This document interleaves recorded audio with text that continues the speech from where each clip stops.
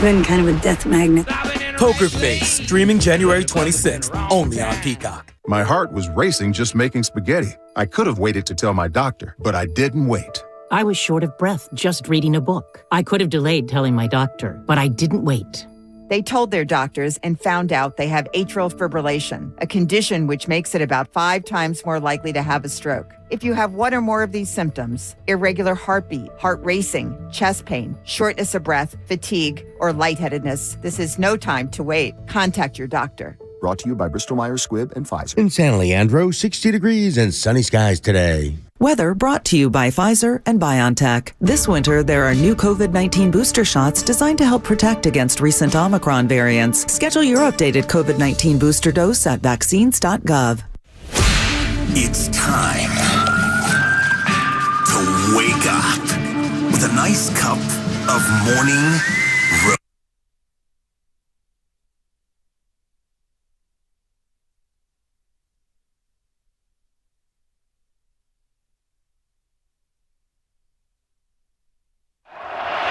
Final play, it looks like barring a penalty. Prescott over the middle of the turf, gets smoked right away, and that'll do it. The 49ers back to the championship game. Oh, baby. Who's ready for Philly? Huh? Who's ready for a cheesesteak? As the Dallas Cowboys will fly back this morning and clean out their lockers, and the Niners in a hard-fought backyard brawl type of football game. It wasn't easy. Nothing was pretty.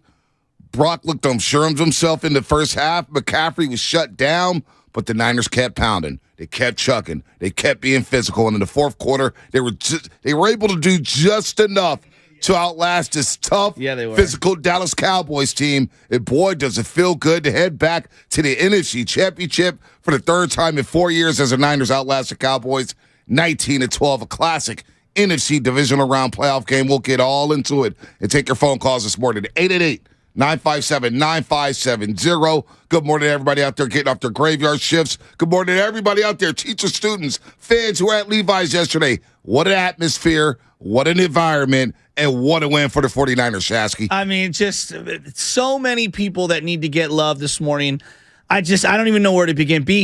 I saw a game yesterday that felt like a playoff game. The physicality, the fighting for every inch. I mean, how many times did the Niners get a little run and you're like, ooh, that's like a 4-yard run. You're like, oh no, because their defensive line was in our backfield. That's really like a 1-yard run. You know what I mean? Right. Like, all game. And it felt like every inch, every blade of grass on that field was being fought for by gladiators yesterday. It was unbelievable to see these linebackers. Fred Warner played his heart out. I thought Fred Warner had an unbelievable game. Fred Warner was shined yesterday. I thought he was unbelievable. I thought Van Der Esch and Micah Parsons and DeMarco Lawrence and the Cowboys, that was as stout a defense as I can remember the Niners facing.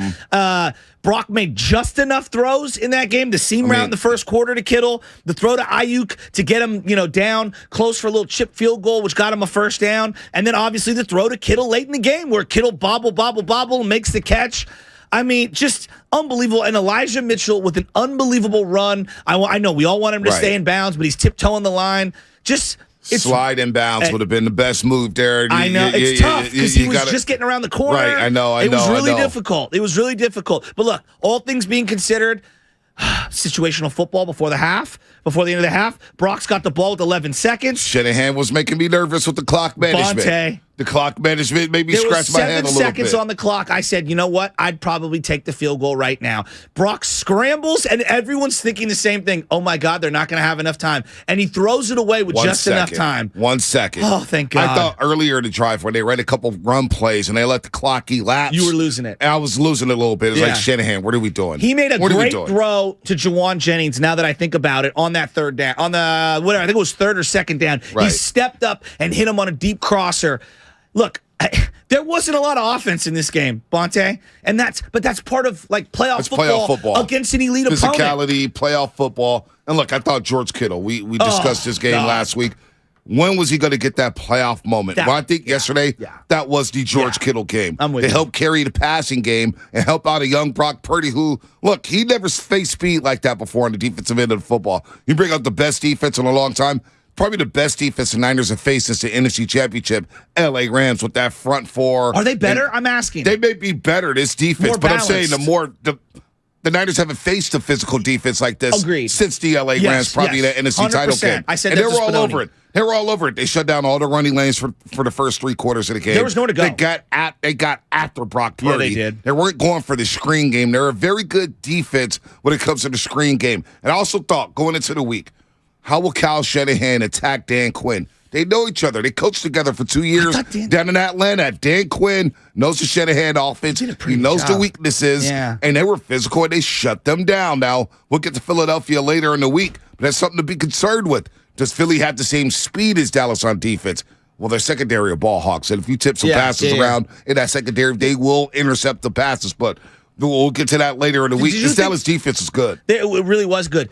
It felt like to me they were bracketing Ayuk and then daring someone else to win a one-on-one matchup. And I've told you, like, going back to training camp, that's not really the specialty of these wide receivers outside of Ayuk. Ayuk can get separation, but when you're bracketing him, it just, to me, it felt like there weren't a lot of open targets in this game in general. I thought Dallas wasn't fooled by any of the play action, any of the drag routes. They watched the film from Seattle last week. They were all over those deep crossers. Nothing was really open. Juwan Jennings hit a big one there. I believe that was in the second half, or was that into the second quarter? No, that was the end of the second quarter on that drag route. Yeah, on that drag route. And that was a great throw by Purdy. That was a great throw by Purdy. And made a really nice throw. That was one of the few drag routes. To the left. That was one of the few drag routes that was open for the 49ers. They had that delay. It looked like they brought juice on a Texas route, and they threw that delay slant to Debo and got him going a little late in the game. But it felt like Debo and CMC couldn't get it going. No, they were all over him. They were all over him. And that's credit to Dallas's defense. Like, I have tremendous. I'm actually walking out of that game going, hey, Dan Quinn has stifled. He did as good of a job against B. Was that as good of a job against this offense as you've seen all year? I mean, absolutely. But we knew this defense was going to be legit. Even then, I think that I'm even more impressed with them. I thought Diggs did a great job. I thought Wilson had a hell of a game, even though he slipped on a couple plays. And look, they took advantage of the little tiny opportunity of the windows that were there. And so, yeah, and then special teams. Look, you gave up some huge returns in this game. Kickoff team was terrible yesterday. Huge returns. Kickoff team was terrible yesterday, but you know what? You know what? You can say the kickoff team was bad. You can say Dallas's defense was swarming. You could say they shut down Debo and Ayuk and Christian Dak McCaffrey. gave him some gifts. You know, Dak Prescott, this offense really controlled it. But you know what? The Niners are going to Philadelphia. I know. Not the Dallas Cowboys. The Niners, knowing that they were going to be in a physical battle, knowing they were going to probably play the best team they have played all season long, they found a way. How did they find a way? Well, they didn't commit a lot of penalties, right? Dallas was a more sloppy team in that football game. Last year, they committed a ton of penalties. This year, they committed a ton of penalties. Third downs. You're 7-14 on third down, 50%. That's good. The money down. You convert half those, you extend drives, you run a little clock. Dallas 5-15 on third down. So I don't care how it looked. The fact is, you advanced and you ended the Dallas Cowboys season. You ended it. You won the football game in an absolute fist fight that you didn't control. And I'm going to take that all day long because it feels good today. 3 moments in this game where I was like, I cannot believe Shanahan's doing this because everyone's going to lose their mind about play calling with Shanahan. Third down, multiple times, second to the last drive. He goes open set. All guys split out wide, no one in the backfield. Empty set. Excuse me, empty. What did I say? Open. Empty set. Empty set. And he throws the ball. Then on first down, with whatever, like 2 minutes to go, he throws the ball to Kittle over the middle. Big time. My jaw was dropped. I couldn't believe Shanahan was doing that. And I'm crediting him. I'm not, like, that's, to me, he believes in Brock Purdy. Well, yesterday was a game about trust. Yes. Yesterday was a game about trust for the 49ers. So what I mean by that is they trusted their defense to keep them in the football game. Yes. Defense, bend, but don't break. And the defense bent, but they didn't break. And they only allowed 12 points, right? They I only wanted allowed that 12 Green points. Law pick six so bad. Eric Armstead had the sack for the safety. You know what, though? But I kind of, like, I'm not trying to, like, rip. I kind of understand where he's at on that play. You got to make that play. Because if you belly flop, now you're giving them 15 yards. They might get the ball at the 30. Yeah, maybe. But you got to make that play. I know. But trust was the theme to me. Yes. When I left that game, I said, wow, Shanahan and DeMeco Ryans trusted that defense. But also, Shanahan trusted Purdy in the most critical situations. Yes. Those 2 third-down conversions, 3rd and 2. He goes empty. McCaffrey motions out of the backfield. I'm thinking to myself, he would have never done this with Jimmy Garoppolo. And Brock Purdy makes the throw to Brandon Ayuk to get a first down. They make another first down. He throws it on first down. So there's a lot of trust. Yes. They knew it was going to be ugly, but Shanahan trusted that defense to keep them in the game early. Keep them in the game. Bend, don't break. Because Dallas controlled that first half. And then he trusted Purdy in the most critical moment of that football game. You want to trip to Philadelphia? Well, I need you to convert a couple third downs, and I'm going to empty the backfield. It's Shanahan trusted Purdy. So yesterday, that was a trust win. They trusted all 53 men on that roster yesterday. I thought the play of the game, and I hate to boil it down to one play, but the play of the game was Brock rolling out left. They're going to throw to the short side. Instead, he pivots, turns his shoulders, and throws a strike to a crossing George Kittle, who makes the bobble catch. A, I thought he's going to get blasted. B, I thought it was going to get intercepted. And Kittle comes down with it, and it was like, oh, my God, that's all they needed was one 15-plus yard play. They just needed one, and they got that. And to me, that's the signature moment thus far in George Kittle's career. That first quarter play, 31 yards, correct? When Ayuk and Debo's coming around. Yes. They're coming around on play action. Purdy's rolling out left. That was a great and nothing was there. And all of a sudden, he looks in the middle of the field, and there's George Kittle. I know. And he throws it to George Kittle. George Kittle makes a great play on the ball. George Kittle played like a grown-ass man yesterday. He was the better tight end on the football field. 5 catches, 95 big-time yards. To me, that was his best playoff game as a receiver. I agree. As a receiver. So the Niners end up with 32 carries, 113 yards. I thought they really grinded in the second half. They got 132 They yards. really grinded. Only 3.5 yards a carry. What was the longest run? The Elijah Mitchell run at the end of the game? Yep. You know, you watch that game, and I watched most of it back last night. Every blade of grass was a war. Didn't it feel like one of those classic wild card 100%. or classic playoff games where every pitch is magnified? Well, here, every snap was magnified. Yes. Every yard was magnified. Every first down was magnified. It was just a tug-of-war of a football game to get to Philadelphia by far. Look, Dallas, good on both sides of the football. Physical, CeeDee Lamb is special. I really like Dalton Schultz. I could question the game plan of the Dallas Cowboys, not stretching the field, just taking everything underneath. That one, I felt a little confused by that. Did you think that they used CeeDee Lamb? Because it reminded me of the way Cooper Kupp was used. And I was telling Spadoni, they used CeeDee Lamb on a lot of the short stuff because we were laying off. It. But here's the thing. I think we've kind of forgotten this. Cooper Kupp's amazing. In the NFC Championship game, Odell Beckham made plays too. Yeah. And I felt like they didn't have that second guy for the wide receiver spot for Dallas to make a play outside of CeeDee Lamb. That's why Philadelphia is going to be a problem. Exactly. Because Devontae Smith and A.J. Brown are wide receiver number one. Much more balanced. Much more balanced. And Dallas Goedert is a hell of a tight end. And the Tony Pollard injury was massive. I'm not going to sleep on it. Listen. He was running well. No, he has a lot of speed. He has a lot of explosion. I don't get why they didn't give Malik Davis a few more carries. Because I told you this last week. I don't even know what he is as a player. Malik Davis? Yeah, he's like a scat back? He's got juice. Okay. He's got juice. I watched him in the Tennessee game. He has a lot more juice than Ezekiel Elliott. You look at Ezekiel Elliott. I told you this. Whenever you give him the ball, it's a wasted play. Yeah. How about his drop in the red zone? I know it was slightly behind him, but that ball goes off the shoulder pads. It goes right up in the air. I thought we were going to pick that too. Dude, Ezekiel Elliott is done. 10 carries, 26 yards. No guaranteed money after this year. That might have been his final game as a Cowboy. I think that is his final game as a Cowboy. Kind of sad. But he's done. He's done. He's done. So the Cowboys go home. Dallas fans are all, you know what was so funny? The quick pivot with Dallas fans in the parking lot after the game. Oh, well, you guys are going to lose to Philly. We're the biggest Philadelphia Eagles fan. Wait a minute. That's your rival. How can you root against Philly? I guess we are one of their rivals. I mean, how can you root for anybody in that football game? How many Cowboy fans with Laker tattoos did you see yesterday? I didn't see that many. I saw 3 of them in traffic alone on the way in. No, I saw. Who? Lay off. I was walking out to the I didn't parking see lot. him. You didn't see it, but I was I did walking not see out. Guru. And Young Mac had FaceTime me. Young Mac FaceTimed me, right? Okay. After the game, I pick up. And then, I look to my left. There's John Wall. And I'm like, John. No way. I'm like, John, you a Cowboy fan? He goes, yeah, man. I was like, John Wall, come on, man. Hey, by the way, continued health. I hope you get healthy. I want a Clippers-Warriors playoff series. Then I go, wait a minute, John. You're from Carolina. How'd you become a guy? He goes, we didn't have the Panthers when I was growing up. I didn't really have the Panthers when I was growing up. He's like 25, and the team's been around since the 90s. That was his excuse. Yeah, it's a lie. But it was cool. I was like, Pinocchio. look at John Wall.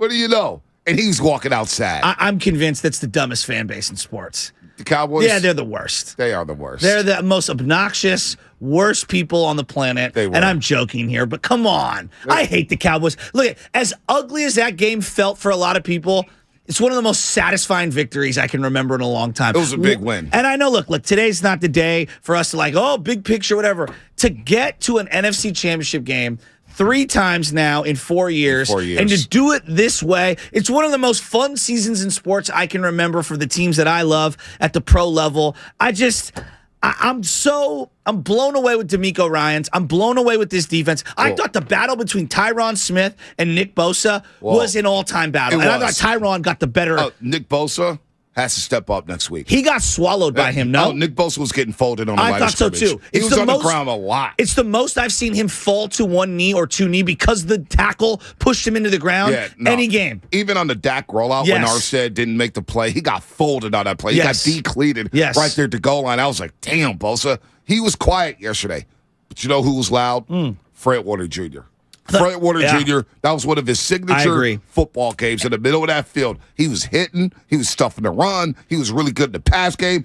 That's how you step up in big-time football games. 54, Fred Warner Jr. had his signature playoff game yesterday, I believe, at Levi's Stadium. My favorite part is when multiple times they were going to go for it on 4th down, but we all knew they weren't. They were going to do the hut, and let the clock run down. And Fred is chirping at Dak Prescott. Fred is all of us, except doing it on the field in the middle. And he's pointing at Dak Prescott. Yeah. You ain't going to get me. And then he's like waving them off the field. Fred Warner is an absolute savage. I thought he was going to return that interception for a second to the house. I was like, oh, man, this is James Harrison. Let's go. All right, let's take some calls. 888-957-9570. What a win. What a win. We'll get to Philadelphia. We'll get to Rocky. We'll get to cheesesteaks later in the week. Right now, we're smoking 2023 QB1 week 1 in August in 6 months. No, we will not do that. Right now, we're going to sink into the hot tub that is a victory over the Cowboys. That's not what this show does. We're not worried about August 1st. I'm not worried about who the QB1 is. I'm worried about Brock Purdy right now. Brock Purdy, look, no turnovers. You win the turnover battle. You're now undefeated when you win the turnover battle for the 49ers. Let's go to Coach in Vallejo. Coach, what's happening? You're on the roast. Hey, good morning, guys. And I'm one of those. I'm one of those local Cowboy fans. And being a Cowboy fan, the game turned out pretty much the way we thought. Dak Prescott throwing all up over himself. Okay, and with Jerry Jones saying, "Oh, I'll come back. I'll use Dak Prescott again." The guy had 15 interceptions, just like he did yesterday in 12 games this year. Lenore even said that I was standing right there. I couldn't believe he threw me the ball. You know, it wasn't because of pressure or anything on those turnovers. Not taking anything from the 49ers. I think the Cowboys played their hearts out. They did. No one thought that Bosa could be blocked by Tyron Smith and Tyler Smith. They played well. They did. Unfortunate what happened to Pollard. You know, it is. But, like I said, hats off. 49ers won. The game turned out pretty much the way I thought it would be, even though I hoped we would get the good Dak Prescott instead of the bad Dak Prescott. Well, good call, Coach. Two things quickly on that. Number one, the Tony Pollard injury. You can't discuss this game without recognizing him leaving that game. This is a big loss for them. It changes their explosiveness on offense. But, no one remembers. History doesn't remember that Tony Dorsett walked out of the NFC Championship game with a separated shoulder in the first quarter in 1982. Injuries happen. They do. All right. Nobody cares that Navarro Bowman got his leg snapped off in the NFC Championship game against Seattle. You think Seattle cares about that? No, it sucks. It does suck. It sucks. I'm not saying that it happens in the game, unfortunately. Look, and then Dak Prescott injury. Not injury, but the interception. The one where he rolled out to the left and Diamanor stepped up. I turned to Lucas. I go, got that. Because the second he let it go, Diamanor broke on it. Well, I thought Michael Gallup ran a terrible route. That was a terrible route by Michael Gallup. Okay. Yeah, I don't even know what the route was. He just kind of ran up the field for 10 yards, turned around, and he made it easy on Lenore. It was a terrible route. Terrible. Lenore kind of like moved him to the side, stepped in front, and was like, give me that. Watch the route with Michael Gallup. Okay, I got to check that out. It was an awful route.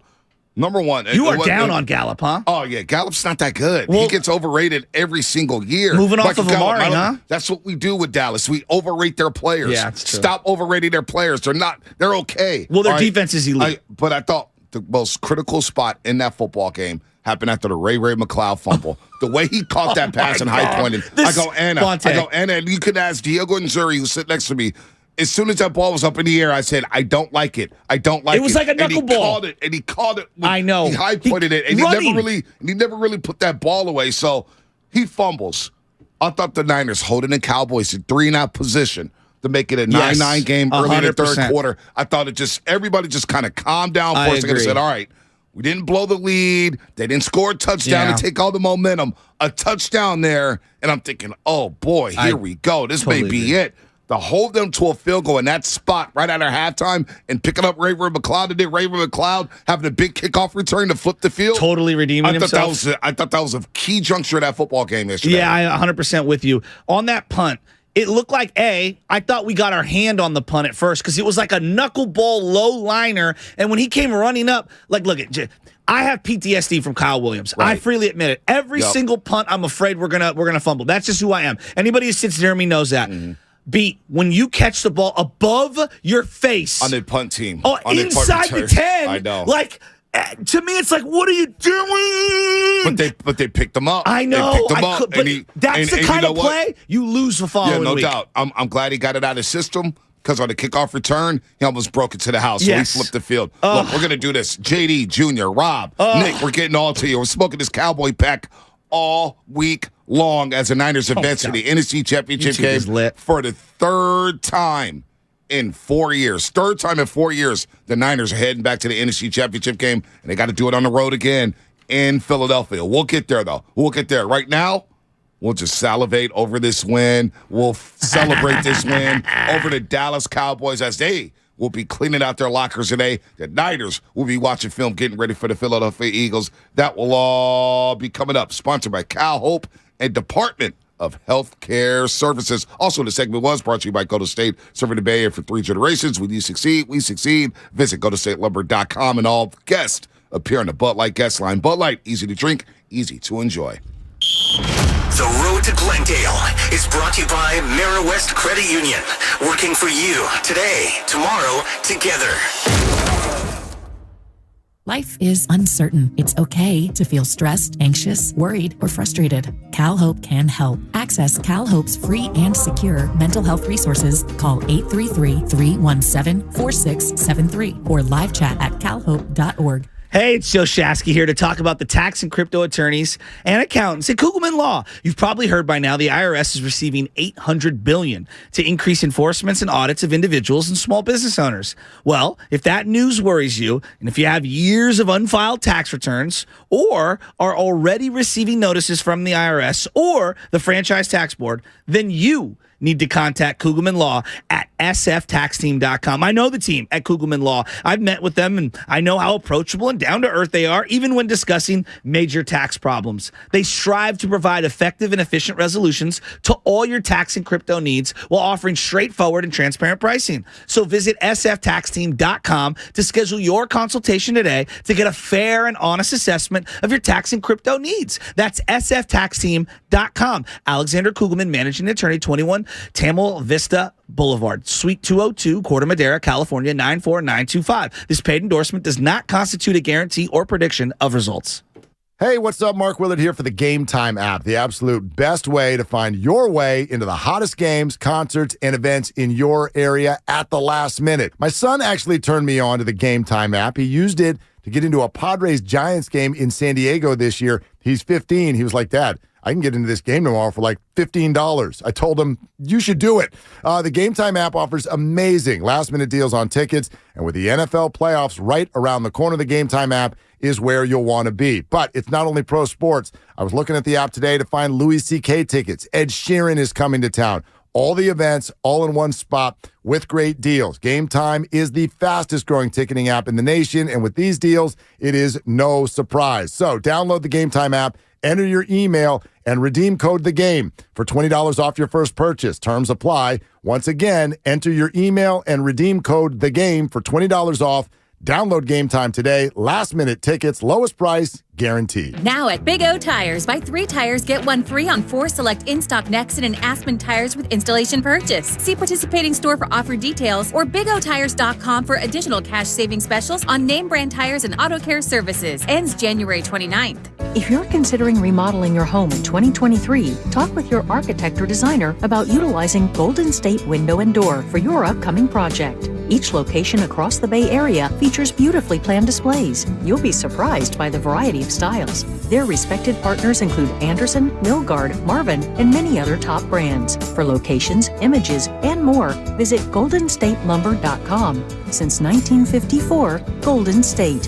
When you succeed, we succeed. Thank you to all of the business owners who kept people employed during the pandemic. For all you've done, you may be eligible to claim the Employee Retention Tax Credit, a payroll tax refund from the United States Treasury Department, applicable to businesses who kept employees on payroll during the pandemic. The window is closing to claim your refund. Contact Paychex to see if you qualify. Paychex is proud to have helped more than 45,000 businesses secure over $9.2 billion in ERTC claims, an average of $190,000 per business. 50 years and thousands of experts in HR, payroll, benefits, and insurance. You may be eligible to claim the Employee Retention Tax Credit, a payroll tax refund from the United States Treasury Department, applicable to businesses who kept employees on payroll during the pandemic.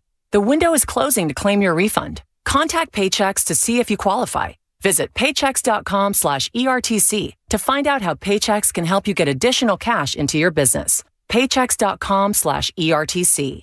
Paychex.com/ERTC. If you own a business, this has been a bumpy ride. From pandemic to inflation, I'm sure you could use a break. If your business has 5 or more employees and survived COVID, you might be eligible to receive a payroll tax refund of up to $26,000 per employee. The challenge is getting your hands on it. Hi, I'm Howard Mackler, and that's why I founded GetRefunds.com to cut through the red tape and get you the money. The team of tax attorneys we have put together are highly trained in this little-known payroll tax refund program. We do all the work, charge not a dime up front, and simply share a percentage of the cash that we get for you. Businesses of all types can qualify, including those that took PPP, nonprofits, and even those that had increases in sales. We have helped return over $1 billion to businesses, and we can help you too. Just go to getrefunds.com/sports, click on Qualify Me, and answer a few questions. This payroll tax refund is only available for a limited period of time. Don't lose out on up to $26,000 per employee. Go to getrefunds.com/sports. That's getrefunds.com/sports.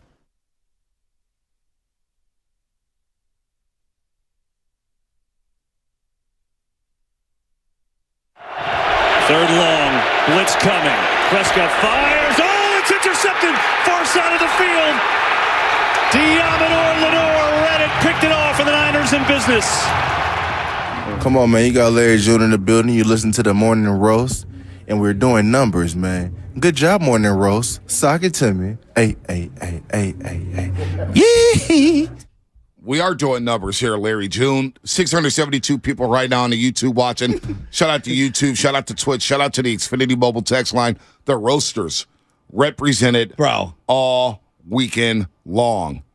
The Roasters have our back. I'm a roaster. We have their back. And it's good to have Guru Josh back in. Cowboys lose. Cowboys week is over. We can play some Guru Josh this week. On the real, and I'm being 100% sincere with this, the amount of love our audience and people that support this show showed us in that parking lot, it literally brought me to tears. I literally shed a tear, and to see my family get a chance to kind of see how many people that really are positively affected by us, talking about sports and goofing around and having fun. It hit my soul. And then we're walking in, and I got to be full disclosure here. We're walking in, and you walk in, you and your girl. I got me and my girl, and I got my niece, and Lucas is with us, and we're walking through, and boom, here comes E40 walking at us. And you dap up E40, he's dapping you up, and I lean forward like I'm gonna dap up E40, and he just kept walking. And I got hung up in the air like the Sprite commercial getting jammed on the rim because he was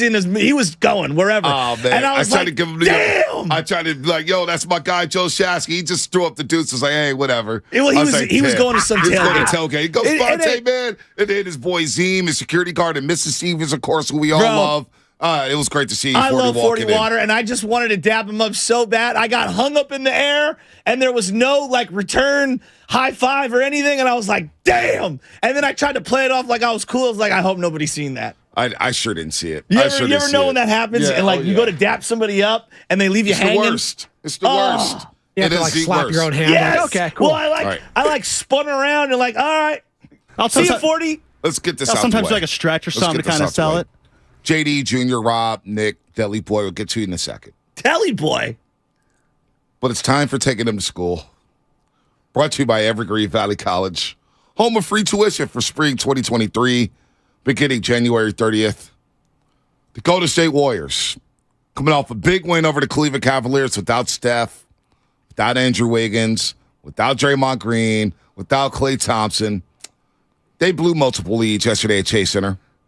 They were up 12 in the fourth quarter against the Brooklyn Nets team without Kevin Durant. And they lose 120 to 116. Maybe this is the way the season's going to go. Maybe they will be consistently inconsistent. I don't know what to make of the Golden State Warriors right now. Klay was off. Wiggins was off. Kyrie went crazy.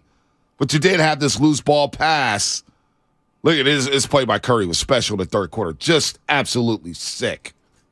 Poole dribbling on Harris. Forced it into the paint. One-hander way too strong. Rebound. Looney had it. Lost it. Deflected it. Loose ball. Poole goes to the deck. Bounce pass off the feet of Curry. Curry gets it with a dribble. Takes a three. And hit it. And hit it. Oh, that's ridiculous. Just sick by Steph Curry. A pass at his ankles that he deflected and then dribbled it into a three in one motion. That was a great highlight in a very disappointing loss, to say the least. I watched the fourth quarter when I got back home. Yeah, I'm not happy about that. As we move on, the Warriors picked the best day. They picked a great day to lose a game like that because nobody's going to be talking about them at least today or tomorrow. Hell, maybe even all week when they take on the Memphis Grizzlies on Wednesday. That was Taking Them to School, brought to you by Evergreen Valley College, home of free tuition for spring 2023, beginning January 30th. Do not rush me when I'm talking Golden State Warriors, Sasky. I will remember that when baseball season comes around, where you're stuffing me with Logan Webb change-ups. And oh my gosh, I may have turned a corner with the Giants. I will not say that. Oh my God, Mitch Henniger, you know what? You squeezed the limit on him. This is a great move by Farhan. Don't you ever rush me with the Golden State Warriors, because baseball season is coming, and I will. Oh, speaking of belts, how about Bobby Belt talking Boucher. smack from Dallas? This guy shows up in the Bay Area. There's nowhere to eat. Well, dog, you weigh like 800 pounds. No wonder you can't find anybody that can feed you. You know what?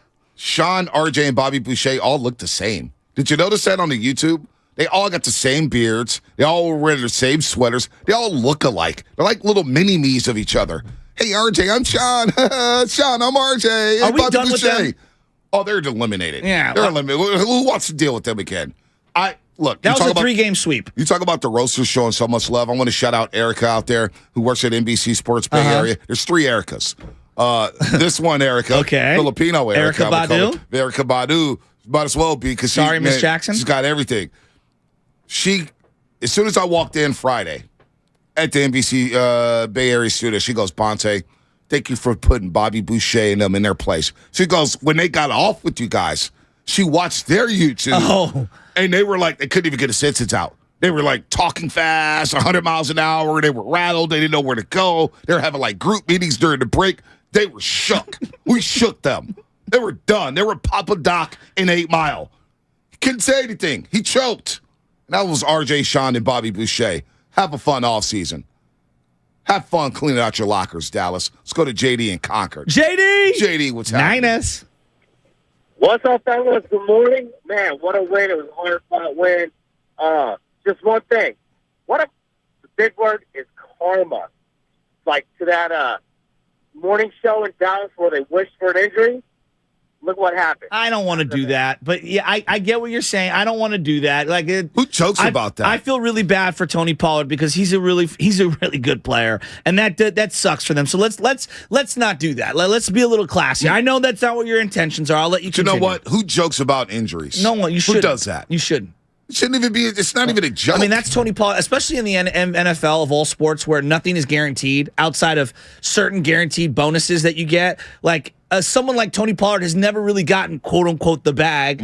So like I really feel for him. Like I do. Like his career, he's missing out on a lot of money because of this injury. I feel for the guy. He's a free agent. Keep going. JD, go ahead, finish. What do you guys think how Eagles defense compares to Cowboys? I'll worry about them tomorrow. Get them. We'll start to break them down later in the week. Let's get to Rob and San Bruno. Let's enjoy this win. Rob and San Bruno, what's happening, man? What's going on? I told y'all last week, man, Dallas ain't want to play that style of football. By the second half, we wore them boys down. Yeah, they did. I thought Jimmy Ward played fantastic. Yep. He was physical. He played with great instincts. I thought Warner was on some type of drugs yesterday because he was just fired up. And then Greenlaw, that late hit out of bounds, that set the tone. It was a bad hit, but that just let him know that this is how we playing today. And then one more, I think Cal needs to thank D'Amico Ryans because he sort of got out-coached by his old head coach. Yeah, Dan Quinn. So Dan Quinn was in his bag. Hey, Rob, let me ask you this one because I know you watch this team and you understand. It does feel like one element, and I don't want to pick apart. It was a great win. They cannot throw the ball outside the numbers past the 10 yards. It's limiting them. I felt like Dallas did a great job knowing exactly where they wanted to throw on the field. Yeah, like I said, I thought the old head coach, he knew Kyle Shanahan. He knew what he was trying to do.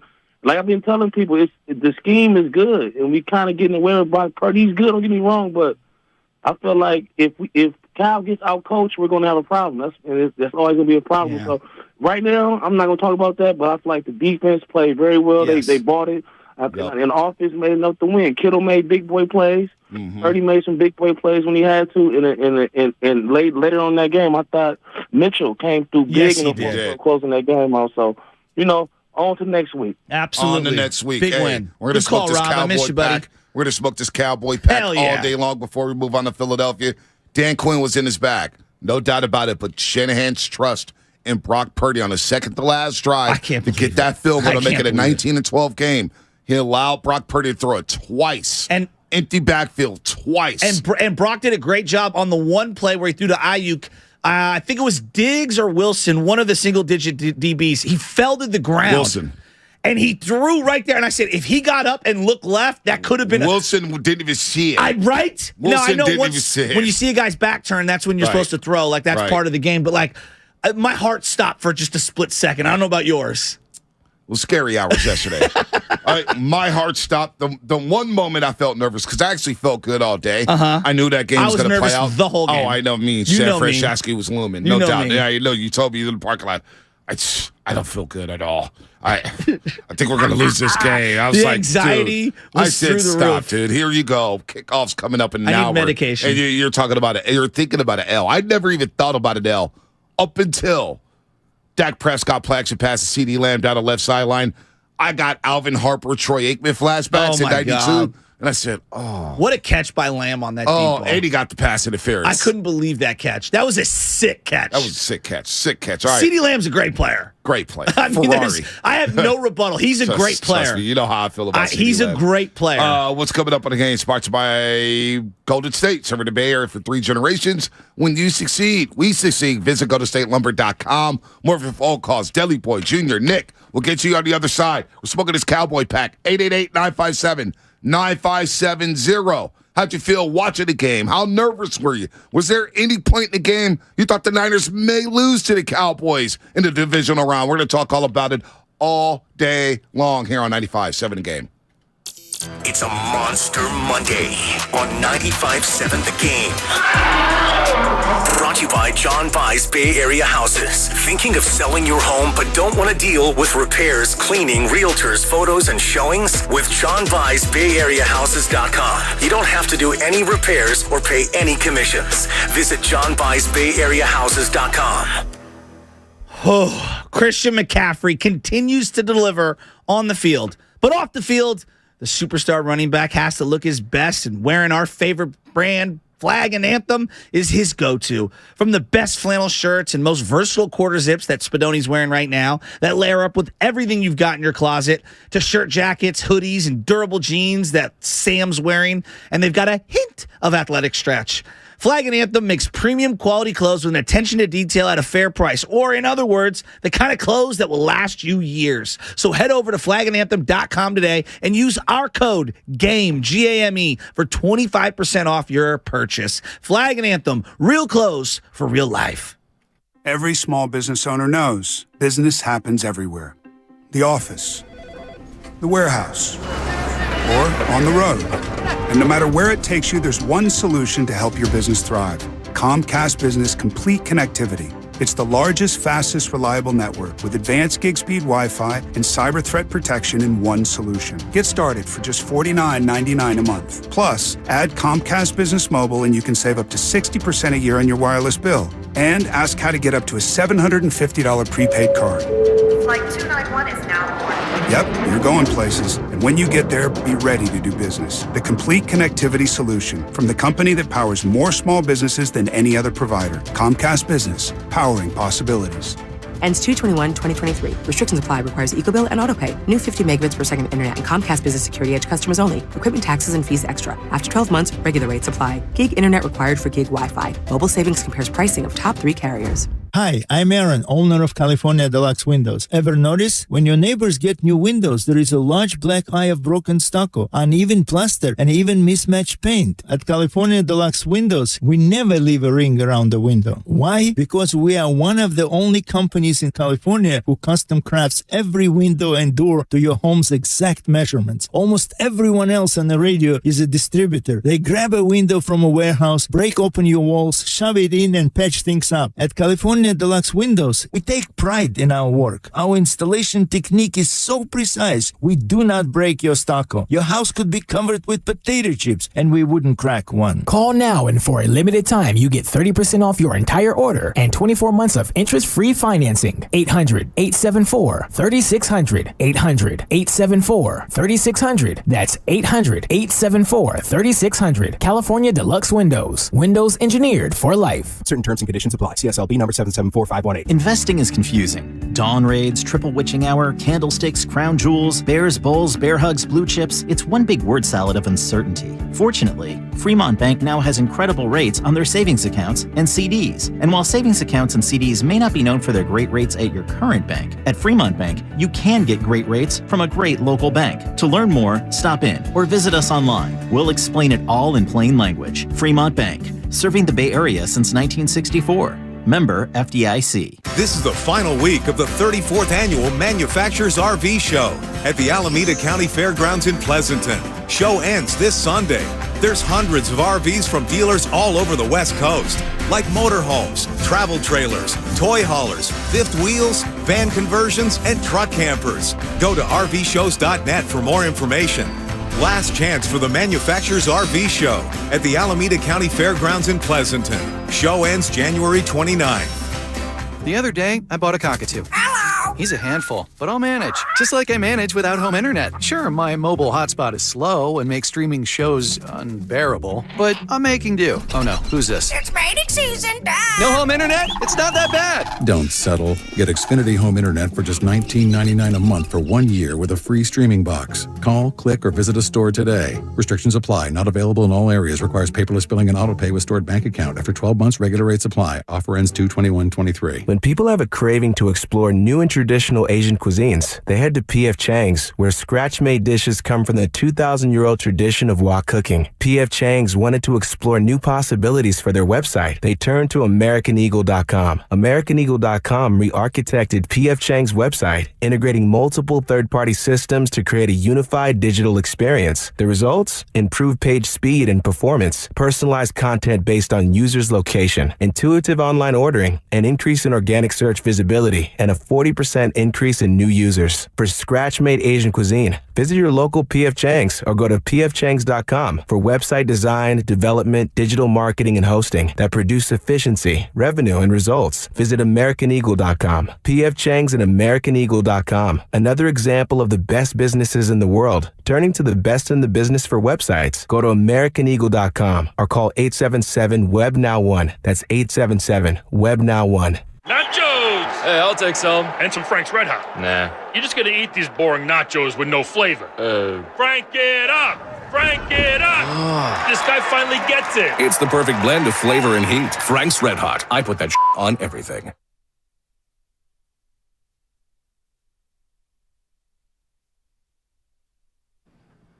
I'm so disappointed for our fans, and this felt good.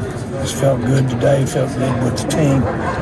But San Francisco had something to say about that. But we've got a locker room full of sick players and coaches to go along with literally hundreds of thousands of Cowboy fans that are sick. What's going on, Bay Area? It's your boy, Chewy Gomez from 102 Jams. Listen to me every day, 3 to 7, playing your best hip-hop and throwbacks. Now back to my boys, Bonte and Shasky, right here on 95.7 The Game. So before you heard Chewy Gomez right there, that was Jerry Jones, the owner, the GM, the president of football operations. Remember, he gave himself like 5 titles with the Dallas Cowboys. That was Jerry Jones. Very, very despondent after the game as the Cowboys lose 19-12, and nothing excites me more than a bitter, sad Jerry Jones. Oh. He was straight up almost in tears. Oh. I loved every second of it. Before we get to Jerry Jones. I don't know why you feel sorry for Jerry. Because he's getting old, and I feel I see a lot of I see where if that was my dad, my grandfather, whatever, like they're getting to the end, and like you want them to have, if you're part of their family, to have that moment. He's not going to get that moment. No, you're not getting that moment. He's not getting that. No. And I think that moment. face that I saw on him was the face of him recognizing he kind of did himself dirty by getting rid of Jimmy Johnson way too early. And 30 years later, now he's got the regret. Oh, karma. Now, before the game. Now you're stuck with Mike McCarthy. Before the game, it was super hyphy getting up into that bad boy. Then I was like, who's going to be the person who's going to pull the foghorn? Yeah. Who's going to be that person? And I know last week I was like laughing a little, like Dr. Disrespect didn't do it for me. Right. They had Emmanuel Mosley, Joe Staley, Eric Davis, and who was the fourth person? Eric Wright. Eric Wright. They got the entire stadium so fired up. I just want to give Levi's and the 49ers, like, Emmanuel Mosley, let's go Niners! Like, yeah, Emmanuel Mosley had it hyped. And because I watched back the broadcast, and you can hear Tom Rinaldi when he's giving his sideline report right before kickoff. Yeah, you can hear the "Let's go Niners, let's go Niners." So I was sick. like, "Wow, Levi's is popping." Yes, and then at halftime they had Garrison Hurst, and that's a name I haven't seen or heard, and a face that I haven't seen in so long. It was so good to see. And he him. got a great pop from the crowd, and it's just I know that no one cares about weird things like that except myself. No. A lot of people care. A lot of people care that the fact that Roger Craig was an honorary captain yesterday, was that? Flipping the coin. How great was that? I mean, Emmanuel Mosley, to see him there in good spirits. And then I look in the suite behind me. There's Joe Montana. Dude, the photo you sent me. There's Joe Staley. There's Joey Bosa. There's Eric Davis. And then later on, there's Garrison Hurst. I see Garrison Hurst. I say, hey, Garrison, we still love you, bro. And he gave me the little pound. He goes, right on, man, right on. And I was like, gee, Hurst. So, it was a party out there. I see Mike Shanahan in the suite down.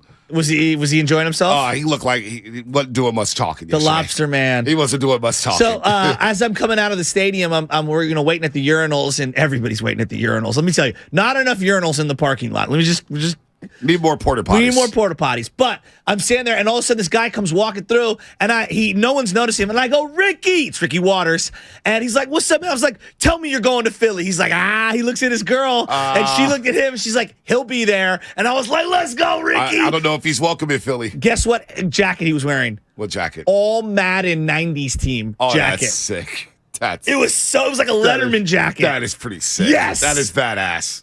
That is badass when you can pull out Ricky's the all so that. sick. I love Ricky Waters. I saw the embrace between Nick Bosa and Joey Bosa before the game, and I was like, that's a good omen. Nick looks so happy to see him. Yeah, Joey was in that sweet chopping game. He was in the sweet chopping game with Joe Montana. Was he? Yeah, he was just picking his brain, and Joe was sitting there chilling. So Joe's a Niner fan now again.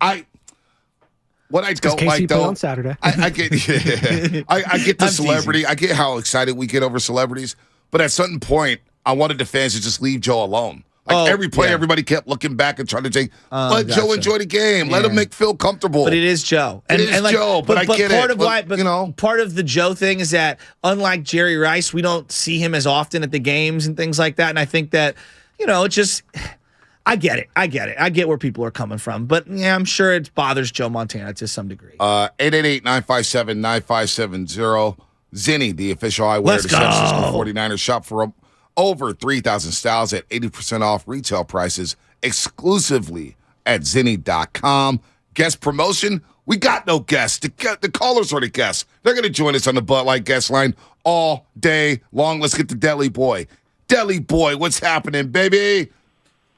Hey, what's happening, guys? You guys made me laugh right there because I was just saying, only certain people can pull off the Letterman jacket. So it makes me feel good that Ricky Waters can still pull off the Letterman jacket. It's a very niche kind of jacket, Not everyone can pull it off. Hey, let me just say, I was listening to the broadcast, and that place was rocking. It was. It sounded like old Candlestick. Right. I was pumped. It was funny, Bonta, you brought up earlier saying that it only took one play. Well, literally right before the Kittle bobble catch, the broadcasters were even saying that it's going to take one play. It's going to take one play. So the NFL scriptwriters were in their bag yesterday when it came to writing that game. And let me just say, it's the best feeling in the world beating the Dallas Cowboys in the playoffs. This week is going to feel so good leading up to Philly. And I know we still have work to do, but man, that was just such a great classic playoff game win. It was. Absolutely. It was gritty. It was even. And one more thing before I have to say, I got to give Micah Parsons some credit right there. I mean, throwing McGlinchey down to the ground with one arm, my eyes were open. I hadn't seen him all year. I didn't get the national coverage, but seeing him yesterday, I was like, wow.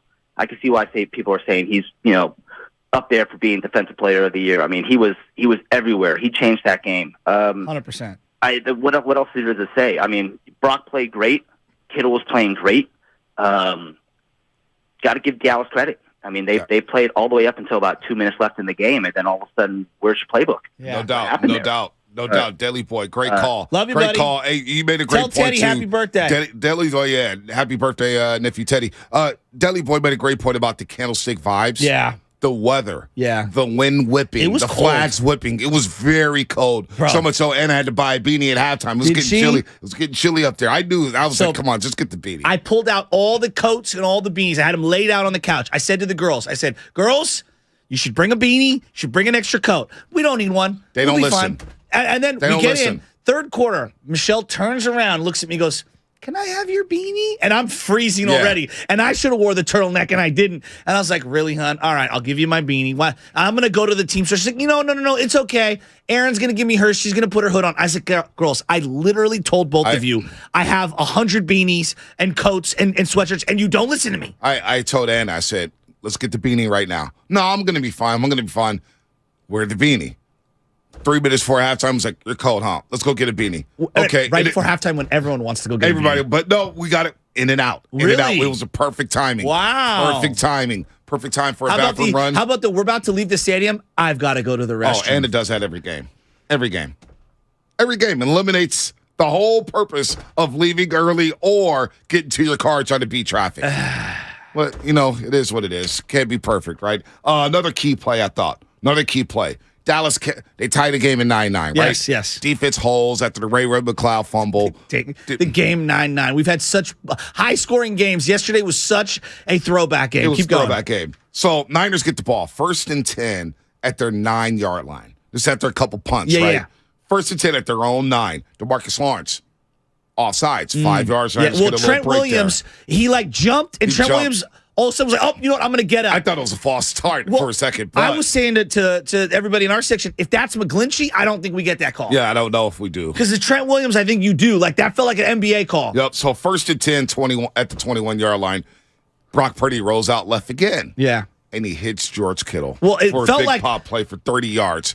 That was huge to flip the field position, that is, and then they get a couple defensive holding calls later on that possession. They take a 16-9 lead. I thought that drive was money. That first down play to George Kittle for 30 yards, Brock rolled it out to his left, and finally Kittle made a hell of a play there. Well, on a lot of the little rollouts, nothing was there. Nothing. Like, there's just nothing was there. They had the deep guy, and then they had the short guy. He underthrew the one to Ayuk in the end zone, or close to the end zone.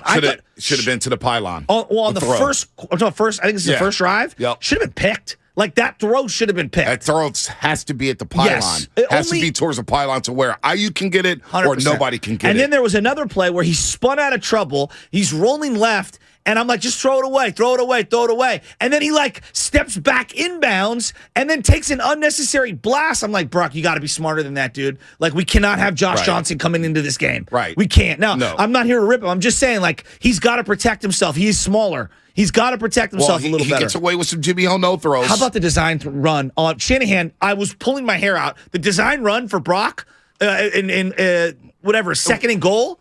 I did not like that play at all. They look sketch at that point. That was third and goal. Was it third? That was third and goal where he got the 8 yards. No, that was a scramble play. That was a scramble I'm talking about the designed run that felt like a QB the first draw. half. Yeah. I was like, what are we doing? Nothing was working. Nothing. They couldn't. Dallas owned the line of scrimmage for 3/4. 100%. They owned the line of scrimmage for 3/4. They dominated the trenches, I thought. And that's something next week that's going to rear its ugly head. There were no running lanes. Philadelphia may be the best team on both sides of the football when it comes to dominating the line of scrimmage. The matchup that I'm looking at, Fletcher Cox, we're getting way ahead of ourselves. Fletcher Cox directly with Brendel, Burford, Banks, Brunskill. That combination. He dominated week 2 last year against the 49ers with Philadelphia. He's an all-time player. That was a backyard brawl. Remember that football game? And who gives them problems the last few years? Chris Jones, Aaron Donald, interior pressure. But we're not there yet. You're listening to 95.7 The Game, KGMG, FM, and HD1 San Francisco, always live on the free Odyssey app. Download the Odyssey app and favorite 95.7 The Game for the best and most up-to-date sports coverage. And don't forget that you can also watch us every day on our YouTube and Twitch streams. Just log out and search 95.7 The Game. Be sure to like and subscribe to the channel while you are there. And don't forget, all guests appear on the Bud Light guest line. Bud Light, easy to drink, easy to enjoy. Let's go to Nick in Berkeley. Nick, what's happening? You're on the roast. Man, basking in the glow. Let me tell you something. Them Three Stooges in Texas, they're not going to Radio Row. They just got their tickets canceled. Their radio station ain't sending them clowns down there. Let me tell you something, man. Brock Purdy, man, look. He's throwing the ball out of bounds. My daughter was like, what is he doing? I was like, he's staying cool, sweetheart. He's playing it safe. He's not trying to force anything. He's not trying to scramble and get smashed. And then, anytime that he was running from those guys, I was like, get out of there. Look out for number 92. He's a grizzly bear. Leave that big bear alone. But, man, I'm telling you, man, 42 years ago, roughly a couple of weeks later, man, I took my dad to see the Dallas Cowboys at the Stick, man. It was my first game ever, man. I was 12 years old, man. Surprised my pops with a ticket. And I was flashing back, and I'm sitting there chilling with my daughter, and I'm thinking to myself, Shasky, you need to pack your bags on Thursday night. Have your dad swoop you from the station. We'll mob the Philly. We'll fly you back Sunday night because we got to go. Hey, let me tell you. You can pick me up on I-80 while you head east, baby. Hey. I'm right off of Gilman Street. Nick, let me tell you. I already got my ticket purchased. Operation Philly. Operation Philly. We're already on a red eye, me and Vontae, heading to Philly Friday night. Adam in SF. Adam, what's happening? You're on the roast.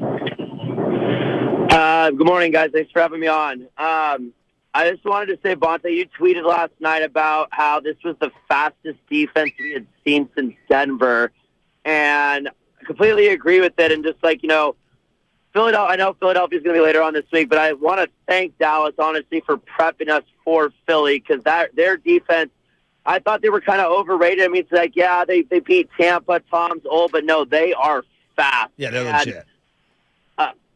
The Eagles have like a better overall defense and are probably going to be a lot more physical. But the one thing I think they have to look forward to is they do not have a Micah Parsons. Like, yes, they have Fletcher Cox, they have Darius Slay, they have all these other people, Brandon but Graham. They don't have a potential DPOY on their team, and that's kind of giving me some hope. But Shasky, I'm so glad to hear you're going to the game because you're kind of bringing me back to you going to Boston for the Warriors. So bring that energy out there. Oh, dude, it's going to be amazing. But I don't want to get to that now. Today's about Dallas because you got to get through Dallas and just bask in the glow of beating the Cowboys. Not just one time, but 2 years in a row. It doesn't make up for the 90s because the 90s will always, like, the losses always hurt. Like, the Giants winning the World Series, I've heard people say this. 2010 makes up for 2002. No, it doesn't. No, it doesn't at all. No, that loss still hurts. Exactly. 93 still hurts. Exactly. Like, those things happened. But I'll tell you this. It feels damn good to beat them 2 years in a row and end their season on some wacky-ass final play crap. It was bad. Now, what was that final play? I don't know what that final play was. 2 years in a row, they ran a questionable final play. Last year was, hey, Dak Prescott, run a quarterback draw with no timeouts, and we hope you get to the line of scrimmage and spike it and give us one more shot. You didn't get that shot this year. How about Dalton Schultz not getting his foot in bounds, number one, and then number two, going out of bounds backwards and keeping the clock running. So bad. And Charvarius Ward was already on it. Wind it. Now, it upset me a little bit that they got the ball back. I didn't want the Dallas Cowboys to get the ball back. I hear you. Well, you know what's wacky funny? Things happen. It's funny in that situation. So they got a run, maybe it was a Kittle throw, where they got the first down. And I was saying, I almost want it to be 2nd and 1 as opposed to first down, which is a wild thing to think about because you're trying to, soak the clock up a little more. And like one extra play would have brought that clock down to like 10 seconds. You know what I mean? And it was a 2-minute warning. So it was like, damn, you get the 2nd and 1, you get the 2-minute warning. Timeouts. To come back, then you run a play. They got to call a timeout on first down. Elijah Mitchell's got to stay in bounds. He's got to find a way to stay in bounds. When Greenlaw dropped that pick 6, B, all I was thinking about is, dear God, please don't come back to bite me. By the way, Drake Greenlaw, when he hits his helmet three times, come on. He had a couple of plays in the flat that were just incredible. Hufanga had a bad game. To me, he over-pursued, and then he missed Dak on a sack. I'm like, that's a huge play. He missed CeeDee Lamb on a tackle on the third down end around. Remember, 3rd and 1 end around, they gave it to CeeDee Lamb. He went up high. Hufanga was in position to make the tackle. And not his finest game. Yeah. Not his finest game not at all. that he was like the weak link. It just wasn't one of his great games. No, it wasn't. And I worry about him against Philly. The tackling against Philadelphia. You got to go low. They have explosive players. Yes. Miles Sanders, Gainwell, Byron Scott, A.J. Brown. A.J. Brown might be the most complete receiver in the game. Devontae Smith. I mean, this is the most wicked. Dallas Goedert. I mean, the weaponry. Then you have Jalen Hurts, who's not easy to tackle. No. Okay, we're getting ahead of ourselves about Philadelphia. They got to clean some things up. But you know what? You were able to win that football game yesterday with your B game. Yes. I'll take that all day long as the Niners win 19-12. 888-957-9570. What do you think about Brock Purdy's performance? Does anything about Brock Purdy's performance make you a bit nervous? I know there was a lot of talk late last week about him in Michael Silver's column saying, hey, QB1 is already wrapped up next year. Brock's going to be your QB1. Well, let's just wait on that. You sure you want to go there? Because there's some limitations to Brock Purdy's game that we saw yesterday. The speed caught up to him. He was rolling out. There wasn't anything there. He looked a little small in the pocket, making throws. There was a couple old no throws. Where was the velocity at on a lot of those passes? Well, I don't know about Brock's performance yesterday. Is that good enough to win against Philadelphia? Well, and they couldn't really stretch the field. I mean, he's got to be able to throw the ball beyond the numbers down the field. I mean, there was a lot of behind the line of scrimmage stuff, or at least trying to. And it also felt like making him play within the pocket, he struggled because he's small. I think that's one thing that we've kind of underestimated. Like everyone's Drew Brees. Drew Brees is an outlier in terms of a pocket quarterback being that short and being able to throw the ball down the field. It's difficult. It's difficult to throw the ball from the pocket. A, you're taking hits. And B, it's tough to see. And C, you've got to have a ridiculous anticipation to be able to stay in, hang in, and throw the ball over the middle or down the field. So, I'm with you. Like, it was not his best moment. I thought he did enough to win, though. I thought he did enough to win. I thought he was a gamer. I thought he was a gamer. I mean, the film isn't as good as the results, is what I would say. Like, they won the game. He did a really good job avoiding the big mistakes. And, yes, they got lucky with some drops. Straight up. Like, they did. Yep. But I also thought he had a pretty damn good game. No doubt. I don't think it was a bad game. Guys weren't open. That's the way I anticipated it. Wasn't a bad game. Wasn't a great game. It was a game that you just had to get through. I don't think Jimmy wins that game, though. I don't think they go 5 wide. I'm being real with you. I don't think they go 5 wide multiple times. That was the drive right there. I don't think they go 5 wide. 13 plays, I'm not 64 trying to rip yards. Jimmy. I don't want to do that. 13 plays, 64 yards. All right. Dallas makes it 16-12. Niners get the ball back at their 25-yard line. It's 11 minutes and 3 seconds left. It's a 16-12 game. We text the thread. Shanahan's got to put together a hell of a drive. He's got to call his best plays on his drive. Well, it's 3rd and 2 right off the rip at midfield. 3rd and 2. Well, first of all, the drive starts with a Kittle play over the middle, first down pass. A dime. Which again, go back to the word trust. Yes. Shanahan trusting Purdy in that situation to say, first down, we're going to throw it to Kittle. Bonte, they wouldn't have done 17 yards. They wouldn't have done that with Jimmy. No We've doubt. seen the playoffs. No Like, they don't do that with people Jimmy that say, Garoppolo. we don't know what Shanahan. No, we do because we have evidence of it in every game. Go to Minnesota, playoff game in 2019. Go to the Green Bay game. Let's go to Dallas. Let's go to Green Bay. What happened in crucial situations when they had leads? They ran the ball on 3rd and 9 with Debo. We'll go to LA Rams NFC Championship game. Tells you all you need to know about Shanahan's trust in Jimmy Garoppolo. Exactly. So you get the first down right there. 3rd and 2.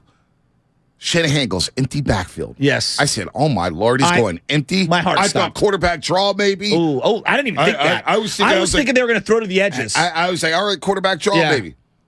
9-yard pass to Brandon Ayuk on a quick slant. Yeah. It was an unbelievable throw by Brock Purdy there. You get the first down, move to 6. Then you face a 3rd and 3 later on. It's about 6 minutes and 50 seconds left. He convert the 3rd down right there on the pass to Christian McCaffrey. Yeah. And you allow and then that throw, by the way, offense. how many wide receivers are catching that pass, not getting too many. crunched in between two guys? Not too many, but more importantly to me, it allowed you to run another 3 minutes off the clock. Absolutely. And all of a sudden, you start the drive with 11 minutes and 3 seconds left. You kick a field goal to go up 19-12. There's 3 minutes and 8 seconds left. Yep. So you were able to burn off 8 minutes of time of possession on that one drive. A money-making, game-clinching, we're going to go to Philadelphia type of drive. Then your defense gets back on the field. You force a 3 and out, and the rest is history. I thought that drive right there showed the trust that Shanahan had in Brock Purdy, which is some trust that I don't know if he's ever shown in the Jimmy Garoppolo. 100% agree. I mean, I texted it to the thread. What did I say? I said, guys, I feel like Kyle's changed. He went empty set multiple times on 3rd down and threw on the first down. I couldn't believe it. Here's the other question I have for you. Should Mike McCarthy have gone for it at the end there when they were before the final drive, their second to last drive? They were pinned inside the 10. I believe it was 4th and 5. Before the last drive for the Niners? Yes. No, it was 3rd and 10. It was 4th and 10. It was 4th and 10. They punted 4th and 10 at the 18-yard line. Did you think they should have gone for it? No, then? 4th and 10. No, you had 3 timeouts. You had 3 timeouts. I mean, I know they got the ball at the end. You're at the I was just asking. You're at your own 18-yard line, 4th and 10. I was thinking they might do it. I didn't think they were going to go for it with 3 timeouts. Okay. I know it was only 2 minutes and 11 seconds left, but you're at your own 18-yard line. It's a 7-point game. You had the 2-minute warning, 7-point game, 2 minutes. So basically, you had 4 timeouts. Nah, it was the right decision to punt. Because there were Cowboy fans behind me saying, I think I would go for it here. There was an opportunity for them to kick a field goal. There was a couple of tweener field goal spots where they took a delay game on purpose, where I was thinking, if I'm them, I just run the play. They don't trust their kickers. Speaking of kickers, Robbie Gould. Oh, I don't even want to talk about it because I don't want to jinx anything. Robbie Gould. I don't even want to talk about it. 4 for 4 yesterday. Right down the pipe, too. Robbie Gould. I was watching him in pregame. No, what is he now, 29-29? Shh. He was pushing things to the right in pregame. And you worry too much. And I was like, you worry too much for me, there was so much wind going in our direction. You worry way too much for me, man. Where's the Frisco Shasky at? I watched Maher miss so many kicks, and then I watched Trent Williams go up in front of him. Did you see the gamesmanship? Debo Samuel and Trent Williams. Well, Trent Williams got in front of the snapper and was like, and he was like talking to him with his headphones on. Some gangster shit. Did that go crazy over the internet? Yeah, I think so. Bobby Boucher was texting about it. Robbie Gould, 29-29 in the playoffs. Wow. 8 of 8 so far this year. 6 of 6 last year. 7 of 7 in 2019. Say what you want. Robbie Gould does not miss in the playoffs. Yeah. 888-957-9570. What you think of Brock's performance? What about Kyle Shanahan? Did he have a good game plan yesterday? Your game ball? Against the Dallas Cowboys. Game ball. I'm giving mine to Fred Warner Jr. Well, I want to make a statement about Fred Warner Jr. that I said to Lucas last night at the seats, and I want to know what you think about it on the other side. All right, let's do it. Fight on. Fight on. Don't play defense like that. They don't play any defense. All right, what's coming up on the game? Sponsored by nobody. Game Boss. The Road to Glendale is brought to you by West Credit Union. Working for you today, tomorrow, together. Kirby, They're your driveway mechanic, and they bring the shop to you. And our friends over at Kirby just won the Motor Top 20 Award for innovation. Brakes and tire replacements, oil changes, and so much more. And they've just added Kirby's eco-friendly wash. It barely uses any water, and it makes your car look brand new. They use all biodegradable products that provide the ultimate shine and protection to both the exterior and the interior of your car, but all in the ease of your driveway. The ultimate convenience, easy booking, transparent pricing, on-time arrival, service in your driveway, no waiting rooms, no coordinating rides, direct access to your mechanic, friendly and reliable service, no middlemen, and no upsells. Get $50 off your first oil change with the code OIL50. That's OIL50. Check out Kirby.com. That's CURBEE.com. Boxer & Gerson, Northern California's premier workers' compensation law firm, helping injured workers get their lives back for over 40 years. Ladies and gentlemen, it's official. Fast just got a whole lot faster. Xfinity has the fastest internet with up to 6 gig speed. Plus, Xfinity Mobile is the fastest mobile service with 5G and millions of Wi-Fi hotspots. You heard that right. Xfinity just increased internet speeds again. And Xfinity Mobile gives you can't catch me speeds. The fastest internet, the fastest mobile service, and major savings? Can't argue with the facts. Now through March 21st, new customers can get started with 1.2 gig internet with unlimited data included. It's all just $50 a month for 2 full years with no annual contract when you add Xfinity Mobile with unlimited data at regular rates. Go to Xfinity.com/faster, call 1-800-XFINITY, or visit a store today. Requires paperless billing and autopay with stored bank account. Restrictions apply. Taxes and fees extra. Xfinity Mobile requires Xfinity Internet. After 24 months, regular internet rates apply. Actual speeds vary.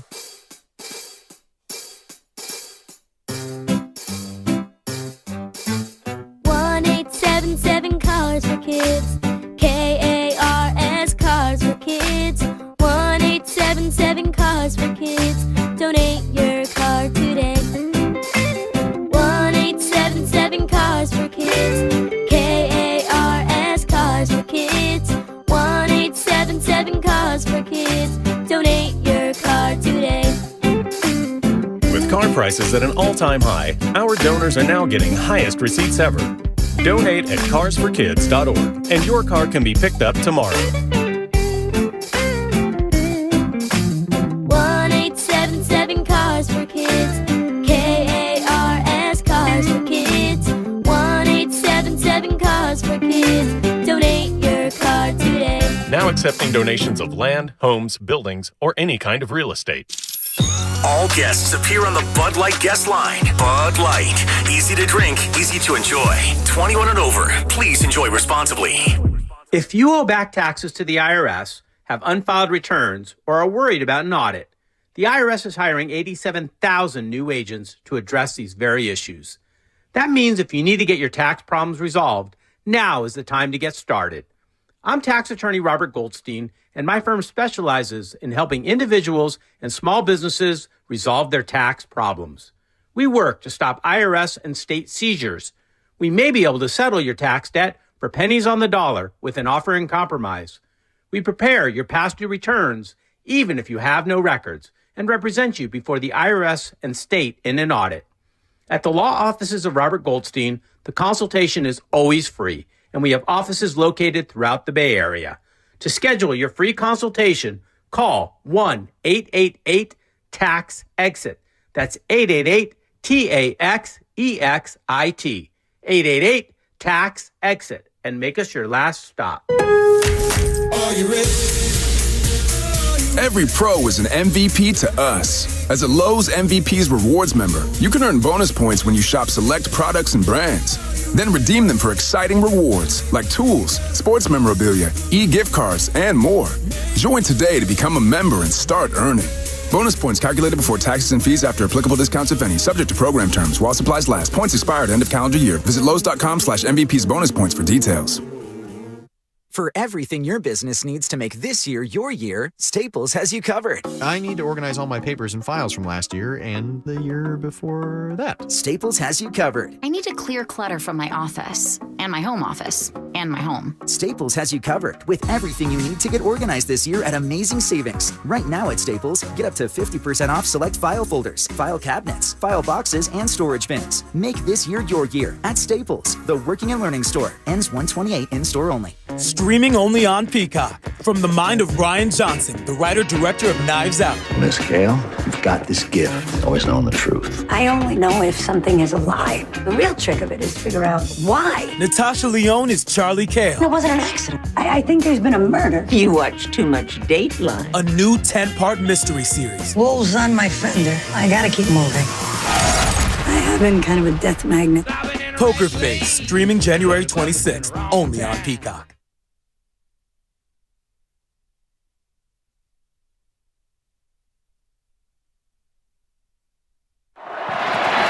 Prescott, it is picked off by Fred Warner. Warner's got it. Lamb chases him down, and a second interception today for the 49ers. The Morning Roast is live on YouTube right now. Take it away, Bonte. What up, Steph? We'll be better than last night. We'll leave you guys alone. It's a tough loss yesterday to the Brooklyn Nets. To your Kevin Burkhardt on the call for Fox Sports as the Niners beat the Cowboys 19-12. I lost my voice yesterday. Lost my voice. Just talking so much trash to Cowboy fans. Levi's was lit. The ahoo was so loud yesterday, especially on that second-to-last drive to ice the football game. And the Niners just physically wear down the Dallas Cowboys. After, let's be honest, the Cowboys controlled that football game for 2.5 quarters. They did. I need Gerard Butler to come out one of these times and do the Leonidas. Oh! I need that. Sick. I love it. Stadium was rocking yesterday. Let me make a statement because you were talking about game balls, and I agree with you. I think Fred Warner absolutely deserves a game ball from this performance. George Kittle on the other side of the ball, no doubt about it. And Robbie Gould from special teams. Yeah, it's easy. Patrick Willis is the gold standard for most people at the linebacker position for the 49ers. Wouldn't you agree? Yeah, no doubt. Right? I mean, you've had some great middle linebackers. Ken Norton, Dave Wilcox. You've had some great middle linebackers in this franchise. Right. I don't want Willis may be the best of the bunch, but you've had some great middle linebackers. Yeah, I know the Tulsa crackback guy. Oh, God, the name is evading me right now, but he was known for popping you with the shoulder back in the 1960s and 50s. Point that I'm going at. Frank Gore, I do not believe to be the most talented player of all time at the running back position. But he's a gold standard here. And the longevity and the savant way that he plays and all that stuff, like he means something to a core of Niner fans.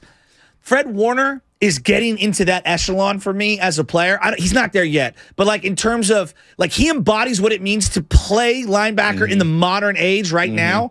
His durability, his intensity, his demeanor on the field, his impact on the game, his impact at all three levels, in the middle of the field, down the field guarding CeeDee Lamb, in the backfield, his cockiness, his swagger, his leadership. He is everything you want in a player. Like you want to talk about one of the great home run draft picks of this era? We've talked so much about Nick Bosa. Fred Warner at that position after what they did with Reuben Foster, this dude has been everything they would ever want from a player of his magnitude, and he just embodies what it means to be a Niner. And when you're at the game and seeing him fire up the crowd and stuff, I have a connection spiritually to Fred Warner. I love that dude. 9 tackles, 7 solo, tackle for loss, a pass defense. I thought he did get beat by CeeDee Lamb. I thought that was a bad throw by Dak Prescott. It's a tough matchup. I don't want to see him matched up on Devontae Smith or A.J. Brown. That's a mismatch. Yeah. But the tone setter. Talk about hitting, dissecting offenses, putting guys in the right position, going sideline to sideline, making sure that the middle of the field is occupied by him. That space is not getting run over by anybody else but him. He's dominating that patch of grass. Fred Warner Jr. is a special, special player. This is why you pay him all the money. This is why you name him team captain. He's worth every penny. I mean, think about where he was drafted. This guy was a safety. I know. A safety who wore number 48 to begin his career. Yeah. 48. And had the green dot helmet in the first game against Minnesota. Green dot helmet, right? Reuben Foster, we forgot about Reuben. We're like, Wash your hands real quick because of Fred Warner Jr. and the leadership that he provides to Drake Greenlaw, the leadership that he provides to Al Shire, the leadership that he provides at defense. Fred Warner may be one of the more important players on this football team. Greenlaw had a great game. We all agree. And then Al Shire made plays. He made some plays yesterday. He made some plays, especially on the sideline. And I thought the defense as a whole totally stepped up and they brought it. Even though our defensive line, for the most part, like they got good pressure on Dak, but they couldn't get that sack. Did they even walk away with a sack yesterday? Dallas? No, the Niners. The Niners had one sack. Ebukam. Okay, that was the only sack of the game. Okay. Yeah, I may or may not have had money on Bosa to get one and the Niners win. So I know. Tyron Smith was Tyron Smith is an all-timer. My guys Diego and Zuri bet for Bosa to get one sack. And Bosa was quiet yesterday. Yeah. Bosa looked gassed. He did look tired. I don't know if he was hurt. That's a concern for me next week. I'm with you on that. Bosa has to dominate. And I also think, if everybody wants to talk about QB1 in the offseason, who's going to start a quarterback, the Niners need another edge rusher. I 100% agree. If Drake Jackson's not going to dress, and if Ebukam's going to move on, or what happens with him and who knows, you need another pass rusher. Well, DeMarcus Lawrence, I'm sorry, I didn't mean to. DeMarcus Lawrence does a great job bookending Micah, right? And I know Micah moves around a lot, but like those two guys on the edge, they cave in. Right. Cave in tackles. They do. So I'm with you on that. They need to find someone opposite Bosa, like a long-term solution. George Kittle, game ball offensively. I was asking, what was George Kittle's signature moment in the playoffs so far? Playoffs, yeah. It's him saying, run it again. Yesterday was his finest moment in the 100%. playoffs. Came up huge for the 49ers as Debo and Ayuk was basically quiet. George Kittle, 5 catches, 95 yards. Let's go to Don in Concord. Let's go, Don. Don, what's happening, man? You're on the roast. What you got? Hey, how you guys doing? I haven't talked to you guys in a little while. It's been a while. Doing great. No doubt. The game ball. Kittle gets the game ball because he was open in the middle. 95-70 game has always been good to me, man. And I've been a listener for 7 years, 8 years now. Thank you. I always listen to you guys every morning. What up? We're going to whoop some Philly cheesesteak next week, eh? Hey, no doubt. Well done, huh? Or not well done? Over and out. Nice. And out. I like there that. You go, Don. By the way, the linebacker from back in the day, Hardy Brown. Hardy Brown. Okay, he used to do this Tulsa crackback. Slipped my mind. All right, Tulsa crackback for my OG Kezar fans. For Papa Shasky. Hey, I'm telling you, bro, if you look this up, this dude was one of the most vicious hitters of his time. No, all those guys were hitters. I mean, back in the day, all those dudes were hitters. It was a different game. A lot of those guys, a lot of people say, well, that guy from the 60s or 70s couldn't play in today's game. Well, it's not because they were devoid of talent. It's because they were too physical. Yeah. They were playing football. Like this stuff sometimes we see, the passing league and, but what's funny? They picked up a penalty yesterday where the guy CD spun into Fred They're going to Warner. call helmet to helmet. Yes. And I was like, that's not a flag. But that was a great pickup. No, we don't talk it was. about when the referees pick it up. I thought that was a great pickup. It was a great pickup. By the way, all the games this weekend, if you're a gambler. Yeah, I'm not, but yes. All the unders hit. Really? Defensive battles. All the unders hit, I believe. Niners, Cowboys, it went under. Bills, Bengals went under. Michelle, on the way out, goes, there just wasn't enough touchdowns for my liking. I go, really? She was bored. Yeah, and I go, Bonte would have loved this game. And as I'm doing the Instagram live, I'm saying that, and somebody behind me, yeah, he would. Old school football. Yeah, no Does doubt. anyone really have a choice? Did you love that game? What? Even Anna said that was a great football game. I love defensive battles. 20-17, 19-12. I'm telling you, every drive, every play, it felt like a postseason baseball game. Yeah, it did. Where every pitch mattered. Every yard mattered. Every down the distance, whether it was 1st and 10, first down yardage. It was hard to come by for the 49ers early in that football game. It was a lot of 2nd and 9s, a lot in 3rd and 7s, a lot of 2nd and 8s. Even Dallas, they were setting themselves up for 3rd and 1s, 3rd and 2s, to where you got the play pass in effect, where Dak Prescott gets out there. Oh, I could go scramble for 2 yards. Or I could check it down to CeeDee Lamb on a quick wide receiver screen. That was my type of football game. And that's the problem with new fans, with football fans these days. They want the 35-38 game all the damn time. This was physical, cold weather, throwback football. This was a game that John Madden would have been proud of. This was a Brian Baldinger type of football game. So you damn right I loved that game yesterday. So I tapped in right now. I'm looking at 105.3 The Fan, RJ and Shan in Dallas. Bobby Boucher shaved his beard. Yeah, it's a sad looking. That looked the same. They call themselves the Tolos. It's the best feeling in the world looking at. By the way, I took a photo on the Instagram, and this is my favorite. The guy behind us, I didn't realize it when I took the photo. It looks so sad, and now that's become a meme on the internet. Man, sad Cowboy fans are my favorite thing in the world. So, as a teenager, the Packers tormented me. 100%. The Cowboys tormented me. As an adult, the tides have turned. Green Bay, I've seen the Niners beat them 4 times in the playoffs. Yes. 4 times. They're 4-0 in the last 10 years. I've seen them beat them four times. Mike McCarthy's 0-4 versus the Niners. Right, in the playoff. And now you beat the Cowboys back-to-back years. And now Kyle Shanahan has more wins in his 3 playoff trips than Jim Harbaugh did. Wow, that's crazy. Isn't that kind of crazy? That is wild. That is pretty special. That's crazy. That's very. It's crazy. They've won 2 games in every playoff appearance that Shanahan's had. It's. I mean, at some point, like, we could talk all this. He can't win the big one. Like, you sound like an idiot at some point. All the guy does is put this team in a position to reach the NFC Championship game, and that's all you can ask for from your team. Be in a position to win it all. 3 of the last 4 years. And now we have the most appearances in championship history. 18. Yep. That's incredible. Well, got a lot of championship failures. Okay. That's something that we can get into later in the week. We're going to celebrate this win over the Cowboys. It feels good to be in the Final Four. You're in the tournament. You're a game away from the Super Bowl. Think about that. The 49ers are a game away from the Super Bowl for the 3rd time in 4 years. That's special. And the word I'm using is trust. Yes. Shanahan trusted that defense to bring that game home, but he also trusted Brock to make a couple big 3rd downs. And he said, Brock, we're going to give it to you. You're going to throw a pass on 3rd down. We got to have it. And Brock was able to complete some dimes there on the second to last drive. Think about that. That's a championship type of drive. I don't think people understand.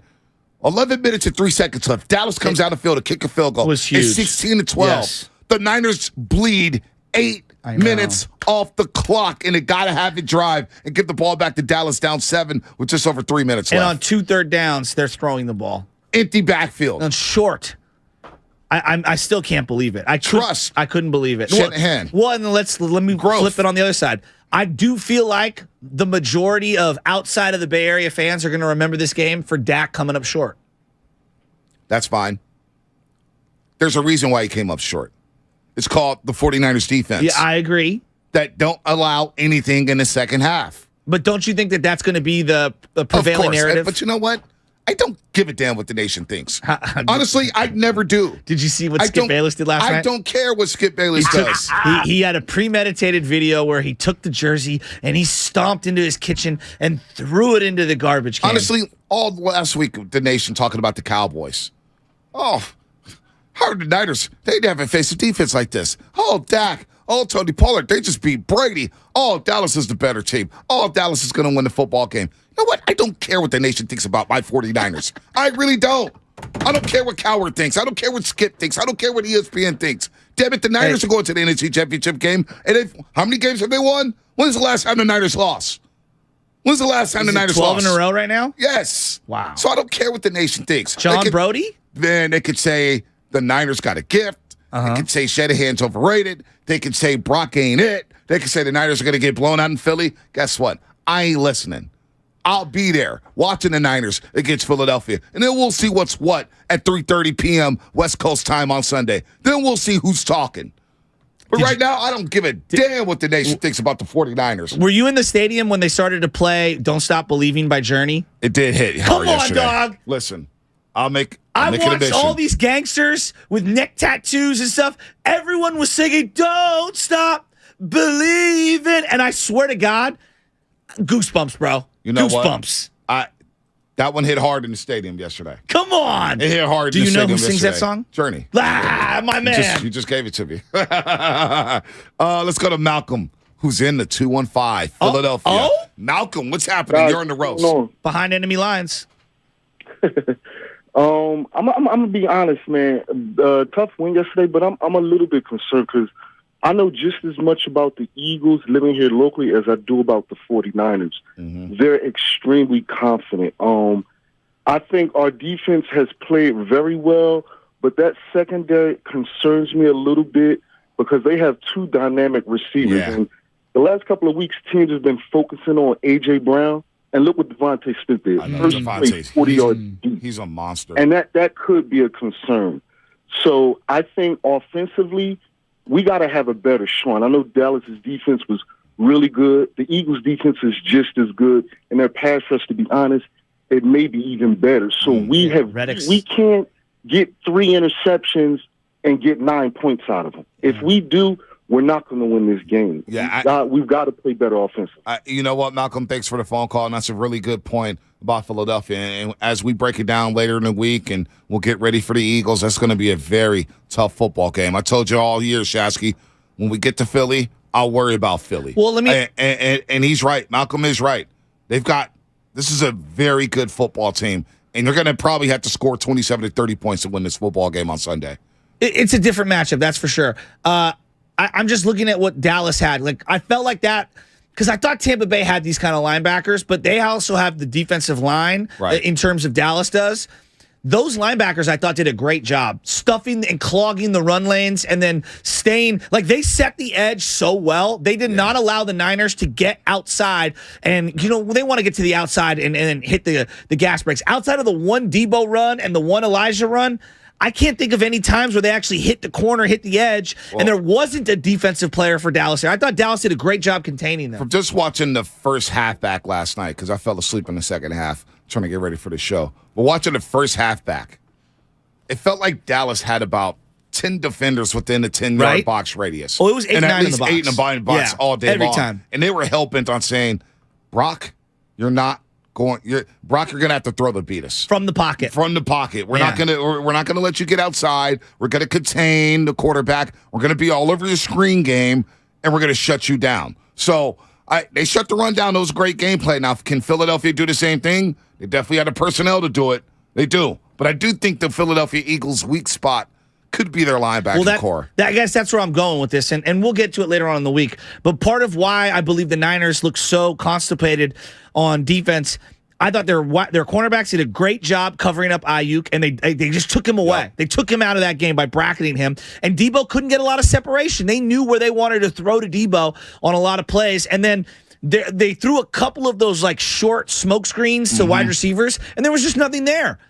So you just got to give it to them. I thought Dallas played a really good, sound game defensively. By the way, that's the kind of game you should win if your quarterback doesn't turn it over twice. Nick Sirianni, by the way, pulling a Sean McVay on Saturday, running down to the end zone, celebrating with his boys in the end zone. I'm not a Sirianni guy. That's a cocky bunch.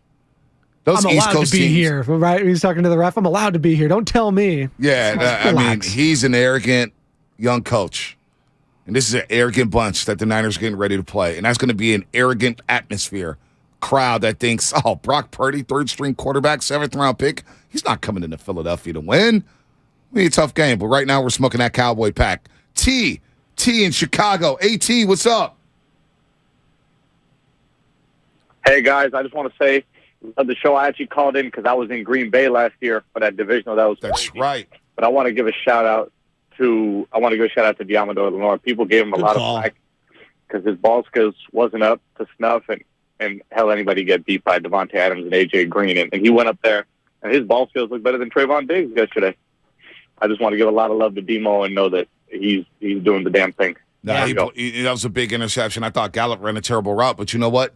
Diamador Lenore made the play happen. He made some good tackles on the perimeter. He's coming into his own. He's a physical corner, but it's so tough to play cornerback in today's game. Yes. You're going to give up yards. You're going to give up catches. Can you make tackles? Can you hustle and make plays? One of the plays last year against Philadelphia, actually, in week 2, remember he got beat deep. I think it was by Quez Watkins down the sideline, and the Niners had a goal line stand there in the second quarter. Lenore was beat deep on that play. I believe him and Tart did not give up on the play and made a tackle inside the 10-yard line. Next thing you know, Philly couldn't score a touchdown. Niners hold them.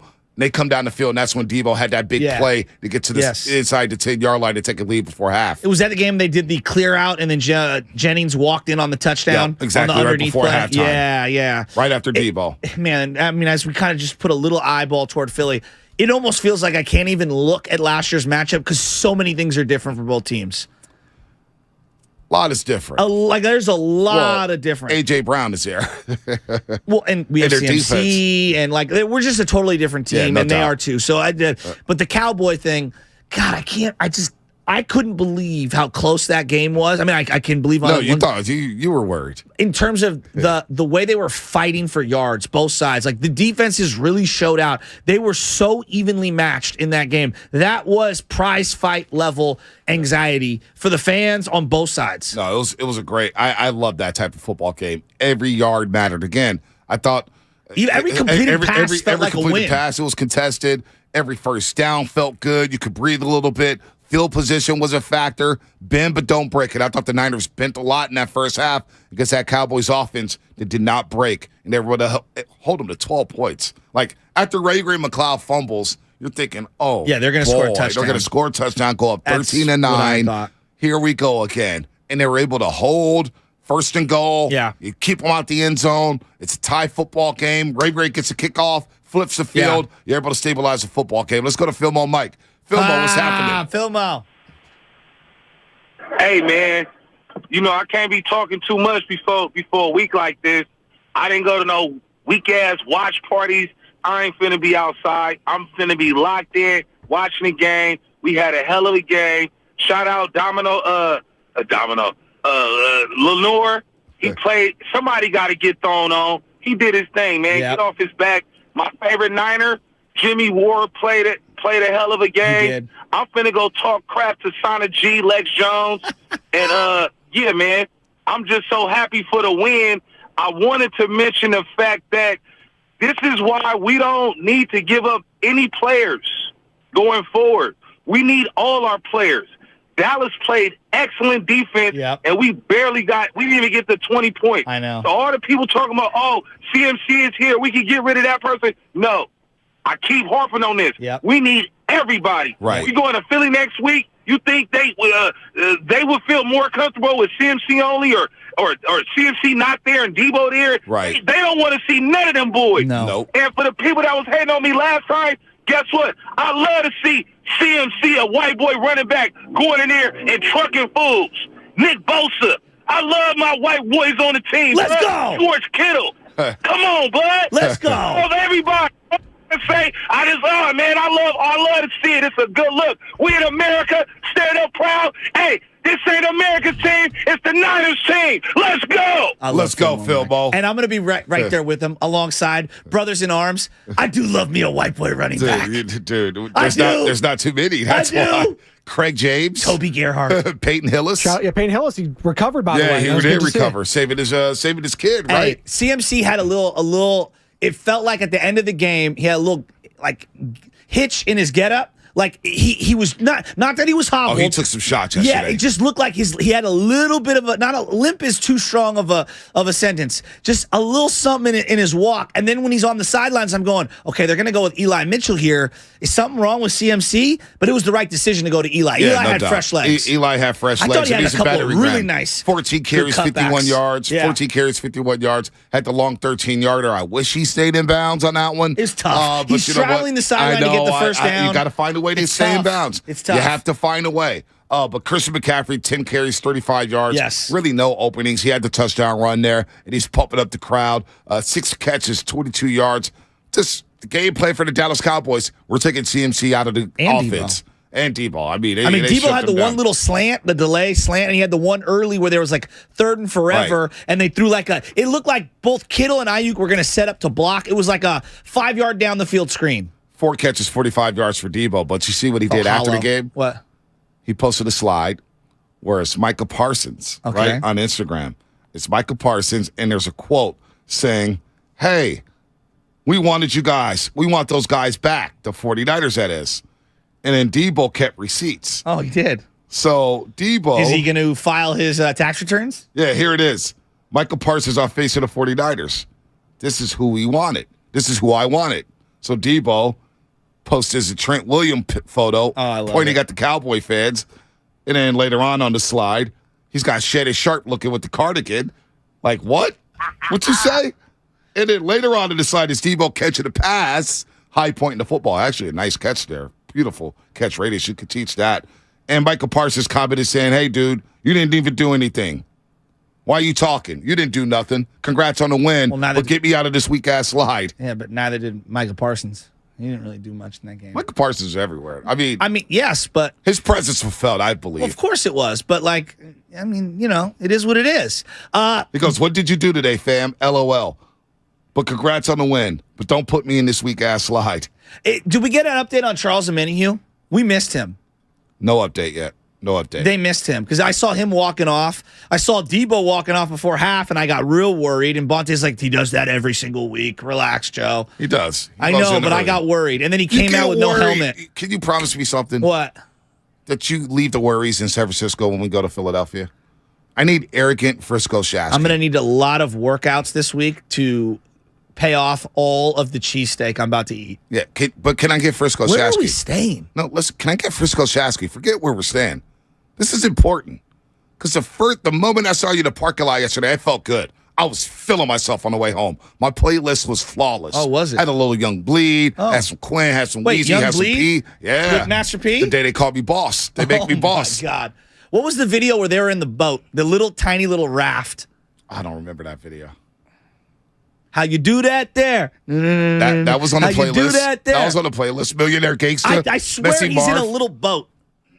So I was in my bag. I was feeling it yesterday. Okay. And the moment I see Shasky in the parking lot, oh boy, I'm worried about this one, man. This could be the end of our season. I'm like, dog. Oh boy, dog. Come on. I'm Most looking at it right passionate now. fan. Like, come on, dog. Young Bleed, and it's Master P and him, and they're on a yacht. It's great. It's not a little boat. It's a big boat. Spadoni. My guy, he's got to stop worrying.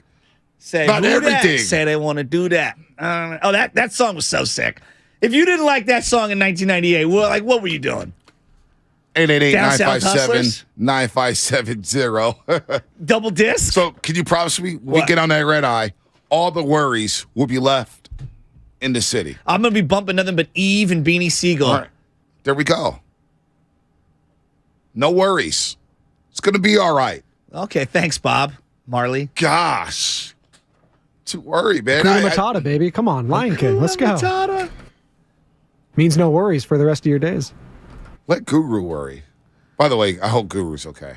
I did send him a text, say good game. I love how he set everything up. Well, I think we're going to lose this game. He did. So that he could win no matter what. I knew we would lose. I knew what he was doing. I didn't want to say it then. He wasn't fooling anybody. And then he said all week, I'm going to be there. I'm going to be there. Was he at the game? I didn't see him. Was he there? I have no idea. Over under on the amount of minutes on the monologue about ripping Dak Prescott today in the first segment. How many minutes on ripping Dak? Do they 2.5 minutes. Cooper Rush would have won that game? Is that what they're doing? Cooper Rush is not winning that football game. I'm sorry. Cooper Rush would have been a statue. Dak's ability to extend plays helped the Cowboys yesterday. Yeah, I mean, obviously the 2 picks notwithstanding, but I thought he actually did a good job with his movement. Goo will be in the building. By the way, shout out to YouTube right now. 1,280 people streaming live on YouTube. I think we're setting records. This is a record today. Setting records. Thank you, Larry I got June. something else. I got something else to bring up as well. Putting up numbers. Numbers, baby. Leroy in Oakland. What's happening, Leroy? Hey, what's going on, guys, man? You know, I'm always listening. I rarely get to call in because I'm getting ready to go to work. But I'm glad you guys took me quickly because I just want to say I had asked a question to a lot of people last week. Can Brock Purdy survive a playoff game with having an interception or a turnover? Could the 49ers survive that game? And now I'm thinking, can any quarterback going forward in these playoffs survive an interception or a turnover? I was so proud of Brock Purdy yesterday, not turning the ball over, not throwing an interception. And I think that's going to have to continue, not for just Purdy, but for every quarterback in the NFL going forward. I think whoever turns that ball over, they're going to lose. So I just want him to stay clean. He doesn't have to make mistakes with this great defense and with this great running game. He doesn't have to try to fit it in tight places. He can check it down because this defense is just so great, because the running game is so great, because Shanahan is such a great play caller. So he doesn't have to make the mistakes. If he just stays cool, I don't see him throwing any interceptions, and I see us going all the way. But I think quarterbacks who who turn the ball over going forward, they're going to lose in every game. That's playoff football. Leroy, you know what's interesting is that I think a lot of the film junkies, the people that break these things down, there was so much space between Niner players last week and the next closest Seahawk defender. What a contrast this week. I did not feel like there were many open spots to throw the ball in this game. To me, I thought Dallas was all over everything that they were going to do. They were. And I thought Brock did a good job not throwing forced balls. How much do you think it helped Dallas that Dan Quinn knows Kyle Shanahan? He coached with him for 2 years. He saw him last season. Their defense is physical. It felt like they had the perfect scheme. I agree. And Dan Quinn knew some of the tendencies of a Kyle Shanahan coach team. The slant wasn't there often. Oh, he was all over that. Right? And one of them almost got picked off. I know. And it just felt like, to me, they did a great job bracketing Ayuk and then taking away all the underneath stuff. And they didn't bite on a lot of the pre-snap motion stuff. You see so many teams kind of get discombobulated on the pre-snap motion. They didn't. And they stayed in their heavy box. They had Van Der Esch out there, I felt like, the whole game. Folks are begging for Frisco Shasky, by the way. Where's Frisco Shasky? I'm here. I'm chilling. I'm enjoying that the Cowboys lost. They suck. All right. So sick of Dallas. Theo in Texas. Oh, yeah. Oh, Theo, what's the tenor up in Texas right now? What's the tenor? Man, hey, I'm a faithful holding it down right here with my flag, dog. You already know. Yes, sir. Yes, sir. What are they saying in Dallas right now? Oh man, they crying, man. I'm just laughing, dog. It's sad face, boo boo face around here, baby. Boo boo face, boo boo face. What you got, Theo? What you got? Hey man, I just want to say, man, I love y'all to death, man. I check y'all out every day, man. Thank you. And I appreciate that show y'all did with the Dallas where y'all roasting them. Oh yeah. I say, man, all my man kept saying was, we got the better quarterback. Yeah. Better quarterback. Well, your better quarterback lost you the game, bro. Hey, faith all the way, man. I love y'all. Keep doing it. God bless you, bro. Thank you, Theo. Appreciate the call all the way from Texas. You know what's funny is those Dallas guys. Not to harp on them. They're just. I mean, that's your analysis of the game. Well, this Western Conference Finals. We have the better player. We have Luka. He's the best player on the floor. Okay, well, who's the next five best? I'll give you Luka. Even though he's not the best player on the floor, Steph is. Yeah, whatever. But I'll give you Luka. Yeah. What about the next five? I mean, Steph, Clay, Dre, Wiggins, Poole. So, despite, we got the better quarterback. You may have the better quarterback, but the better quarterback threw 2 interceptions. Well, and I should have thrown 4. I would argue that Tony Pollard might be more important to their offense than Dak Prescott, which is a wild sentence to say. But, considering how that game was going yesterday, don't you think Tony Pollard's in that game changes the entire second half? Oh, it does. You use them in a red zone. Yes. That pass to Zeke goes to Tony Pollard. Yes. You know? Yes. It was a big loss for the Dallas Cowboys.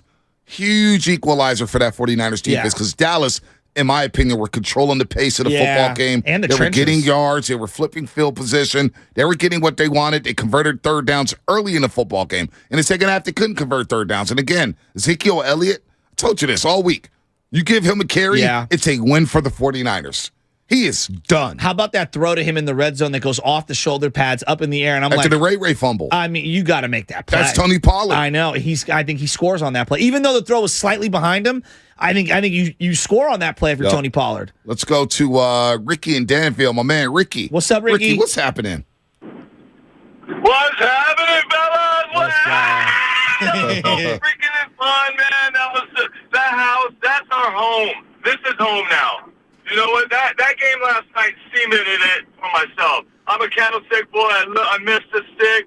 But, man, this is home. Like Canal would say. This is home right here. That place was live.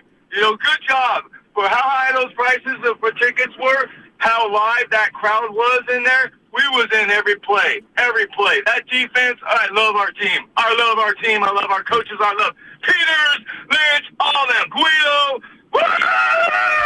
Hey, Ricky, great call. That atmosphere yesterday was something else. How about all the Cowboy fans on their sideline? I was like, there are a lot of Cowboy fans. There's a lot of blue in there. But I thought Niner fans were ready for the moment. Dallas fans was feeling themselves. And the best part about the environment, I don't know about Section 327. It was off the hook. Our section stood the whole time. Oh, we pretty much stood the whole time. We sat when they were on offense because, I wanted people to quiet down. because nothing drives me crazier than everyone screaming and yelling while we're on offense. It's like, nah, get down and we're good. But yeah, it was great. And there was a couple of moments where it was like, I remember my first game when I was 7, when I heard some of the comments there. It was pretty interesting from Cowboy fans. Cowboy fans were feeling themselves. They didn't talk too much later on in the game. I was telling them in the fourth quarter, I said, hey, 14 minutes, 58 seconds left in your season. How do you want to remember it? I was telling this guy the Jason Witten jersey. I was like, so are you going to Cabo or Cancun? What time is the lockers getting cleaned out? Will it be spick and span and walking out of that stadium singing na na na na? Oh, that was so good. Na na na na. Hey, hey, hey. Goodbye. Felt good. I just felt like the Niners had to have that one. I don't know what's going to happen in the next, in the NFC title game in the Super Bowl. Who cares? But that was one yesterday that I had to walk out a winner. Worst Cowboy jersey you saw yesterday? Worst Cowboy jersey I saw. There's a lot of bad ones. I saw a great one. Roger Staubach. I saw a couple Staubachs. Sweet. Yeah. Saw some Wittens. I saw some Dez Bryants. Oh, you know what? There's a guy 3 rows in front of me. He had his Cowboy shirt on. So he got cold. He was cold. Dude bought a 49ers beanie. No, he did not. He was wearing a Cowboy shirt with a 49ers beanie. And we're like pointing at him, what are you doing? Oh, my God. I'm cold. I need to cover my ears. So you bought a Niners beanie. It's a bad look. So he wanted to walk out a winner no matter what. What a joke. Was that Guru or? No, I don't think Guru showed up. He didn't go? I don't know. Does anybody know if Guru? There's no pictures. I imagine him doing a video like Skip Bayless throwing his Dak Prescott jersey into the garbage. All right, it's injury report time. Guru didn't come.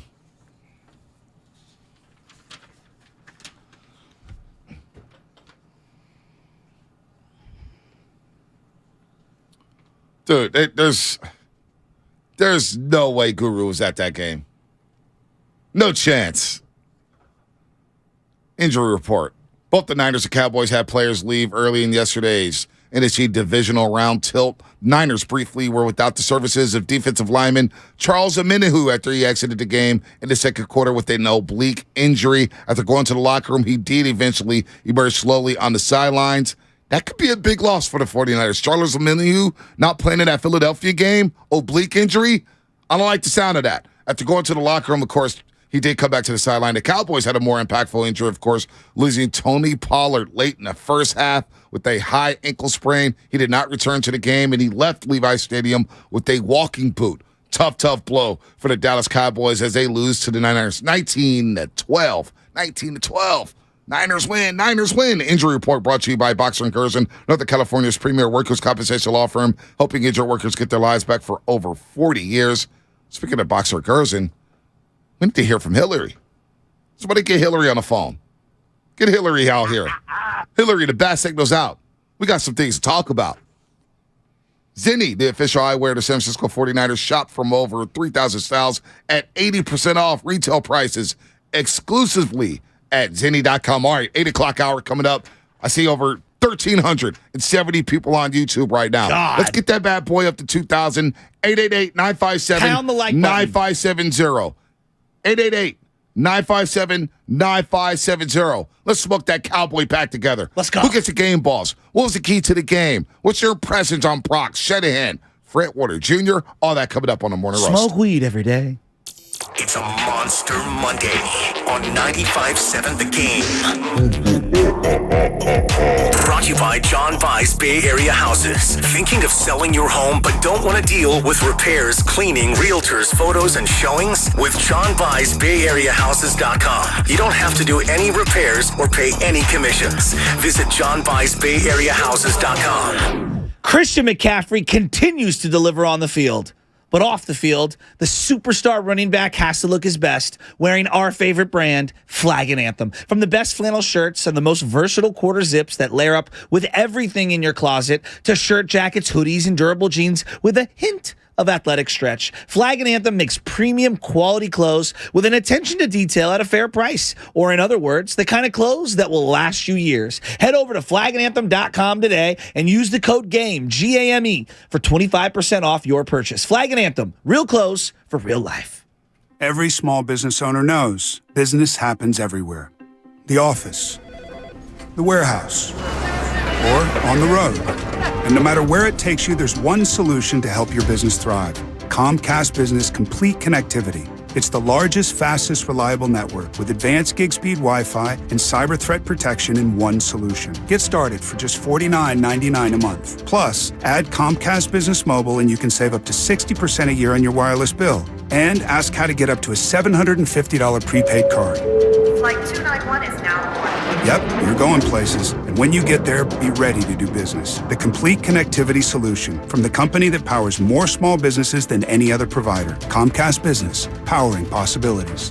Ends 2/21/2023. Restrictions apply. Requires EcoBill and AutoPay. New 50 megabits per second internet and Comcast Business Security Edge customers only. Equipment taxes and fees extra. After 12 months, regular rates apply. Gig internet required for gig Wi-Fi. Mobile savings compares pricing of top 3 carriers. The Prophetic Matrix. Unlock the secret code to your destiny. A new revolutionary book by Michael John Toste. The first ebook to make history by being filmed in space. Discover your unlimited future. Get The Prophetic Matrix now on Amazon.com and BarnesandNoble.com. Neuropathy pain? Call Dr. Robert Dees, DC, 925-393-0100. If you own a business, this has been a bumpy ride. From pandemic to inflation, I'm sure you could use a break. If your business has 5 or more employees and survived COVID, you might be eligible to receive a payroll tax refund of up to $26,000 per employee. The challenge is getting your hands on it. Hi, I'm Howard Mackler, and that's why I founded GetRefunds.com to cut through the red tape and get you that money. The team of tax attorneys we have put together are highly trained in this little-known payroll tax refund program. We do all the work, charge not a dime up front, and simply share a percentage of the cash that we get for you. Businesses of all types qualify, including those who took PPP, nonprofits, and even those that had increases in sales. We have helped return over $1 billion to businesses, and we can help your business too. Just go to GetRefunds.com and answer a few questions. This payroll tax refund is only available for a limited period of time. Don't lose out on up to $26,000 per employee. Go to GetRefunds.com. That's GetRefunds.com. In this market, you'll find Fisher Investments is different than other money managers. Different how? Aren't we all just looking for the hottest stocks? Nope. We use diversified strategies to position our clients' portfolios for their long-term goals. You don't just provide cookie-cutter portfolios?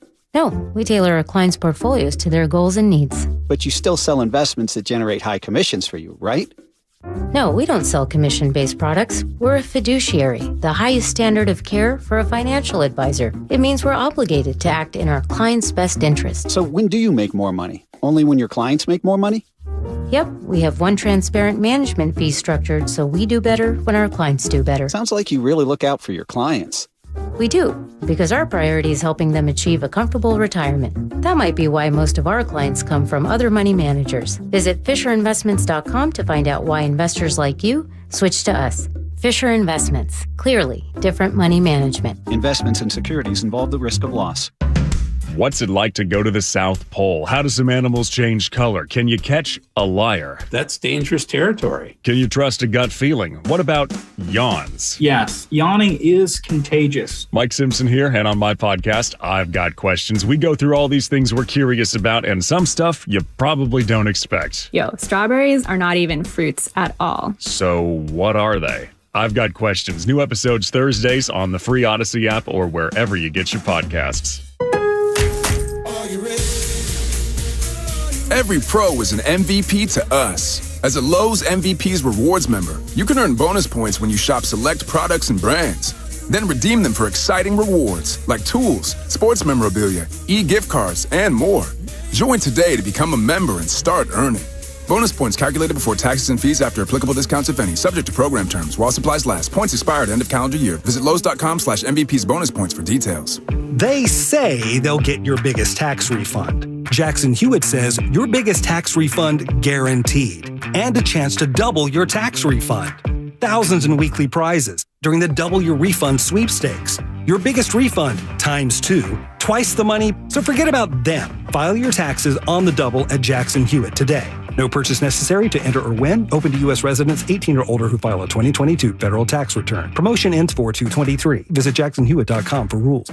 Streaming only on Peacock. From the mind of Ryan Johnson, the writer-director of Knives Out. Miss Gale, you've got this gift, always knowing the truth. I only know if something is a lie. The real trick of it is to figure out why. Natasha Lyonne is Charlie Cale. It wasn't an accident. I think there's been a murder. You watch too much Dateline. A new 10-part mystery series. Wolves on my fender. I gotta keep moving.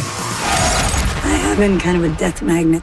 Poker Face, streaming January 26th, only on Peacock. You're listening to 95.7 The Game, KGMZ FM and HD1 San Francisco. Always live on the free...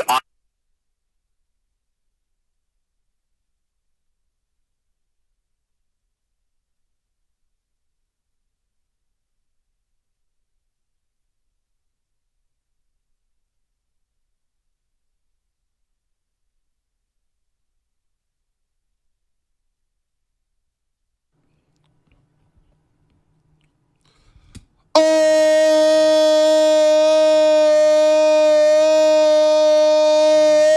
baby. How you feeling, Niner fans? Smoking that Cowboys pack. Big time game at Levi's Stadium. As we say good morning to everybody out there getting off their graveyard shift. If you're at work, what is up? If you're getting ready for work, drive safely on the roadways. Don't speed. Just chill out and enjoy this victory over the Dallas Cowboys, 19-12 yesterday. Good morning to all the students, all the kiddos out there, teachers, cops, CHP officers, firefighters, janitors, bakers. Shout out to the bakers and Boudins on 10th and Gary, baking that good old bread. My old neighborhood, Shasky. I miss it. But I don't miss seeing the Dallas Cowboys going home in the second round. They haven't gone to an NFC title game since 1995. 1995, Dallas Cowboys haven't lifted an NFC title game. Oh, they're so close. How can you be America's team when you never win in the playoffs? I mean, you haven't won in 30 years. You haven't won nothing. Nothing. I mean, are they the Nebraska of the pros? Not quite. Nebraska's terrible. Nebraska will never be. Nebraska's awful. I mean, like, what is the equivalent? Like a team that was great? Like, are they the Cincinnati Reds? Like, what are they?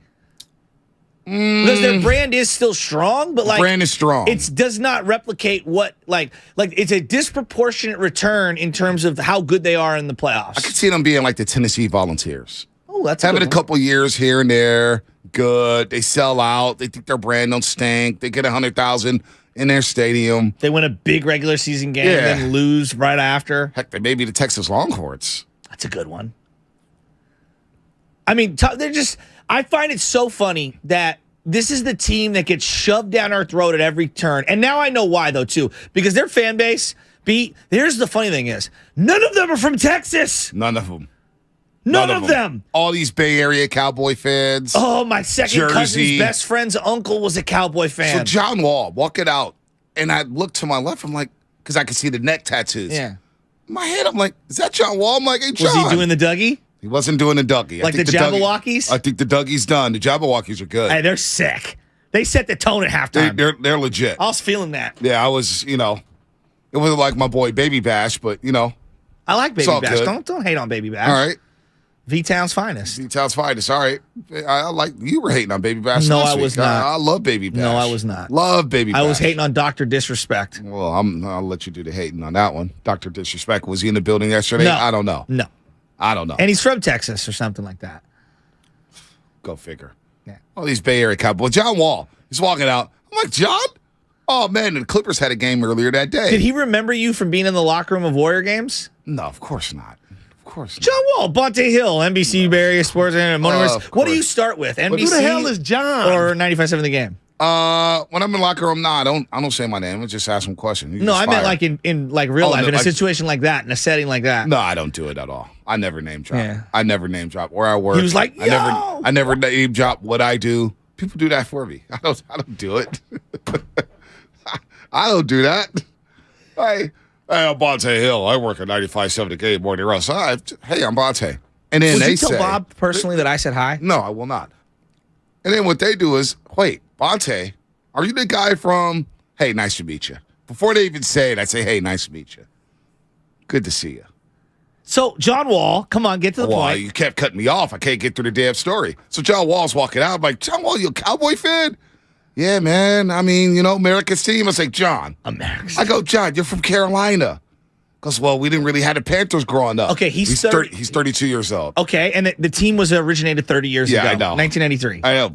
I guess his family was a Cowboy fan. Jake or whatnot. Delhomme? Steve Smith? But I was like, Muhammad I know. Muhammad. Mushi Muhammad. Come on now. Who was Steven Davis. Tim Bianca Batuka? Yeah, Bianca Batuka, then Steven Davis at running back. Kevin Green? Come on. They had ballers. Seifert? Ballers. Steve Berline? Come on. Carolina Panthers. So he was like, yeah, I grew up a Cowboy fan, and he didn't really have the Panthers, but it's all good. I said, hey, we need that Clippers-Warriors playoff matchup because are we going to get that? Oh, we're going to get that. But he was cool. Of course. It's like, oh, there's John Wall. And I happened to be on FaceTime with young Mech from Warriors World. Oh. It's like, Mech, why? I couldn't even see Mech. Anyway, John, that's my John Wall story that got butchered because the butcher wanted to slice it up. Tell his little jokes. Trying to make it more. Have a choice? Trying to make it more palatable for the audience that does not care about your interaction with John Wall. Say it, Cowboy. You brought up Cowboy fans from the Bay Area. They're the worst. And the Cowboy fans, they're not even from Texas. Well, that's one example of a guy being from North Carolina rooting for the Dallas Cowboys. Out of all the teams, you're in Carolina. Washington's up the road. Baltimore's up the road. You got Miami. You got Jacksonville. You got Atlanta. But yet you like the Cowboys. It's the whole point of the damn story. How many people are booking flights to Philadelphia? God, I'd love to hear from you. I don't know. That's a great question because flights are going up. Prices are going up. Hey, was that the most expensive ticket in NFL playoff history yesterday? I don't know. I'm asking. I don't know. I don't know. Maybe you can look that up. Lubman. He's asking you, Lubman. Look it up. I haven't heard from Sam Lubman all show. You got to Google. Well, I have been talking. You guys usually just talking over me. What else is new, though? I haven't seen the microphone come on once. Lubman. The only thing I see from Lubman is posting everything on IG. Oh, dude, he's on fire. He was in that stadium at, 11? I walked in around like 11:30, 11:45. Was that your second playoff game? That was actually, that was my second playoff game right after last weekend's Seahawks. Your first indoctrination into Cowboys-Niners, huh? No, that was my first ever Niners-Cowboys game. That is true. What'd you think? Oh, it was a great energy. Honestly, I was walking around the tailgates before the game, just kind of taking in the vibes and stuff. Dude, everyone was in such a good mood. Like Cowboys fans, Niners fans, they're drinking together, they're eating together. Like it was all love and good vibes in that parking lot. I was very, very proud of the crowd yesterday. When you introduce yourself, do you say I'm Bonte Hill's producer? No, I just say Sam Lubman 95.7 the game. I don't need to drop your guys' name. I don't even drop 95.7. Joe Shasky does. I don't do that. I don't know. I did do a KTVU hit where they said our station wrong, and then I got right in there, and I was like, 95.7 the game, morning roast, Vontae Hill, what Joe did Shasky. Say? I don't know. One of the guys from KTVU, Torres, he was like, and I apologize if I forget his first name, but normally I do it with Frank Malakote. So you did it with Claudine. Another guy. So you forgot the guy who interviewed your name? He said our station letters wrong. So instead of me correcting him, I just kind of said, Joe Shasky, 95.7 the game. And, I want to make sure people hear honest it, right? to God, I've never introduced myself as, hey, Bonte Hill, 95.7 the game. No, we don't need to. I just, hey, Bonte. I try to be incognito. James Torres. James Torres. Yeah. Okay, I got your ticket price here. Guy interviewed you. What'd you say, Lubman? So I got the ticket price here. Tickets were the most expensive divisional round ticket ever. Told you. On the secondary market, we're going for $1,420. So I was on Tibbs have a. So I was looking at Ticketmaster during the middle of the game, right? There were seats in the 400s going for $12,000. Wow. And this is the first quarter. Wow. I couldn't believe it. Wow. In our section alone, I saw seats just to the right of us. Now, I don't want to tell you what my price point is on my ticket. It's not that expensive. It's one of the cheaper ones in the stadium. I freely admit that. They were going for $800 a pop before all the surcharges. Oh, my God. Yes. That doesn't surprise me. And you know what? That's a record that's going to continue to get broken. If you get Cowboys, Niners, if you get Cowboys, Eagles, inflation. If you get a Bengals, Chiefs second round matchup, Burrow versus Niners Mahomes next week, man, it's going to be pricey. No doubt. NFC title game. Last year was pretty pricey. I spent a pretty penny. However, it got expensive due to our great friends at Boxer Gerson. I am very worried about the amount of Niner fans in Philadelphia. I don't think we're going to be able to take over I think this is going to have a Celtic Warrior feel to it. Before we go back to the lines. In terms of, like, there were no Warrior fans. Before we go back to the lines, our program director, Matt Nahigan, worked in Philadelphia for 10 years. Yeah. One of my bosses at NBC, Dave Bernstein, is from Philly. Uh-huh. Loves the Eagles, wears his Eagles hat. Last week he told me, Bonte, if I were you, I would not go to that game. Why? It gets nasty. Matt Nahigan just told me, he goes, if you go in there with Niner gear, they're going to throw things at you. I mean, that's pretty low. If you're throwing things at people at a game, that's what they do. Then they that's pour low beers level. on you. That's low level. They pour beers on you, Shasky. We're gonna have to be a lockstep, brother. Thank God you're 6'4". Yeah, well, They threw stuff at Santa Claus, so I mean, you can't be surprised. Well, I'm worried now in Philadelphia because he's Shasky. Hey, thank God you're 6'4". What is Sanford Shasky going to appear? No, I'm gonna be wearing my red Niner coat. I already know exactly what I'm wearing. Help me out if we got a fight. I know exactly what I'm wearing. Stitch Shasky? No, I'm just saying that, like, sometimes when you're there with a bigger human being, people don't want to mess with you. Forecast, by the way, for Philadelphia next Sunday. 49 it's looking, 47 degrees with a low of 31 potentially. So not terrible. Not cloudy. terrible. Look, here's the thing: when you go on any away game, I'm not looking for trouble. Like, that's the number one thing. Now, can trouble find you? Trust me, I'm well aware. Trouble can find you at any spot, anytime, anywhere, if you're looking for it. But I don't go in looking for trouble. So never instigate the opposing exactly. fan. Like, I'm there to have fun, and enjoy the atmosphere. And a little razzing back and forth is one thing. If you're throwing beers on people, like, that's low life. Well, that's what they do. They throw batteries. They throw glasses. I don't think they're going to be like that. I don't. Oh, well, that's everybody from Philadelphia tells me they're exactly like that. I hope not. So I hope you prepare yourself, Shasky. We're gonna have to be in lockstep, buddy. I know. And we're gonna have to find other Niner fans who are in lockstep. No doubt. And we'll have to go in a pack. We need to walk into the stadium together. Yes. This is gonna be nasty. This is gonna be a trip. Is he 40 gone? Yeah, just but find he'll out. probably be in a suite. Maybe we get the media credentials. Can they get us media credentials? Just so maybe if someone invites us into the suite, we can get in. Oh, now I'm getting shook, huh? Well, yeah, getting a little shook if now. I can get into a suite. What happened? What happened 5 minutes ago? Well, look, time out. Now you want to go hide in the suite? I didn't mean like that. I meant like if E40's got a suite. You're saying E40's got a suite. I'll go in E40's suite. That would be a memorable moment. Now he wants to, the man of the people. The man who likes to be in Section 327 wants to go hide in this suite. I went to the Celtics game by myself twice. I went to Dallas last year by myself. That's what happens. Big boys do. That's a big boy You move. and half of the Niner fan base went. Oh, man, Shasky. Oh, no. That was so funny. Well, I mean, when you said the suite. Well, because last year you got in a suite with Rocco and left me and my dad hanging. No. Time out.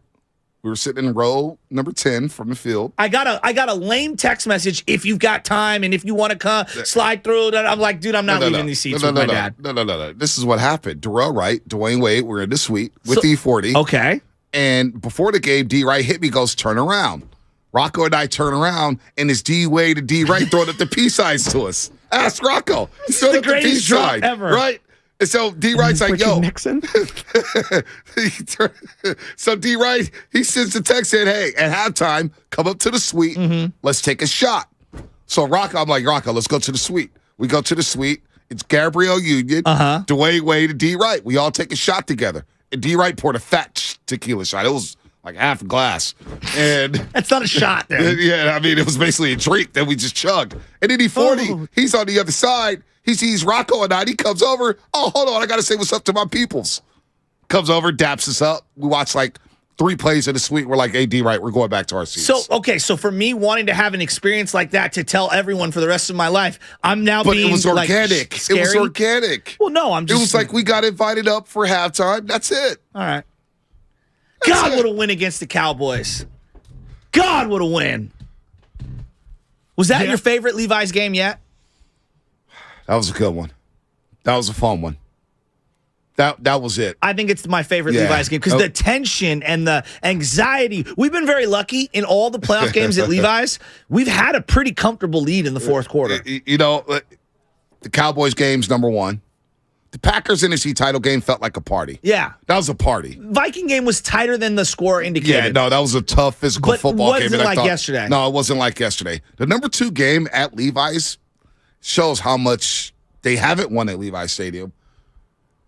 The number 2 win for me was the Jacksonville game on Christmas Eve back in 2017. No.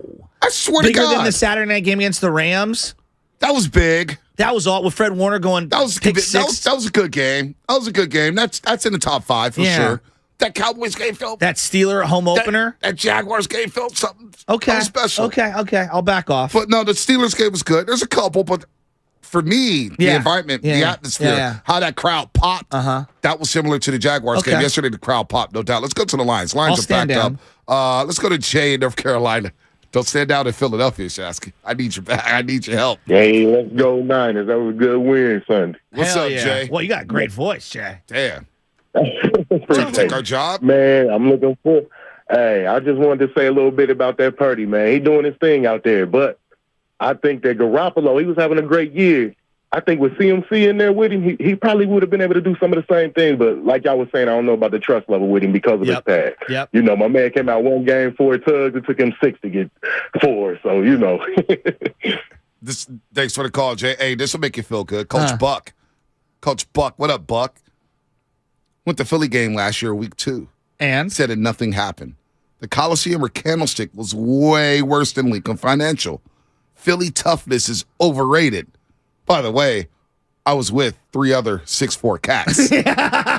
Coach Buck's huge. So I need another 6. Well, could any 6'4", 6'5", 6'6" guys be alongside with me? Because I got Shasky. All right, we need Shasky. I'm the Brock Purdy. I need a Trent Williams. Where is my Trent Williams? Oh, man. Let's go to Ian in South Carolina. You got to have a Suge Knight with you. South Carolina, North Carolina, Nebraska, North Chicago Carolina, today. Man, we're all over the country. Power rank down. Honest, baby. PD What's up, Pablo. Ian? Ian or Ian? Ian Eagle. Yeah, man. Talking about job Kyle Shanahan does, he didn't just lose his 3 quarterbacks. You're talking about he lost Mike McDaniel, his right-hand man on offense. He lost Salah, his defensive coordinator, Super Bowl defensive coordinator. I mean, this job he's doing is incredible. I mean, who has lost as much as he did and kept the team rolling the same level, if not better? Name one. Name somebody in the last decade. I'm waiting. Andy Reid? I mean, who did he lose 3 quarterbacks? Doug Peterson? Doug Peterson's pretty good. I mean, no, it's a great point. No one say, yeah, I agree with you. Shanahan's been a hell of a coach. Coach of the decade, I don't know. Belichick's got rings. There's a guy named Bill Belichick who exists. All right? But Shanahan, he's doing a good job. This is by far his best coaching job in his tenure. And today's not the day to have this opinion, but like this year's, like right now, success. Like this year was an unbelievable success. Unbelievable success. Do I want more? Of course I want more. Do I want to win a Super Bowl? Of course I want to win a Super Bowl. Of course I want to beat Philly and all those things. But like straight up, to get to this point, come on, man. At the beginning of the year, if I would have said all the things that would happen, you'd miss Eric Armstead for some time, you'd miss Debo for a period of time, you'd lose all of your quarterbacks essentially and be rolling with Brock Purdy at this point, whether he was a 1st, 3rd, 7th round pick's irrelevant at this point. The point being is like you're on Brock Purdy, the 3rd quarterback heading into 4th, technically, if we're looking at the depth chart at the beginning of the year before they cut Sudfeld. Like, dude, what an unbelievable success this year is. Now, it's not mission accomplished yet because the final goal isn't there, but you could still have an unbelievably, wildly successful season. Yeah. I think it's been one of the most fun Niner seasons ever. It's been a fun year. They've won, what, 12 in a row?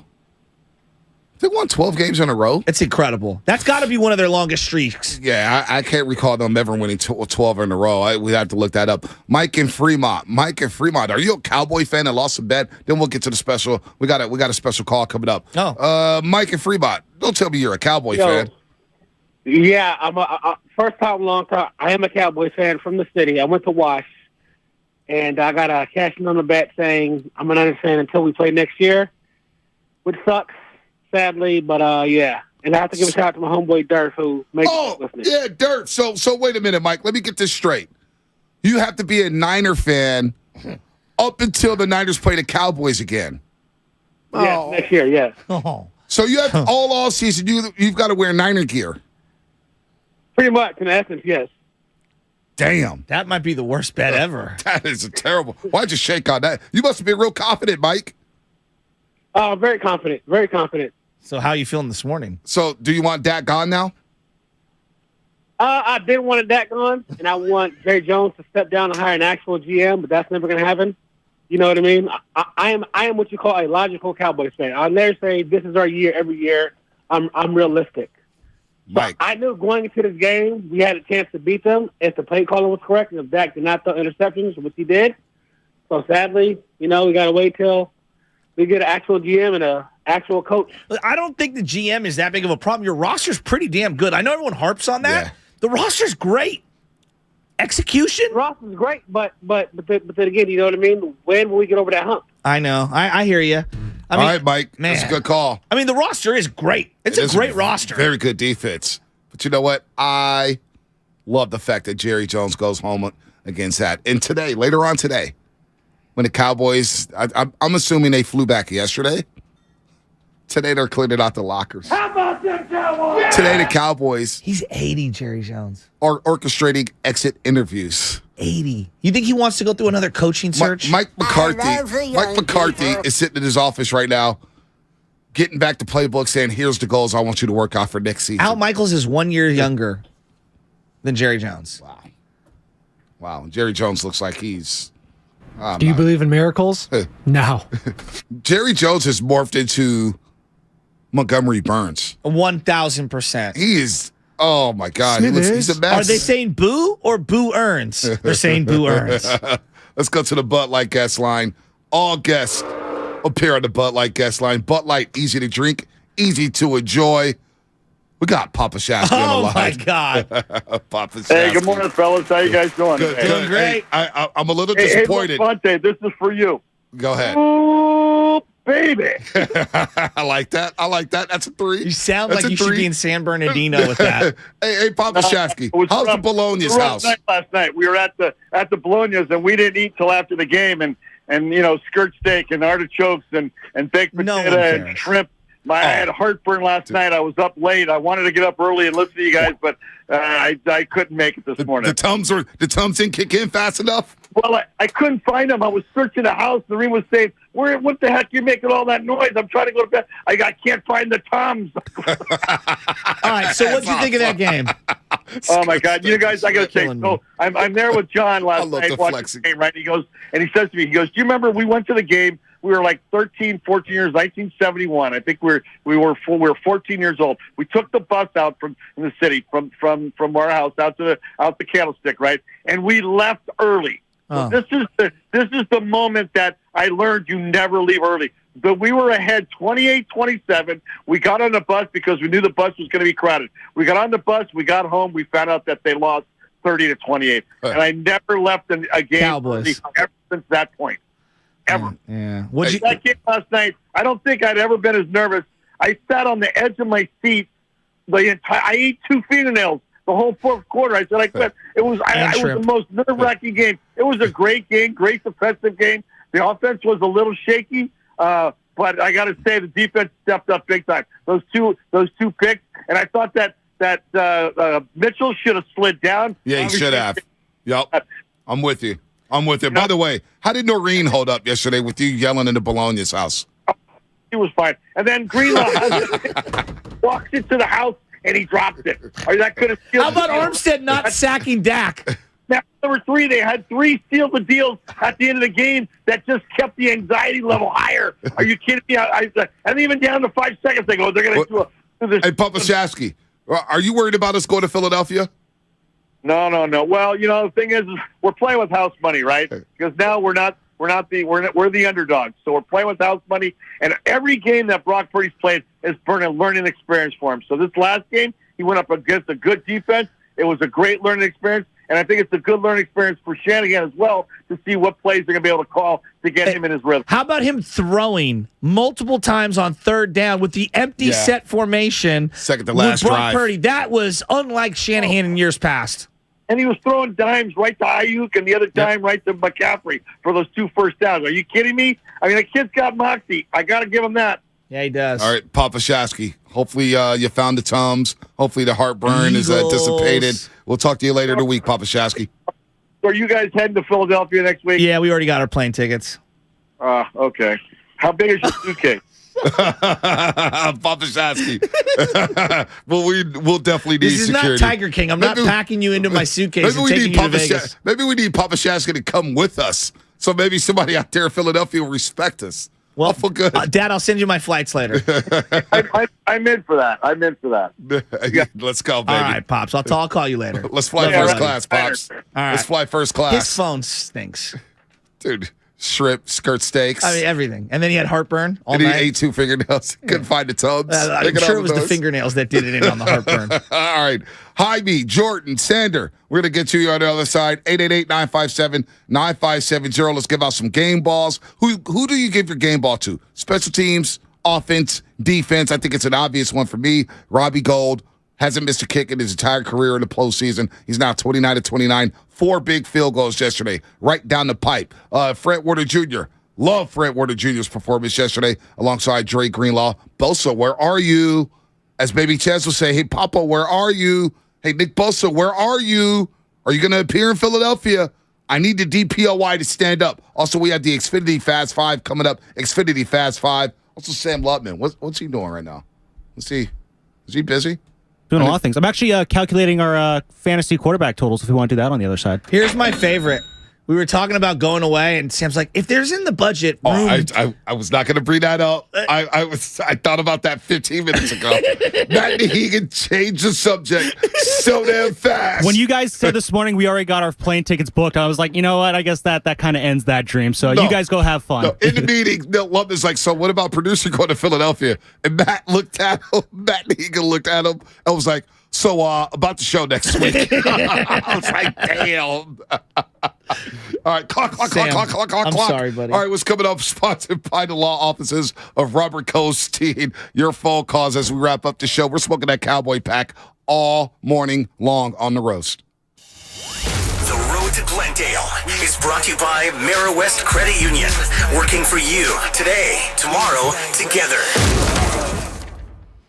As we head into a new year, Golden State Lumber and Building Materials wants to remind you that they're ready to support your next project. And with locations at every corner of the Bay Area and well-stocked local inventory, they have the resources to provide you what you need when you need it. And that includes delivery to your job site anywhere in the Bay Area because they're dedicated to keep you ahead of schedule on every single project. And if you're able to do it yourself, well, you're invited to go visit your local Golden State. The trained staff there can help share their knowledge and direct you to the materials you need, which is what I did. Click goldenstatelumber.com for GSTV that offers educational and informative videos and spec sheets on a wide range of products. Over the last 70 years, Golden State has grown to include an incredible team of dependable partners and specialists. They've got you covered. Family owned for 3 generations. Golden State. When you succeed, we succeed. So, the other day, I bought an extremely chatty... Boring story time. Make that an extremely catty cockatoo. You're welcome. Apparently, the pet store won't take it back. But, hey, I'll manage. I love that for you. Just like I manage without home internet. No, you don't. Sure, my mobile hotspot is slow and makes streaming shows unbearable. Aw, Bertie likes to stream. But I'm making do. Oh no, who's this? My lady friend. It's mating season, duh. No home internet? It's not that bad. No, not there. It is that bad. Don't settle. Get Xfinity Home Internet for just $19.99 a month for 1 year with a free streaming box. Call, click, or visit a store today. Restrictions apply. Not available in all areas. Requires paperless billing and auto pay with stored bank account. After 12 months, regular rates apply. Offer ends 2/21/23. Thinking of selling your house, but you don't want to deal with repairs, cleaning, realtor photos, and showings? With John By's BayAreaHouses.com, you don't have to do any repairs or pay any commissions. Call 510-426-7000 and John will give you a fair cash offer without any inspections, showings, or other headaches. That's 510-426-7000. When you sell to John By's BayAreaHouses.com, you decide when you want to move, according to your schedule and your terms. John buys vacant houses, inherited houses, beautiful houses, fixer-uppers in any condition, as is. John By's BayAreaHouses.com provide you the easiest sell possible and assist you in every step of the way. If you want to sell and have any questions, please call 510-426-7000. That's 510-426-7000. And get the offer you have been waiting for. Investing is confusing. Dawn raids, triple witching hour, candlesticks, crown jewels, bears, bulls, bear hugs, blue chips. It's one big word salad of uncertainty. Fortunately, Fremont Bank now has incredible rates on their savings accounts and CDs. And while savings accounts and CDs may not be known for their great rates at your current bank, at Fremont Bank, you can get great rates from a great local bank. To learn more, stop in or visit us online. We'll explain it all in plain language. Fremont Bank, serving the Bay Area since 1964. Member FDIC. Hey Niner fans, George Kittle here with a pro tip for making the best play on your eyewear. Visit Zenni.com, the official eyewear of the 49ers. Zenni has changed the game for you, finally making prescription glasses affordable for everyone. At Zenni, you can find over 3,000 frames with unbelievable prices. Look for the Kittles collection so you can rock our styles every day too. So visit Zenni.com, start shopping from home using their virtual try-on, and change your eyewear game forever. At Total Wine & More, save big on what you love this month with hundreds of deals. Get up to 35% off over 100 different wines and spirits, including Cabernet, sparkling wine, single barrel bourbon, and so much more. These savings are huge, and even better, they're on top of prices that are already the lowest in town. Deals this good don't last long, so visit Total Wine & More to find yours. Love what you find at the lowest price, only at Total Wine & More. Drink responsibly, B21. This winter, there are COVID-19 booster shots designed to help protect against recent Omicron variants. If it's been at least 2 months since your primary series or original booster, schedule your updated COVID-19 booster dose at vaccines.gov. Sponsored by Pfizer and BioNTech. In San Leandro, 60 degrees and sunny skies today. Weather brought to you by Pfizer and BioNTech. This winter, there are new COVID-19 booster shots designed to help protect against recent Omicron variants. Schedule your updated COVID-19 booster dose at vaccines.gov. The other day, I bought a cockatoo. Hello! He's a handful, but I'll manage. Just like I manage without home internet. Sure, my mobile hotspot is slow and makes streaming shows unbearable, but I'm making do. Oh no, who's this? It's mating season. No home internet? It's not that bad. Don't settle. Get Xfinity Home Internet for just $19.99 a month for 1 year with a free streaming box. Call, click, or visit a store today. Restrictions apply. Not available in all areas. Requires paperless billing and auto pay with stored bank account. After 12 months, regular rates apply. Offer ends 2/21/23.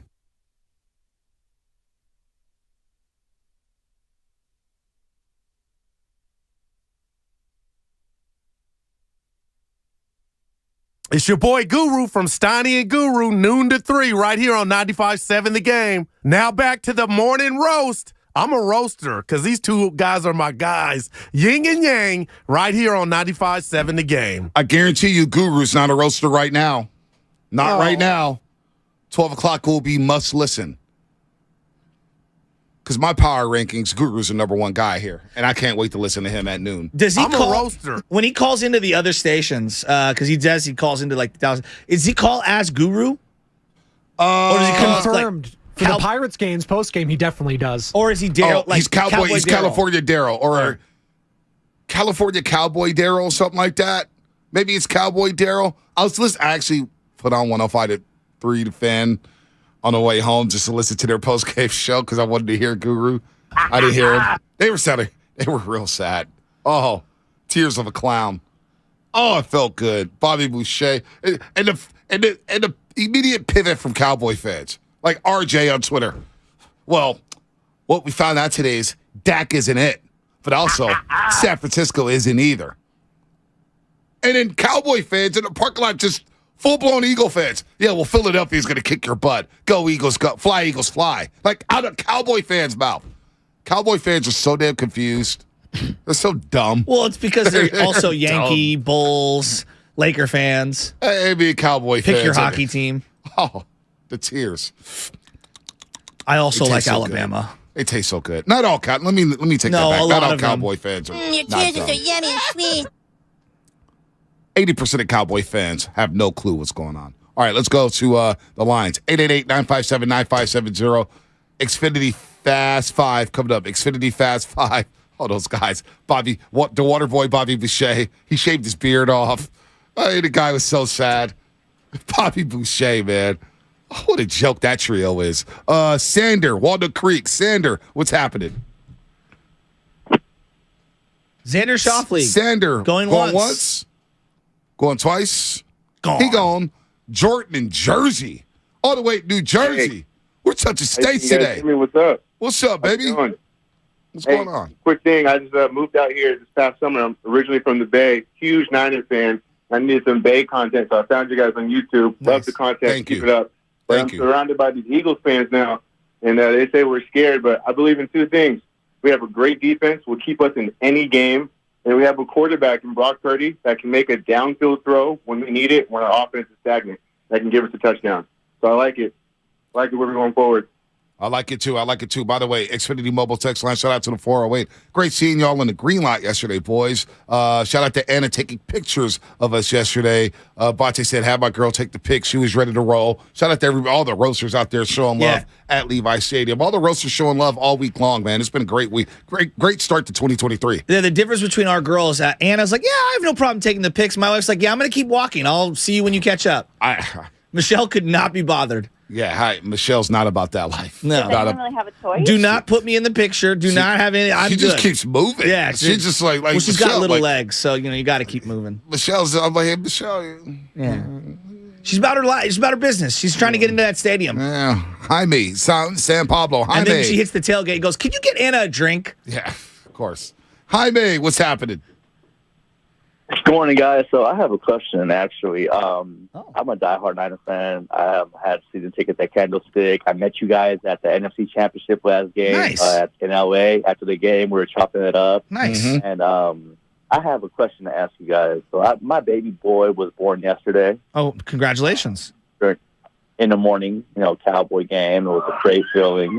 Mm-hmm. But my wife gave me the option to name the middle name, to pick the middle name. So I'm right now I'm trying to sign the birth certificate. I'm either going with Bosa or Purdy or Brock or Bosa. Oh my God! I'm gonna be honest with you. I feel uncomfortable trying to be a part of this kind of a decision. And let me just suggest, I wouldn't pick a sports person for the middle name. Maybe someone from family. Yeah, pick your grandpa. Yeah, your I'm grandfather, your grandma. What is it? A little boy? You said, Jaime? It's a little boy.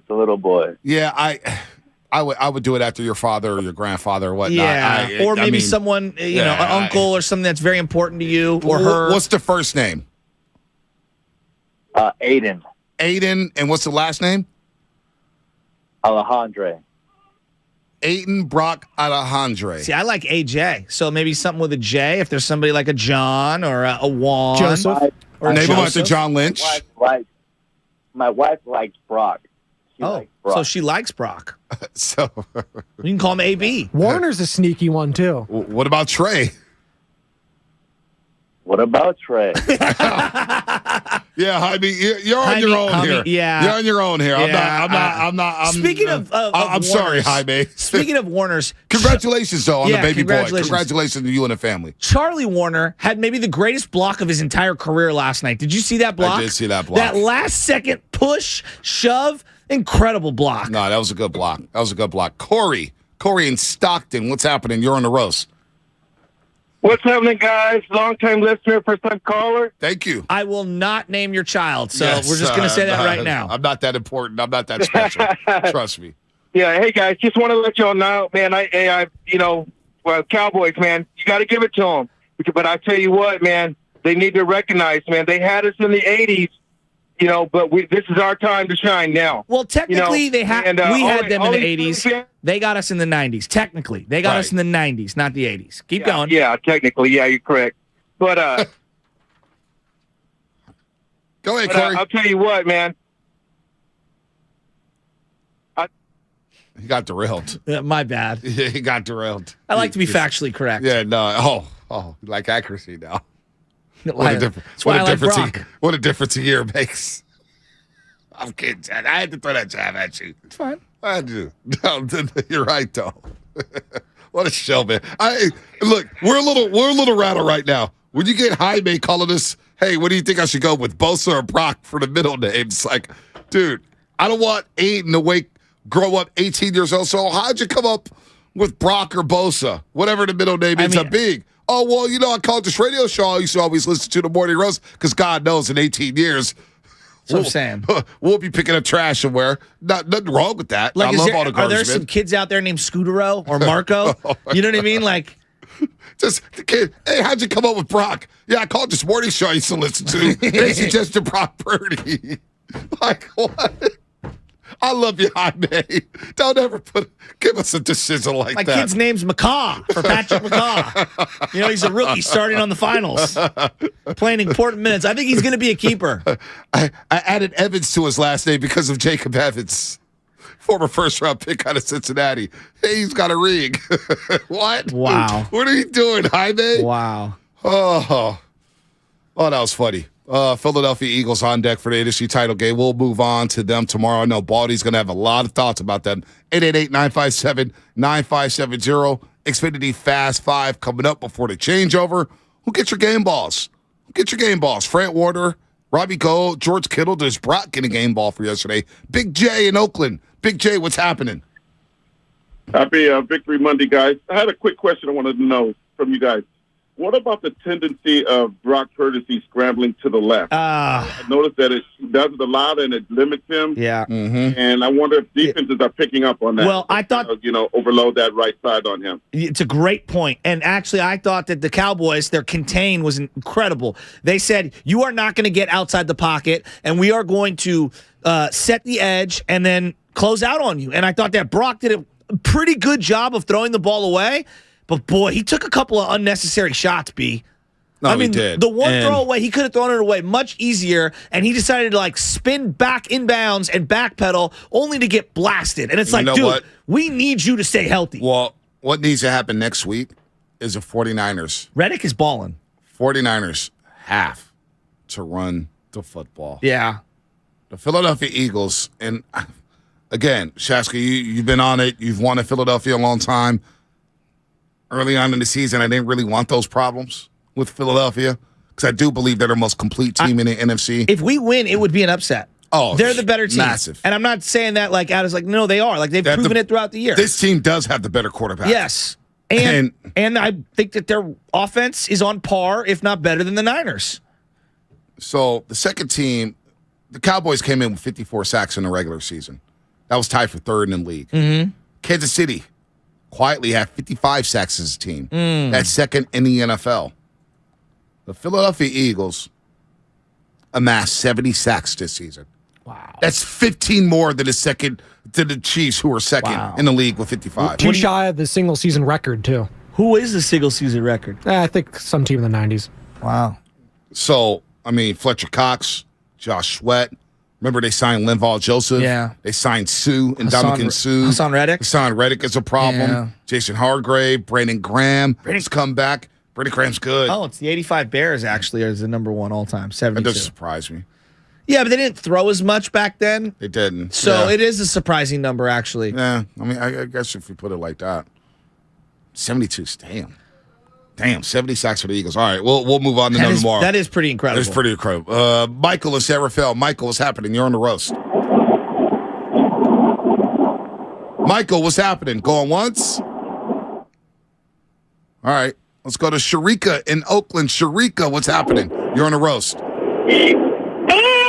Good morning. This is Tasharika. I want to tell the caller to name his baby Niner. I think it's super cute. He's obviously a diehard Niner fan. He should name the middle name Niner. Just trust me on it. It's Aiden Niner Alejandro. I think he said that's the last name. Yeah, that's not bad. Yes, that's not bad. That's not bad. Aiden Niners Alejandra. That's not bad. Just name him after the team. There you go. Sharika. Coming up with the best idea all day. Just don't get a tattoo. Because I saw that some Cowboy fan, a woman, had the tattoo of Super Bowl champs on her chest. It's like, ugh, you have to get that touched up. I'm not gonna read some of these comments on YouTube. By the way, shout out to YouTube, Twitch, Xfinity Mobile text line. We're over 1,200 people right now viewing our YouTube. We've been over 1,000 for the last hour and a half. 408, watch the baby grow up to be a Cowboy fan. That's pretty funny, 408. That would be funny. And by the way, shout out to the 49ers. Shout out to the San Francisco 49ers social media team. In case you missed it, because it's been deleted, the 49ers Pro Bowl video leading into the NFC divisional round game, had my boy Joe Shasky set the tone like Barry Bonds in the Willie Mays doc. You had me follow up with a 3-second clip talking about it's personal, it's the Cowboys. And it was a great clip. We got tagged. People showed us a lot of love online, text messages, Instagram. It was a sick hype video. And it got deleted. The 49ers themselves had it on Twitter and on Instagram. It was their original video content. Their original video. And Facebook. And they had two guys who are not from the flagship station set the tone on their hype video. So shout out to the 49ers social media team. Hell yeah. I get why it was deleted. Probably has some snitches from the competition. That's fine. Probably not happy. But just know we're here. And I just want to say that thank you, because it really, like, I almost shed a tear. Like, this is the team that I grew up loving and rooting for. This is deeper than just like, oh, it was really cool to be on. Like, that meant so much to me. And I understand things get deleted. I'm not mad at all. Right. Like, I just appreciate that they actually threw us in there. Right. Because literally, your boy had a tear coming out of his right eye. It felt good. It felt good. It was incredible. We've had some moments on this show. We've had some real good moments on the show over the last year. That was one of them ones that you'll never forget. Cowboys, Niners, and it got the Morning Roast boys set the tone. I know. You're like Barry Bonds and Willie Mays talk. I was like, damn, let me rewind this real quick. I kept refreshing it. It's like I can't get past Shasky. The rivalries, the quarterbacks, the coaches. I was like, inject all of it into my veins. I took my wife to Sushi Ran in Sausalito, which is one of my favorite spots in the world. Oh, yeah. Happy birthday, Michelle. It was incredible. And I got the Apple Watch. She gets really mad because she takes the phone during dinner, and I'm not allowed to look at it, but the watch just kept buzzing and buzzing and buzzing. And I'm looking down at the watch when she goes to the bathroom, and I go, hun, there's so many text messages. I can't on the watch. You can only go back so far. Right. I'm like, I need my phone. Something happened online. I don't know what, but something happened online. My phone's going crazy. She's like, really? You're going to do this right now? I'm like, Michelle, I think someone wrote a media column. Something happened. Like, I didn't know what it was. And when I saw that the Niners used our voices on their clip, not even a flagship. I was melted. Already know what happened. Somebody, whatever, who's part of the competition, probably snitched, got a little butt hurt, got a little sensitive, saying, "Damn, well, we know who the voices of this Niner fan base are. We know where people go to when they want to hear 49er content the day after a football game. We know that. Now that's certified. It's solidified, I should say. Yes. We know. We know. And it all started from a Periscope. Yes. It all started from a Periscope on overtime with the post-game show where the team was stunk. Yeah. They know who to come to. So appreciate the 49ers, and I appreciate the snitches, because that's not the first time somebody from across the street has snitched on us doing a video at the Niners game. Well, the one thing that's funny to me, and I think this is a testament to the fan base and how great it is, but when you and I first started doing videos, it's part of why we're here on the air right now. Right. We started doing videos. There was no 49er content online. Now, I know this has grown rapidly in the last couple of years. We were doing videos. No one was doing videos. Nope. And now everyone is, and I'm glad. The community is huge. No doubt. I've met a lot of people, great, smart football minds and fun people through this online stuff, and seeing how it grows, it's fascinating to me. But I remember when we were doing it, and people were like, really? The team is what? Remember, they won the game against Seattle, and we're in the rain. And everyone's like, they shouldn't have won this game. Right. How are you happy? They're going to lose out on the #1 overall pick. And we were like, forget tanking. It's about building cultures, winning cultures. That team, under Kyle Shanahan, needed a win like that. They needed to win a rivalry game like that and beat Russell Wilson and kind of derail their season. We needed that. But think about where we went. Oh, yeah. We went from drafting #2 overall just a couple of years ago to now your third NFC Championship game appearance. And you know what's fun? And we've got all-time records on YouTube. And you know what's fun? Is that we started a Periscope. We did the post-game show at the Hilton Hotel. Yep. Pre and post. Got it cracking. Dominated the post-game ratings. Dominated. And now we're here in the mornings. And we're going to continue to dominate. Yeah, I'm going to flex a little bit. I'm going to be a little arrogant. Yeah. I'm tired of the snitches. I'm tired of the petty stuff that I've been hearing around the station or outside of the stations, as I say. And to see that video get deleted, it was cool. It's fine. I know why it happened. But still, we're here. We ain't going anywhere. Actually, we'll be in Philly. We'll be in Philly like we're in L.A. last year at SoFi Stadium, in Jerry's World, in Boston. You know where to find us at. We're here. Xfinity Fast 5. We're here, they're there.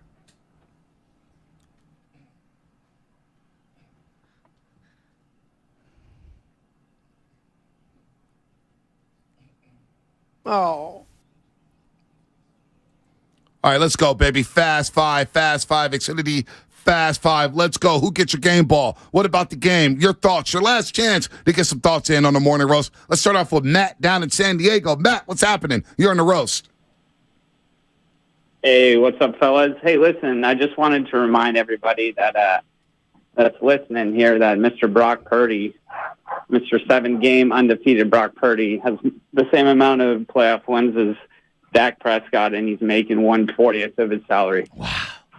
Wow. 1/40th. 1/40th of his salary, fellas. That's insane. Did you imagine being a Cowboys fan? Oh, well, I said it when they gave him the extension. I would have gave him a franchise tag. Like, Dak is the ultimate franchise tag quarterback. And not only that, just like, that's incredible. $40 million for $40 Dak. million. But the boys in Dallas to tell you they had the better quarterback, which is why they were going to win. It's like they had the better player in the Western Conference Finals, which is why they're going to win. Poor Dallas. Actually, not poor Dallas. Let them suffer. Timothy in Berkeley. Timothy, what's happening?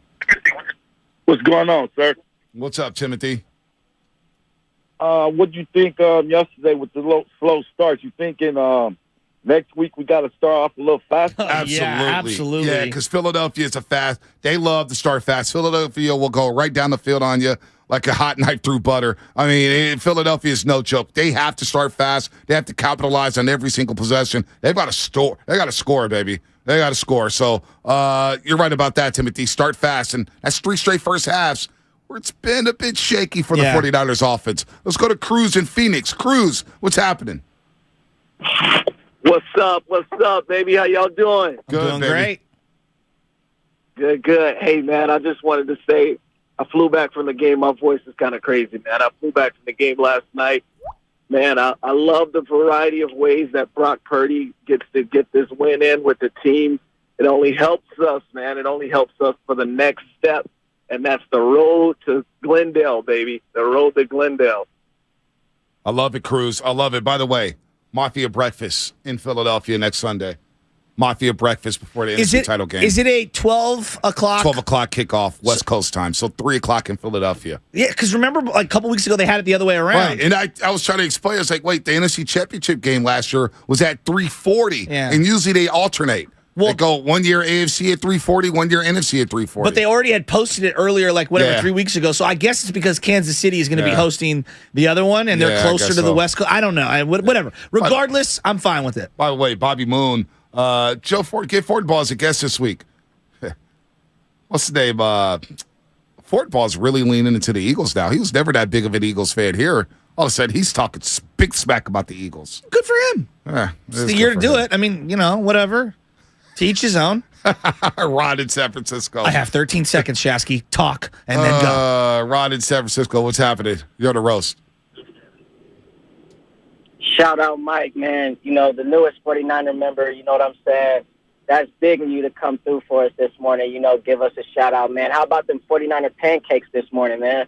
Oh, it tastes a little good. It tastes a lot better. Even though I haven't eaten any breakfast. I've been on straight tea and coffee. My voice is shot, too. I'm starving. Yeah, Mark in Indiana. Wow. How many states today? 26? Mark in Indiana, what's happening? You're on the roast. What's going on, boys? I'm just juiced this morning. Great win yesterday, but I got to say it's on to the next. I just heard a caller mention we got to have a fast start. Next week, we need to come out and just, I think, run the ball down their throat, take the will from them, and our defense is going to get us to the Holy Grail, the Super Bowl. I'm out, guys. Go Niners. Go Niners.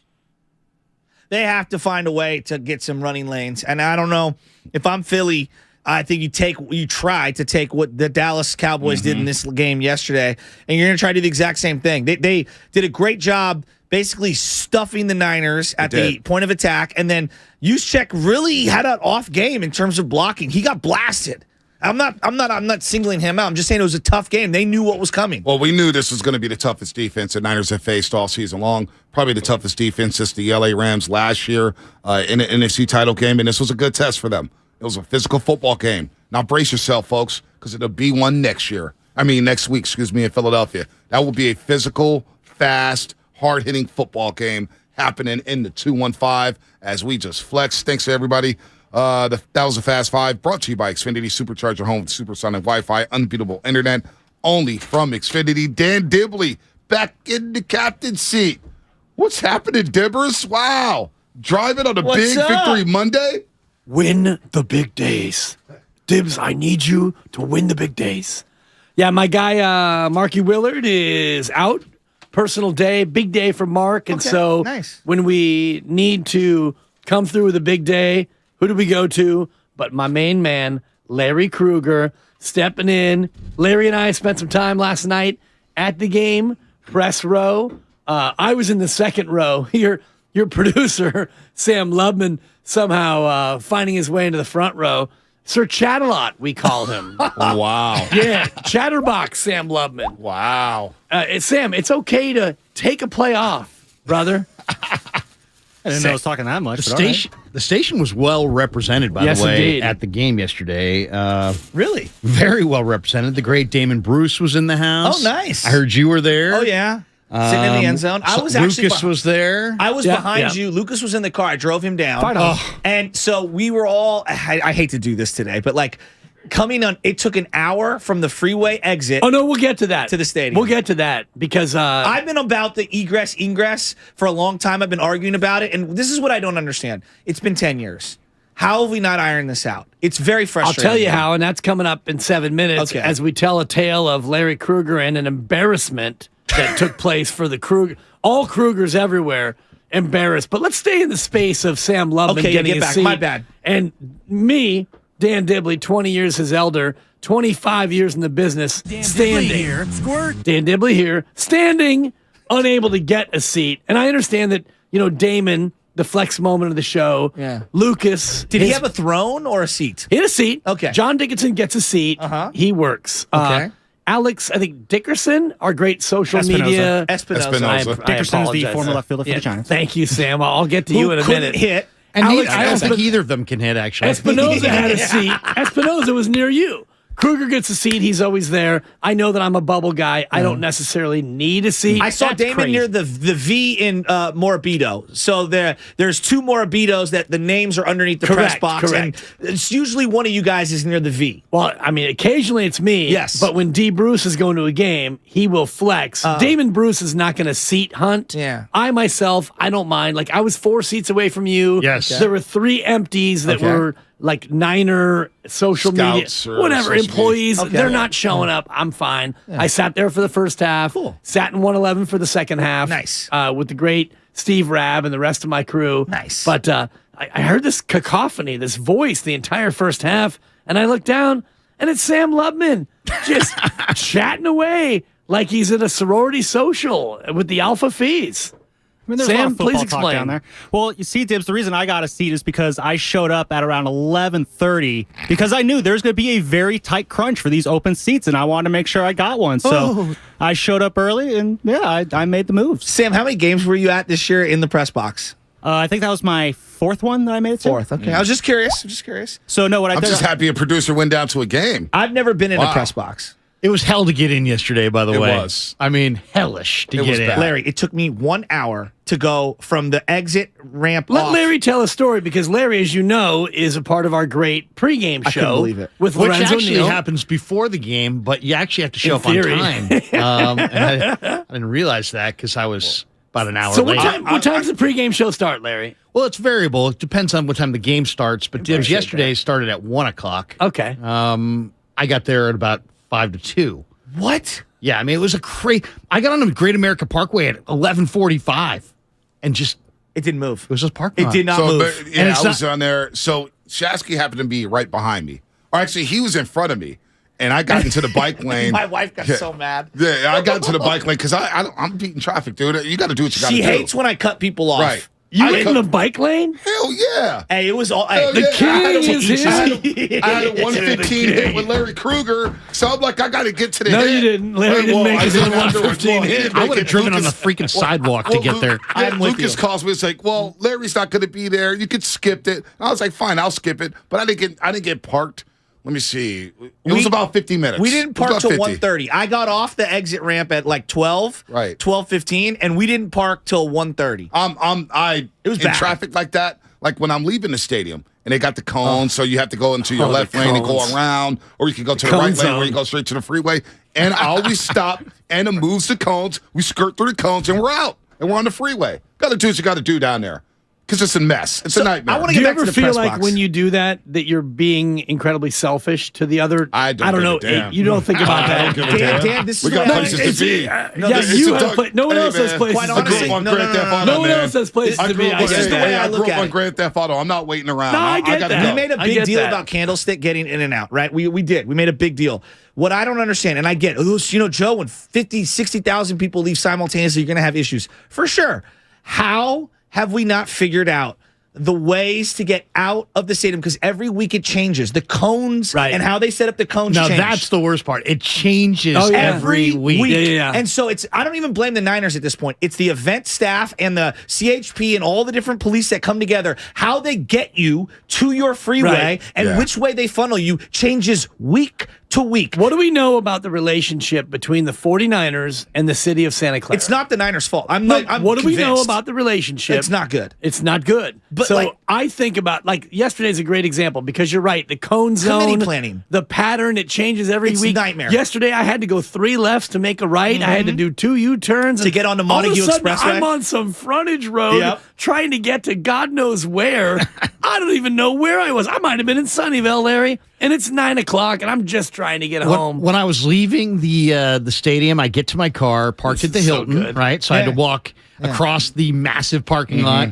It's a long walk. We used to do that walk. I get to the car. The only car. Hold on, real quick. Did you have the chicken tenders at the Hilton? Yes, I did. They're so good. Those are pretty good. Sauce? Very strong. Very strong. Before you tell your story, the walk of game. It's not a walk of shame. Back sweat. Coming off a win, though. Yeah. If you lose that game, it's horrible. The walk all the way across that lot's a whole different story. But listen to this story. Been a desert. Dude. So I walk across. There's a couple guys fighting. Throwing bottles at each other in the parking lot. Whoa. Okay. So I'm like, maybe I'll steer clear of them. So I'm walking diagonally to get to the Hilton. I get to the Hilton. I see my car. It's a totally empty parking lot, except there's a truck on my driver's side, parked right next to it. So I got to get in on the other side. But at first I'm like, you know what? I'll unlock it through the driver's side. So I scooch in, pop the door, turn it on. All of a sudden I hear this. It's a raccoon standing right there. There's a raccoon. I'm like, jump back. I'm scrubbing. That's how you get rabies. Wasn't the most manly moment. You know what I mean? I'm like, hey, raccoons are no joke. No, seriously, they will screw you up. Seriously, and this thing had that claws. Now I'm like, looking, where's the raccoon? I'm climbing through the passenger side. That's so great. It was the most animated Lowe's ever been because we were listening in the pregame and he was fired up.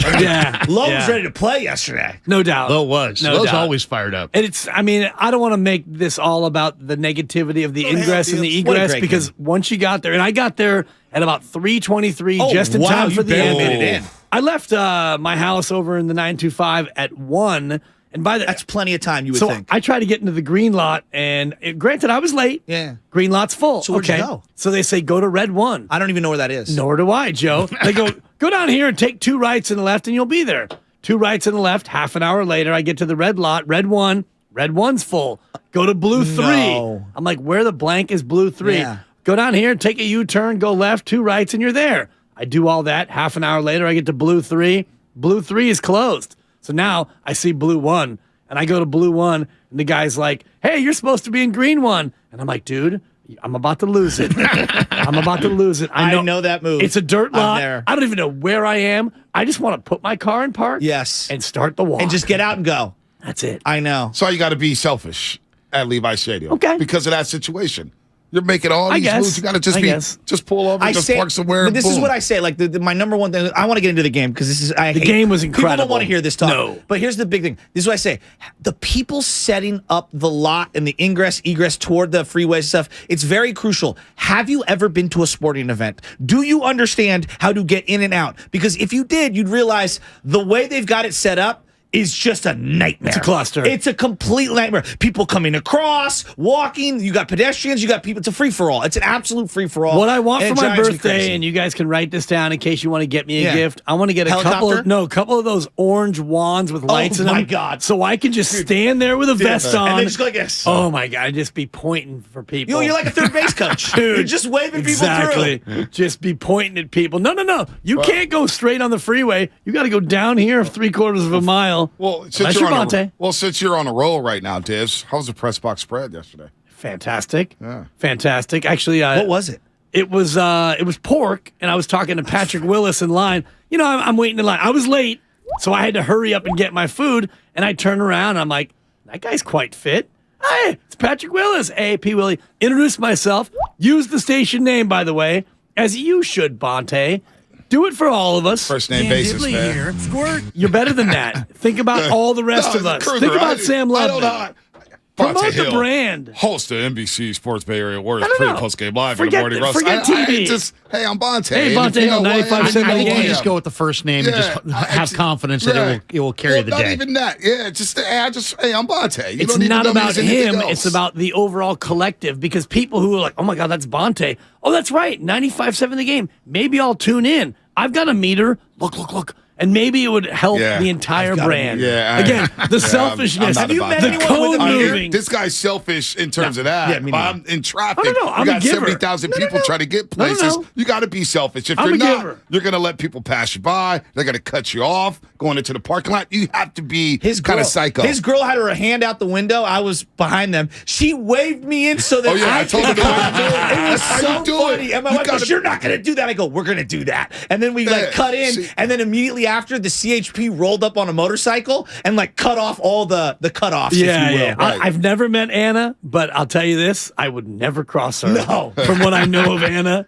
Dude, I mean, she's a boss. If she's waving me in, I'm definitely she runs. Hey, Anna, get that call. Let's skirt through. Oh yeah, I got no problem. She, boom, we're out. Like that's a rider. She probably has her own orange wand. Buddy and Clyde. Environment at the game.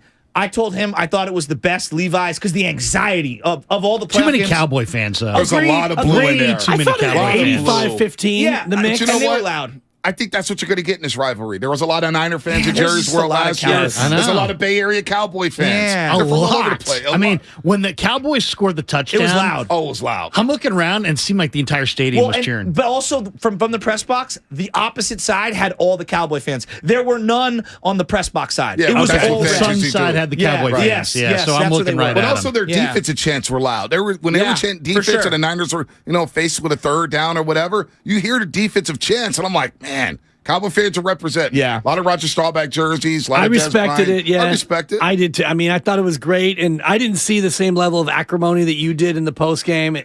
Section 111, there was a bunch of Cowboy fans, and there was some fun, friendly banter, some back and forth, nothing over the line. And that game, though, 60 minutes of just real playoff tension because I loved it. When kickers collide, and there was never a moment where you thought, okay, until Dallas lined up in that WTF I've formation. Never seen that. At the very end, you mean the last play? Was that like the swinging gate, Larry? You're an X's and O's guy. No what idea what that was. Well, so the coach next to us, so we got the San Ramon Valley High School coach. He's right now. I literally call him coach, right? And he's like, well, Zeke's going to be the covered up guy. He's going to snap the ball. Blast him. This is what he says. He's like, just blast him. And I'm like, well, he's like, why are they playing off? They called the timeout, and then the Niners adjusted, and all of a sudden Zeke hikes it, and he gets blasted. I said, what was the play even going to be? Hook and ladder? Yeah, seriously. What was it?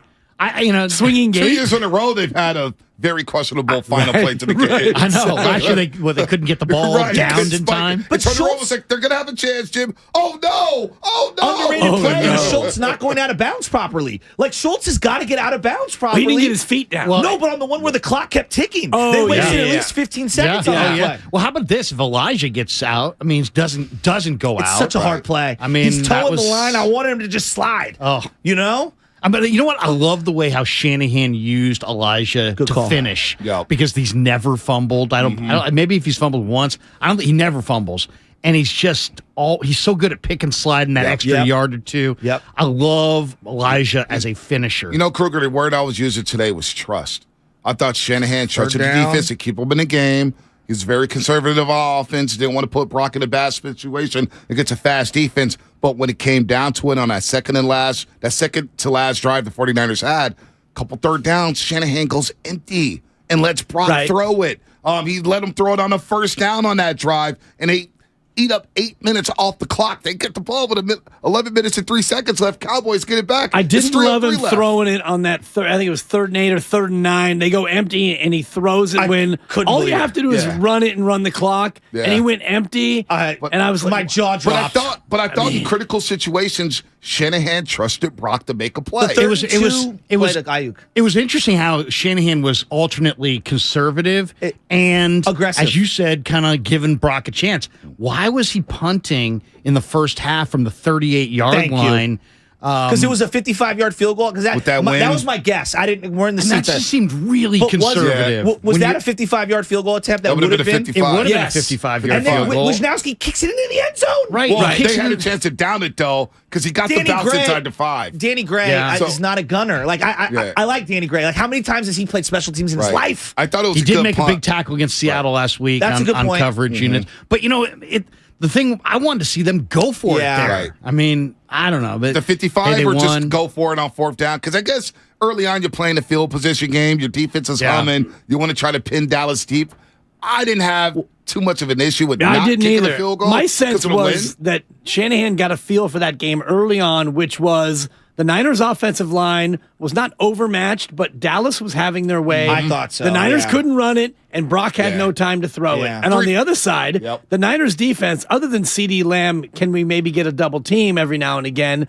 They were dominating Dallas. So I think Shanahan saw that game as a rock fight and thought, I love my kicker, I love my punter, and I love my defense. Let's go ahead and try to win this thing low scoring. To your point, like they get the ball back right before halftime. I don't know how much time there was. They run the ball first play. They get like an 8 or 9 yard run. It's like, okay, here we go. And then they're clicking all this time off. And I go, all right, I understand you don't want to give it back to Dak here, but like, let's show a little aggression. This is a time where they're a little gassed. Let's do something. And he hits Jawan Jennings on that nice throw. 12 seconds left. And I'm thinking, all right, maybe one play. Let's kick the field goal. They run the 2 plays and then the field goal. And on the second, they got a favorable clock operator. If that had been Dallas, it was halftime. Were you not thinking the same thing? I was thinking you are flirting with fire here. Kick the field goal. Well, 7 seconds. That last second seemed like it lasted a long time. I mean, it's just like I'm sitting there going, what?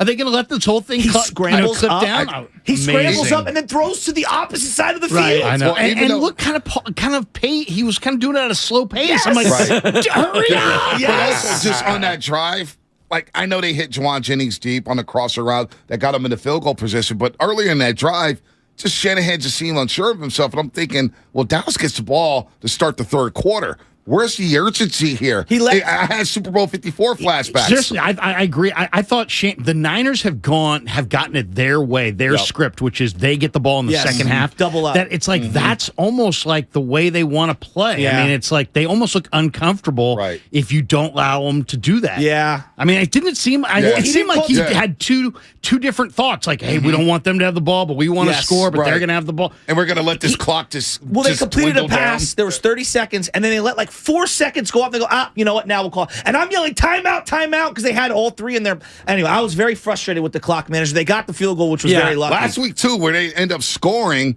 I thought he let 40 seconds go off the clock with Seattle right before halftime. I'm like, timeout. But to Brock's credit, to Shanahan's credit, they were able to score on those possessions. Shanahan's still, you played it close. 6-2 in the playoffs. That's incredible. And Shanahan said in the post game that his number one concern was not giving Dallas the ball back at the end of the half in them having the ball to start the 3rd quarter. Yeah. And I heard that when I was, I think I was on Tasman, or I'm not sure.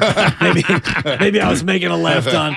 God knows where I was. So but you said the 6-6 wins. Harbaugh obviously had the 3 straight years. They were incredible. But I am a little surprised. They've won 6. Now, they've been in the wild card more, and there's more rounds, I guess, because there's only the 1 bye.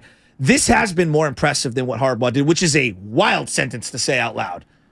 You talking about the entire regime of Shanahan? The Shanahan regime and their appearances in the playoffs, to me, have been even more impressive than the Harbaugh ones. The New Orleans game was incredible. But that New York Giant game was such a letdown. They had the better team. They should have won that game. Well, you can't do anything when your quarterback doesn't give his playmakers a chance to make plays. Well, my big argument with Harbaugh was, I was sitting next to Damon in New Orleans. You cannot call a timeout when you have old Pollard, old Ed Reed, old Ray Lewis at the end of a drive in the fourth quarter. They're all gassed. Everybody's grabbing their pads, and you're sitting there calling a timeout and not handing the ball to Frank Gore and throwing fades to Crabtree. Or running Kaepernick. Exactly. That was going to be a touchdown. That was going to be a touchdown. The delay game in that Super Bowl. As you can say. I'm never. I watched that game during the pandemic. True story, Larry. It was on NFL Network during the pandemic, and I'm watching the game with my brother Mo Money, and I'm sitting there watching it. He's like, "You got me watching this game." So then the fourth quarter comes, and I was like, "Hey man, I'm about to hit the hay." He was like, "No. You got to ride this out with me." Yeah, I'm like, "No, I'm trying to just go to sleep. I got work." And I was, "No." So we end up watching that game, and it's just Randy Moss gave the least amount of effort on an interception I've ever seen in my life, and I said right then and there, I don't want to. I'm ever coming back to the Niners. The same week he said he was the greatest receiver ever. Anytime Randy Moss ever publicly states that he's the greatest receiver ever, people ought to show that totally weak effort in the Super Bowl. His whole year as a Raider. That's the thing. Or maybe pushing the meter maid five blocks with his car. Maybe that. We could dwell on that loss forever, but the thing I take away from last night was Niners get the ball back, and they're up 16-12, and they need to kill clock. That drive. And they just go on. That, to me, is classic Shanahan football. Granted, it ends in a field goal. Who cares? You took 8 minutes off the clock. You sucked the life out of that game, and it was Eli Mitchell. You mentioned it, Elijah Mitchell. Pound the rock. That's Niner football encapsulated. Yeah, Dallas gets it back with a chance, but down 7, and the Niners able to just dominate from there. That was incredible. So the George Kittle thing, we were talking about this. He doesn't really have like a playoff signature moment. And last night he had obviously the seam route catch in the first quarter, which was a really nice throw by Bro. I thought it was maybe his best throw of the night in terms of like fitting it into a window. And then he has that unbelievable catch.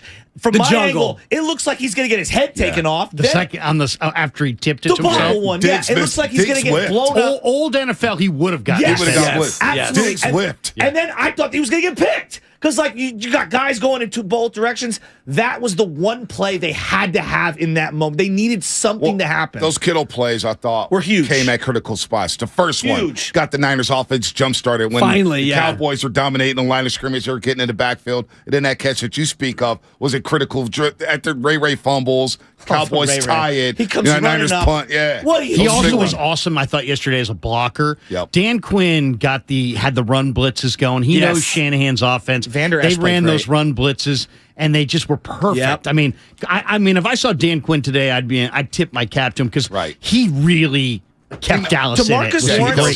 DeMarcus Lawrence kept the edge, too. Him and Micah Parsons set the edge so well. It's the first team I've seen stop them from getting to the outside consistently. They were fantastic. Yeah, and they forced them to run inside. Yeah. And the Eagles, I don't know about you guys, but I thought the Eagles looked incredibly sharp on Saturday. They look incredible. How much of that was the G-men being just a bad team hitting the end, or how much of that? But I'll say this, and I know Nahagian tweeted that he loved it, but I think Sirianni's a joke. Oh, my gosh. So Tom Landry, Vince Lombardi, Bill Walsh, none of these guys could coach circles around Nick Sirianni. And he's running none in of the them end are zone. mugging for the camera and chest bumping. It's 2022, though. He pulled that Sean McVay, and I'm like, okay. Oh, my God, it's he's wearing the 2023. chain after the game. He's wearing the chain. It's like, all right, okay. I know the Eagles fans dug it, and I know it's a little bit of get off my lawn, but come on, It's a total man. get off my lawn. And believe me, I'm the oldest guy in the room, and you cannot be evocative of Landry, Lombardi. You're going to go Newt Rockney on me. It's a different era, Larry, and we may not like it, but his contemporaries are doing it. Okay, when is the last time Steve Kerr ever mugged for the cameras? He's not sitting there making faces and dancing in front of the cameras. Shaking, Don't act like a clown, It's an arrogant team, but you know what? I thought the Eagles got disrespected all last week. How many people picked the Giants to go into Philadelphia? How many? They weren't even close to that. I picked the Giants to make it closer. It wasn't even close. No, it wasn't even close. Eagles smoked them, No. and everybody put stock into that Week 18 game. Jalen was just trying to get his rhythm. They are so solid on both sides of the football. I didn't realize they had 70 sacks this year. Kansas City's number 2 in the league with 55 sacks. It's crazy. 70 sacks How as a great team. was that kid Bradbury? Oh. Forget kid, he's a veteran. But did you see him jump that route and get the pick? The Niners have thrown these soft passes. I can see Bradbury jumping a couple of their Big routes play next Slay. week. Darius Slay. Gardner Johnson. C.J. Gardner-Johnson. Yeah, I mean, they got a hell of a secondary. Him and Kittle went at it in that New Orleans game a lot. Gardner-Johnson likes to mix it up. Oh, he's Are physical. you in any more this week? Or, I mean, can you get off your chest your early Philly thoughts? Because we'll get into it today, 9 to noon. We'll talk, obviously, Niners and Dallas. And I know Mark's back in tomorrow for the rest of the week. But how concerned are you about Philadelphia? Very concerned. I mean, you talk about their two great wide receivers against a Niner secondary that had some trouble last night. No, to me, you know what really jumped out in that game is that Philly's offensive line Is right incredible. now. You got Lane Johnson, who looks fresh. You got Kelsey, who single-handedly threw the nose guard away with like one arm. Yeah. He's just a total. He might be the best center in and football. Lawrence is a stud. Dexter Lawrence is Dickerson, quiet. the Alabama kid at left guard who went Yeah. out with the injury, he's gotten bigger, stronger, more physical. Dallas Goedert is a good Mailata's a blocker. house. Yeah. I mean, I think Philly's O-line is just, it's the best in the game. Well, and their D-line's underrated. Yeah. Very. Hargrave, Fletcher Cox. Cox is a monster. Yeah. Interior pressure kills the Niners. Chris Jones, Aaron Donald, etc. It's going to But be really tough. Shanahan will crucify those linebackers. He will. Those That's linebackers the are weak. weakness of Philly's D Remember is the week 2 linebackers. last year in Philadelphia, it was a rock fight. They had the big play to Quez Watkins down the sideline. Tartan, Lenore, they hustle. They had the goal line stand. They go down the field before halftime and score. Jawan Jennings after the big Debo play. But remember, Jimmy couldn't do anything. It was ugly early in that football game. Can I ask you guys about Fred Warner? Because we were talking about Fred Warner earlier. We think Junior or senior? he's the best. Fred Warner Jr. I love My that. Senior guy. on Twitter all the time. Patrick Okay, Willis, look at you. I hold him in the highest regard, right? Like, for a lot of reasons. And he was So a do I. He doesn't eat pork, though, I found out last night. Yes. Yeah. But There you like go. totally different kind of linebacker because the era was different. pork is 3-4, taking on cut it fullbacks. out. It's just different. In this modern age, it feels like Fred Warner is completely undervalued by the casual fan. I know Niner fans love him. I'm saying just around the league. He is a stud.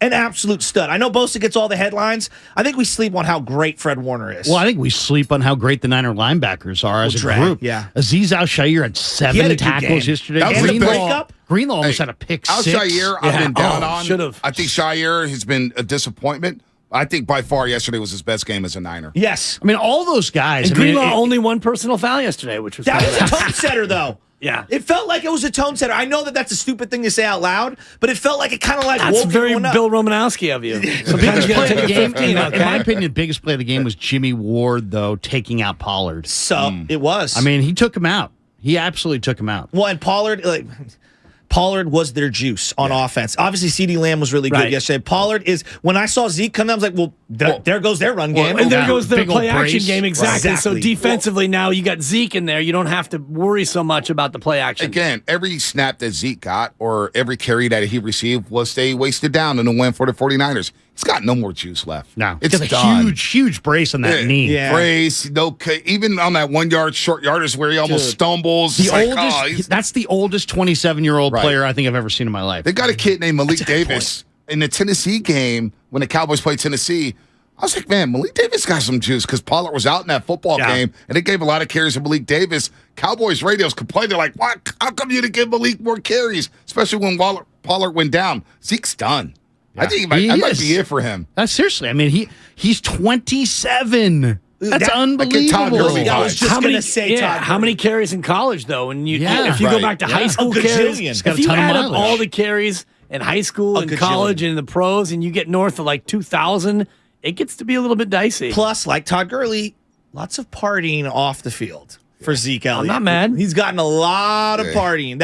I'm just saying. Just drop me the invite. Yeah, exactly. You want to party with Zeke? I don't know about that one. Bonte He goes to with a those flex races. earlier about doing shots with Gabrielle Union and Dwayne Wade. That's, that's all we need to know about the flex. Your boy. The boy was flexing over here. Let's talk about. So going to Philadelphia, right?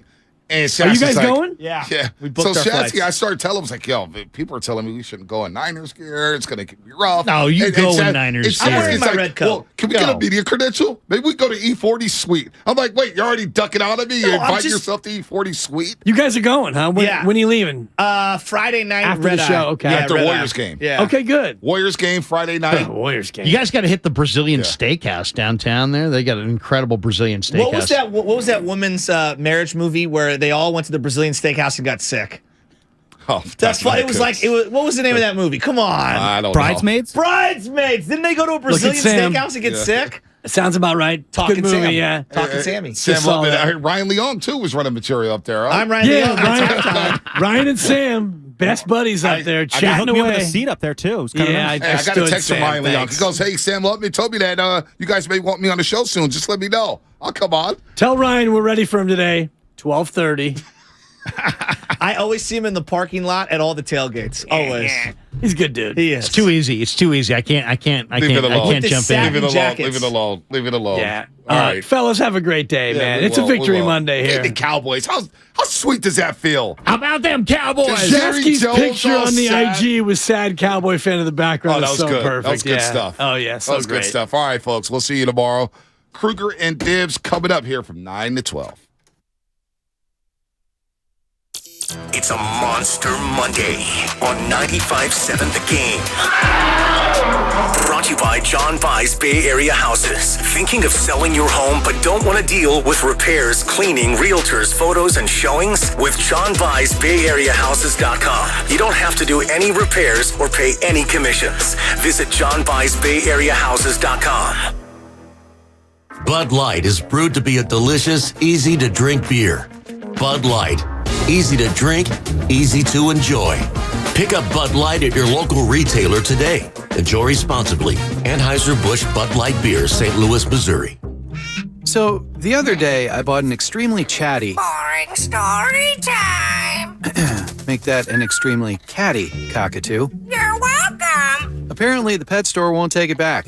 But, hey, I'll manage. I love that for you. Just like I manage without home internet. No, you don't. Sure, my mobile hotspot is slow and makes streaming shows unbearable. Oh, Bertie likes to stream. But I'm making do. Oh no, who's this? My lady friend. It's mating season, duh. No home internet? It's not that bad. No, not there. It is that bad. Don't settle. Get Xfinity Home Internet for just $19.99 a month for 1 year with a free streaming box. Call, click, or visit a store today. Restrictions apply. Not available in all areas. Requires paperless billing and auto pay with stored bank account. After 12 months, regular rates apply. Offer ends 2/21/23. This is the final week of the Manufacturers RV Show. See hundreds of RVs from dealers all over the West Coast. Don't miss the 34th Annual Manufacturers RV Show at the Alameda County Fairgrounds in Pleasanton. Show ends this Sunday. If you own a business, this has been a bumpy ride. From pandemic to inflation, I'm sure you could use a break. If your business has 5 or more employees and survived COVID, you might be eligible to receive a payroll tax refund of up to $26,000 per employee. The challenge is getting your hands on it. Hi, I'm Howard Mackler, and that's why I founded GetRefunds.com to cut through the red tape and get you that money. The team of tax attorneys we have put together are highly trained in this little-known payroll tax refund program. We do all the work, charge not a dime up front, and simply share a percentage of the cash that we get for you. Businesses of all types qualify, including those who took PPP, nonprofits, and even those that had increases in sales. We have helped return over $1 billion to businesses, and we can help your business too. Just go to GetRefunds.com and answer a few questions. This payroll tax refund is only available for a limited period of time. Don't lose out on up to $26,000 per employee. Go to GetRefunds.com. That's GetRefunds.com. Have you considered walking through another door? I don't mean to pursue another opportunity, but upgrading a door in your home. Now, if you are in fact looking for another opportunity, Golden State Window and Door can provide you with plenty. You can create renewed function and design for use indoors and out. You'll find modern options like Marvin's Elevate In-Swing French Door, barn doors by Trustile, or Anderson big doors that welcome in natural light. Golden State Window and Door features a variety of materials, sizes, and glass options. You can get inspired by the many possibilities when you visit goldenstatelumber.com. Click on virtual tours and you'll discover beautifully planned displays of doors and windows of all kinds that will spark your imagination. Then, talk with our builder or designer to see what might be a good fit for your home. Serving the Bay Area for 3 generations. Golden State. When you succeed, we succeed. They say they'll get your biggest tax refund. Jackson Hewitt says your biggest tax refund guaranteed, and a chance to double your tax refund.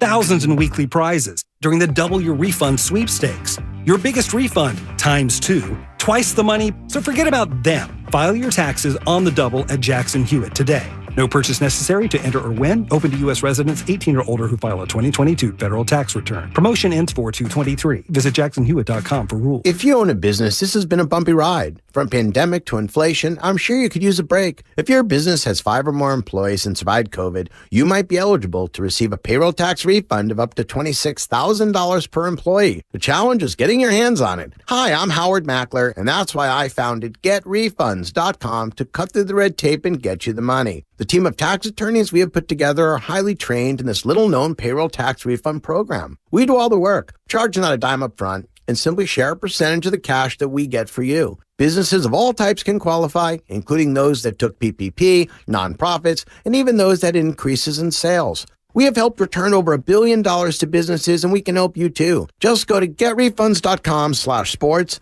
Click on Qualify Me and answer a few questions. This payroll tax refund is only available for a limited period of time. Don't lose out on up to $26,000 per employee. Go to getrefunds.com/sports. That's getrefunds.com/sports. When choosing a wireless provider, you're forced to compromise. But what if you didn't have to? What if you could get reliable service without a contract and save money? Introducing Total by Verizon, a new no-contract, no-credit check carrier for you and your family with plans starting at just $30 a month on America's most reliable 5G network. Total by Verizon is available at totalbyverizon.com and at retailers nationwide, based on first place rankings and Root Metrics first half 2022 5G assessments of 125 metros. Experiences may vary, not an endorsement.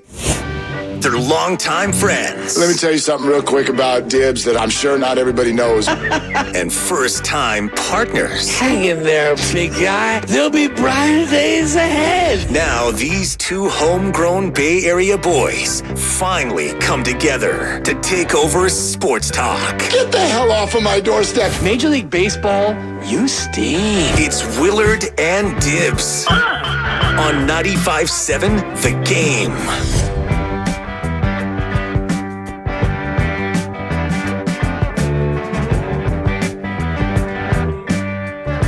Victory Monday, brother. Yeah, I'll figure it out here. I'll figure it out. I'm in a different seat, different chair. What's trying up? to make heads and tails. What is up, Larry Krueger? How you feeling this Monday? Man, quick turnaround. I always love these quick turnarounds because there's nothing better than an NFL Sunday. The only thing better is an NFL Monday because we can chop it up and talk about it, and there's just so much to get into. And I'm just so amazed watching Brock Purdy in this story. And I realized Brock Purdy did not have a stellar game. But you know what? There's only been 3 quarterbacks in my lifetime, going back to 1970, that have ever won 2 playoff games, 2 postseason games as a rookie. And this guy is 1 win away from being like, you know, Good Morning America and the Today Show and, you know, whatever, the national And I'm going media. to Disneyland? I'm going, serious. Brock Purdy's 1 victory over the Eagles away from this story going from huge and local to this national monster story. And he's 2 wins away from the Disney movie. You know, right there with Invincible, right there with The Rookie and Seabiscuit and Secretariat and all those Disney movies. There's going to be a Brock Purdy Disney movie if he wins the next 2 games. No doubt. Mark's already titled it Relevant. That's my partner, Mark Willard, back in tomorrow. It's Larry Krueger in today. And, the Disney movie would be called Relevant. No guest today, Larry. You, the caller, You are our guest. Line them up, 888-957-9570. What'd you think of last night's game? It's a victory Monday. Niners beat Dallas, and they're off to the NFC Championship game. All guests appear on the Bud Light guest line. Bud Light, easy to drink, easy to enjoy. And wow, just an incredible ball game, 19-12. Robbie Gould, we don't often start with the kicker, but let's start with the kicker. Perfect in his postseason, and certainly perfect last night. Yeah, perfect ever in the postseason. Right, all time. ever. Yeah, he's never missed in the postseason. And I talked to him last week, and he's just such an interesting guy, Dibs, man. He's just, he's a veteran. But he's got a sense of the room, and we talked a little bit about the locker room, and his corner of the locker room has him and Greenlaw and Purdy all like kind of right there, and then there's Bosa and Kittle. But yeah, no, I mean, Robbie Gould is as dependable, and it kind of reminds me a little bit, for old Niner fans, of Ray Wersching, in that Ray never would hit a 55-yarder, but man, he was money inside of 50. If you could, 47-yarder was just absolute, you could bank on it, and you can do the same thing with Robbie Gould. So great game for Robbie Gould, but great game for the 49er defense. I mean, look at Dallas has got some good weapons. Yeah. And they harassed Prescott into 2 interceptions, and they shut down the run game. So I think great performance by the Niner linebackers, Fred Warner. Nick Bosa was quiet in this game. They're doing a lot of leaning everything towards him. But I once again, I mean, to me, there are people that are going to be critical of Brock Purdy, and you know what? This, to me, it's about the plays that he didn't make. He didn't make the turnover. He threw the ball. Some of the best throws he had in this game were games where he just said, you know what? We're throwing it away. We're going to the next down. That's right. Yeah, and he did just enough. He made the big enough throws, third down conversions to keep the chains moving. And it felt early on in that game, you and I were both up in the press box near each other and making comments to each other and whatnot. And it felt early on in that game both ways that it was going to be a classic kind of a rock fight ball game.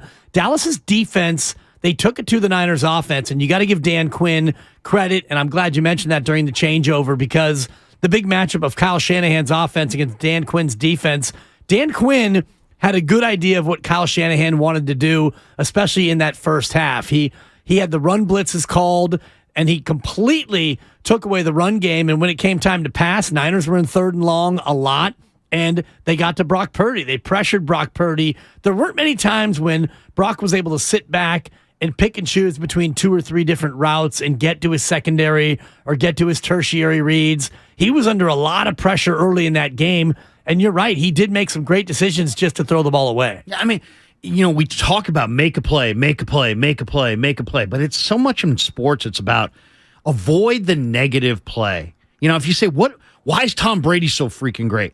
He spent a career avoiding the negative play. He doesn't turn it over in the red zone. He doesn't throw a lot of picks. He doesn't fumble the ball a lot. He's aware of the rushers around him. So, possession of the football is huge. When I look at this thing, Lo and I talked about this in the pregame as far as how would you compare the 2 quarterbacks? Well, Prescott's got experience, but Prescott had been turning the ball over a ton, Dibs.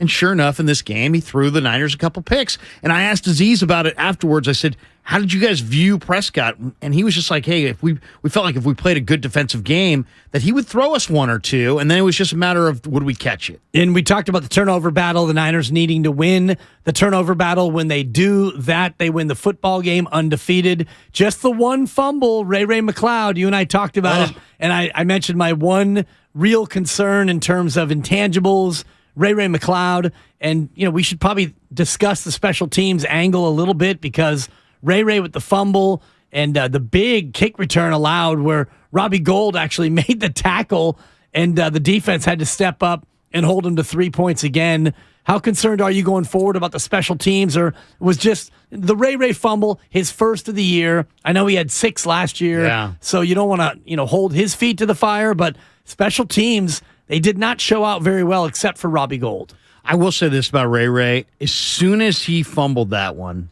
man, the next time he touched the ball, he went 53 yards. Yeah. So he atoned for it. But yeah, when he fumbled that ball, the one really impressive thing about the 49er defense this year, when the Niners have turned it over, the defense has every time stood up. And in this particular case, they stood up and played really well, kept Dallas to a field goal. I'll tell you the moments that I was so nervous in this game is how great is that Cowboy return man, Cavante Turpin. That guy was absolutely amazing. Demetrius Flanagan-Foles in the locker room afterwards said, man, there was one play where I tackled him and I felt like I might have been the last guy there. And it was like, he was the last guy there. Exactly. If Flanagan fouls, doesn't make that tackle, Turpin, probably takes it to the house. But Cavante Turpin, and he was the all-pro return guy, so I should have known more about him. We should have talked more about him in the pregame. But, man, he just looked, Dibbs, like he was going to bust one. It reminded me of watching, like, Desmond Howard. Damn, yeah. With Green Bay back in the day. I mean, just an electric, dominant, difference-maker return man. 888-957-9570. What'd you think of the Niners win over the Dallas Cowboys? How do you feel going forward Sunday against Philadelphia? NFC Championship game, Kyle Shanahan getting his flowers. He should be getting his flowers. The third postseason where he's won 2 games, 4 teams remaining in the National Football League playoffs, and the Niners, again, are one of them. The defense, Larry, setting the tone yesterday. Niners offense off to a little bit of a slow start. They go 3 and out in the first possession. They get 44 yards on the second possession, but they have to punt from about midfield. And then the defense makes the first big play of the game, turning over Dak Prescott and turning that into 3 points. Yeah, I mean, the 49er defense has been the lead, taking the lead this year. There were actually people, and, going into this game that had more concerns about the Niner defense than the Niner offense, because the Niner offense, since Purdy showed up, scoring about 35 a game. But I thought, the 49ers defense, there were a couple plays in this game that I thought were really fantastic. One was the Hufanga blitz, and then Prescott got the ball out, but then Jimmy Ward just rallied up and made this incredible solo tackle. The timing of, their blitz and what's going on behind the blitz shows that they're really well orchestrated. I thought Samson Ebukam had a phenomenal game. He had the block. The block on the Maher thing was more about PAT, Maher on the PAT. That thing was way low. That was more about Maher. Absolutely. If Ebukam does not block that's a missed PAT. Might go below the crossbar. Right? That thing was so low. It was shooting off to the left. Yeah. So that was going to be a miss, but you got to credit Ebukam for that. He also had a big sack. He had a couple pressures. The Niners, Bosa gets the headlines, but it's the group of Menahue and Armstead. I mean, but I'm thinking of the defensive end group of Ebukam and Menahue and Jordan Willis, and like these non-Bosa defensive ends for the Niners are all playing at a real high level, and they have to, because Nick Bosa now is getting so much attention that you look at the stats and you look at the tackles, the tackle for loss, the sacks, all the rest of it, forced fumbles, and he's not popping on the sheet. But when you actually watch the game, Nick Bosa's taking on 2 blockers on every single play. And he's being held, by the way, constantly. And they didn't call a lot of the holds where Nick Bosa was getting wrestled to the ground. But because he draws so much attention, he frees up his teammates to be able to make plays. And I thought the Niner defensive front was very impactful all game, consistent from start to finish. Not a lot of big, eye-popping plays, but they controlled Dallas's line of scrimmage. And I guess part of that was the fact that Tony Pollard went out with the broken leg in the first half. Yeah, I mean, I thought that was the biggest play of the game. I mean, now Pollard only had I think 5 or 6 touches at that point for 30 yards. It wasn't like he was dominating the game. But if you watch Dallas this year, Pollard was their most dynamic weapon most of the year. And for Jimmy Ward to take him out, and I'm not saying that Jimmy did it. It wasn't dirty. No, or anything. It was just a tackle. It was a tackle, but it was the kind of tackle that I wish they would outlaw in the NFL. It's the tackle where you swing your body around and sweep the leg, and there's no room. Shout out Daniel, Karate Kid. But I mean, we've seen that play happen, and it almost always results in an injury. Right. And I'm broken not saying fibula Jimmy for Tony Pollard. Yeah, I mean, and that was a crusher for Dallas. I mean, to me, once I knew Pollard wasn't coming back in, I felt like, man, this is going to be a hard game for the 49ers to not win. Because it would have to take Dak to have a huge game, because you knew that the run threat was largely taken away from Dallas because Ezekiel Elliott is not the same player. I mean, You guys were right in the changeover, talking about 27 years old, and it looks like it's just about over.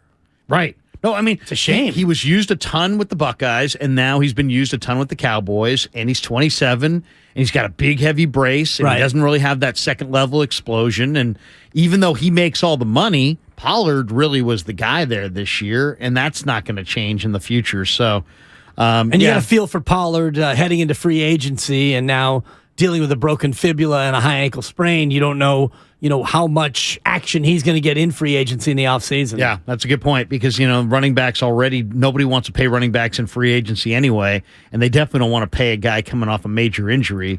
So that probably does impact things. I thought it was also a really strong performance from Diamador Lenore. I mean, Lenore's been picked on. And I have had a chance to talk to him about it, and he's really a young guy, but a guy who, he understands that he's like under the spotlight. I mean, you got Charvarius on the other side. You're going to be attacked. He's kind of forced into a more prominent role because of the injury to Emmanuel Mosley. And the interception that he made yesterday, I mean, he ran the route, and then he saw the ball coming, and then he jumped the route. And almost like he was the receiver on the play. I mean, that was a phenomenal play by Lenore. Yeah, a play that they needed absolutely in that spot. It was the first turnover that flipped the field. The Niners able to go on and get a field goal after that and get their first lead at 3-0. Dallas would answer with a long drive, their only long drive of the night, that resulted in a touchdown, 74 yards. Dallas took its only lead. You mentioned Brett Maher missed the point after, and subsequent to that, the 49ers took the lead, got the touchdown in the second half, and salted the game away. 888-957-9570. This is your show today. We want to hear from as many people as possible. What'd you think of the game? Were you at the game? Where'd you watch the game? What do you think of the matchup with Philadelphia coming up Sunday at noon, NFC Championship game? Let's start it off with Jonathan in San Francisco. Jonathan, what are you doing? Hey, man, just getting ready to head out and serve the public and listening to 95.7 the game. I just want to say, man, that game was so intense, man. I mean, it's not a lot of scoring, but it's one of those games from the old school. Take you back in the defensive type of football. And, man, every play, they were bringing it. It was like a heavyweight fight.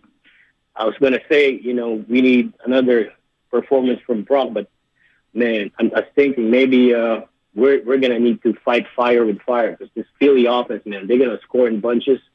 And Brock steady, man, you're gonna have to Brock and roll, man, because we're going to have to score some points and a bunch of them to beat Philly. But I can't wait.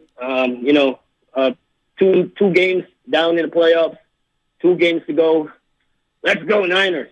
I love it. Thank you, Jonathan. Appreciate it. And folks on the YouTube, and you can always watch us on YouTube and Twitch, YouTube 957 the game. Many people clamoring for a Jonathan song. He likes to sometimes end his calls with a little tune like I want to Brock and roll all night and party every day. But Jonathan ramping up for a day of mail delivery today. He's locked in right now, Larry. He's locked in. He's focused. He's got 2 down, 2 to go.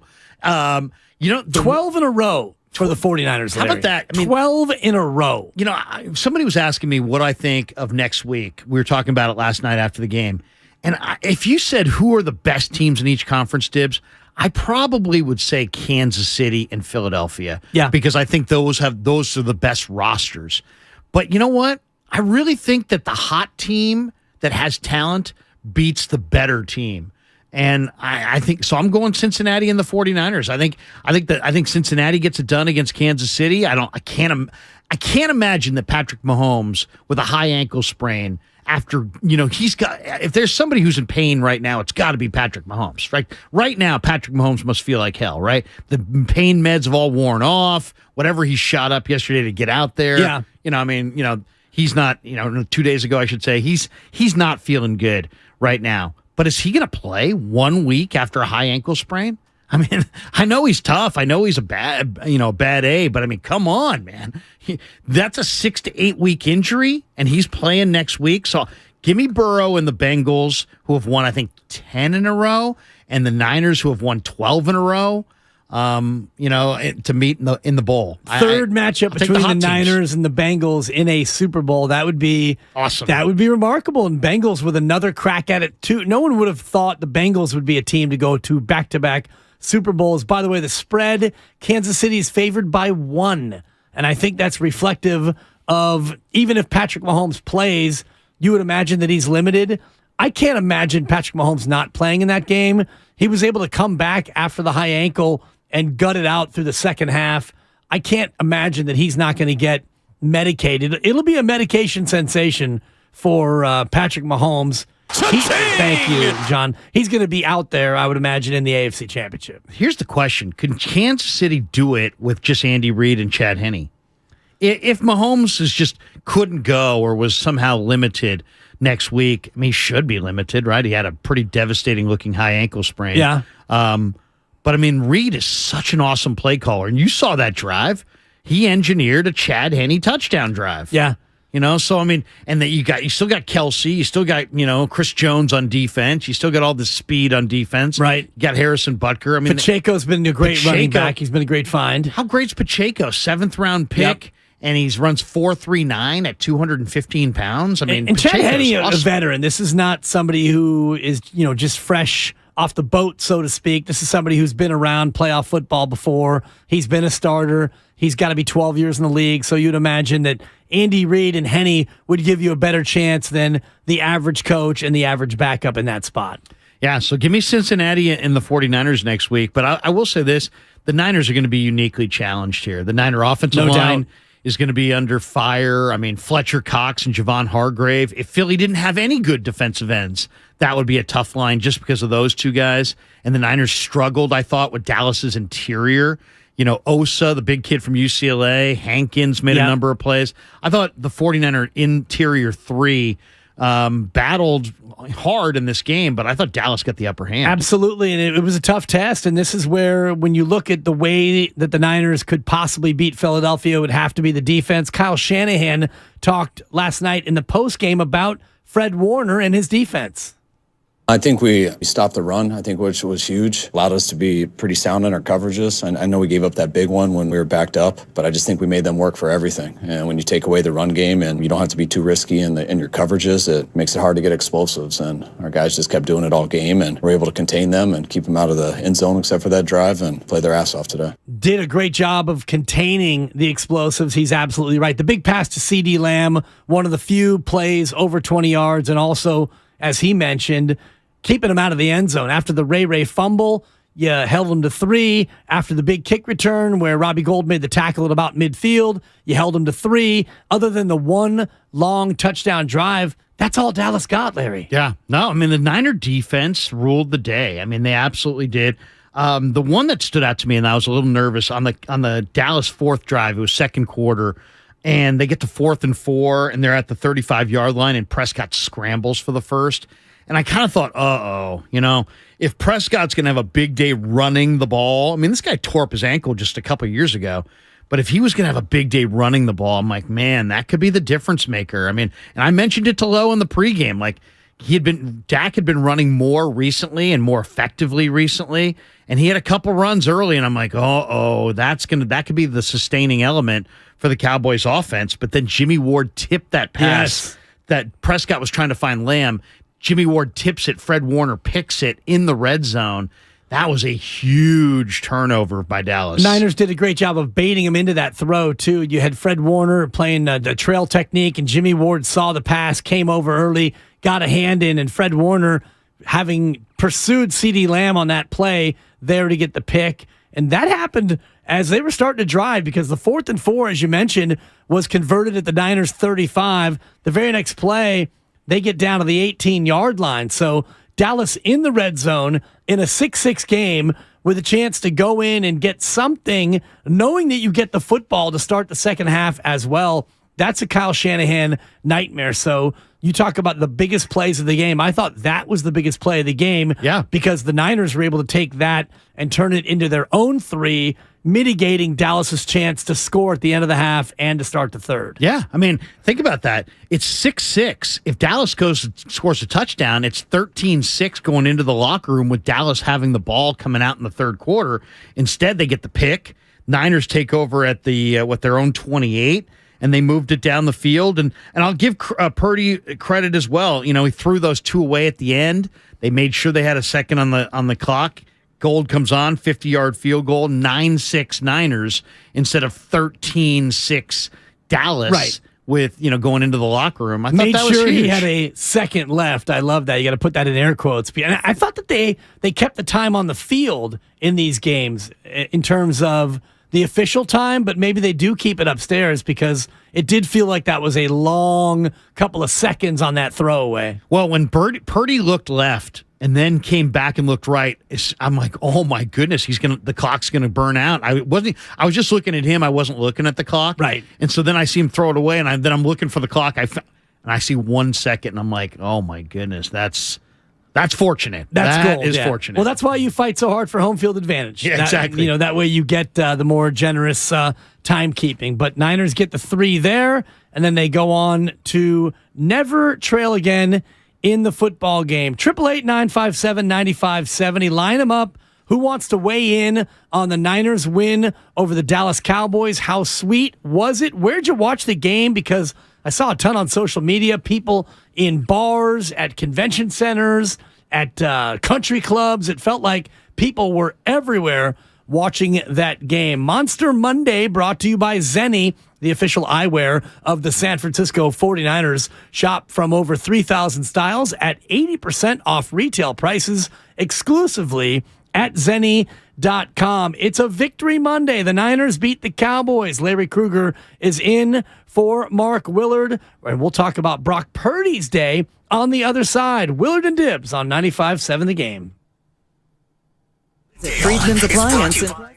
Signature Kitchen Suite's full line of luxury built-in appliances, including the first Pro range on the market with built-in sous vide, induction, and gas all on one cooktop. And now it's easier to build the kitchen of your dreams with the Dream Suite Savings Program with additional bonus rebates. You can see all of the Signature Kitchen Series appliances displayed beautifully in live working vignettes at Friedman's Appliance in Pleasant Hill or at friedmansappliance.com. Every small business owner knows business happens everywhere.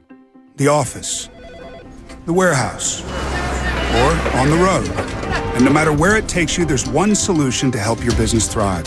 Comcast Business Complete Connectivity. It's the largest, fastest, reliable network with advanced gig speed Wi-Fi and cyber threat protection in one solution. Get started for just $49.99 a month. Plus, add Comcast Business Mobile and you can save up to 60% a year on your wireless bill. And ask how to get up to a $750 prepaid card. Flight 291 is now aboard. Yep, you're going places. And when you get there, be ready to do business. The complete connectivity solution from the company that powers more small businesses than any other provider. Comcast Business, powering possibilities. Ends 2/21/2023. Restrictions apply. Requires EcoBill and AutoPay. New 50 megabits per second internet and Comcast Business Security Edge customers only. Equipment taxes and fees extra. After 12 months, regular rates apply. Gig internet required for gig Wi-Fi. Mobile savings compares pricing of top 3 carriers. Kirby is your driveway mechanic. They bring the shop to you with brake replacements, oil changes, washes, and so much more. Get $50 off your first oil change with code OIL50 at Kirby.com. That's CURBEE.com and use code OIL50. Thank you to all of the business owners who kept people employed during the pandemic. For all you've done, you may be eligible to claim the Employee Retention Tax Credit, a payroll tax refund from the United States Treasury Department, applicable to businesses who kept employees on payroll during the pandemic. The window is closing to claim your refund. Contact Paychex to see if you qualify. Paychex is proud to have helped more than 45,000 businesses secure over $9.2 billion in ERTC claims, an average of $190,000 per business. 50 years and thousands of experts in HR, payroll, benefits, and insurance. You may be eligible to claim the Employee Retention Tax Credit, a payroll tax refund from the United States Treasury Department, applicable to businesses who kept employees on payroll during the pandemic. The window is closing to claim your refund. Contact Paychex to see if you qualify. Visit paychex.com/ERTC to find out how Paychex can help you get additional cash into your business. Paychex.com/ERTC. Paychex.com/ERTC. Here's home improvement news for the new year at Dolan's. Replace those old interior doors with ones you design yourself. Create your own style with personal choices at Dolan's and doors that are made just for you. The door experts at a Dolan's showroom will help you design your own amazing interior doors. Visit the Ideas section at dolanlumber.com and have a safe and happy new year. The NFL playoffs live on Odyssey. Throws, caught, touchdown as time expires. Unbelievable turn of events. Non-stop coverage from the biggest sports radio stations in the country. Podcasts dedicated to each NFL team and postseason games streaming live for free. Takes the handoff, looks right, throws right, end zone, caught, touchdown. Your playoffs, your Odyssey. Get in the game and download the free Odyssey app today. Kansas City Steak Company, another AmericanEagle.com success story. Started in 1932 as a family-owned butcher shop, today they're a leading distributor of superior all-American steaks delivered right to your door, ready for the grill and your taste buds. When it came to their website, an average site wouldn't do. They chose AmericanEagle.com to take their website to the next level. With a dramatic increase in competition and a softening market demand, they had two challenges: improve their brand presence and message and produce a positive return. AmericanEagle.com got to work and executed usability studies and detailed audits of site experience, digital assets, and marketing. The result? An integrated digital marketing and customer experience plan, organic traffic increase of 20%, and a long-term roadmap for success. If you love great steaks, go to kansascitysteaks.com for website design, development, and online solutions that bring efficiency and results. Visit AmericanEagle.com. If you need a results-driven website, call the team at AmericanEagle.com at 877-WEBNOW1.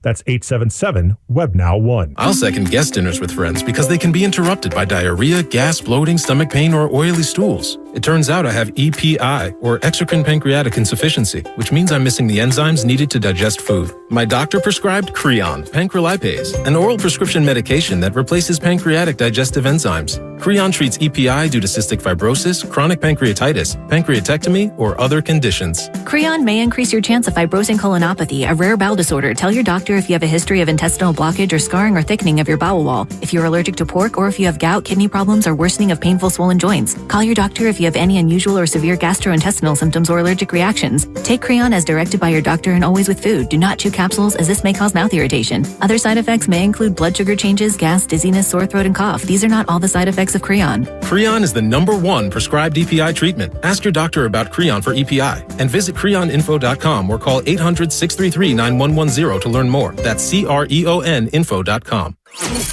You're listening to 95.7 The Game, KGMC FM and HD1 San Francisco. Always live on the free Odyssey app.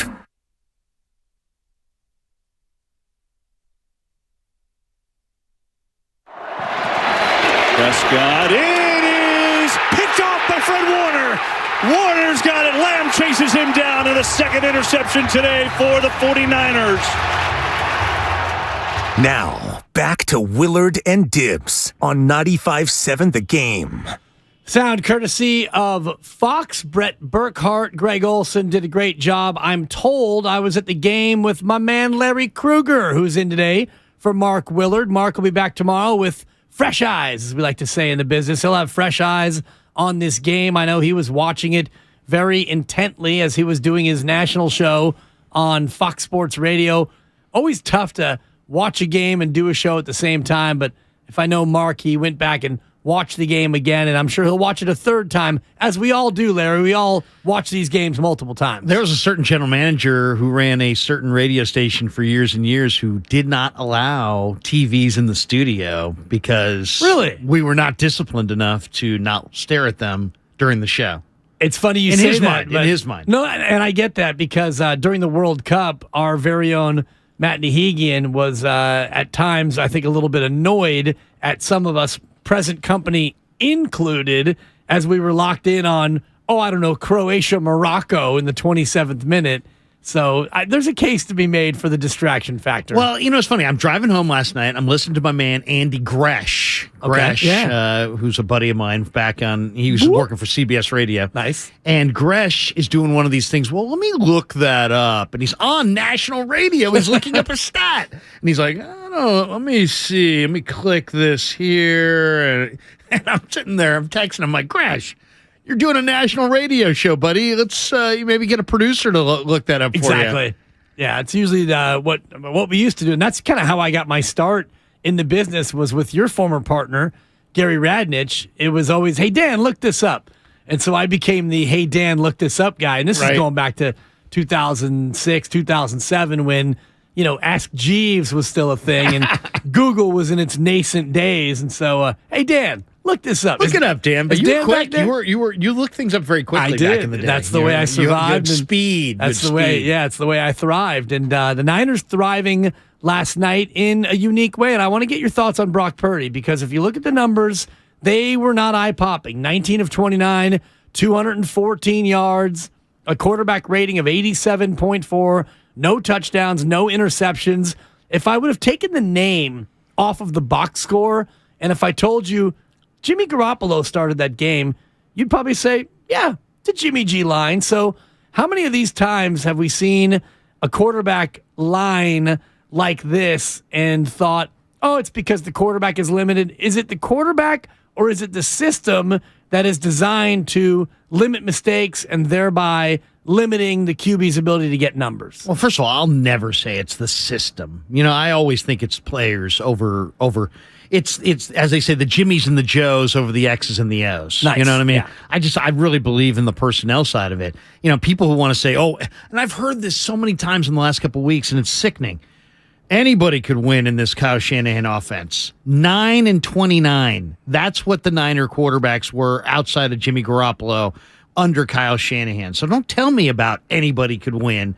I'll buy that. I'll buy the anybody can is nonsense. That's nonsense. But if you look at who the quarterbacks were who authored those 9 and 29 games, you're talking about a host of Mullins, a ton of Bethard, Hoyer, a dollop of Brian Hoyer. I mean, so we're not dealing a dash of Hoyer, a sprinkle of Trey Lance. So I mean, if you look at the quarterbacks outside of Jimmy Garoppolo, you weren't dealing with somebody who was very competent. However, I'll give you this: Brock Purdy, Mr. Irrelevant. No one, when they drafted him in the 7th round, the final pick of the draft, no one would have thought, you know what, this guy's going to come on and go undefeated as a starter and lead you to the NFC Championship game. Yeah.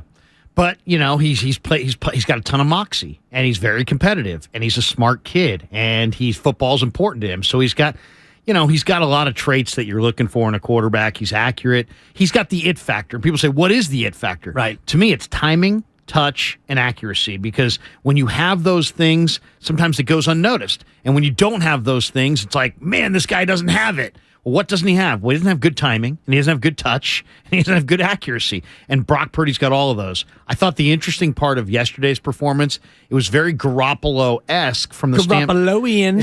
Garoppoloian, if you will. And can I add one more letter to your acronyms? And that's temperament and the ability to, under duress, make the right play and not make the mistake. And this is where I think that he's a slight cut above what Jimmy Garoppolo's done. Because Jimmy Garoppolo, we know, is going to give you one, right? Every game, he's going to make that throw, the Jimmy O-no throw. He's going to throw an interception. He's going to make a mistake. Brock Purdy has not yet shown that he's going to make those mistakes. He throws the ball away. He eats it when he has to. The guy is not prone to the turnover. Well, and if people who like Jimmy, what do they say about him? Well, man, after he throws an interception, he can bounce back. He's resilient. Yeah, but he's got to have these colossal mistakes, and it seems like he makes them in big moments. Yesterday was a game that was just absolutely primed, ready for a young quarterback to be overwhelmed by Dallas's pass rush, by Dallas's speed, by Micah Parsons, and everything that he does, and all the different ways they utilize him as a rusher.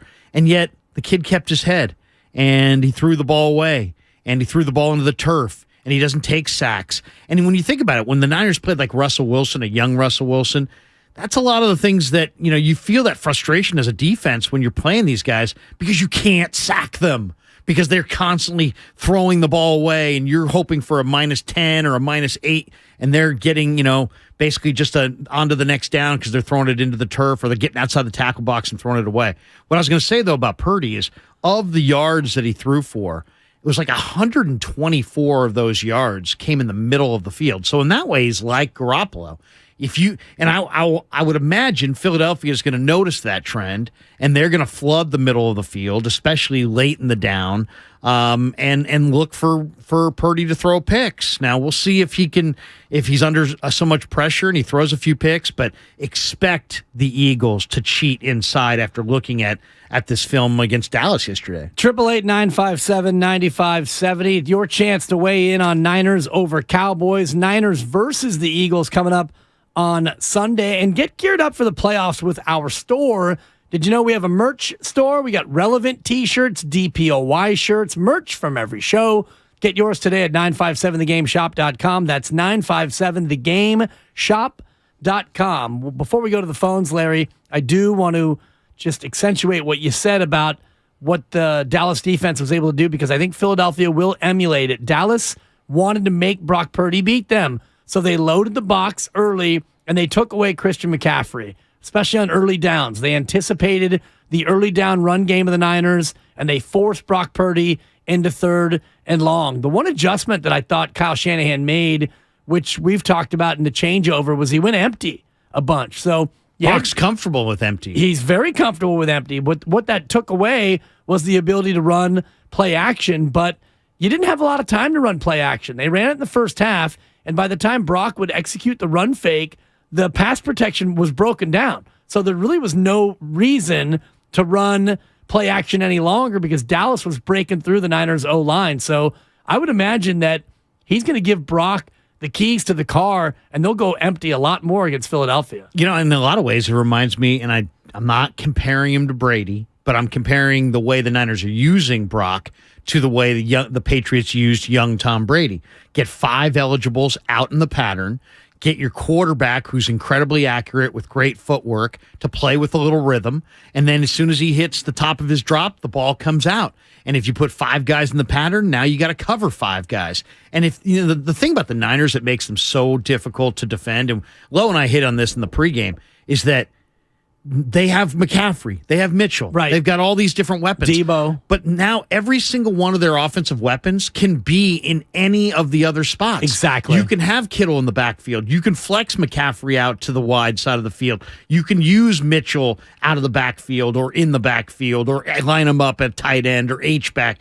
These guys are so versatile, and they can all play all the different spots. And that's what I was noticing last night formation-wise, because we know that they love to run a ton of 21 personnel, 2 running backs and 1 wide receiver. Traditionally, you'd have Juszczyk and let's just say McCaffrey, both in the backfield, maybe split backs, maybe an offset I formation. But last night, they abandoned that a bunch, and they put Juszczyk in the second tight end spot, and they put McCaffrey or Mitchell in the slot, usually McCaffrey, and they went empty. Out of traditionally a run formation, they were going to a lot more throwing formations out of the traditional 21 package. And it puts so much pressure on a defense because, you got 5 guys in the pattern. You got to defend them all. It's going to be a short drop. You're dealing with a quarterback with great footwork, great accuracy underneath, and he's very decisive, and he's got a really good idea pre-snap where he wants to go, right. 1, 2, 3. And also matchup-wise, that's hard to defend. Because defensively, if you're going to put your personnel out there, if you see the Niners come out with Juszczyk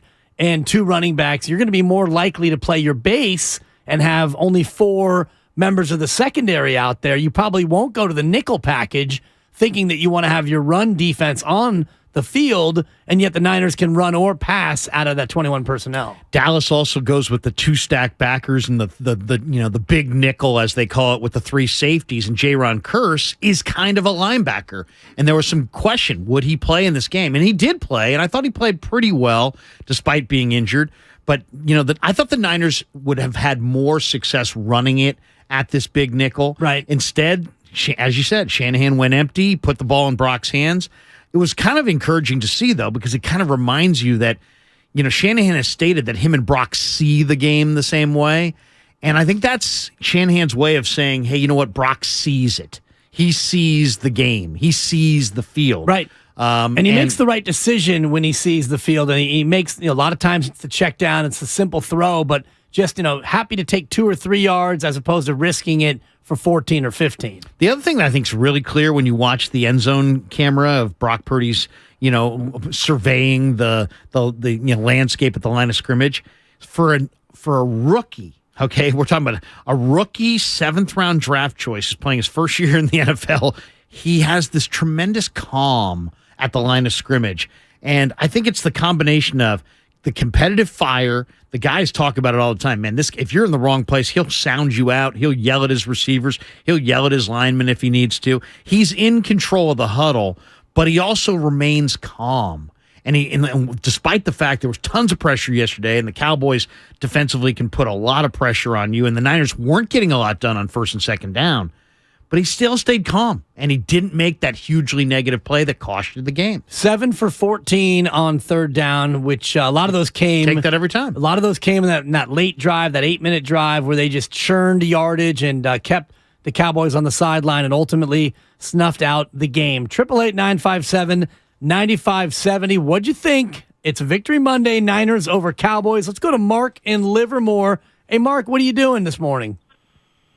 Man, I'm stuck in traffic. Man. Been there. How you guys doing? Better now. I was stuck on the way to Levi's and stuck on the way home. Oh, I know that was the worst. They still have to figure that out. They keep changing it every game. Exactly. A little consistency, so we'll figure out how to get in, how to get out. Just a little consistency. I need to roll with Bonte and the misses, the cone movers. I'll say this, I would have moved sidewalks. I would have moved anything. Seriously. I would have driven up on the landscaping. I would have done anything to get there yesterday. But there was no Alice Cooper backstage pass radio guy. I'm Larry Krueger. Better recognize. Excuse me. I need to get through. No, there was none of that. Mark, what's on your mind today, buddy? Well, one thing I was noticing, this was a typical 49er game. If you alluded to what you were talking to earlier, if we were listening to the game and not watching the game, you would swore that Garoppolo was playing. It was that type of game, and it was that tough of a game. But it was definitely a Niner game. The only way Dallas was going to beat us if they could have ran away with it early. And when they didn't, when it was 6-6 halftime, you knew it was only a matter of time before we flipped the switch on the momentum and just take it over. Now, I'm excited about this Philly game because the last time I saw Brock Purdy and Jalen Hurts play each other was in college. Hurts slung 5 TDs, Purdy slung 6. It was a 1-point game, wasn't it? 42-41, yeah. Exactly. I don't know if we're going to see that kind of game, Mark. Thank you for the phone call. And I mean, that sure would be exciting. I don't know if my heart could handle that, Larry, that level of a shootout. But you saw last night early on that this was going to be kind of a tough slugfest, a defensive kind of ball game. But the Niners, to Mark's point, this was a typical Shanahan game. 30 or more rushes, check the box, 33 minutes of time of possession, check the box, and a sturdy defense that held up when it needed to. Yeah, and offensive balance. Yeah. You looked at Dallas and Tampa the week before. What happened to Tampa? They had 66 passes and 12 runs. They had no offensive balance. The Niners maintained offensive balance. I will say this, too. Not every one of these games in the playoffs is going to be a picturesque, incredible piece of artwork. These teams study each other. They know each other's tendencies. They have a week to prepare for one another. They know how to turn off each other's water. The Niners knew what Dallas liked to do. Dallas knew what the Niners liked to do. These coaches are making 6-figure salaries, in some cases 7-figure salaries, to do their job and do it effectively and make adjustments. So, it's not always going to be pretty. What matters is, can your quarterback handle the pressure of the moment? And watching Brock Purdy there yesterday, he could handle it. Now, next week's a totally different animal. Right. The Philly fans are going to be screaming. It won't be a night game, right? It's going to be a day game, so that's a little bit better. But that's going to be another adjustment. That's a totally different environment. And the Eagles have, I think, they do have the number one pass defense exactly in the NFL. They've got Bradbury jumping routes and you've got a front line that has all kinds of depth and talent. So it's going to be a challenge. It's going to be interesting to see if the Niners can't run the football like they struggled to yesterday. How does that affect the way Shanahan calls the game and whether or not Brock Purdy can throw against the best pass rush in football? 888-957-9570. You kind of hinted on this, and Kyle from the Bay Bridge wants to make his point and ask the question, ugly win or something to be concerned about? What do you think, Kyle? Kyle, you there? No? He got Bay Bridged. You say Bay Bridge or Golden Gate Bridge? That was the Bay Bridge, yeah. Bay Bridge. Bay Bridge. And I'll ask you the question that I think that he was going to hit upon. Was that an ugly win yesterday, or were there things in that victory that you're genuinely concerned about heading into Philadelphia? That's a good question. As far as thank you. I'll take credit, but it's from Kyle on the Bay Bridge. That's a very good question, Dibs.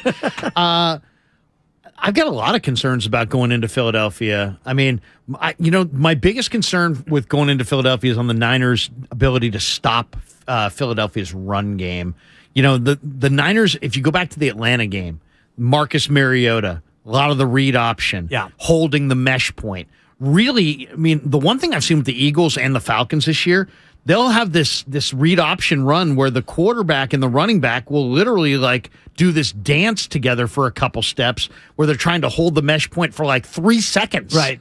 And that freezes the linebackers, and that creates space and creates problems for the defense. So the Niners struggled against the Falcons. They lost that game. Yeah. They struggled against the read option. That was a bit of a weird game. That was the second game of a road trip and a lot of injuries. Yeah. I'm not going to excuse it. That's a game, actually, that I saw them losing just based on the schedule spot and the injuries. But Arthur Smith had a great game plan. Absolutely. But to your point, exactly what you're describing is what Philadelphia does so well. 44 carries for 268 in their win over the Giants on Saturday. Yeah. I mean, and Miles Sanders is a tiny little back. He's hard to find.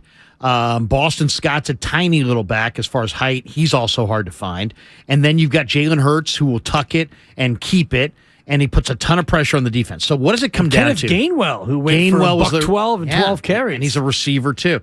But I think the big difference with Philly, or the big impact, is going to be first and second down. Philly gets into these 3rd and 2s, 3rd and 3s, and then they put all kinds of pressure on you. Are they going to run it? Are they going to run it with their running back? Are they going to run it with their quarterback? Are they going to throw it? Is it going to be a little stop route, a little timing route? They've got Devontae Smith, who won the Heisman. You got A.J. Brown. You got a healthy Dallas Goedert. So they've got weapons, man. I mean, they got big-time talent, and they put a lot of pressure on you. I think the key is first and second down. You got to get them into 3rd and 5, 3rd and 6. The Niners are one of the best defenses in football if they can get their opposing teams to 3rd and long. But in 3rd and short, especially without DJ Jones, 49ers defense has been really, really vulnerable. So to me, that's where this game is decided, is can the Niners get it done on first and second down and get Philly into not short and manageable thirds, but longer thirds. Right, and you saw that a little bit last night where, Dak got into some 3rd and shorts and 4th and shorts. They were able to convert a couple of 4th downs, one on a CeeDee Lamb, kind of a jet sweep where he was able to get the 1 yard, and the Dak Prescott scramble that you mentioned before. So the Niner defense, I think, did so well at the bend but don't break. But Philadelphia is a whole different animal with the 2 wide receivers who are legitimate threats and also a run game that absolutely gashed New York. 888-957-9570. Next up is AJ from River Islands, $1 Million Living for half the cost. That's just an old tagline I used to have. The banks of the mighty San Joaquin. Look at you and I both, former endorsers. What's going on, AJ? That was I had to introduce myself as that because I knew you used to love River Islands. I don't know where the love is now since you don't talk about it anymore. But I would love to talk about it if the people from River Islands are out there. I'm still here, still a big fan. $1 Million Living for half the price. Lots of multiple floor plans, and there's a K-8 that's starting up, and beautiful parks too, and trailways as well. Don't you try to one up me, Larry Krueger. Parks, lakes, river, a lot of farm smell as well, and it will take me triple the time to get to the Levi's versus you guys. The mighty San Joaquin, and they have a nice little brew pub there as well. You sit on the boathouse again, Larry. Don't try to steal my endorsement. Dan Dibley here for River Islands. Go ahead, AJ. You guys should come down over here one day, and we'll host a show over here. But hell yeah, it's going on in Lathrop. Are you kidding me? We're out there. All right. Hey, Victory Monday. I just want to talk about the unsung hero, Robbie Gould, the gold standard. His field goal, his point afters, every point was a premium last night. That's just how it was, and every yard was a premium too. And then the way he tackled. What's the returner's name? Turpin.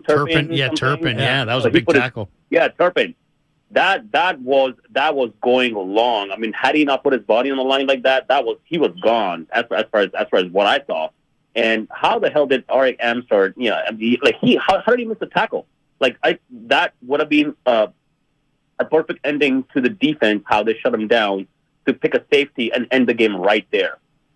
Oh, Armstead, you mean? Well, on Prescott, that was just a wild. I don't think he wanted to draw a penalty. Exactly, on that. Larry, and that's a shame because old school NFL, you blow that guy up, but in the modern NFL, it just you got to be cautious. You don't want to lower your helmet. You don't want to body weight him. So it looked like he tried to wrap him, and he just slid right underneath the wrap. Football is getting unrecognizable. Did you guys watch the Philly Giant game when it was just a simple run play, and Goddard is trying to get a little chip block, and he blocks the guy, but then instead of he didn't want to be called for the hold, so he got in front of him, and then he puts his arms up like, "Hey, I didn't touch him. Right. I'm not holding him." It's like. We're at that point where you really got to sell it. But I'll say this. If you said, what's the number one reason the Niners won this game over Dallas? The Niners took better care of the football than the Cowboys did. They were +1 on the turnover margin at the end of the game. And the Niners played a cleaner game penalty-wise. That's right. On the in that late, well, I guess it was early or late third quarter, 49ers on the touchdown drive where McCaffrey scored on the 2-yard plunge. The Niners got to 3rd and 8 on the 20-yard line, and DeMarcus Lawrence sacks Brock Purdy, and it looks like it's going to be, field goal time again, but no, penalty on Dallas defensive hold. Then Debo runs a nice little run off the orbit motion on the 1st and 10 play from the 15. Again, Dallas gets called for defensive holding on number 95, and that set the Niners up inside the 10-yard line. Couple plays later, they scored the touchdown. Yeah, the hold on Kittle when he was running the deep route in the end zone, I think that's the one you're talking about. Yeah. It was the kind of a little bit of a gift because the ball wasn't going to him anyway. Right. But I mean, if you just look at Dallas and what they can point to as why they lost, they didn't take care of the football, and they didn't play as clean a game as the Niners. They had, twice as many penalties. Exactly. And especially when you're the road team, those are things you can't afford to do, which the Niners will be in that place coming up on Sunday. All guests appear on the Bud Light guest line.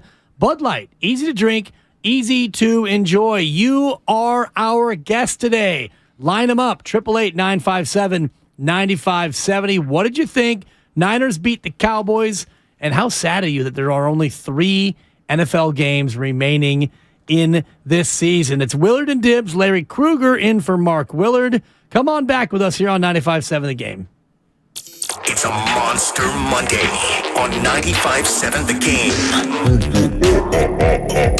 Brought to you by John Vai's Bay Area Houses. Thinking of selling your home but don't want to deal with repairs, cleaning, realtors, photos, and showings? With John Vai's Bay Area Houses.com. You don't have to do any repairs or pay any commissions. Visit John Vai's Bay Area Houses.com. Hey everybody, Dan Dibley here. Are you making plans for 2023? Now's the time to consider a remodel or upgrading your windows or door. This winter, you may realize your home is not as energy efficient as it could be. If you're feeling a cool draft, talk with your architect or designer about dual or triple pane windows and well-insulated doors. Golden State Window and Door provides the latest options in style and lower cost energy efficiency for your clients. Before you take a look at the many options in person, visit goldenstatelumber.com, choose a showroom location, then start the 3D video for a virtual tour. You'll see windows and doors from Marvin, Anderson, True Style, Therma-Tru, and others. Homeowners, you're also invited to take a tour or visit a Golden State Window and Door showroom near you. Think of Golden State as your resource for future plans. Family owned since 1954, Golden State. When you succeed, we succeed. Ladies and gentlemen, it's official. Fast just got a whole lot faster. Xfinity has the fastest internet with up to 6 gig speed. Plus, Xfinity Mobile is the fastest mobile service with 5G and millions of Wi-Fi hotspots. You heard that right. Xfinity just increased internet speeds again. And Xfinity Mobile gives you can't-catch-me speeds. The fastest internet, the fastest mobile service, and major savings? Can't argue with the facts. Now through March 21st, new customers can get started with 1.2 gig internet with unlimited data included. It's all just $50 a month for 2 full years with no annual contract when you add Xfinity Mobile with unlimited data at regular rates. Go to Xfinity.com/faster, call 1-800-XFINITY, or visit a store today. Requires paperless billing and autopay with stored bank account. Restrictions apply. Taxes and fees extra. Xfinity Mobile requires Xfinity Internet. After 24 months, regular internet rates apply. Actual speeds vary. Are you curious about who offers the best deals on top-rated Samsung, LG, and Sony TVs? The answer is surprising. It's not online, and it's not the warehouse clubs. The best deals on top-rated TVs are at Video Only. Don't believe it? Then check out the trade-in deals at Video Only. How about $500 for your old TV? Try doing that online. Before you buy that new TV, drop into Video Only. If you don't, you'll be sorry. Business owners, you may be eligible to claim the Employee Retention Tax Credit, a payroll tax refund from the United States Treasury, applicable to businesses who kept employees on payroll during the pandemic. Contact Paychex to see if you qualify at paychex.com/ERTC. Paychex is proud to have helped more than 45,000 businesses secure over $9.2 billion in ERTC claims, an average of $190,000 per business. Paychex.com/ERTC. Tune in to 95.7 The Game for Warriors Live, 60 minutes before tip-off of every Warriors game. Brought to you by Xfinity. Supercharge your home with supersonic Wi-Fi. Unbeatable internet, only from Xfinity. Guys, fellas, men, are you Roman ready for Valentine's Day? Right now, generic Viagra, aka Sildenafil, is just $4 per dose at Roman. Just complete a free online visit with a U.S. licensed healthcare professional. If medication is appropriate, Roman sends everything right to your door with free shipping and in discreet packaging. Go to ro.co/Viagra to get generic Viagra for just $4 per dose. Do it by February 8th for 20% off and guaranteed shipping by Valentine's Day. That's ro.co/Viagra. At Fisher Investments, our clients know we have their backs. How do your clients know that? Because Fisher Investments is a fiduciary, the highest standard for a financial advisor. It means we're there for our clients and always put their interests first. So wait, you do it because you have to?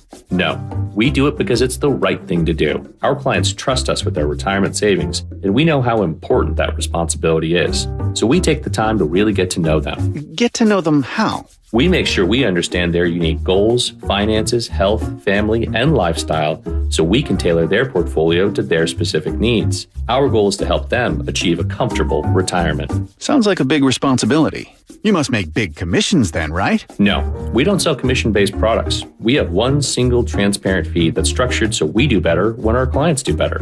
Visit FisherInvestments.com to find out why investors like you are switching to us. Fisher Investments. Clearly different money management. Investing in securities involves the risk of loss. When a cold comes on strong, knock it out with Vicks DayQuil Severe for max strength daytime relief. Just one dose of Vicks DayQuil Severe starts to relieve 9 of your worst cold and flu symptoms to help take you from 9 to none. Power through your day with Vicks DayQuil Severe. The daytime non-drowsy, coughing, aching, fever, sore throat, 9 to none medicine. Use as directed.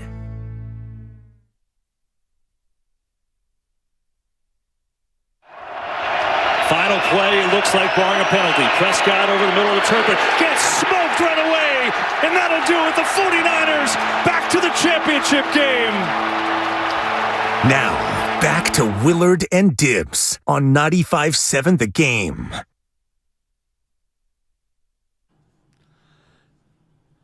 Welcome back. It is a Victory Monday. Larry Krueger in for Mark Willard. My man Mark is back tomorrow. It is Willard and Dibbs, and it's a Monster Monday brought to you by Zenni, the official eyewear of the San Francisco 49ers. Shop from over 3,000 styles at 80% off retail prices exclusively at Zenni.com. It is a Victory Monday. We're talking about the Niners and the classic win over Dallas. Second straight year they knocked the Cowboys out of the playoffs. 19-12, the final when kickers collide. 2 field goals for Dallas, 4 for Robbie Gould. And you look at Robbie Gould and maybe a chance to get to Canton in the Pro Football Hall of Fame. And his career, you figure he's got another couple of years, right, Larry? Another 2 or 3 years left in Robbie Gould's career. Right now he's 10th all-time in points scored. And if he averages 30 field goals a year, which is not crazy, let's give him 25 field goals, which is 75 points and another 25 extra points. You give him 100 points a year for the next 2 years, he's going to be in the top 5 all-time in points. Great guy. And a guy who, I think at times maybe didn't love being out here, right? I mean, there was some times where I think he wanted to go back to Chicago. He's got 3 boys. And I asked him, I said, do your boys, you enjoy? He's played 18 years in the NFL. And so I asked him, I said, hey, man, you got into this thing. You had no kids. And now here you got 3 boys. They're all grown up. It must be cool. You're sharing your career with them. I go, do you talk ball with them? And he's like, oh, man, I'm just dad to them. But they love Kittle. They love Bosa. Nice. They love Jimmy Ward. He's like, they love all these guys. They love McCaffrey. I'm just dad. But yeah, Robbie Gould's a total weapon. Just turned 40, by the way, in December. Yeah, I mean, not old for a kicker. That is not old. I mean, he's like the modern day Jan Stenerud or Morton Anderson or something. But I mean, Morton Anderson, by the way, number 2 all time in points. He's a Hall of Famer. He kicked forever. Jan Stenerud, 19th in points. He's also in the Hall of Fame. Robbie, the great value of Robbie, and I would love this kind of a kicker on my team. Where, okay, you can't really ask him to kick 55 to 60 like some guys, but man, he's going to be money on everything inside of like 48 yards or something like that.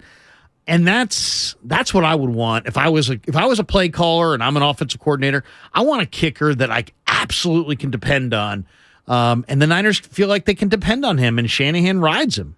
Yeah, and he should ride him. He's been clutch, perfect, as we mentioned, in his postseason career. And you mentioned it, from 50-plus, he's 36 of 51 for his career. Not a terrific percentage, but inside of 50, the guy's absolutely cash money in the bank. He's gold in the bank. He's gold. But, the thing about it, too, is that he's real calm. What I love too is when he's going to warm up and he's ready to warm up, he don't care. He doesn't care if the cheerleaders are out there. He doesn't care if the other team's out there. What did you think of that scene yesterday in the pregame? Yeah. Well, I mean, I thought it reminded me a little bit of like Miami, Florida State or something. It's like these teams. It's more than a game. These teams don't like each other. And the 49ers and Cowboys. I mean, there's some bad blood there. I mean, I know it's that always gets overplayed, but I think there's some legitimate bad blood there. I think the 49ers don't like the Cowboys. I think the Cowboys don't like the Niners. So it is what it is. I mean, I thought we'd see a little bit more of that, to be honest, and not just in this game, around the league. But it's more of a college thing, huh? Where teams kind of brawl before the game or talk a lot of trash. These guys are, NFL players in 2023 are showing up with laptops and briefcases. It's not North Dallas 40 and crushing beers and everybody's.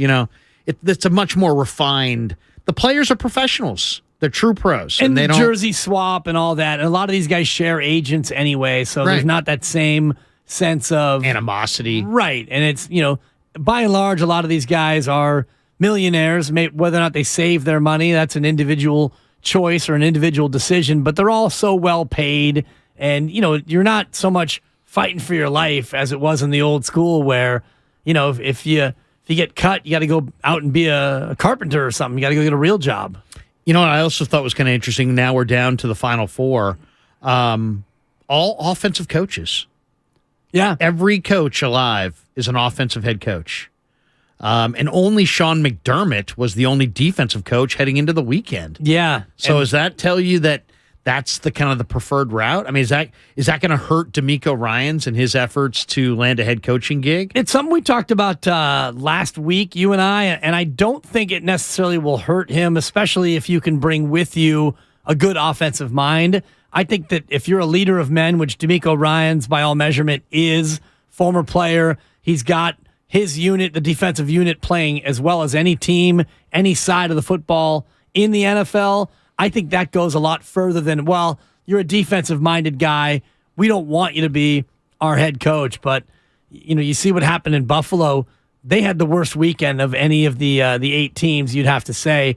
To lose in that fashion to Cincinnati, especially after the notion that the Bengals probably would have beaten you in Week 17, the Damar Hamlin injury game that never was. And this was Buffalo's big chance at redemption and a real shot to get to the Super Bowl. But second straight year, you get knocked out in the divisional round. Well, and Buffalo's defense. I mean, Von Miller, people ask me, what happened to Buffalo? Von Miller is one of the greatest players in the NFL still at this point. He is a difference-making pass rusher. The Rams rode Miller last year to a win over the Niners and a win over the Bengals. Von Miller is an awesome player. He's an absolute dominant edge rusher. They lost him. And then all this talk about Damar Hamlin, nobody ever seemed to bring up the fact that Damar Hamlin was kind of a key cog in that secondary for the Bills. The Bills lost guys on the back end at the safety spots. Then they lost, Von Miller up front. And then, Josh Allen was their leading rusher. Buffalo ran for 3.3 a carry. Devin Singletary's just a guy. I like Dalvin Cook's brother, but he's more of a receiver, complimentary back. Where was Diggs? Josh Allen turned it over an awful lot this year. Diggs was gone. He left the locker room before the coaches even had a chance to make it all the way through the tunnel. Supposedly Diggs was saying some things about Josh Allen. But, I love Josh Allen. I think he's going to get it done. But right now, if you said who's better between Joe Burrow and Josh Allen? The proof is in the pudding. It's Joe Burrow. It has to be Joe Burrow. Joe Burrow, one win away from going to back-to-back Super Bowls. Joe Burrow right now is probably the second-best quarterback in football behind the man who he has to beat, Patrick Mahomes. We'll get into that game more here in our final hour. Larry's in for Mark. Larry Kruger's in. It's Willard and Dibbs, 95.7 The Game. Give us a call, 888-957-9570. We got full phones. Let's talk about the Armstead missed safety, Larry. We mentioned it. Yeah. Armstead had a safety, but he pulled up. B-Raj has thoughts on it. He's in San Francisco. B-Raj, what are you doing? I'm sitting in my car waiting for another Instacart. Nice. What'd you think of that play, B-Raj? Why didn't Armstead go ahead and complete the safety? I think it's a mental lapse. Like, I don't, it doesn't make any sense. It was kind of like I forget, was it the running back when he didn't slide when he got the first down? It's just mental lapses. It was the first play. It was the first play of Dallas's 10th drive. They were on their own 6-yard line. Prescott throws a pass. It was tipped by Jimmy Ward, but before he throws the pass, Armstead ran by him in the end zone. And Eric was asked about it afterwards at his locker, and he said, "I didn't want to draw a penalty there." I mean, that's a big part of playing defensive line in the NFL. Is like, if you sack the quarterback, huge positive play for your team, huge negative play for the other team.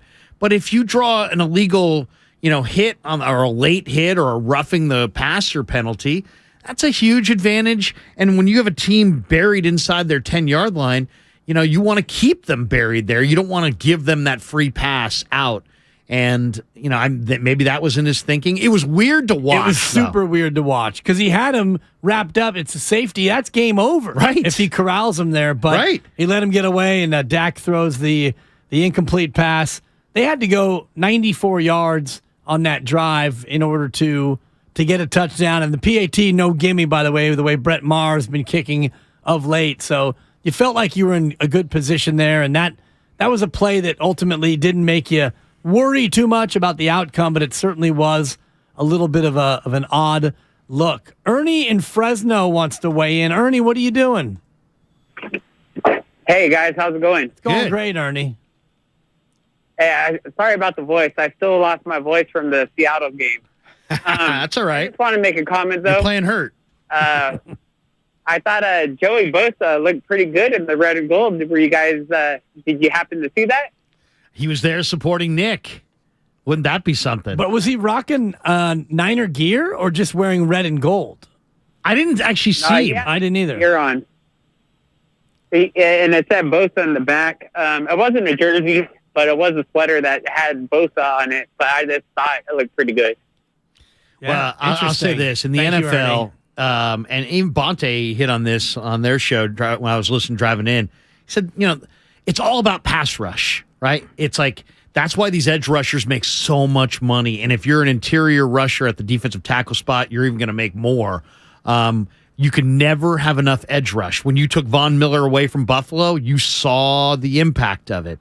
If you took Nick Bosa off the field, man, you'd see the impact of that. Let's be honest here. Nick Bosa's been in the league, 4 years? He's gone to 3 NFC title games. The only time he didn't go to the NFC title game, he was hurt, yeah. He got hurt in week 2 against the Jets, and he was done for the year. So, what'd you think of Nick Bosa last night? And even if we extrapolate out to the last 4 or 5 games, because it seems like he's slowing down a little bit. I know offenses are paying him a lot more attention, but in general, this Niner pass rush, this Niner defensive front hasn't been as game-wrecking as it had been earlier in the year. Yeah, I mean, this is once again back to how coaches learn how to turn off your water. I mean, they're sliding that expression. They're sliding the protection towards him, right? They're trying to run away from him. I mean, who are the two? You had the 2 best defensive players in the league on the field last night.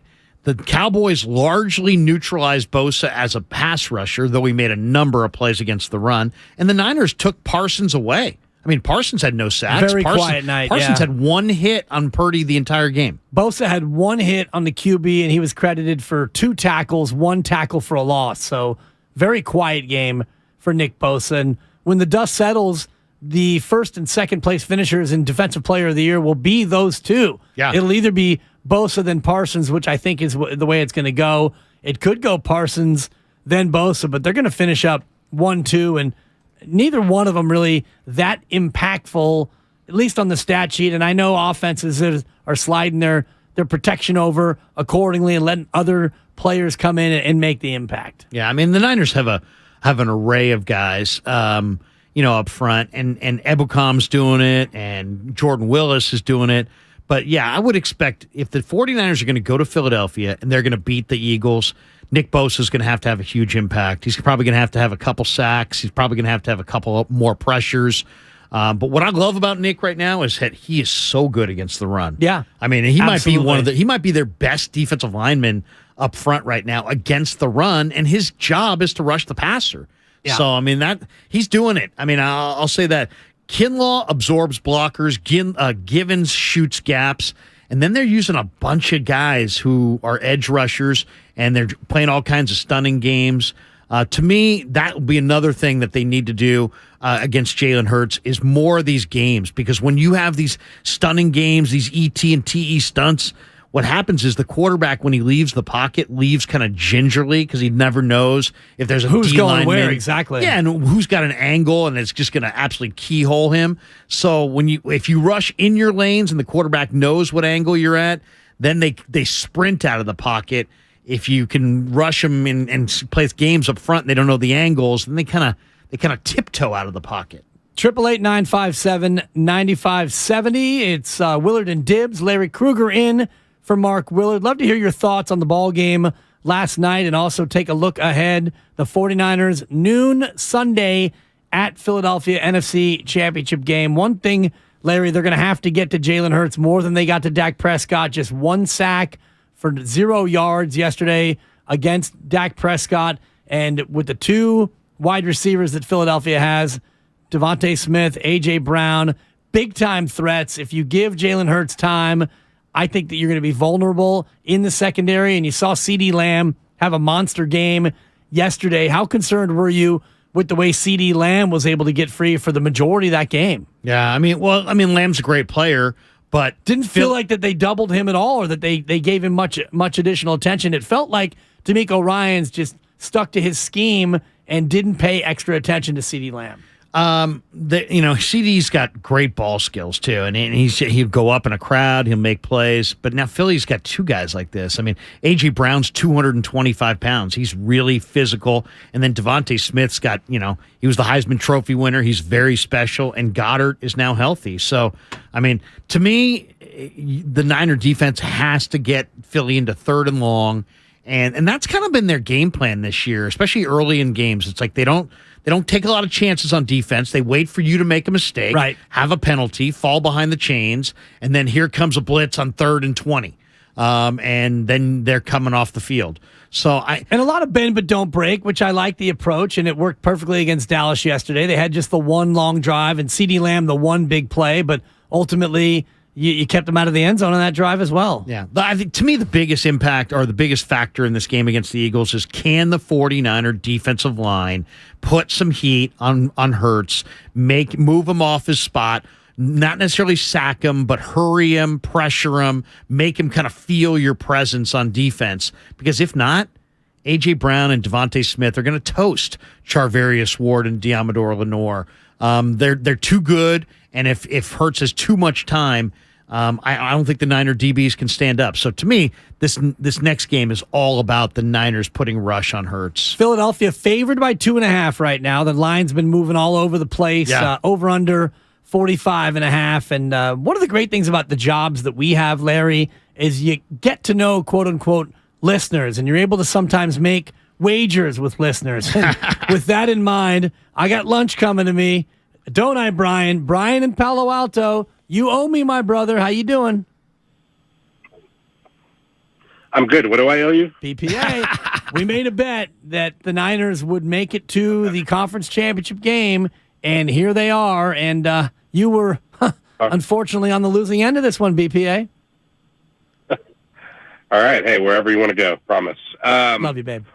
I think, talking about the Niners defense, I think I thought they were really effective when they were sort of disguising pressure and disguising coverages yesterday. And when D'Amico just lays back and just shows his hand, this is what we're doing, it's obvious, I feel like they're not super effective right now. And so with a quarterback that's not Tom Brady as far as somebody that's able to make decisions and progressions, I think they really need to do that. Like, bring Warner and Greenlaw up in the gaps, show pressure, back off, disguise coverages. That's what they're going to need to do, and they're going to need to be very controlled in their pass rush. Bosa can't just blow off the edge up the field and open up massive rushing lanes for Hurts. They can't do it. They need to be controlled, and Bosa struggled with that with mobile quarterbacks. So hopefully D'Amico can dial it up. And then really thought Kyle struggled with Quinn yesterday. I thought Quinn was in his head. I thought offensively they weren't very good most of the game. And so hopefully that's a 1 week thing. If you remember, Quinn really beat up Kyle well in 2019 when he was with Atlanta. So hopefully that's a Quinn thing. Yeah. And Kyle is ready to go this week. But yeah, anyways, good job. Hey, thanks, Brian. Good job. Good prediction. Appreciate it, babe. You beat me. Yeah. Save up your money. We'll do lunch when this is all said and done. I think Brian's right up to the first half, and in the second half, and you and I talked about this, Larry, Kyle made the adjustment where he went a little bit away from the run game for a time. He went empty a lot more, went to the short passing game, because early on, I think Brian's right. Dan Quinn had a lot of run blitzes called, and he was blitzing right into where the Niners like to run the ball, keeping San Francisco behind the sticks, putting the rookie QB, who, by the way, struggled a little bit early in games. You had him looking at 3rd and longs early and ultimately forcing him to punt. It was interesting. It was like Dan Quinn was like, hey, you know what? I know Kyle Shanahan. I know what he wants to do. And he kind of showed it. And Dallas's defensive front, it's Hankins and a bunch of pass rushers. And I thought that early sack from Osa from UCLA, Odigizua. Yeah, he's really, really nice. I mean, you're talking about an interior pass rusher, and then they got Lawrence and they got Parsons, and I mean they just had a bunch of guys up front, and that was the second play from scrimmage, which forced a 3rd and 19 and ultimately a 3rd and out for the Niners. And I think the Cowboys also put a lot of pressure on you in the secondary because they've got some playmakers, and they got guys who they've got a lot of speed on the back end. So I thought overall, now Philly's pass D's better. Chauncey Gardner-Johnson is better than the Dallas safeties.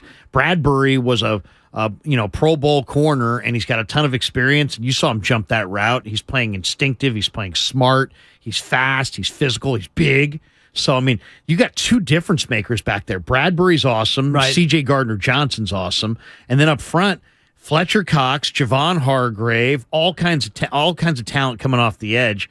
I mean, the Eagles put a ton of pressure on you. I think it's going to be really imperative that the 49ers get some run game going. Definitely. Or be creative in the short passing game and try to neutralize that Eagles rush. Get the ball to Debo early, a lot of screens, and get the ball to George Kittle into shorter intermediate routes. Kittle had a big catch on that second drive that helped avoid a 3-and-out. They ended up punting anyway, but they're going to have to find ways to exploit the Eagles linebackers in the pass game. Let's go to Mark in Eagle, Idaho, who wants to hit on special teams. Hey, Mark, what are you doing?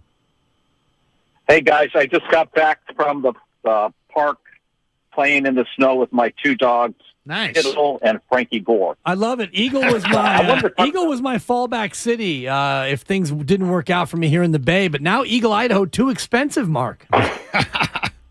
It's kind of getting up there by California, but still everything else, the cost of living, PG&E, car registration, it's probably half of what it is in California. I'm sure the people of Idaho love you. Shied away from it. I'm sure the people of Idaho love it when you say, yeah, we're from California. I'm sure they're very, very welcoming. Oh, come on in. 5 years ago, Eagle, Idaho was a sleeper of a town where you could go to. It's about 20 minutes outside of Boise, but now values have blown up. But go ahead, Mark. Let's not talk real estate. Yeah. Kudos, by the way, for saying Boise. Thank you. You know what you're talking about. I'm no dummy, Mark. All right. I just want to talk about the special teams. I'm kind of disappointed. I know Robbie Gould doesn't have the leg, but when he can't kick it out of the end zone, or at least get him to take a touchback, I feel our return coverage is pretty weak. And I'm afraid it might cost us in a big game like next week. What do you guys think? Well, thank you, Mark, for the phone call. It's been pretty good, I think, for the most part. Last night, though, they gave up the one big return. On the other side, Ray with the punt fumble. The Niners invested in special teams, and George Odom, I believe, led the league in special teams tackles. Demetrius Flanagan-Foles was high up on that list as well. I'll say this. I like the 49ers special teams a lot more this year than last year. They got a new coordinator, Brian Schneider. Yeah. Robbie Gould said that the plans are very simple and straightforward. Ray's had a great year until yesterday. Yeah. So I think there's a lot to like about the Niners special teams unit, but I'm looking at yesterday as that was Turpin. Like Turpin is super special, and that was more about him than what they can't do. But I agree. If you just watch this game, you're thinking, man, the Niners, you might be able to take one back on the Niners on a kickoff or a punt return because they seem like their coverage was kind of iffy. Robbie Gould, though, perfect. And Mitch Wishnowsky had a little bit of an uneven game. He had the one shank punt, I think, in the third quarter off the side of the foot. They got a nice bounce and roll on that one, so it ended up about a 40-yard net. But Wishnowsky was not stellar all game long either. All guests appear on the Bud Light guest line. Bud Light, easy to drink, easy to enjoy. You are our guest today. Line up the phones. Give us a call, 888-957-9570, or hit us on the Xfinity mobile text line at 888-957-9570. One more hour with Larry Krueger, then Steiny and Goo come in. You are listening to Willard and Dibbs on 95.7 The Game. The Road to Glendale is brought to you by West Credit Union. Working for you today, tomorrow, together.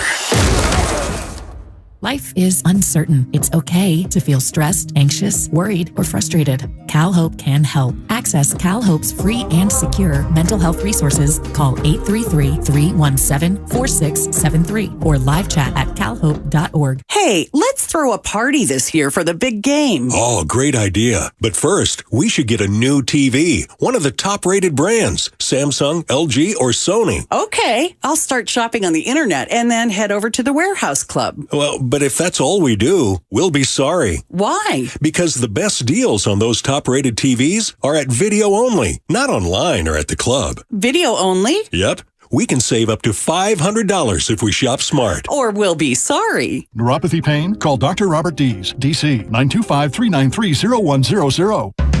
What's it like to go to the South Pole? How do some animals change color? Can you catch a liar? That's dangerous territory. Can you trust a gut feeling? What about yawns? Yes, yawning is contagious. Mike Simpson here, and on my podcast, I've Got Questions. We go through all these things we're curious about and some stuff you probably don't expect. Yo, strawberries are not even fruits at all. So what are they? I've Got Questions. New episodes Thursdays on the free Odyssey app or wherever you get your podcasts. Guys, fellas, men, are you ready? I mean, Roman ready for Valentine's Day? Some say it's the sexiest day of the year. Flowers, chocolates, candlelit dinners. That's all great. But I think we all want something a little more physical, too. Because a strong sex life can deepen your feelings of intimacy with your partner and lead to increased happiness. So if you're prepping for Valentine's Day, right now is the perfect time to check out Roman. Roman has genuine medication that helps you achieve and maintain a strong erection. Roman has discreet wipes that help you last 4 times longer in bed. Roman has testosterone testing and treatment. Treating low testosterone can help revive your sex drive. And better yet, with Roman, everything is online. There are no waiting rooms and no hassle. Roman sends everything right to your door with free shipping and in discreet packaging. So, men, for better sex this Valentine's Day, go to ro.co/vday. Do it today and get 20% off. That's ro.co/vday.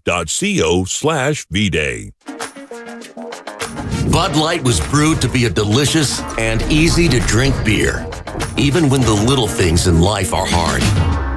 Like when the game is going into overtime, but you have even more time to enjoy it, and a fresh Bud Light. Bud Light, easy to drink, easy to enjoy. Pick up Bud Light at your local retailer today. Drink responsibly. Anheuser-Busch Bud Light Beer, St. Louis, Missouri. If you owe back taxes to the IRS, have unfiled returns, or are worried about an audit, the IRS is hiring 87,000 new agents to address these very issues. That means if you need to get your tax problems resolved, now is the time to get started.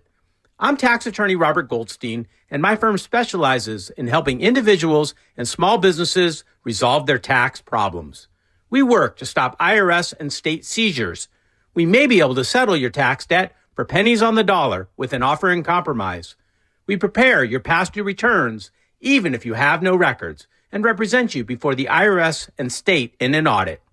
At the law offices of Robert Goldstein, the consultation is always free, and we have offices located throughout the Bay Area. To schedule your free consultation, call 1-888-TAX-EXIT. That's 888-TAXEXIT. 888-TAX-EXIT. And make us your last stop. Thank you to all of the business owners who kept people employed during the pandemic. For all you've done, you may be eligible to claim the Employee Retention Tax Credit, a payroll tax refund from the United States Treasury Department, applicable to businesses who kept employees on payroll during the pandemic. The window is closing to claim your refund. Contact Paychex to see if you qualify. Paychex is proud to have helped more than 45,000 businesses secure over $9.2 billion in ERTC claims, an average of $190,000 per business. 50 years and thousands of experts in HR, payroll, benefits, and insurance. You may be eligible to claim the Employee Retention Tax Credit, a payroll tax refund from the United States Treasury Department, applicable to businesses who kept employees on payroll during the pandemic. The window is closing to claim your refund. Contact Paychex to see if you qualify. Visit paychex.com/ERTC to find out how Paychex can help you get additional cash into your business. Paychex.com/ERTC. Paychex.com/ERTC. This is the final week of the 34th Annual Manufacturers RV Show at the Alameda County Fairgrounds in Pleasanton. Show ends this Sunday. There's hundreds of RVs from dealers all over the West Coast, like motorhomes, travel trailers, toy haulers, fifth wheels, van conversions, and truck campers. Go to RVshows.net for more information. Last chance for the Manufacturers RV Show at the Alameda County Fairgrounds in Pleasanton. Show ends January 29th. You're listening to 95.7 The Game, KGMC FM at HD1 San Francisco. Always live on the free Odyssey app.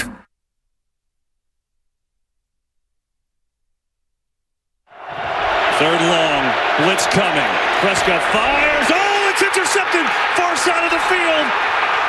Diamador Lenore Reddick picked it off, and the Niners in business. Now, back to Willard and Dibs on 95.7 The Game. Hey, Purdy is going to Philly.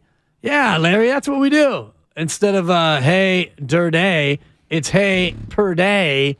Niners going to Philly. It's Willard and Dibs. Kruger in for Willard. One more hour. Mark is back at it tomorrow here on 95.7 The Game. Get geared up for the playoffs with our store. Did you know we have a merch store? Relevant T-shirts, DPOY shirts. We got merch from every show. Get yours today at 957thegameshop.com. 957thegameshop.com. Larry Kruger is in. He and I spent the majority of the game last night chopping it up in the press box in a pretty tense affair there at Levi Stadium. I was nervous. I actually was. But I will say this, the one perspective, I've got Garoppolo's second half stats against Dallas last year. And just if you're in that mode to be like, Purdy wasn't all that impressive, this is what Jimmy did last year in the second half of Niners Cowboys. This is last year, wild card round at Dallas. At Dallas. 5 of 11. So he completed 45% of his passes for 39 yards, no touchdowns, 1 interception, and it was a terrible one. And the passer rating of 16.8. 5 of 11, 39 yards. 5 of 11 for 39 yards. Okay. No touchdowns. That's not great. Now, he was hurt. He was hurt. I don't mean to be Captain Save a Jimmy G. I have somebody who I work with who normally takes on that mantle, but he was hurt in that game. But Dallas, I think you could argue, is a better team this year than last year. Better defense, yeah. Definitely better defense. More knowledge in their defense. Another year of experience from Micah Parsons. I'm just saying, you're in a good spot as a football fan when you're critiquing wins by rookie quarterbacks in the playoffs. Yes. When all of a sudden you're like, it's a win. Yeah, they're moving on to the conference title game for the third time in 4 years. But you know what? Purdy wasn't this, and the offense wasn't that, and you're critiquing. We're now getting to like Niner fan neighborhood from like the 80s and 90s where they would win and people would kind of critique it on a Monday. Purdy last night in the second half, 7 of 10, 85 yards, no touchdowns, no interceptions. So 70% completion percentage. 7 of 10. About the same number of throws. And if you look at the blueprint for each game in terms of the run-pass mix, neither game featured a lot of throwing. Last year against Dallas, and I don't have the numbers in front of me, memory serves that they ran the ball a little bit more effectively than they did last night. But you got to give Elijah Mitchell credit and, Kyle Shanahan for knowing when to go to Elijah Mitchell in the second half, in that fourth quarter. It's a great call. In that closing time drive, you go to the fresh legs, not that he's more physical than Christian McCaffrey, but he's a little bit more of a pile mover than McCaffrey. And Elijah Mitchell came in fresh and very ready to go. I think Elijah Mitchell and McCaffrey is a phenomenal combination. Why? Because McCaffrey you can utilize in any way imaginable. Flex him out, put him here, put him there, all kinds of gadget plays. He can do it all. And he's an outstanding receiver. But Elijah Mitchell is better than McCaffrey in some ways as well. Elijah Mitchell doesn't have nearly the negative runs because if it's blocked for 2, he gets 3 or 4, and he always falls forward, and he's really good at picking and sliding and finding those cracks in the interior, and he's never fumbled. I mean, if the kid's fumbled, I don't remember seeing it. So he really takes care of the football, and he can run between the tackles, and he's really kind of nifty, and he always falls forward. I mean, that's an outstanding finishing back. You normally think of finishing backs as like 225, 230, big hammers. This guy's not built like that. And I don't know that he's built to take the workload of being a number one back. He's not the biggest guy. But, man, if you have a lead and you're looking to run the ball between the tackles and run the game out, man, there may not be a better back. And he had 43 yards on 8 carries in that closing time drive. The Niners get the ball back, 11:03 to go, needing to ice the game. Yeah. At that point, they were up 16-12. You know that you want to eat clock. You'd love to score a touchdown and really end it. Even if you don't score on that drive, job 1 is eat clock. Job 2 is eat clock and get points. Job and don't 3, turn it over. Don't turn it over. Even if you eat clock and you get nothing, if you miss that field goal, fine. At least you would have eaten up 8 minutes. But it starts with a pass to Kittle. Mitchell gets 8. Mitchell for nothing, and then Purdy with a big third down pickup to Brandon Ayuk gets 9 on the play, and then it's back to Mitchell. He gets 5, he gets 2, and then he gets 3, and then he gets 8, and then the run where everyone wanted him to maybe stay in bounds, but he didn't on the final drive. Maybe that's a mistake that you hope that Elijah Mitchell can, correct out of his game. That was on the final drive, not the field goal drive. But Christian McCaffrey, Larry, did you think that maybe there was a concern about his injury? Because I don't know if you could see it on your sideline. I was across the field, but in that fourth quarter, those last couple of drives, looked like he was on the sideline trying to stretch it out a little bit. That's funny you said that, because I was wondering, we were seeing a little bit more of Mitchell. Like, it wasn't like a split. It was like Mitchell's now in. Right. So I was like, okay, is there an issue with McCaffrey? And I was so focused on other things I didn't realize. Yeah, but he may have been dinged up a little bit. There's been a couple times. I mean, he took some hard hits for sure in this game. I didn't see. He has had some things where he's like, I don't know if it's a hip flexor or whatnot, but he's stretching out his hip joint. I've seen him do that in a couple of games this year, so maybe it's something that's bothered him for a while. And he wasn't incredibly effective. He ended up with 16 total touches on the ball game, and I think he ended up with about 60 yards. He only had 3.7 per catch. So Dallas did a very good job of identifying Christian McCaffrey and bottling him up in the run game and also in the pass game. 888-957-9570. That's also our Xfinity Mobile text line number. And from the 415, and I don't think we have actually talked about this, 415 says, can you guys talk about that atrocious final play? Dallas comes out in a formation with Ezekiel Elliott as the center and no other interior linemen. You have to have, 6 guys on the line of scrimmage? Is that the rule? Yes. So you need your 5 guys plus one of your receivers has to be on the line of scrimmage. Or your tight end. Right. Somebody's got to be on the line of scrimmage. So they had the center, who was your running back, no one around him, and a bunch of linemen off to the side. What were they thinking, Larry? Well, you're an X's and O guy. Yeah, I mean, Samson Ebukam could easily just stuff, press Zeke Elliott and just jaunt into the backfield. Right. I didn't see. To me, it was more about fooling a defense, maybe making them panic, maybe making them do something uncharacteristic. To me, it didn't seem like it ever had any ability. Anytime you have nobody blocking an edge rusher, who's literally, that's almost like playing, flag football or touch football. Right. Where you're, 1,000, 2,000. Right, who just basically barreled over Ezekiel Elliott. And then Jimmy Ward, yep. And then Jimmy Ward just missiles up and ends any possible hijinks of a catch and a lateral and another lateral, and the band is on the field and all the rest of it. I've seen a lot of things in the NFL in terms of last-second plays. I don't know if I've ever seen that. I don't know that I would want to see that again. I mean, I don't care whose team you're rooting for. I saw no effectiveness of that. I'd love to hear what they were hoping to get accomplished with that play, because it seemed totally dead from the start. Not to mention, it's just the kind of play that it's just very easy to get an illegal formation. Right. I mean, I thought it was an illegal formation just at looking at it, and I had a bad angle. I couldn't actually count how many were on the line of scrimmage, but I don't know how that play is ever going to work. And it really was set up by the previous play where Dalton Schultz is wide open and has plenty of time to toe tap, but inexplicably doesn't. Because if Dalton Schultz catches the penultimate play, the second to last play, if he catches that at their own 39, well, now you're at least in a Hail Mary spot where, all these NFL quarterbacks can throw the ball 60 yards. At that point, Dak can just throw one up for grabs, and who knows? I thought the guy that I really thought was going to be a major factor in this game and was a non-factor was Michael Gallup. Dallas doesn't have a deep receiving core. They have CeeDee Lamb. Dalton Schultz is their tight end. He technically was their second receiver this year as far as receptions go. But then Noah Brown can't run. T.Y. Hilton's old. Michael Gallup, I really thought was, he looked good against Tampa, made some plays. I thought, man, Michael Gallup down the field might be a threat. They threw it to him, I think, once or twice down the field. They couldn't complete anything. 3 targets, and on the one, and I think that this was in the, might have been in the third quarter, he was wide open down the seam, and Dak threw it over the wrong shoulder. Gallup had space. He ran the route. It was, I don't know if it was a go route. It might have been a straight post route where he got to the inside.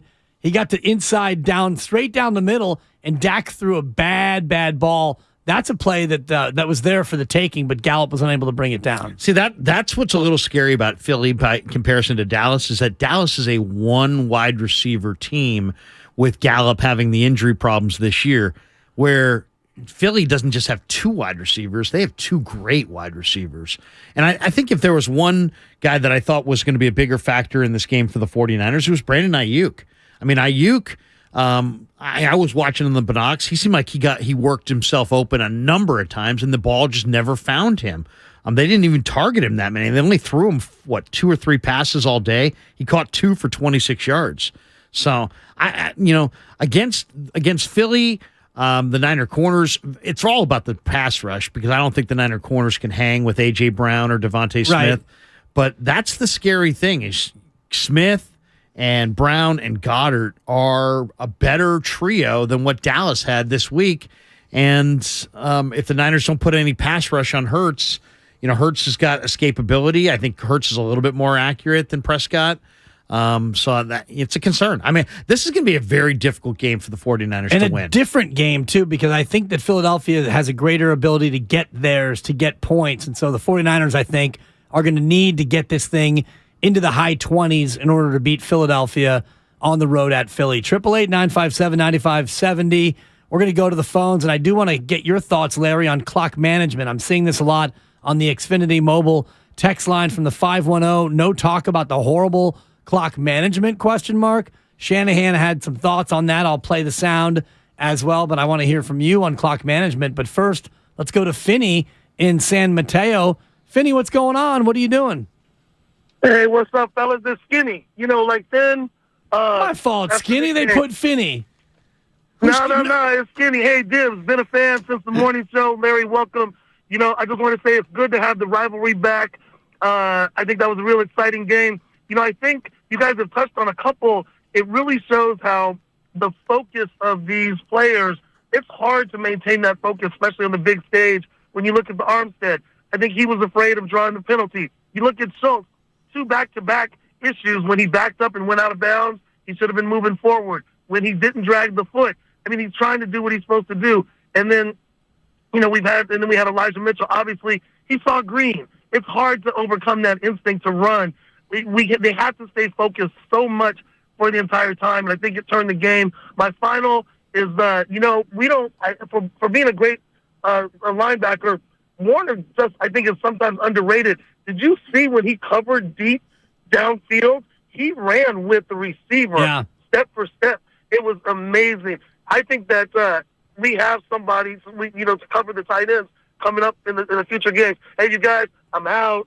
Thanks, Skinny. Appreciate it. It's a nice uptick there. And you got to specify which morning show. I'm about 9 shows in here in my 25-year run. So exactly. We've all been in almost every slot. Seriously. I would say this as far as the Niner linebackers. It's amazing how the NFL has changed. And it's changed. It's one of my favorite Larry breaks down. In a short amount of time. Used to be a 4.8. Linebackers running a 4.8. You'd be a quick linebacker, right? There's no such thing as a 4.8 linebacker. You're running 4.4, 4.5. I mean, the Niners have guys. Marcelino McCrary-Ball is a really nice player. You saw him in the preseason. He hasn't gotten on the field this year because they're so stacked. But every backer for the Niners runs 4.5. So Fred Warner literally played kind of a hybrid DB / linebacker role at BYU. He was a rover. I actually didn't think of him as a linebacker because he was kind of a drag, and he's kind of guy who wouldn't hitch as much. He would drag guys to the ground. Well, he's gotten stronger, faster, more explosive. He's incredibly smart. He's a leader out there. And then Greenlaw, how about the play in the Miami game where Tua throws the hitch to Tyreek, and Dre Greenlaw's inside the tackle box as the ball is getting released and sprints out to the outside and snuffed out Tyreek Hill like a candle. You're talking about one of the fastest guys in pro football. Right. And Greenlaw's out there at 245 pounds, running stride for stride. And then Flanagan Foles can run. Azeez Al-Shaair can run. I mean, they have, to me, if you say, why can the Niners win the Super Bowl? It's the speed and dominance of their linebacking core causes people problems. And if they get it done, I think that's going to be one of the main reasons why they beat Philly and beat whoever's coming out of the AFC. It's the speed and athleticism of their linebackers. And I think it's also the flexibility of what they can do in the back end, because you can rush 4. If you can get home with 4, you're a good defense pretty much no matter who you have personnel-wise. But even if you can't get home with 4, to your point, if you're playing nickel with 2 linebackers and 5 DBs, you got Jimmy Ward playing the nickel corner spot, and he's been incredible, not only ending the game last night, but great defensive plays. He's made the adjustment from safety very well. I thought Talanoa Hufanga played a much better, much more disciplined game last night. Tayshaun Gibson has been incredible. Diamano Lenore with a great interception last night. But what they can do at linebacker when they play the base D and you have the 3 linebackers and you bring Al-Shaair on, you're right. With Fred Warner and his speed, it feels like you're still in nickel because all these guys can cover. Yeah. And by the way, you mentioned Jimmy Ward. Jimmy Ward is the kind of guy, they drafted him out of Northern Illinois as a corner. Then they moved him. They played him at free safety. Dibbs, I think his best spot is where he's playing right now. Yeah. I think he is an impact nickel corner. And the nickel corner in today's NFL means everything. Your nickel corner is like more important than who's your third linebacker. I mean, your nickel corner's out there so much. It's one of the most important positions on your defense. Well, because your base defense now is almost more nickel than it is your traditional 4-3 or your 3-4. Right. You got the nickel out there 70% of the snaps, so your nickel guys got to be big time. And not only that, the slot corner or the slot receivers are getting better and better and better. And it seems like when quarterbacks are under duress, who do they look for? They look for that slot receiver in the middle of the field. You got the 2-way break, so you got to be able to defend inside, outside. You got to be able to mirror a more athletic, faster guy up and down the field. Jimmy Ward makes it look easy. Yeah, and he's so versatile, having played the other 2 positions in the secondary. You're absolutely right. 888-957-9570. Phone lines are open, as is the Xfinity Mobile text line. To your point, you mentioned the play breakdowns between Al-Shaair and Jimmy Ward. Jimmy Ward played 42 snaps, 69%. Al-Shaair played 19 snaps, 31%. So almost a 70-30 mix where you were out there in the nickel with Jimmy Ward on the field far more than when you had Al-Shaair out there. But with the linebackers that you have, you can get away with either formation. By the way, how many snaps for Azeez? Azeez, 19. He made 7 tackles in 19 snaps. That's impactful, Larry. That's impactful. I asked Dre Greenlow the other day, I said, hey, man, if you're in a bar fight, you can have one guy covering you in the locker room. Who do you want? And he turns from the interview and he looks into the locker room. He's like, let me look into the room. He starts peering through the room. And he's like, you know what? I think Azeez would roll up. And have my back. And so I asked Azeez, I said, Greenlaw says that, you'd have his back in a bar fight. And he goes, man, he's the guy I'd have and has been covering my back as well. So it's a pretty tight group. And there's some, like the Niners, teams feed off of their most athletic players. When the 49ers hit the field, whether it be in practice or on game day, the linebacker group is so physically dominant that there's kind of like a bounce. Yeah. And as they go, the Niners go. And I think if you say the Niners have swagger as a team, a lot of that swagger comes from the physical dominance of their linebacking core. And the way they hit, and you mentioned the speed, all the guys running 4.5, when they get to the impact of a tackle, they're getting their money's worth. And Dre Greenlaw, he can be reckless. He can take a 15. He'll get you a penalty or 2. But he's going to do it in an impactful way. It's not usually a cheap, out-of-bounds kind of hit. It's a hit where he's trying to make his impact felt on a particular play. 888-957-9570. Let's go to OG in San Jose. He wants to talk about the defensive coordinator. What are you doing, OG? Hey, what's going on, guys? Yeah, I thought D'Amico was absolutely brilliant yesterday. The defense really won us that game, but it was also the scheme. He shifted things up. They were playing single high in the weeks previous. and they went to a Tampa 2. It was really smart. Dallas couldn't get anything deep. It shut down Gallup, and it contained Lamb. You can't shut Lamb down, but it contained him. And I thought his blitzes with Hufanga were amazing. Yep. The only thing is I was not happy with the 49ers offensive game plan. I thought it was way too vanilla. And, they weren't aggressive enough, especially in the red zone.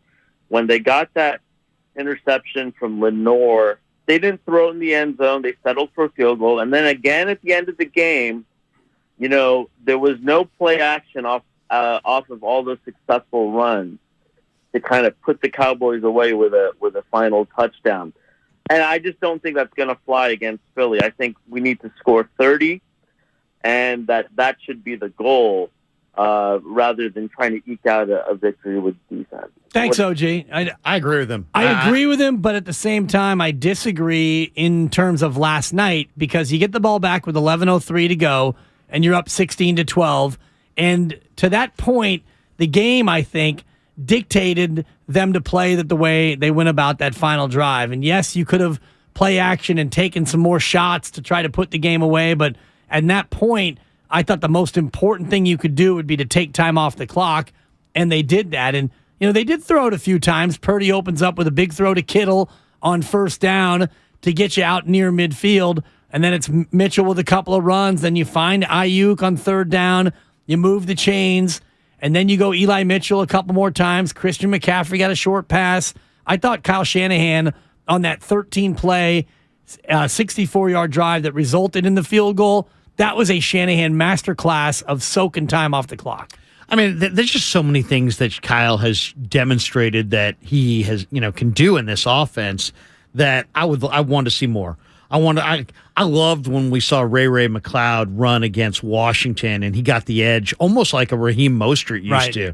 I love when they go Debo on the end around or the orbit motion. I wanted to see a little bit more orbit motion fakes and orbit motion touches for Debo. I like, some of Debo's touches have to be they're almost like shot plays where you want to design them.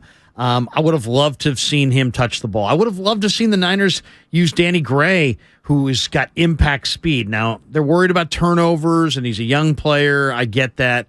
But I would have liked to, I think the caller was right. I think it was somewhat of a vanilla scheme. It was somewhat of a let's not take too many risks kind of a plan. I think they looked at Dallas as a team that makes mistakes, and so let's play the two safeties deep defensively a little bit more, as the caller referred to the Tampa 2, and make Dallas prove that they can efficiently move the ball down the field. I think part of D'Amico's plan is to keep everything in front of you, make teams pile up more plays, and in that process, they'll make a mistake. Exactly. They'll turn it over, or they'll fall behind on the chains, and then that's when the Niners are going to send some crazy game up front or a blitz package and a third down. I mean, D'Amico's shown he'll sit back, and then all of a sudden he'll send 6. So, I kind of think that's kind of the game plan, is let other teams make mistakes, and when they do, really capitalize by putting a lot of pressure on the key down. And I wonder if they'll have the same approach going into Philadelphia, a team with a much higher octane offense than Dallas and also a more potent defense. But I think for this game against Dallas, the vanilla approach obviously proved to be the correct approach. 888-957-9570. Half an hour more. Kruger's in for Mark Willard, and then the changeover. Noted Dallas Cowboy fan Daryl the Guru Johnson. He's got his bib on and a fork at the ready. Humble pie is on the menu for the goo. That's coming up. Can't wait for that. Larry Kruger's in for Mark Willard, who comes back tomorrow. It's Willard and Dibs on 95.7 The Game. Stoney, I'm going to be numb. I'm going to be on my numb juice. It's a Monster Monday on 95.7 The Game. Brought to you by John Vai's Bay Area Houses. Thinking of selling your home but don't want to deal with repairs, cleaning, realtors, photos, and showings? With John Vai's Bay Area Houses.com. You don't have to do any repairs or pay any commissions. Visit John Vai's Bay Area Houses.com. The other day, I bought a cockatoo. Hello! He's a handful, but I'll manage. Just like I manage without home internet. Sure, my mobile hotspot is slow and makes streaming shows unbearable, but I'm making do. Oh no, who's this? It's mating season, Dad! No home internet? It's not that bad! Don't settle. Get Xfinity Home Internet for just $19.99 a month for 1 year with a free streaming box. Call, click, or visit a store today. Restrictions apply. Not available in all areas. Requires paperless billing and autopay with stored bank account. After 12 months, regular rates apply. Offer ends 2/21/23. Are you curious about who offers the best deals on top-rated Samsung, LG, and Sony TVs? The answer is surprising. It's not online, and it's not the warehouse clubs. The best deals on top-rated TVs are at Video Only. Don't believe it? Then check out the trade-in deals at Video Only. How about $500 for your old TV? Try doing that online. Before you buy that new TV, drop into Video Only. If you don't, you'll be sorry. Here's home improvement news for the new year at Dolan's. Replace those old interior doors with ones you design yourself. Create your own style with personal choices at Dolan's and doors that are made just for you. The door experts at a Dolan's showroom will help you design your own amazing interior doors. Visit the Ideas section at dolanlumber.com and have a safe and happy new year. Every week, Damon and Reto go inside the 49ers locker room. The great Trent Williams. He's always been regarded as one of the better backs in the NFL, but to actually have him and see him up close and personal, you kind of see why his reputation is what it is. Hear a different 49er each week on Damon and Reto. Bang, bang, Niner gang! Brought to you by Harris Ranch Beef. Visit your local Rayleigh's, Bel Air, and Nob Hill markets for all your beef and tailgate needs.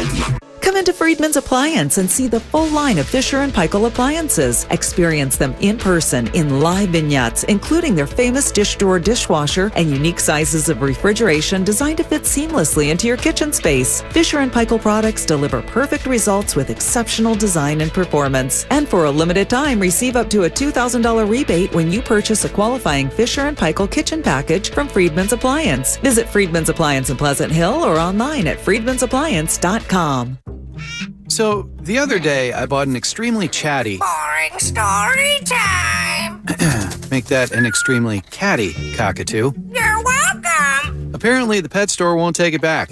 But, hey, I'll manage. I love that for you! Just like I manage without home internet. No, you don't! Sure, my mobile hotspot is slow and makes streaming shows unbearable. Aw, Bertie likes to stream! But I'm making do.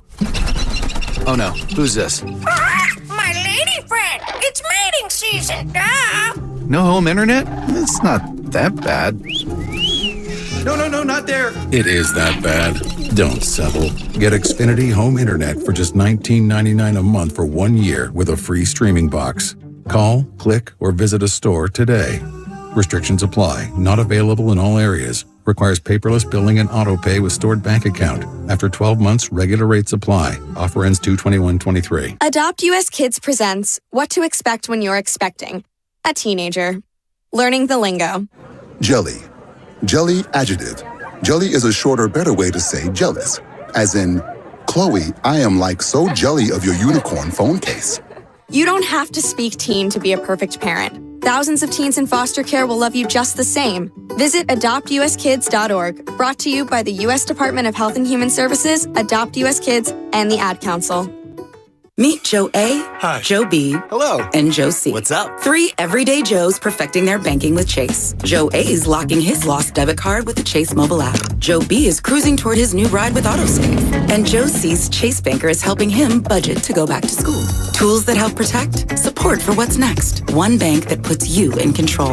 Visit chase.com/checking. Chase, make more of what's yours. Chase mobile app is available for select mobile devices. Messaging and data rates may apply. JP Morgan Chase Bank, N.A. member FDIC. Get in zone, AutoZone. Welcome to AutoZone. Thinking about gas mileage? If your check engine light is on, it may be affecting your MPGs, but the free AutoZone Fix Finder service can help. With the most complete free warning light report backed by technician-verified fixes, you'll know what's affecting your gas mileage and more. And you don't have to drive too far to find the fix. The free AutoZone Fix Finder service is available at all 6,200 stores. Get in the zone, AutoZone. See details at AutoZone.com. This winter, there are COVID-19 booster shots designed to help protect against recent Omicron variants. If it's been at least 2 months since your primary series or original booster, schedule your updated COVID-19 booster dose at vaccines.gov.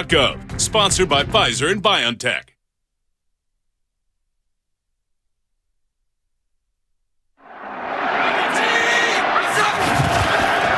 McCaffrey right up the gut and in. Touchdown, San Francisco.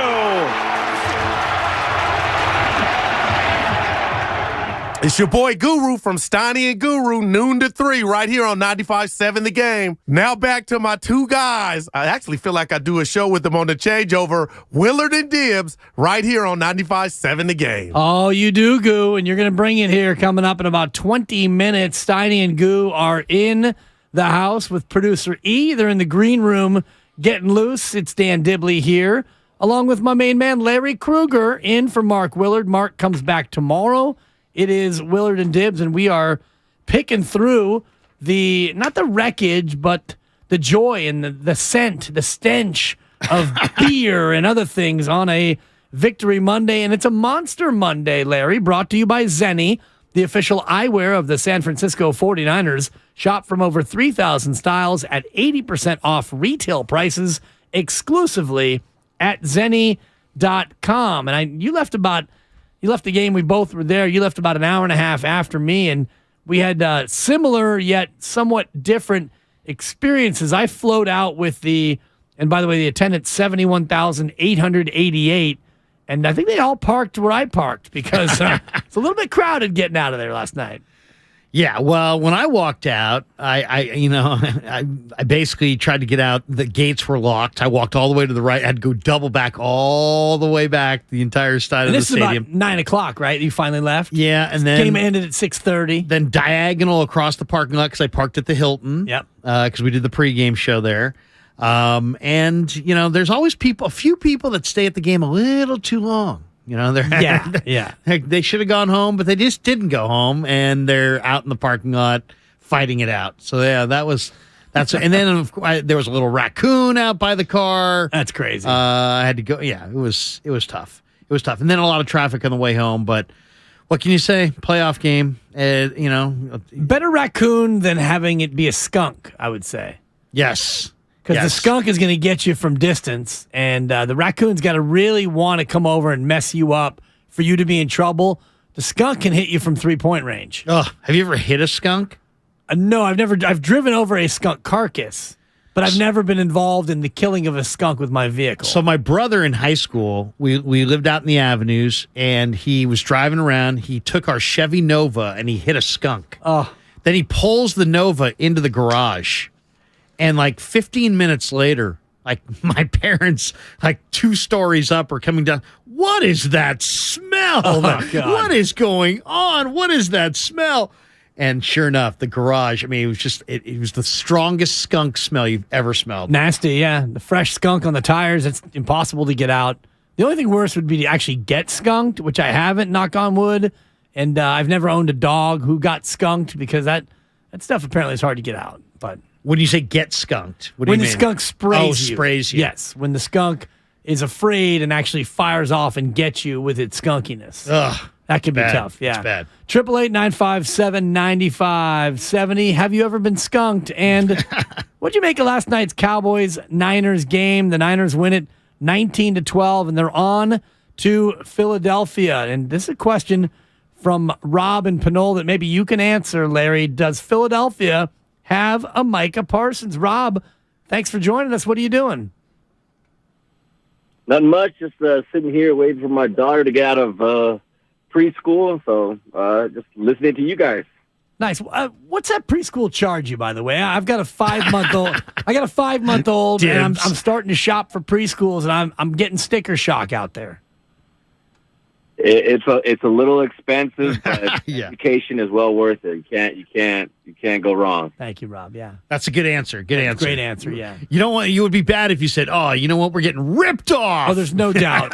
Full-time preschool. Right. He's picking her up or him up at noon, so it's a half day, but still probably hitting him for 4 figures a month. Thousands of dollars to play in the sandbox. What gives? Totally. A little bit on that first note, though, my sister had a dog that got skunked, and that was terrible. Yeah. Absolutely horrendous. The house smelled for weeks. I never went over there, so that thing was cleared out. No doubt. Let me know when it's safe. I'll come back. Right, sis? There you go. What else you got going on? Oh, he's gone. Oh, you wanted to ask about do they have a player like the Cowboys, great player? I would say, Josh Sweat is the defensive end. And Hassan Reddick had a big day. Hassan Reddick is the guy. I was listening to that game, the Philly game. I was coming back from refereeing. I had 9 games I refereed on Saturday. And so I'm listening to that game on my way home, and it was Hassan Reddick this and Hassan Reddick that. Yeah, Hassan Reddick. The Niners know him well. He played with the Arizona Cardinals. He's been around the league. He's got a lot of speed. He's the strong side backer. And they'll send like a 5-man pressure. And they got Cox inside, Fletcher Cox. Inside, and then Javon Hargrave, who's a monster, and then you've got Josh Sweat, who had a serious injury about 4 or 5 weeks ago. But they also have Robert Quinn. They also have Brandon Graham, who was Super Bowl hero. And Dominican Williams Sue as well. Sue. It's a deep front line for sure. I think it'll be interesting because the Cowboys had these gigantic stacked backers in Anthony Barr and the big monster guy from Boise State, Leighton Vander Esch. These linebackers for Philly are smaller, faster guys. Kazir White was a DB at West Virginia, I believe. TJ Edwards is a smaller backer. So Philly's got smaller, faster backers, but they got a big physical. They signed Linval Joseph inside to kind of bolster their run stuffing unit. They drafted Jordan Davis, who's probably the biggest guy in the entire league. So he's big, number 90. So Philly's got a ton. They got a ton up front, and they've got a great secondary. Bradbury's a stud. C.J. Gardner-Johnson's a stud. Darius Slay's a number 1. They have they're a nightmare. And then to me, the biggest nightmare about the Eagles is that Lane Johnson, Jason Kelsey, Landon Dickerson, Jordan Mailata. They got maybe the league's best offensive line. Yeah, 888-957-9570. Also, the Xfinity mobile text line. I appreciate all the preschool comments coming in and people referencing other skunk-like substances. The 925, thank you. And actually, it does count if we're dealing with a skunk of a different variety. The Niners O-line did have a little bit of trouble. We'll see how they do against Philadelphia, but Robin in San Francisco wants to weigh in. Robin, you're on with Kruger and Dibbs. What's going on, Sugar?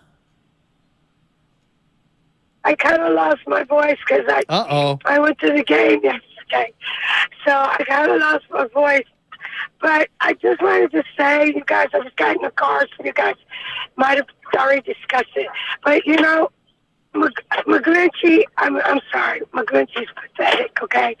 Mike, Duke Parsons, he picked him up not once, but at least 3 times that I can think of watching the game. And we were all discussing it in our little group. Hell, I even missed a play because we were talking about how sorry he was. And it just can't happen. And I think on the very first play, he always gives up a play where the quarterback gets blasted. I think I see that as a real issue going forward.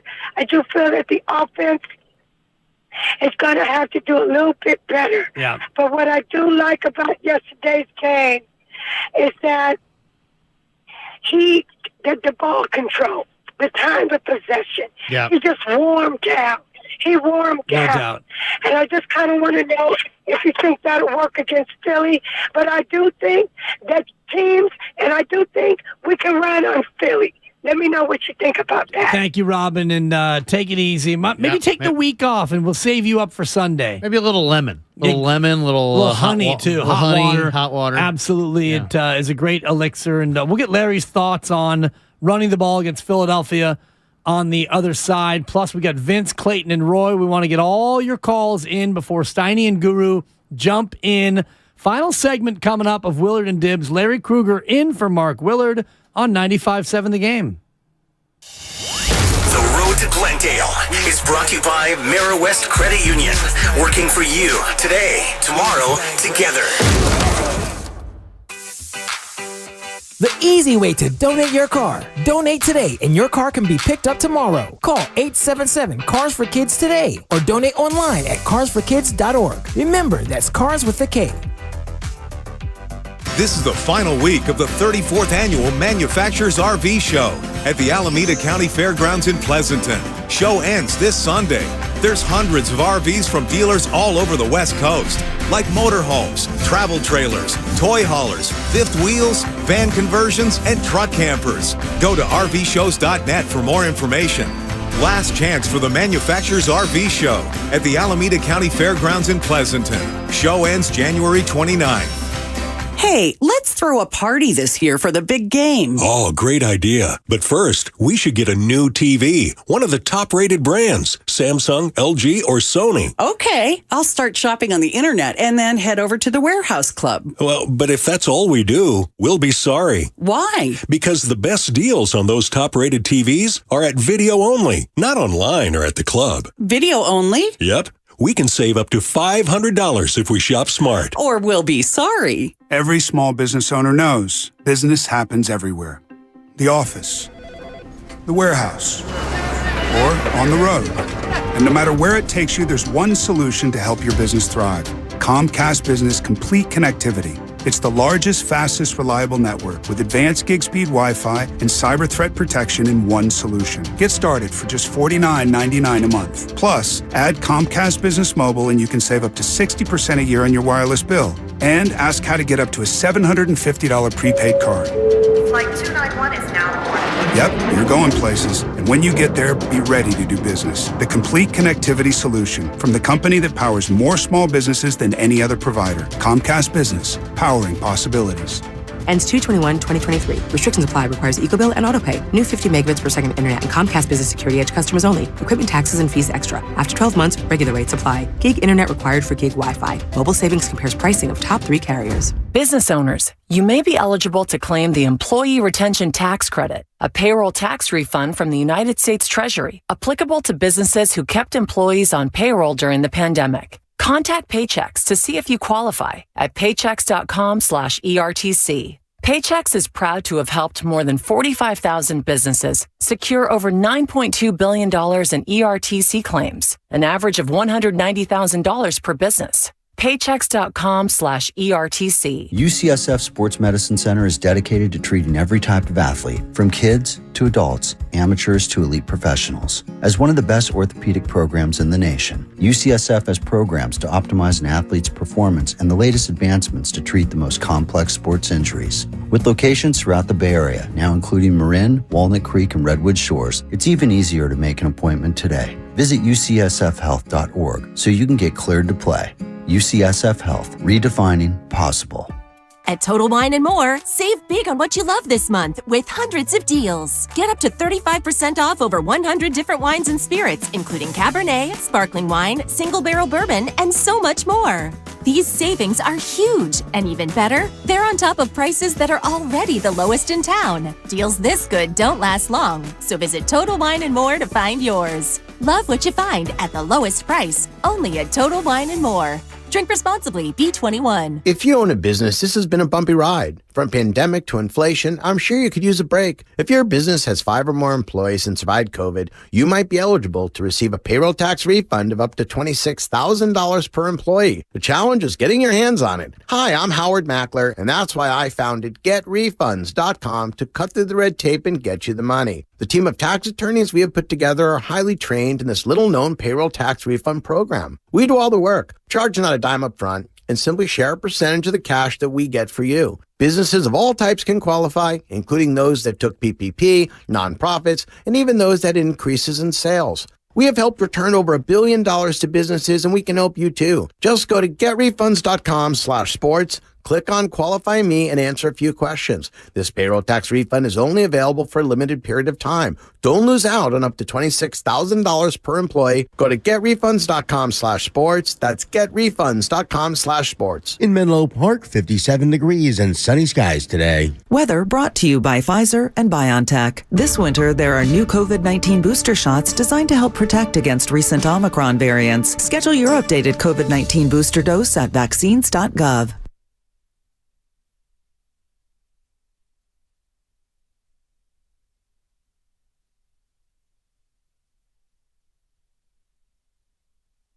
Now, back to Willard and Dibs on 95.7 The Game. Oh, yeah, smoothing it out here as we get toward 12 o'clock. Coming up in about 10 minutes, Steiny and Guru come in for the changeover. Guru's Dallas Cowboys knocked out for the second straight year by the San Francisco 49ers. And if I know Steiny, and I'm pretty sure that I do, he's a little bit of picking at the Guru today. He's going to pick, and he's going to pick. And I would imagine Guru is going to say, Guru is going to probably say, Steiny, I told you I didn't have faith in the Cowboys. Goo picked the Niners, didn't Dak's got to go. Yeah, he did. He did. So tough one for the Cowboys. Tough one for Goo, as Dallas will have to wait another year to try to make it back to the conference championship game. Let's clean the phones up, Larry, before they come in. Vince in San Carlos was at the game, and now he's on 95.7 The Game. What's going on, Vince? Hey, thanks for taking my call, guys. Always appreciate your insights. Great game at Levi's last night. My voice is a little hoarse like Robin's as well. I'm going to try that lemon water. Thanks for the recommendation. What I will say is the atmosphere was great. I brought my wife and my two young daughters, 9 and 12. They had an absolute blast. I was a little concerned going in that things might get a little raucous, but everyone was really cool, and the Dallas fans, everyone got along. So I was good to see. My sister also went with us. She's a former season ticket holder at the Stick. Her and I both said after the game, that atmosphere was electric, and it reminded us of the Stick. And I don't know if it was the chilly weather, the breeze blowing, but it was definitely one for the ages. We really loved it. And OG, the caller earlier, mentioned about the offense being a little vanilla last night. I'll agree with that, but I also think Kyle Shanahan saw that the run game was working, and why show all your cards, especially knowing that, hey, we got a great chance in this game to play next week in the championship game. So maybe he was, holding the aces close to his vest. Well, it's also about, Vince. Win the game. Just win the game. Yeah. Kyle Shanahan probably has had a lot of time to think about 28-3. And, I'm sure he's thought to himself, hey, man, if we were a tad more conservative here, if we were a tad more conservative there, if we had taken the points that we could have gotten here and taken the points we could have gotten there, we would have won some of these games. So he's trying to, balance it, right? He's trying to balance, the big playability and all this offensive creativity and all these run after the catch monster weapons he has with, a run-heavy game plan that, hopefully gets them to the next level. He knows what he's got. He's got a killer defense. And he also knows what was going on in terms of this particular game, and it was field goals and punts. And a lot of people are critical of Kyle Shanahan for letting so much time run down in the first half instead of going for the jugular when they had the ball. And Kyle Shanahan in the postgame addressed why he let the time go.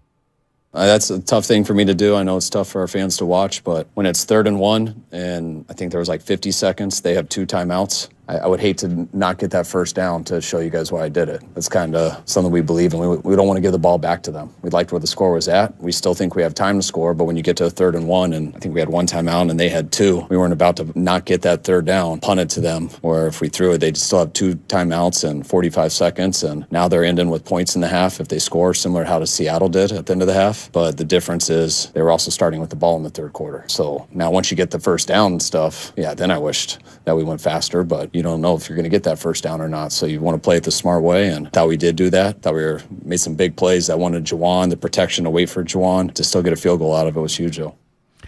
I'll say this. I like the answer. I like the answer as well. My biggest complaint with Kyle in this game isn't that one. It's the 4th and 9 from the 38 in the first quarter. Okay, so you at that point you're on the 38-yard line. You can try. How long is a field goal from 38? That's 55. 55. Scoreless at this point. And they had started the drive on their own 18, and on 3rd and 9, Purdy incomplete to McCaffrey. McCaffrey got a yard, then it was back-to-back incompletes from the Dallas 39. Right. So then you're looking at 4th and 9. Now, is it likely that you're going to pick up 9 yards on 4th down? No, but look at the strength of your football team. You got a really accurate quarterback, and you've got all these weapons. So and how many 9-yard plays did you make in this game? How many 9-yard plays have you made in the last couple months? Plenty. So I didn't like that one. Why? Because you basically just said, we're not going to try for a field goal. Okay, I guess I get that. You think you're outside of Robbie's range. If you miss it, Dallas takes over on their own 45. Correct, granted. But you punted it into the end zone, so you gave up a chance to go for it for 18 yards of field position. Not ideal. That's not good. I like the decision. The execution was poor. The thinking is, if you 4th and 9, you haven't done anything. You've gained 47 yards in your first 2 drives. You went 3 and out, and then you just are getting stalled out. So I don't think 4th and 9 you're going to go for it that early in the game when your offense isn't humming. And then you look at the field goal 55-yarder. We talked about Robbie Gould from 50 and beyond, not his strength. So for me, the punt there is the most sensible play. Obviously, you don't want to have a touchback there. You want to get that thing inside the 10. But what happened 3 plays later? Dallas throws a pick, and you were able to still turn that into points. I hear you, but I mean, there's roughly 10 offensive possessions in an NFL game. You're giving away 10% of your offensive possessions for 18 yards. I'd rather take a chance there and not have those 18 yards. But again, though, you're hoping to do better than an 18-yard gain. Right. You're hoping to get that thing inside the 5 if and possible. Down it, and it went into the end zone. But I'll tell you, to me, the drive that you really, as a 49er fan, you got to feel really good about is the 4th quarter 8-minute drive that 13 plays, 64 yards. And what you feel best about, at least to me, is they get to 2nd and 10 at the 17-yard line. Purdy doesn't have it. He throws it away. He gets to 3rd and 10 from the 17. He scrambled for 7. So you're still looking at 4th and 3 from the 10-yard line. And at that point, I guess some people wanted him to go for it there at 4th and 3, and he brings on Gould for the 28-yard field goal to make it a 7-point game. Right. But I that one didn't bother me as much. I liked the idea of going up 7, forcing them to get a touchdown.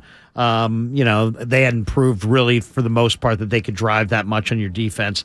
It was that first half. Yeah. And here's the thing about this Philly game. Philly's got a lot more offensively, so these first half possessions are going to be more important that you net some points. Agreed. And I think that's where I'll defend Kyle Shanahan. This game felt like punting was going to be okay. I don't think against Philadelphia and the way their offense can hit you, I don't think that you're going to be in that same mindset. Now, you may come out and it might be a similar kind of game. The weather should be good. 47 degrees, they're saying. 47 degrees which is sunny about what we had Sunday. last night. It was a little warmer than that, and just a little bit of breeze. Let's get one more call in here. Roy in San Leandro is going to round out a great show today with Larry Krueger. Roy, you're on 95.7 The Game. What's going on? Hey, how's it going? You guys make all kinds of good points. I really appreciate the things that you've talked about. But I just wanted to mention that about D'Amico Ryans. Yep. Don't you think it would be better if he stayed with the 49ers for one more year? Because look at that guy with the Robert Saleh with the Jets. He's had success, but he's had minimal success. And so I think that basically he should stay with the 49ers just for one more year, and he could be able to pick any kind of job that he wants. And my last point is that this year, when the 49ers draft, wouldn't it be wise to go out and get another good end, develop another good end, so it could take pressure off of Bosa? That's all I wanted to talk about. And great show, and you guys have a nice day. Thanks, Roy. Appreciate you, Roy. And we can talk draft priorities as we get deeper into it, but for me, you're at either this year or next year, you got to find a left tackle. And Robin mentioned earlier McGlinchey. I don't think he projects out as a future left tackle. Trent Williams probably 1 or 2 more years.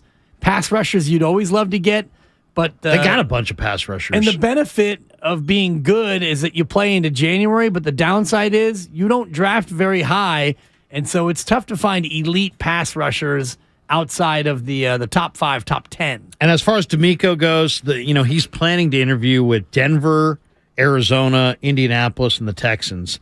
Texans have Davis Mills. Colts don't have a quarterback. They may want Trey Lance. Cardinals are stuck with Kyler. Broncos, are stuck with Russell coming off of a terrible year and a big contract. I think you got to go when you have the opportunity to go, especially as these head coaching jobs don't always come along. Agreed. But I don't love any of those spots, to be honest. Not the gig's a gig. Maybe the Colts. It's big pay raise, and if you're D'Amico, you're never going to be hotter than you are right now. Steiny and Goo sliding in. What's going on, fellas? Goo. What's going on, bro? What happened? I'm gonna tell you what happened. I told Steiny, went to the cafeteria Friday after payday Friday, and I said, you know what, Larry? It's going to be a funeral. You had to go to a different cafeteria. Yeah, we found one. Yeah.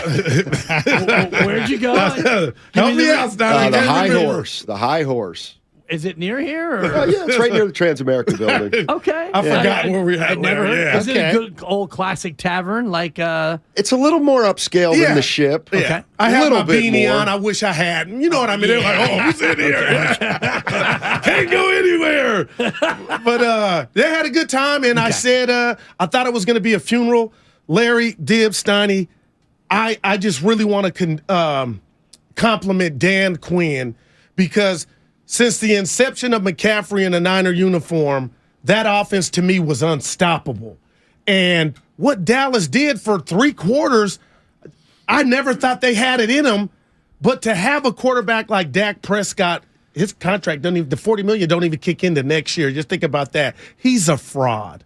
And yesterday, he's a fraud as a superstar quarterback. No doubt, you, Larry. Okay. I appreciate that. Excuse me. What else is there? Well, I'm just saying, his contract puts him in a territory where he's supposed to play big time football, and he's not that kind of player. No doubt, Larry, and that's a big deal, especially when the people pay you to go out there and make plays. But I watched the game again. I was telling Steiny it was electric. I wasn't even in the building; you guys were.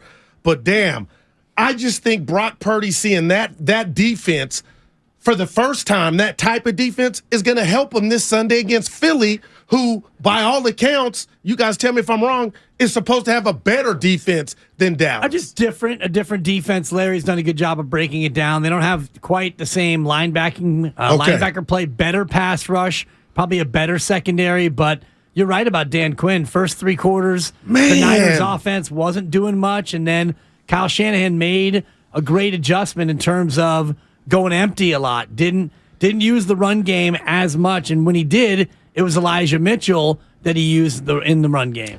One thing I think people should not forget is that the NFC East was really, really good this year. Yeah. And I looked at a stat going into the pregame yesterday. The NFC East had the best against the spread record of any division in football when they played outside the division. So, we kind of were thinking, the NFC East sucks.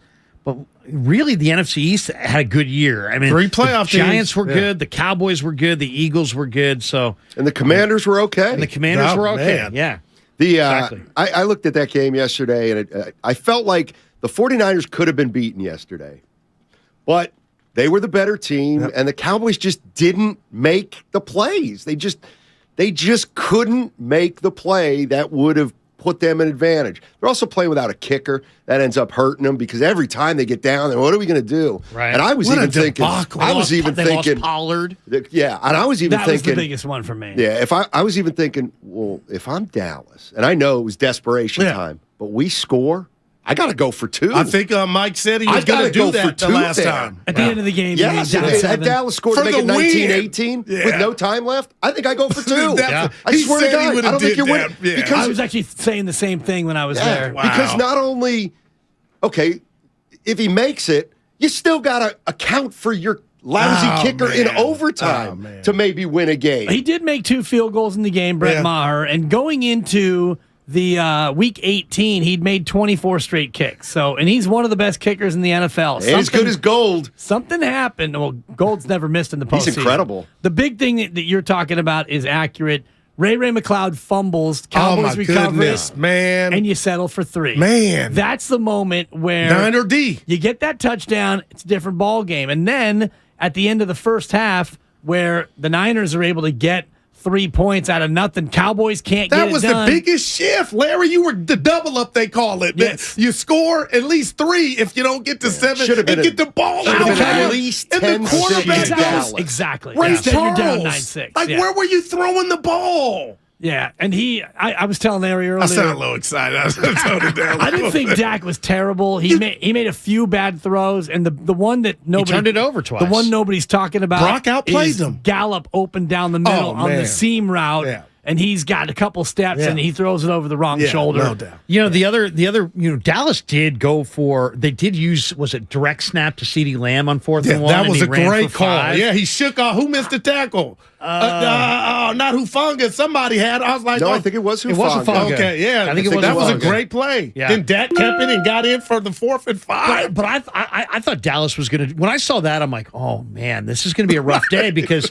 Dallas with this bad kicker is now going to go for it in 4th down, and it's probably going to benefit them. So, unfortunately for them, they didn't have quite enough. Pollard gets hurt, and then they just went to Ezekiel Elliott. Where I'm done defending my boy Zeke. They could have gone to CeeDee Lamb in the backfield. Yeah. CeeDee Lamb was the only difference maker. He ran the ball a couple of times, and I don't know if they have that package like the Niners do with Debo, but continually running it to Zeke. And when you had Zeke on the field, the Niners defense knew, go ahead and run it. We don't have to honor any But play where was action the fake. Turpin package? The guy that he's electric, the kick returner. Why didn't you have a package for him? I People know. have been asking that all season. Dude is a blazer. Kayvonte You could have had Turpin. him back there. I asked Flanagan He should have kept Fowles. right. He could have took that, and he would have considered it. I asked Flanagan Start his Fowles day right. about the return man Turpin. He was the all-pro returner.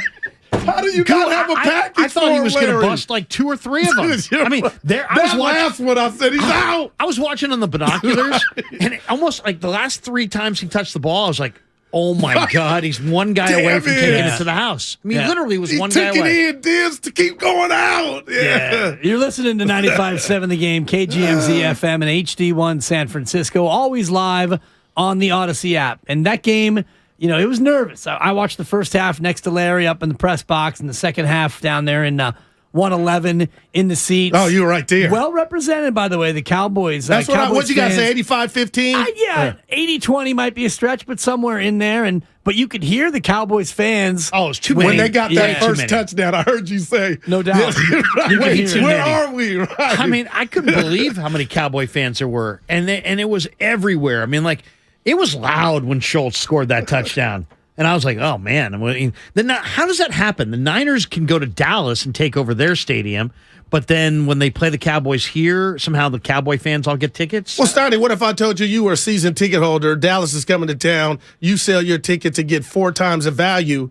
I mean, would you do it? I know you got paper, but I would do it. I mean, it depends how much of a diehard fan I was. But, I mean, there are a lot of people now. The tickets are so expensive. Man, Larry. Warriors, no, you don't use them all. Right. I know a lot of people that sell the big games to fund all their other games.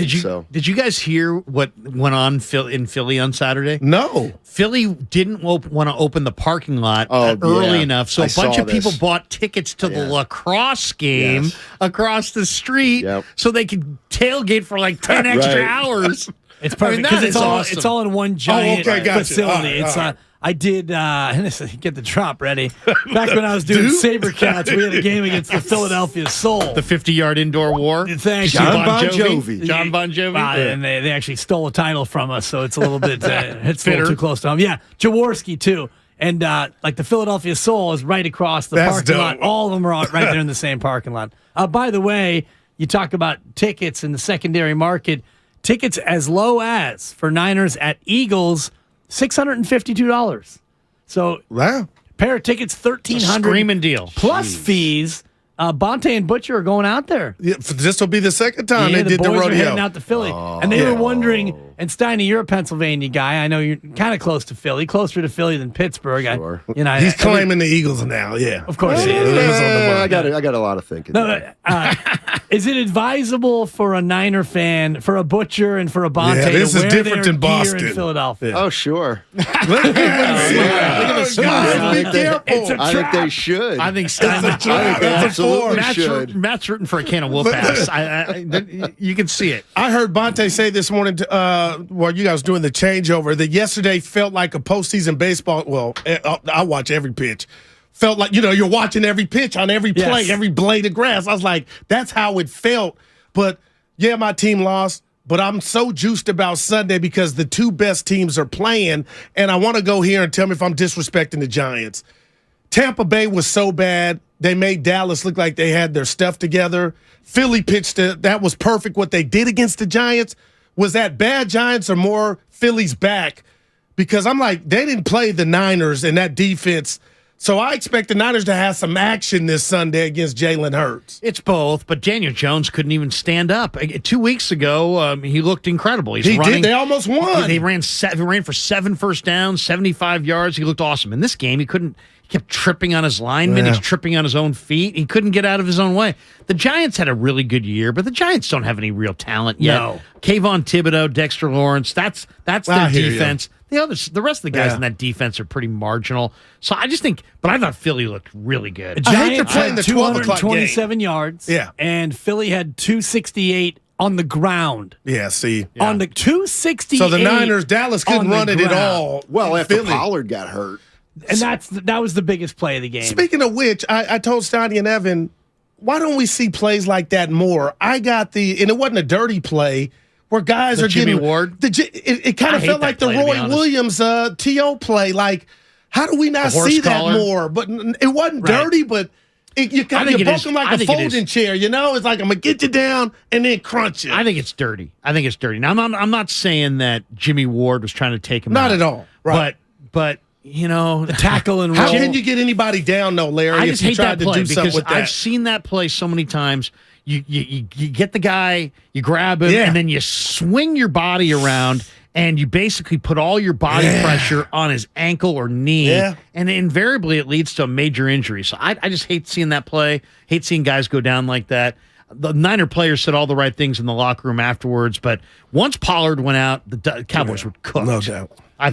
Also, the key sequence was, the end of the first half, where the Dallas is right there to go up. They turn it over, and then the 40. Like, what was Shanahan doing? His clock management was terrible. What was that? Well, because there's he's a trying to do on the things. board. You can play it. He's doing two things at once. He's trying to make sure that Bleed if they the hell out of it. I know.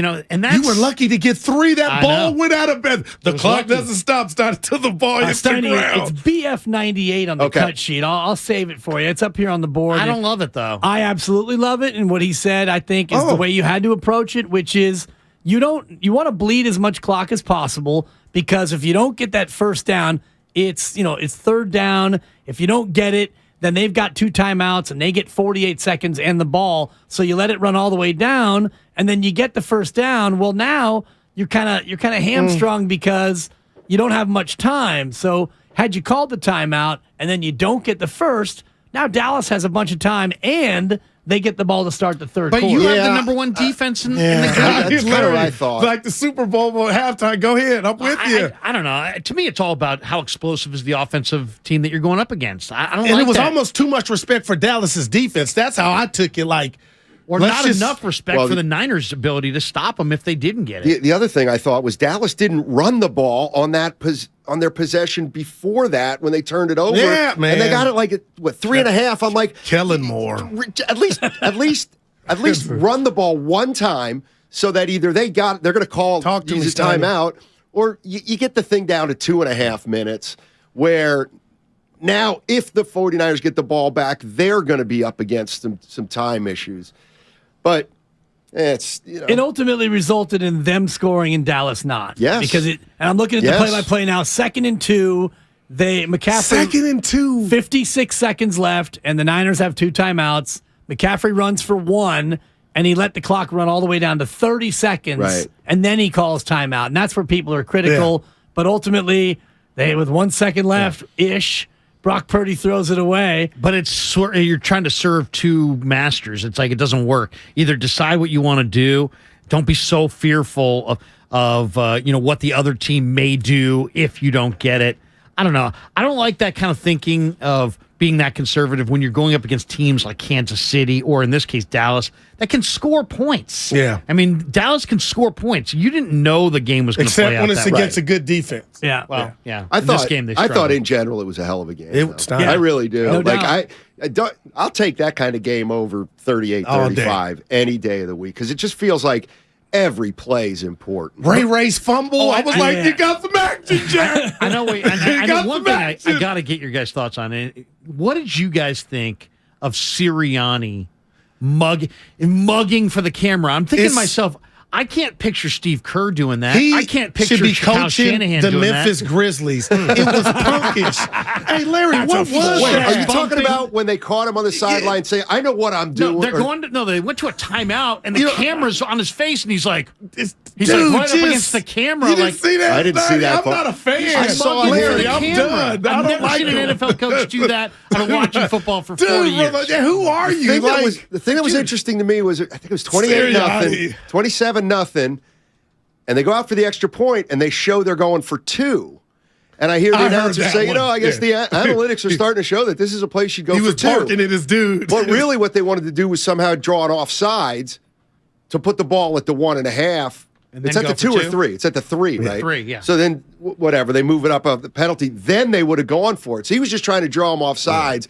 And somebody on his bench didn't know, and he was just like, he was caught him barking saying, at him. Yeah. You think I don't know what the F I'm doing? I know exactly. what the F I'm He's doing. chest bumping his Larry, assistant. I ain't a fan, and the man. camera, Like worse than McVay? They're going to the Oh, commercial. worse. Yeah. And not only that, they were going. You didn't see this? They went to the commercial. Go ahead, Larry. And he's like, let's say the microphone's the camera, and he's like, Steiny, like, dude, It's like do moving that it. next week when you're playing a I better couldn't believe team. that. I'm like, what is this clown show? I ain't a fan. Philly's I guess favored you by can do that if 2.5. you got a great team. Damn, right? that means a good game. And it's the Yeah. early game, the 12 o'clock game. I know they right rotated. now it's a pick-em. Kansas City hosting Cincinnati down to a pick. Real quick with about questions Mahomes. yeah. How do you finish that game? If it was truly indeed a high ankle sprain, how many other guys would not have finished?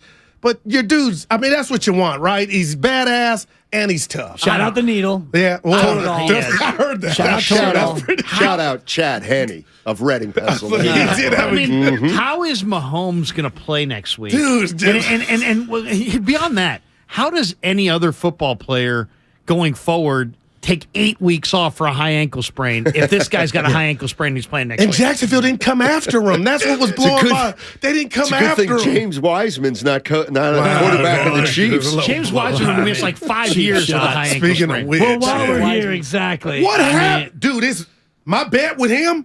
I'm petrified now. I tried to Something's get a piece happening. of it. Guru took the Warriors. Steiny has the field to win the NBA championship. $100. Larry, something's I was off, trying man. to get a piece of it, but my partner Mark Willard talk blocked me. It sounds like James Wiseman's on his way out the door. That's what it sounds like to me. But Slowly- that's the least of their slowly on a worries. limp. Like what happened yesterday? A KD-less Nets come back from 12-4 in your own building? They're making Claxton look like Wilt Chamberlain right now. And Guys like then- Claxton can make Draymond look a I little love you, old at Coach Kerr. times. I'll never second guess you. But the Boston game, we're giving rose petals now for them being motivated and giving a good effort. Then you sit against the next day, which I was like, some guys should be playing. Some guys are still rusty. And then that last night, like, I'm concerned, man. Tied with OKC in the 10 seed right now. And the Lakers are coming. But a game and a half out of the 5 seed, right? Well, Something yeah, if you want to do that yeah. game, I got you. But Well, also man. a game and a half above the 14 seed. So we can play it both ways. Whoever thought in 2023 we'd be looking up at the Sacramento Kings saying, Yeah. You can't even see Sacramento from where you are. Like the bean. How do you think that Purdy played yesterday? He was okay. And I think that Kyle Shanahan saw early in that game that it was going to be a tough game for Brock Purdy. Dallas was fast. Dallas keyed on the run. There was a lot of 3rd and longs early. But when Brock Purdy needed to make, 2 or 3 different throws, The George Kittle, hey diddle diddle, Kittle where juggle Diggs down the middle. made a business decision and yes, then tried to he knock did. his ass, separate him from the ball. That play, But that was a great find by Brock Purdy. He was not a part of the play or the pattern. So how do you know that? Because that's what Shanahan said. Oh, okay. I'll highlight the cut. The thing I liked about Purdy that explains when, it. when he saw things in this game, he really did let it rip. He had a couple really nice passes. Decisive. He was decisive, but also, the Robbie Gould field goal that we talked about right before half. He had two plays there where I think Garoppolo tries to make something happen and maybe turns it over. He just said, you know what? We're just moving on to the next down. Yeah. And that's why he manages gets the game. an A. He didn't make no the crucial turnovers, mistake. and your counterpart had two. I know. He I know. outplayed Dak. Yeah, like he he did. stayed within himself. And the big throw, no turnovers. third down pickup to Ayuk on the big, long, suffocating One drive. to Jennings, too, right The two before to half. Kittle. So, I mean, Brock Purdy, you look at the numbers, and he didn't do much. No touchdowns, but no turnovers. That's And- big, I tell you man. what, and you know what? Now you start thinking about it. That's not an easy game to have no turnovers awesome. in if you're a quarterback. And so's this next Because one. they It's were the same thing. Ooh, he my was, goodness. He was pressured. There's no doubt. He was pressured. Now, is Philly going to be able to score more than Dallas? And what's been the Niners' kryptonite, so they're saying, is the mobile quarterback. So this will be put to test Sunday. Well, you guys saw Mariota on that holding that mesh point. and mesh point. I knew you were going to go mesh point. It's like we're going to run 3 yards together with me handing the ball to Yeah, I you, saw that. and nobody's going to know who has it. The Niners struggled with Atlanta, and they struggled finding the football. This is To going me, to be great. It's all about first and second down. If they can get to 3rd and 4, 3rd and 5, 3rd and 6, advantage Niners. If it's 3rd and 1, 3rd and 2, 3rd and 3, Eagles are going to be a hard team to beat. Yeah.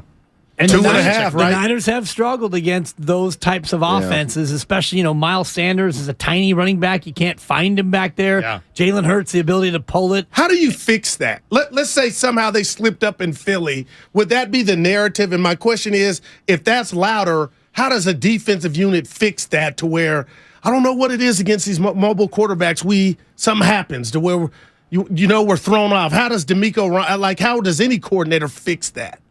It's partly scheme, it's partly execution, and it comes down to the discipline, right, of guys being able to stay in their lanes and play the defensive run fit every single time and not have a mistake. Yeah, and I think it's also about your overall team speed. You might need more speed on defense. I mean, it might be as simple as that they're bothered by these quarterbacks that get to that second level, create all this extra time.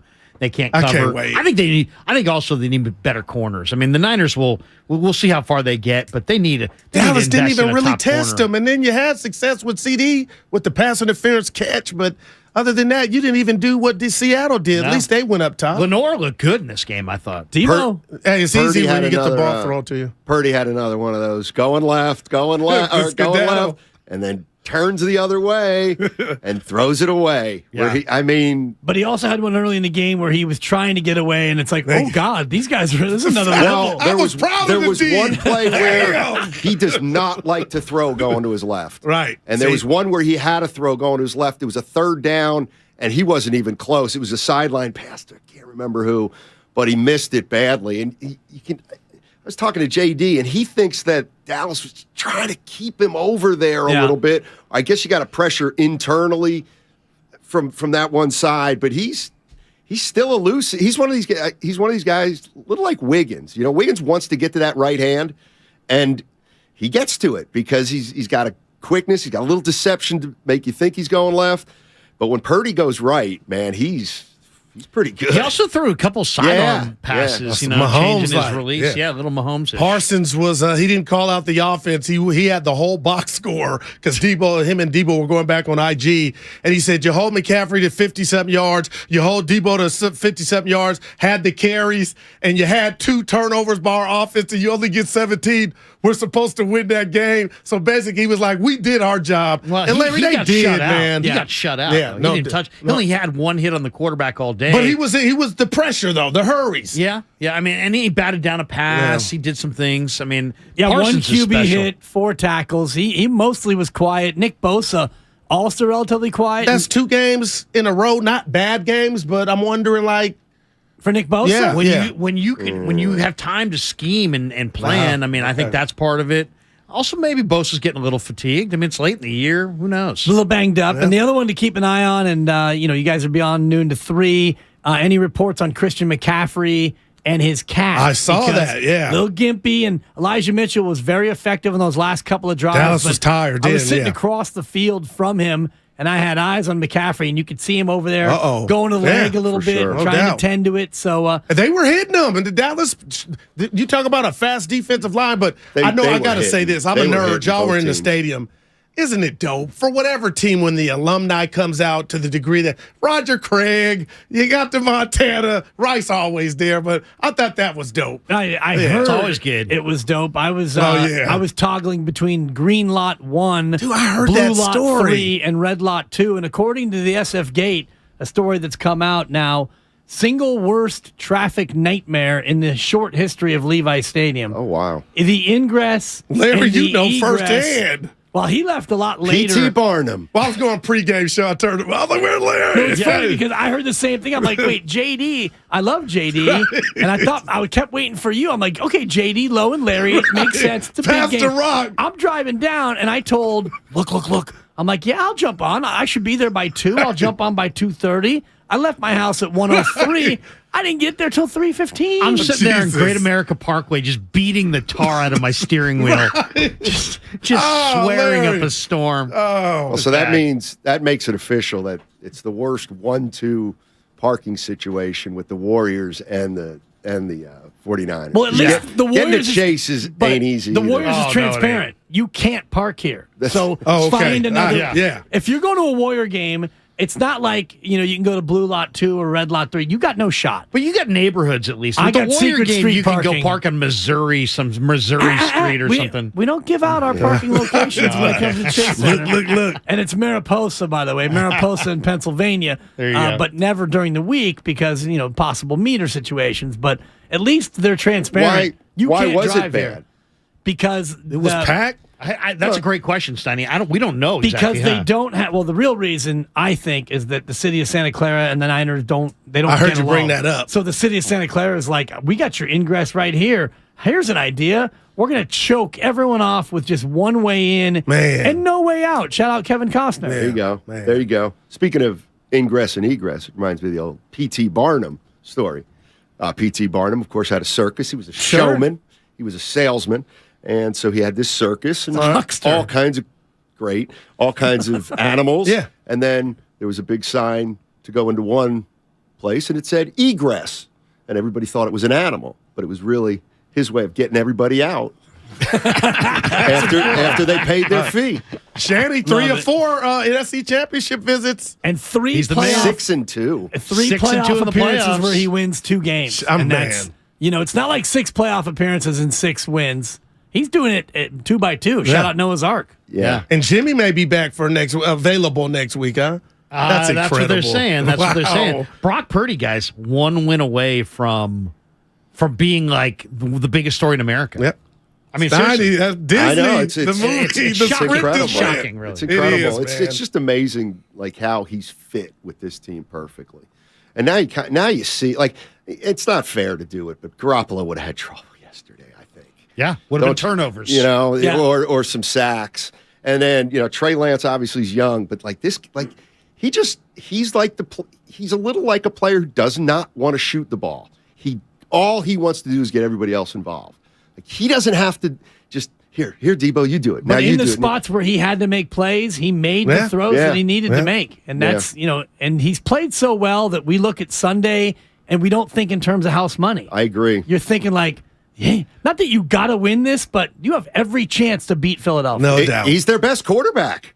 Like they're Yeah. playing their best quarterback right Shanahan now. said it. Well, Nick Bosa, not the most verbal guy. Yeah. What did he say? He's like, we got a quarterback or whatever it was. He was like, That's a 2 for your Bosa. He said he Pretty good liked effort. how he played too. I heard. I think I played pretty well. Yeah. Yeah. Bosa did Tell draw him a that- couple penalties on hold, Yeah. so I mean, probably was held 5 or 6 times. I love it. Cowboys lose. Guru in great spirits Yeah. despite it. Steiny locked in. Can't wait to hear it. Steiny and Goo coming your way next. Larry, thank you as always, bro. Good Can't stuff, wait to Dibs. do it Good again stuff, man. with you. Steiny and Goo, here we go.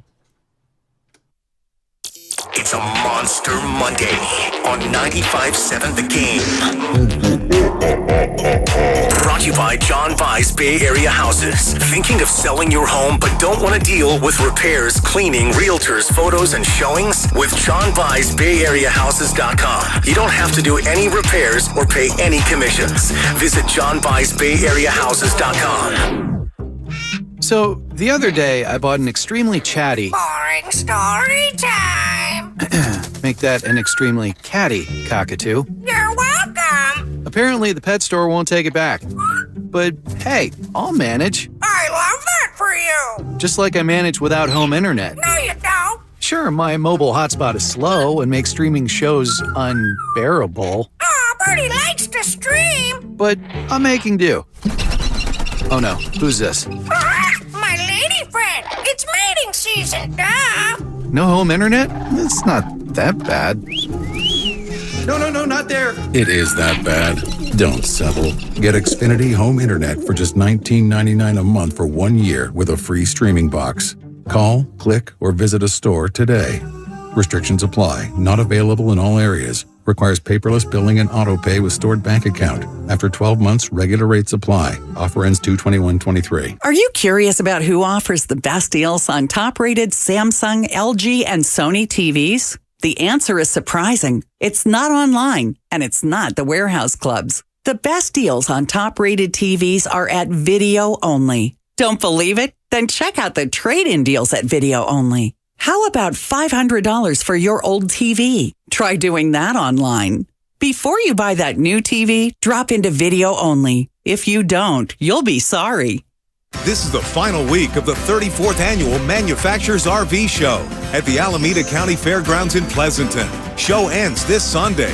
There's hundreds of RVs from dealers all over the West Coast, like motorhomes, travel trailers, toy haulers, fifth wheels, van conversions, and truck campers. Go to RVshows.net for more information.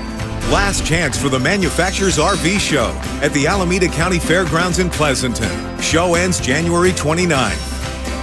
Visit Friedman's Appliance in Pleasant Hill to see Signature Kitchen Suite's full line of luxury built-in appliances, including the first Pro range on the market with built-in sous vide, induction, and gas all on one cooktop. And now it's easier to build the kitchen of your dreams with the Dream Suite Savings Program with additional bonus rebates. You can see all of the Signature Kitchen Series appliances displayed beautifully in live working vignettes at Friedman's Appliance in Pleasant Hill or at friedmansappliance.com. If you own a business, this has been a bumpy ride. From pandemic to inflation, I'm sure you could use a break.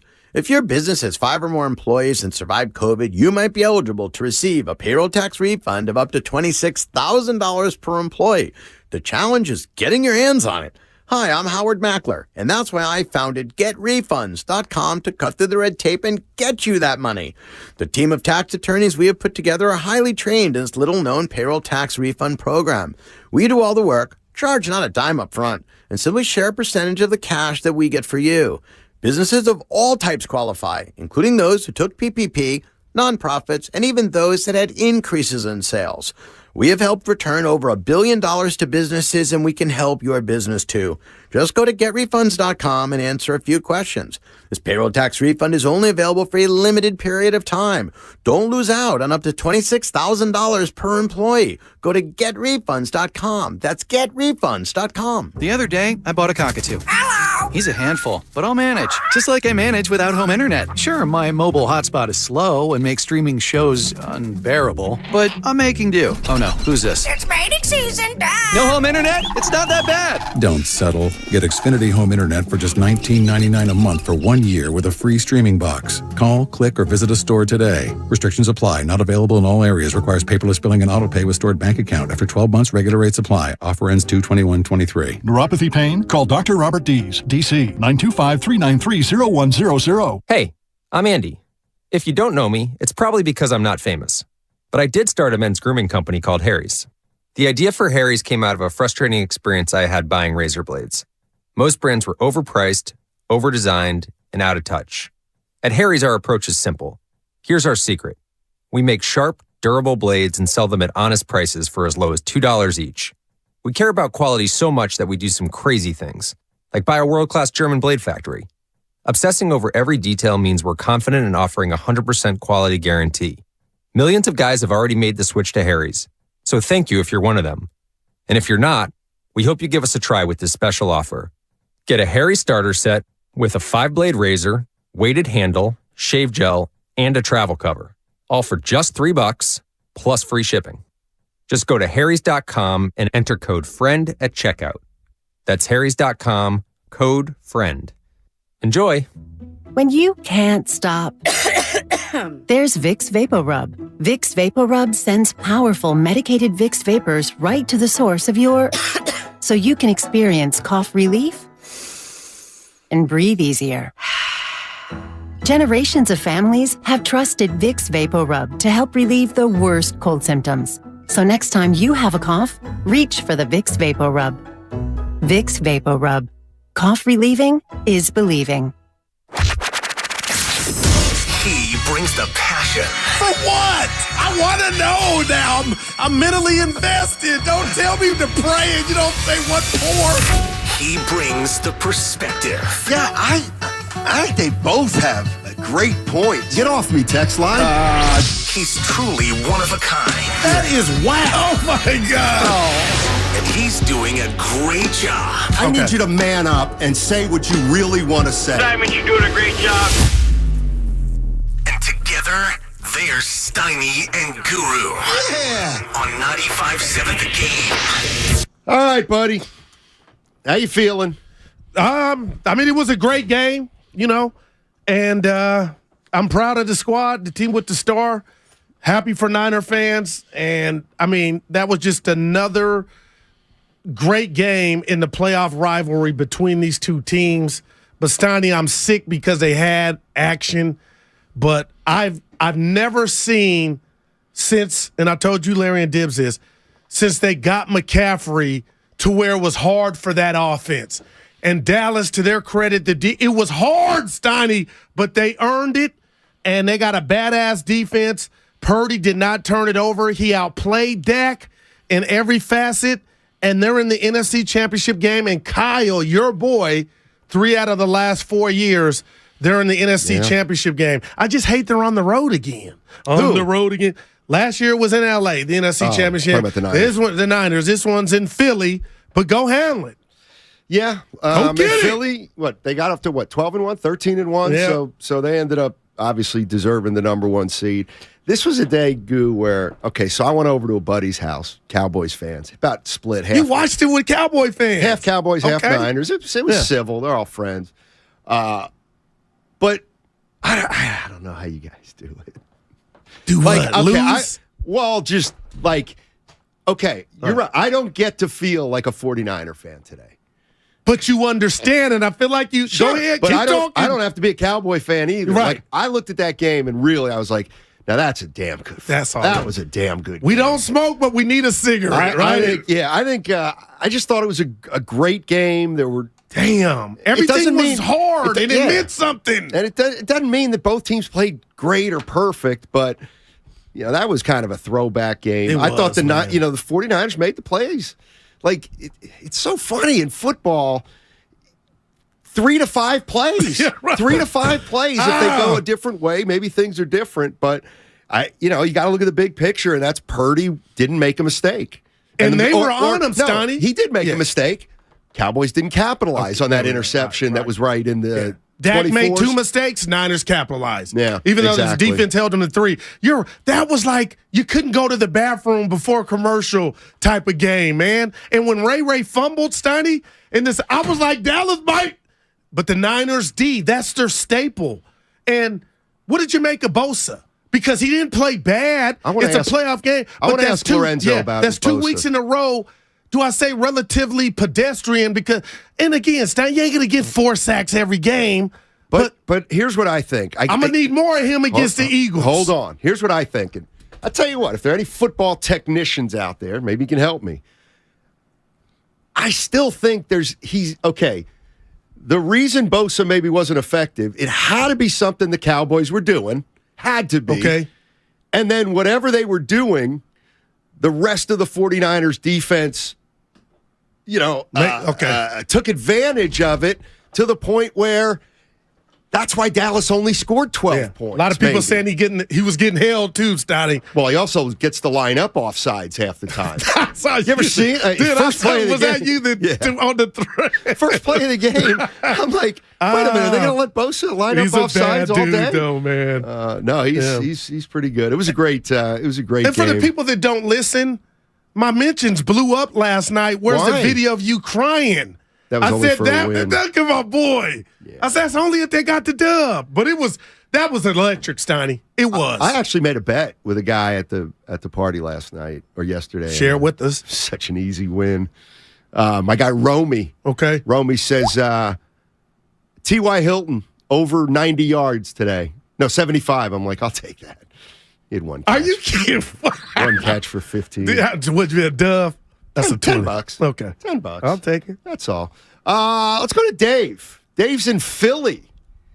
Been waiting. What's going on, Dave? How you doing, man? How are you?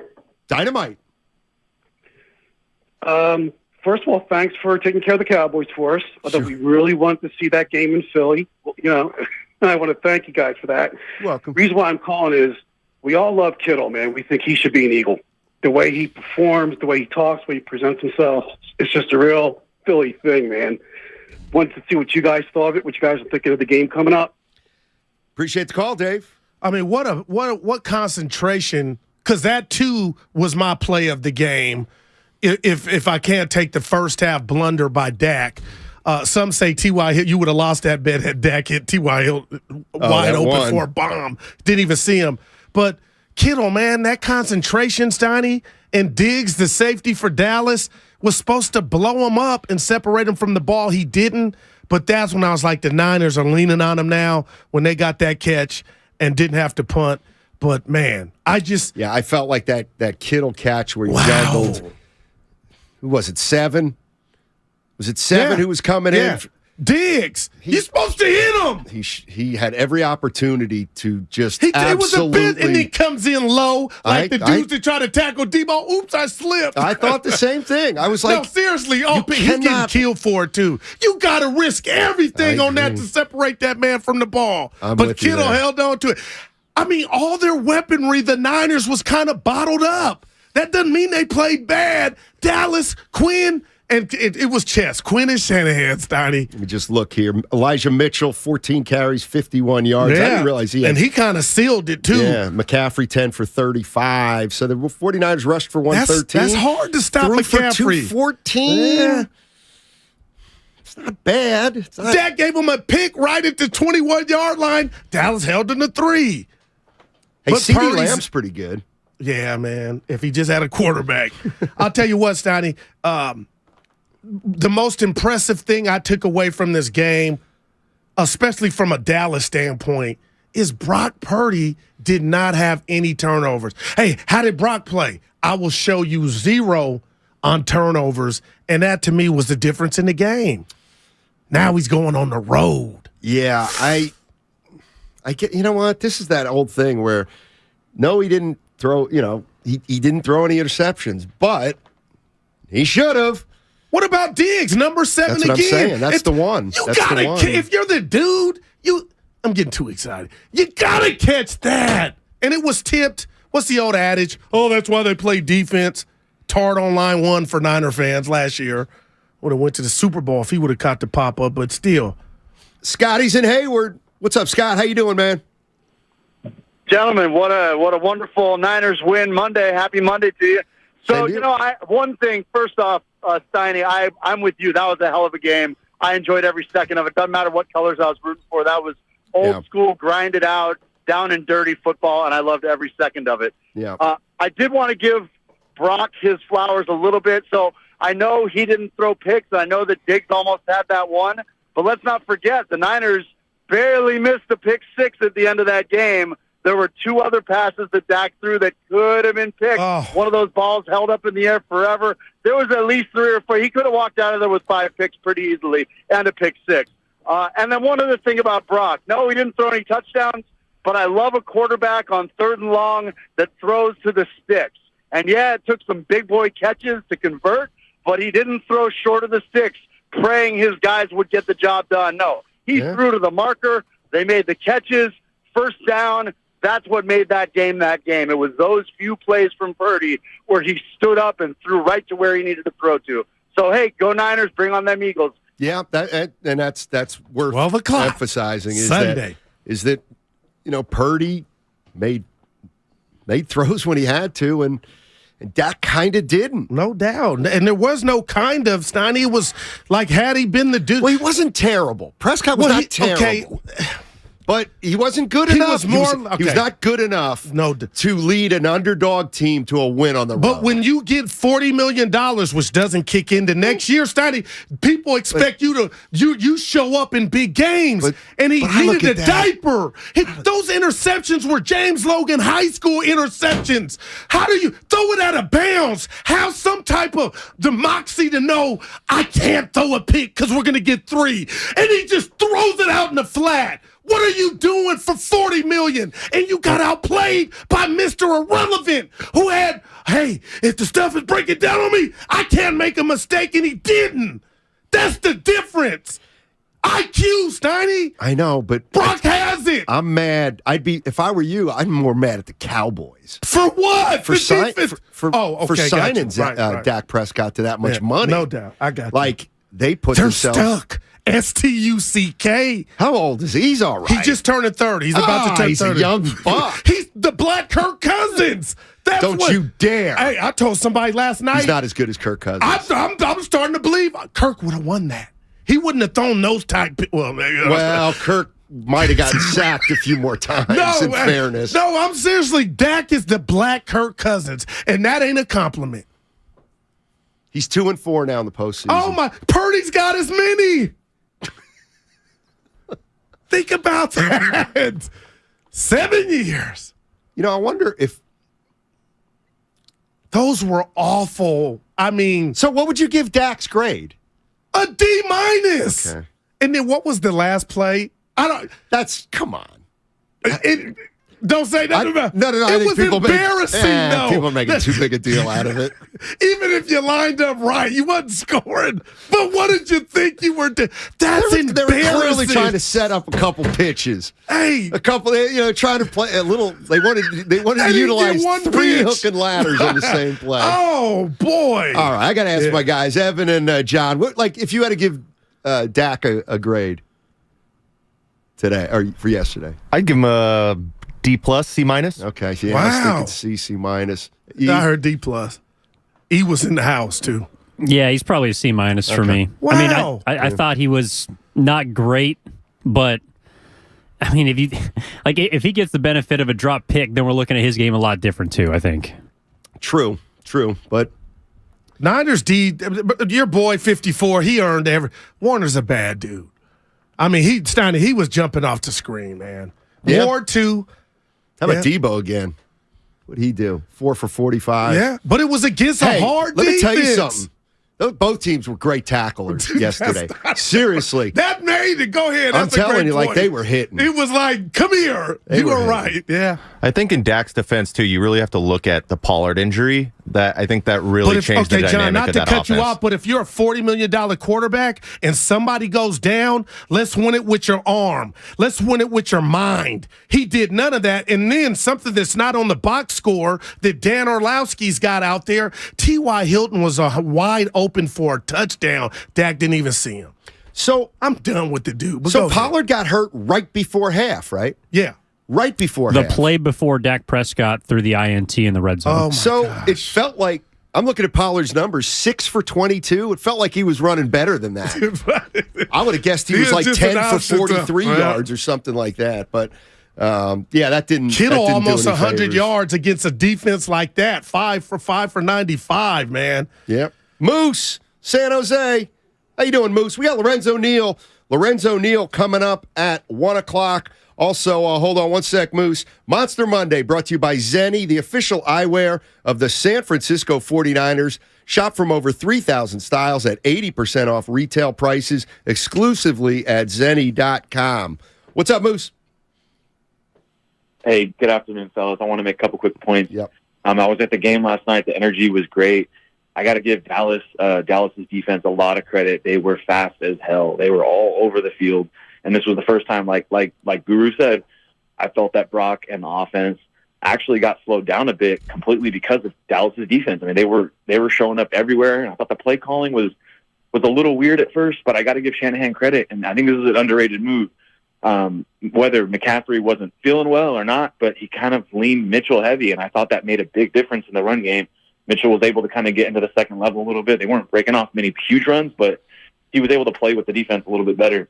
And then another quick point, I do think the Pollard injury was a little more is a little underrated as well. They run Zeke as if he's Pollard. Pollard runs the ball well, and when he went down, I do think that took a little bit of air out of that team. Again, you got a big name quarterback, you got to make more plays, but we did decent against that in keeping him from getting out of the pocket and running the same way they did us against Purdy. And I'm curious if that's going to be able to translate. I want you guys to ask Lorenzo Neal that. Will that be able to translate to Jalen Hurts? Because we got to keep him from running around.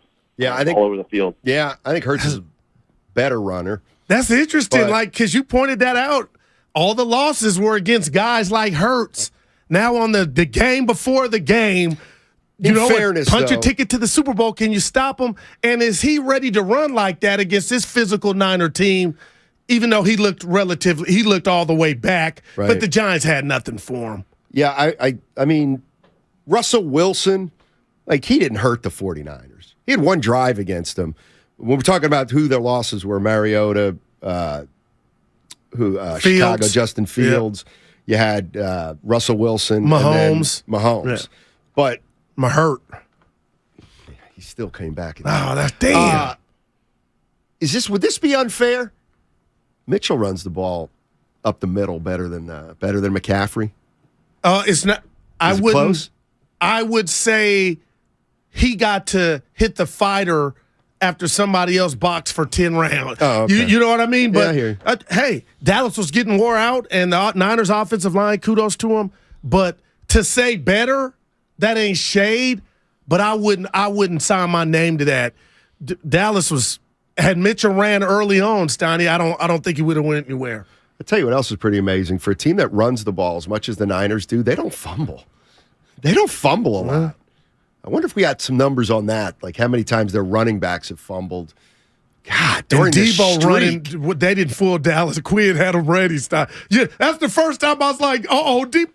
And it was like, nope, come here. I actually, somebody made a shoestring tackle on Debo Samuel. I've never seen that before. I think it was in the backfield. Number 90, DeMarcus Lawrence. But you're right. That was a great game. It was a great game. Barry Bonds in the house. He was there. Who else? Roger Craig. Joe Montana was there. And Jerry Rice. We love you. You're the goat. You're there every week, so yeah.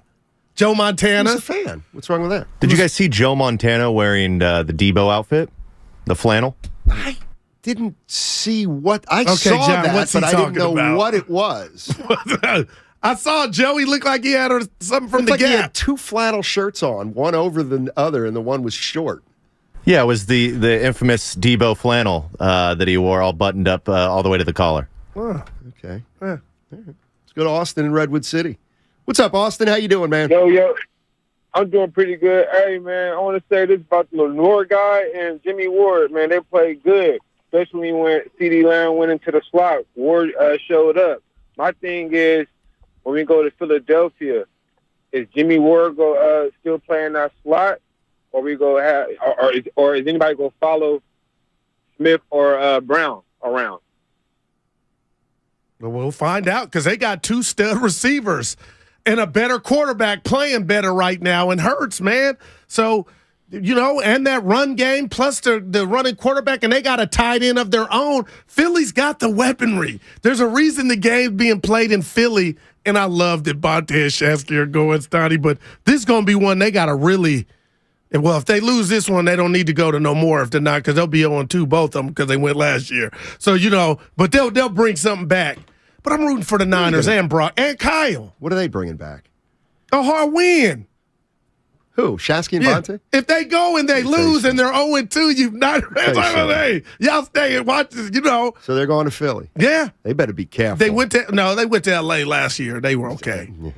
Is this different? A little different. We should get some of your Philly dudes on. I might get one of my guys on. Almost lowlifes that booed Michael Irvin when he was on the ground. I might be rude. If you do it, just he'll put you in your place. both my guys will put you in your place. You think so? Yeah. From the Unes. One guy's actually a theater guy, so he'll know how to do all the histrionic. SOFT. Nah. You better be careful. What else was I going to say? Oh, come on. What's going on with your boy Schultz? Come on, Goo. Okay, that's give 2 me plays this. he made. Did you see that in real time? Because I just knew he got his feet. I took it for granted. Did you say, I don't think that second foot got down? I did. That was not that they were going to score, but come on. But he made 2 terrible plays. Then he got knocked back by his Jimmy Ward. Run forward, dude. Know the rules. Yep. But hey, it shouldn't even been to that though. I get that, but that's like me talking about that. Help me out. Who I'm getting on? I'm hurt. Just give me a hint. That's like me talking about anything. But you got to be listening to me so you can throw me a hint of what I was trying to get to. You hadn't even started to get into that was like the last play of the game. Even if you were lined up right, it wasn't going to work, but come on. My thing is, like, when we think about, and I want to know, maybe I'll ask this after Low, but I look at that game and I said, man, Cowboys had chances. They just didn't. No doubt. They just couldn't come through. Are we missing the 49ers having chances? Well, they were in the red zone, too, when they got the first turnover and they got field goals. So I don't come down hard on this. Ain't Madden, Stein. You're going to get 7 every time. You are basically playing yourself. A defense as good as yours. So, had they lost, I think we could have that conversation. But, yeah, you want touchdowns. But when you're going up against something as good as the Cowboys defense was yesterday, you kind of understand you get what you can. And they got 17. Oh, it was fine. Yeah, 17-10. 19-12. Talk to me. So Big John in there says McCaffrey hasn't fumbled since week 8. Damn. And Mitchell hasn't fumbled in his last 7 games. Didn't Mitchell have a little issue? That was early. I think that was last year, maybe. A couple years ago, yeah. But for a team that runs as hard as they do, they hold on to the football. But I love you for understanding that was a great game. It was a great game. Yeah. It was a great game. I would have liked to have seen, I don't know, maybe Dallas have a more realistic shot at it. At the end? Or yeah. But, hey. They had the – what else do you want, Stoney? They had the ball with a chance to tie. The coach out. Would you have gone for 2? He says in the postgame, McCarthy, we were going for 2. I Prove it. I would. Yeah, that's just talk. I would have. You would have went for 2 for the win? Yeah, definitely. Oh, man. You're not winning that game. So, and real quick, Jackson, Walnut Creek, if you kick the extra point and he makes it, you still have the same problem in overtime with a kicker that you don't trust. Let's go, Jackson. What's up, buddy? Hey, what's up, guys? Can you hear me? Yes, sir. Hey, going to the game on Sunday. I'm flying out to Philly on Saturday. Nice. Family out there, but never been to Philly, never been to a road. It's my first time any football stadium that's not Levi's. And especially, with the fan base and everything that's out there in Philly. Just looking for some advice how I'm going to present myself, how I'm going to hold it down in Philly. It's just I know the great Steinmetz and Goo will have some good pointers for me. Well, Steinmetz will. Thanks, Jackson. Appreciate the call. Catch up with our guys in the morning. Be humble. Whenever you're in another city, I think you should be humble. No, our dudes are crunk. They're going to make some noise. I'm talking about Jackson. Oh, okay. Lincoln Field, great stadium. I saw Bruce Springsteen there. Haven't seen a football game, but it's a great stadium. The boss, right? Yeah.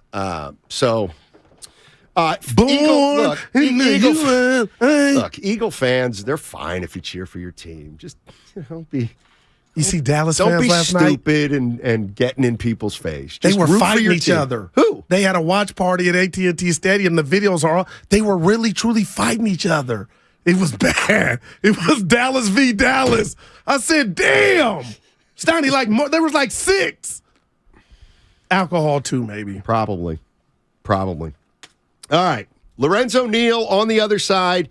And get geared up for the playoffs with our store. Did you know we have the merch store? It's online. We've got relevant T-shirts. We've got DPOY shirts, merch from every single show here at 95.7 The Game. Get yours today at 957thegame.shop.com. That's 957thegame. 957thegame.shop.com. Low Neal on the other side on 95.7 The Game. The Road to Glendale is brought to you by West Credit Union. Working for you today, tomorrow, together. Every small business owner knows business happens everywhere. The office, the warehouse, or on the road. And no matter where it takes you, there's one solution to help your business thrive. Comcast Business Complete Connectivity. It's the largest, fastest, reliable network with advanced gig speed Wi-Fi and cyber threat protection in one solution. Get started for just $49.99 a month. Plus, add Comcast Business Mobile and you can save up to 60% a year on your wireless bill. And ask how to get up to a $750 prepaid card. Flight 291 is now aboard. Yep, you're going places. And when you get there, be ready to do business. The complete connectivity solution from the company that powers more small businesses than any other provider. Comcast Business, powering possibilities. Ends 2/21/2023. Restrictions apply. Requires EcoBill and AutoPay. New 50 megabits per second internet and Comcast Business Security Edge customers only. Equipment taxes and fees extra. After 12 months, regular rates apply. Gig internet required for gig Wi-Fi. Mobile savings compares pricing of top 3 carriers. Hey, let's throw a party this year for the big game. Oh, great idea. But first, we should get a new TV. One of the top-rated brands. Samsung, LG, or Sony. Okay, I'll start shopping on the internet and then head over to the Warehouse Club. Well, but if that's all we do, we'll be sorry. Why? Because the best deals on those top-rated TVs are at video only, not online or at the club. Video only? Yep. We can save up to $500 if we shop smart. Or we'll be sorry. There's a reason Golden State has become the trusted partner for professional builders and contractors. The breadth of what they offer is remarkable. Their product knowledge can save you time. They're the largest distributor in NorCal of many of the brands they carry. Golden State's newly refreshed app offers installation guides, building codes, and much more. And the GSTV link on their homepage is a useful resource. Family owned for 3 generations. Golden State. When you succeed, we succeed. Business owners, you may be eligible to claim the Employee Retention Tax Credit, a payroll tax refund from the United States Treasury, applicable to businesses who kept employees on payroll during the pandemic. Contact Paychex to see if you qualify at paychex.com/ERTC. Paychex is proud to have helped more than 45,000 businesses secure over $9.2 billion in ERTC claims, an average of $190,000 per business. Paychex.com/ERTC. Progressive presents Adjusting to the Suburbs. I never thought I'd care about gardening until I bought a house in the suburbs. But now I find myself in conversations about liquid fertilizer, and I wonder, am I the fertilizer guy now? No way. Everyone knows the ratio between phosphorus and nitrogen, right? Yeah, I'm still totally cool. Anyway, when you save with Progressive by bundling your home and auto, that's the easy part of adjusting to the suburbs. Progressive Casualty Insurance Company coverage provided and serviced by affiliates and third-party insurers. At Fisher Investments, we do things differently, and other money managers don't understand why. Because our way works great for us. But it may not work for your clients. That's why Fisher Investments is a fiduciary, obligated to put clients first. It's the highest standard for a financial advisor. So, what do you provide? Cookie-cutter portfolios like the rest of us? No cookie-cutter portfolios here. Fisher Investments tailors portfolios to meet each client's goals and needs. But you do sell investments that earn you high commissions, right?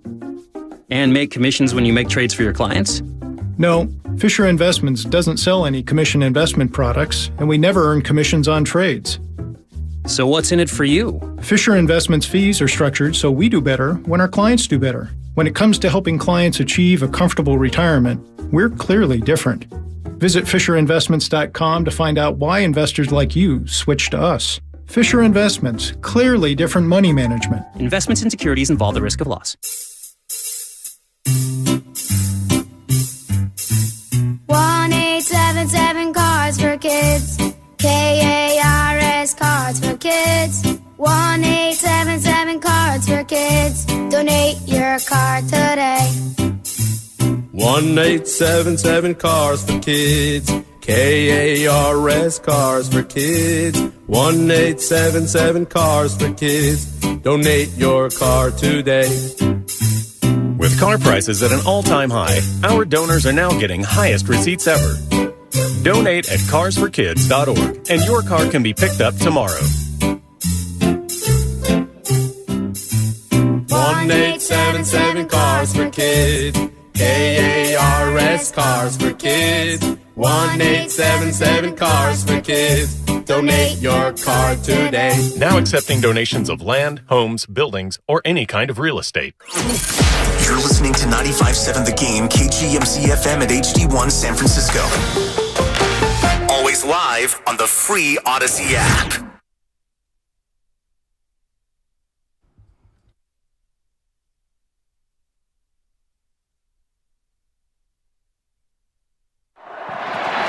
Prescott, it is picked off by Fred Warner.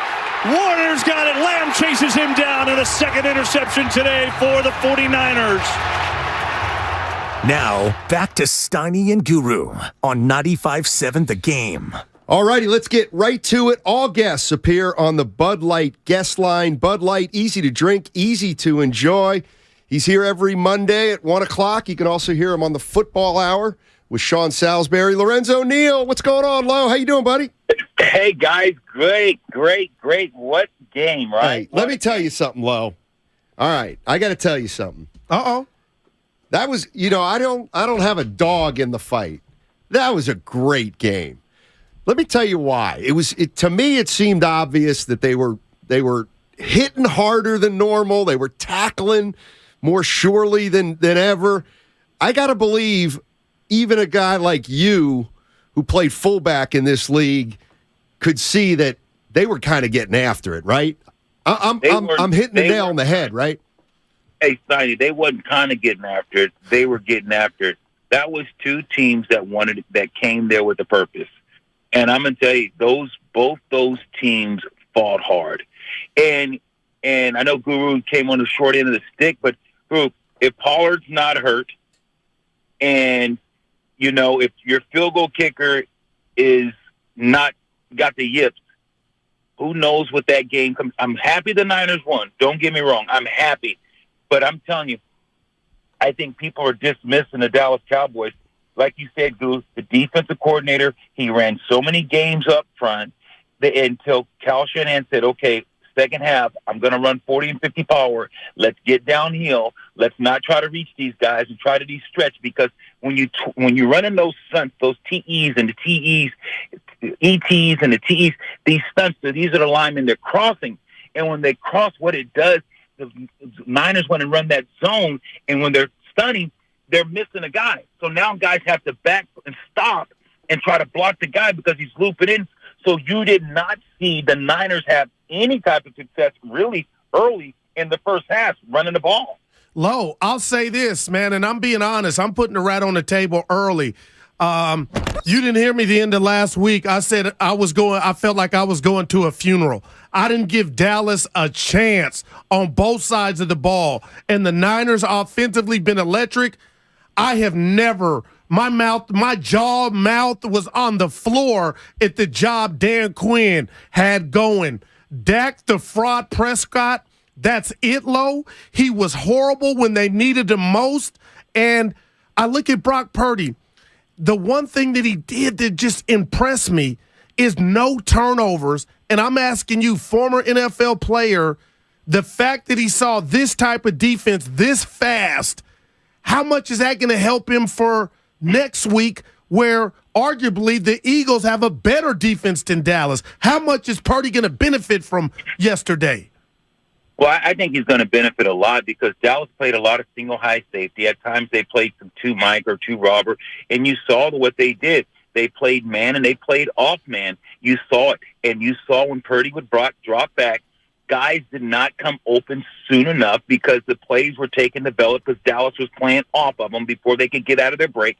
There was someone in his face, and he had to scramble. He got out of there. I told you they were going to get him off his spot. He had to reset his feet. He wasn't throwing the ball well. He did not play great.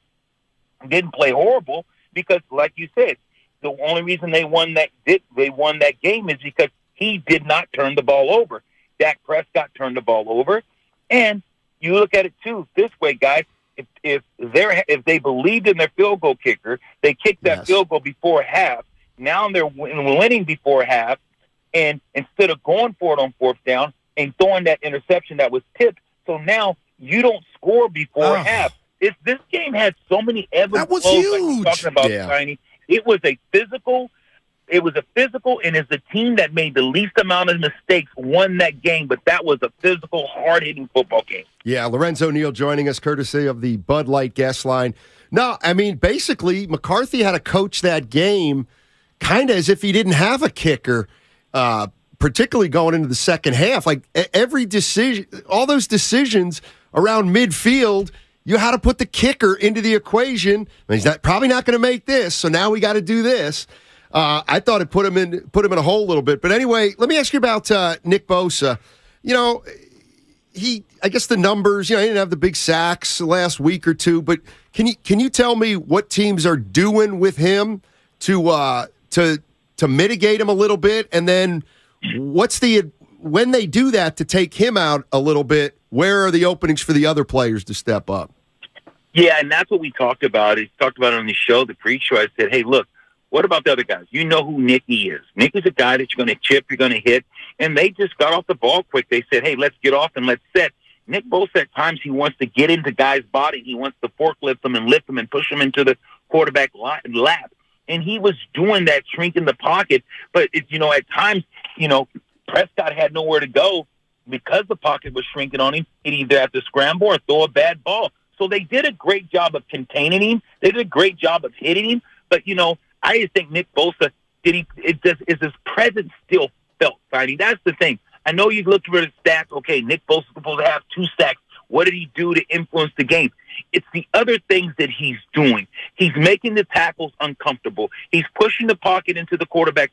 The quarterback, one of the throws overthrown because Nick had pushed the tackle, and so Dak has to alter some of his arm motions.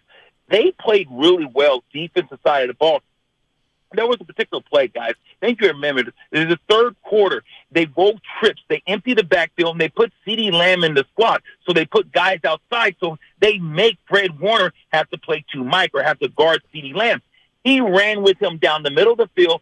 Prescott threw the ball, but Fred Warner was running step for step with CeeDee Lamb, broke up that pass.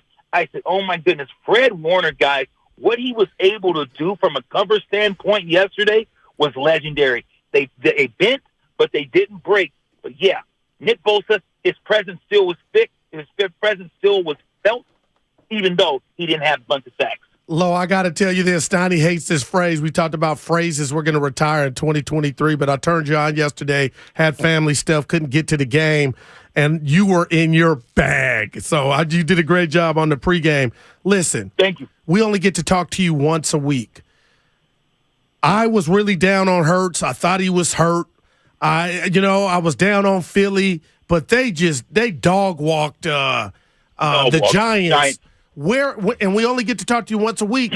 From what you saw yesterday, Lo, and what you seen Saturday night from Philly, where are you at on the low Neal meter about what we're about to see in this clash come Sunday at 12 p.m. in Philly? Well, I tell you what. The Giants, if you watch that game again, Google, go back to the All-22 and go watch the Giants when they played against the Minnesota Vikings. You got to look at the quarterback. What the Giants quarterback was able to do on how many busted plays and things they just let him run free. He won that game for him because of the scrambling ability and the things that he did. He played a Philadelphia team that's a lot more athletic, a lot more niftier, a lot more faster.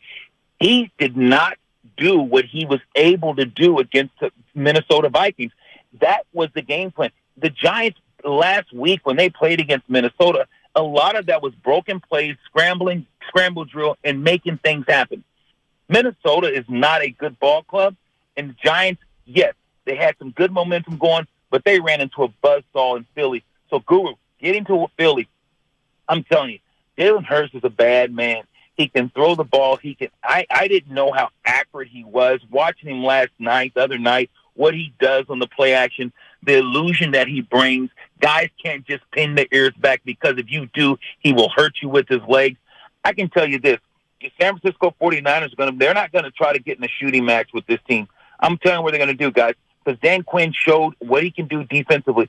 The Niners in the second half, they start putting a hat on the hat. They start to run 50 and 40 power. Watch where they line up, pull the guard and tackle, and they go downhill. Mark my words. the San Francisco 49ers will have more rushing yards by far, and they're playing against a better defense. Like you said, I tell you this without a doubt. The 49ers will have way more yards rushing than they did against Dallas. They'll be a lot more physical. They'll be a lot more balanced, and it's going to be a better run. I can guarantee you this, because they're not going to try what they did, because they know what when we saw the second half, 80-some yards rushing, because they went downhill. They said, it's a mindset. We're going to come off the ball, and we're going to kick your ass. That's what the Niners did to switch it. So, Guru, when we're talking about Philly, if they played the same type of way early against Philly, Philly would run them out of the building. But I think because they're going to slow down the game and say, look, let's smash mouth and run at Philly, I think you're going to have a lot tighter game than what people think. I don't think it's going to necessarily – the Niners aren't going to let them be in a high-scoring game. They're going to try to keep the ball out of Jalen Hurts, as their coach called him, Michael Jordan's hand. Lorenzo Neal joining us, courtesy of the Bud Light guest line. Christian McCaffrey's got a little calf issue. I think, you're watching the game you saw late in that game. I guess it's called a calf contusion. What do you know about that? And a week from now, will it matter? Yeah, I'll tell you what. He'll throw some MDS, get some of that horse magic on there, rub that thing out. It hurts. It hurts, Steiny. You're black and blue, but he's got to go ahead and just beat it up. Get that calf, and what you do is you dorsiflex it. So they'll wrap his leg and they'll make it be flexed. So now it's stretching that calf and making sure it's stretched. They're icing it, ice massage, make sure you move, break that up. I think he'll be fine. I wouldn't run him a lot this week, but he'll get in the motion. Calf contusion rather. You can get through, and I think he's going to be fine. But I think the biggest thing is Mitchell needs to be fine, because you're going to need him to be physical and get downhill, because this is a very, very athletic defense that you're getting ready to play against. I can't wait to see these guys get after, because these are going to be two physical games. You already know what's going to happen in Kansas City. It's the Cincinnati Bengals. And I'm going to tell you right now, guys, for me, I know this is, as I digress and go 3-6. He's 3-0 against Mahomes, your boy Burrow. No, even if Mahomes is healthy, Burrows is Tom Brady to Peyton Manning with Mahomes. Mahomes is Peyton Manning, and Burrows is Tom Brady. Talking about that matchup. Because Burrows has his number. He's not afraid of him. Mahomes got the rings, though, Lo, and 2 Super Bowl visits. Wait a minute. He's got one ring. He's got one. I'll make you. And he's got one ring. And guess who knocked him out last year? I know, Lo. At home. Guess who beat him? I got you. And here's the thing. If you told me to rank quarterback, you said if you had to pick to give me your top 3 quarterbacks, my number 1 quarterback would be Joe Burrow, and my number 2 would be Mahomes. Wow. Well, especially going into next week if Mahomes is banged up. Yeah. Lo, let me ask you this. Let me ask you this about the quarterbacks. Hey, I told Steiny on the Vine last night, him and Evan, I'm not blaming Josh Allen, but I'm looking at that that playoff resume, and I'm like, okay, you ain't got to the big dance. What about him and Diggs getting into it on the sideline? Then there were some reports that it went in the locker room. Is that just passion, much of nothing, they'll be back come springtime, or what did you make of that? Well, I think when you have a Josh Allen who's big and physical, can throw the ball over the yard, I think that you have a receiver that is passionate just like Josh Allen. And he knew that when you're open, you can't miss the layup. Josh Allen was inconsistent this year, guys. I looked at the team and something was off. Should have lost to Miami. Miami, they should have lost to Miami. They were just off. I took Cincinnati. You look at them; they're just a little off. And here's the thing: I think Josh Allen, you guys can see it. Sometimes he lets his emotions get the better of him, and he tries to become so physical. And it's like, Josh, you're a quarterback. You got to let that stuff go. You got to play within yourself. He's got to do a better job this offseason of understanding the nuances of being a quarterback. So I think his receivers and guys are disappointed because you are the leader in the face of that franchise. You just can't come unglued and take things personal, and you get out of rhythm, and now you don't have a chance when you got a guy like Joe Burrow on the other side that's slinging that thing all around the ballpark. You're listening to Lorenzo Neal, and he's live from the Bud Light guest line. Let me ask you this, Lo, the 49ers love to run the ball, and McCaffrey has not fumbled since week 8, and Elijah Mitchell's hasn't fumbled in the last 7 games. I got to imagine you didn't fumble a lot, but what's the key to being a team that runs as much as the Niners do, but they're not putting the ball on, their running backs don't put the ball on the ground? Well, it starts with coaching.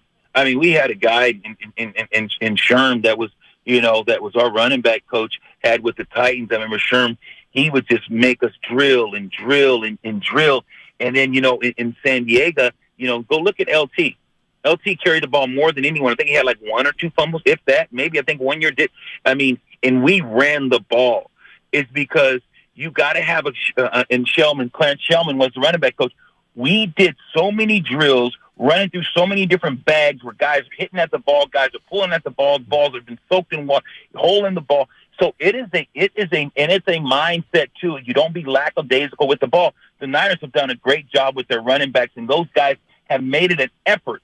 It's an attitude. Just like running the ball is an attitude, not fumbling the ball is an attitude. When you hold it and you leave air for it to be punched out, and you hold the ball like a sack of potatoes and you hold it out wide away from your body, it's going to get knocked out. Watch how close those guys keep it high, and they keep the ball tight to their body, and they can't afford to lose the ball and lose turnovers, especially playing against the Philadelphia team, like you guys said, are cooking in Crisco, baby. They're cooking. Low, so I'm up there last night watching the post game with my cold cuts, my salami, cheese, crackers, little beverage.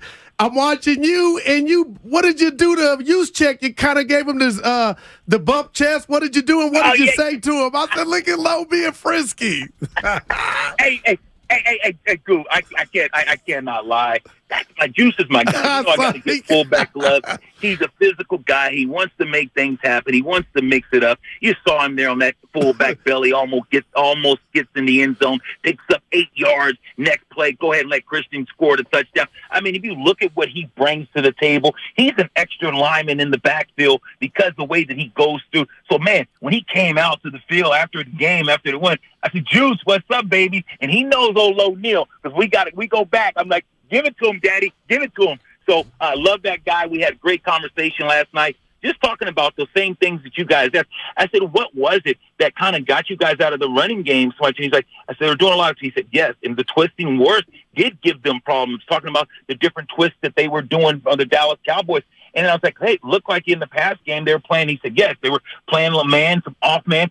And time he would get to ready to let the ball go, someone was in his face. They pushed him off his point. So you saw those fundamental breakdowns by Purdy didn't look as good as we usually see him look. But the one thing that he did, guys, and I think, Brewer, you alluded to it earlier, he did not turn the ball over. No, he didn't. Low Neal. The man. Thanks as always. We appreciate it.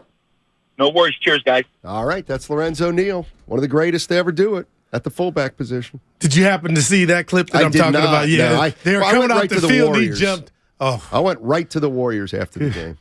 What? What's the matter? Well, I guess Niner fans aren't happy. They had the euphoria of the dub. Right. I go to the dub to get some type of euphoria because I didn't have euphoria. It got less euphoria. What's going on? Well, first of all, what's going on is all guests are brought to you by the Bud Light guest line. Yeah. They appear courtesy of the Bud Light guest line. Bud Light, easy to drink, easy to enjoy. A stinky loss for the Warriors last night. Brooklyn's good. Kevin Durant did not play. They were up. They had the best player on the floor. Let's just put it this way. They had the best player on the floor. They were up 17 in the third. Everybody was available. Third quarter's still early in the NBA game. Dude. Let me see what it was. It was all right, they're coasting. It was 17 in the third. They blew a 13-point lead with 7 minutes to go. Thanks, John. Good God. That's all right. I'm watching that game. Kyrie's fine. Everybody says they're fine. Forget his whatever stuff off the court. Your boy's bad. How about Gentle Ben? Mm-hmm. What? I saw him almost had a him. triple-double. Yeah, but you know what it is with him. Oh, yeah. He facilitates. He's like Brock Purdy. Brock Purdy. Just wants to get everybody else going. Clay had a shot at it at the end. Shot at what? Tying the game. You know what I can't stand? It happened to me on Twitter this week. Hey, you changed your profile pic. Looking good. Did I? Yep. What do I got now? I want to say a regular pic. It ain't a bad pic, but it's more updated pic. More updated picture. How about that? I got a cartoon, but go ahead. 888-957-9570 is the number. That is the Xfinity mobile text line. Let's go, 49er fans. It's your time. You're in the NFC Championship again. Third time in 4 years under Kyle Shanahan. And I'll tell you what, you just won a damn good ball game yesterday.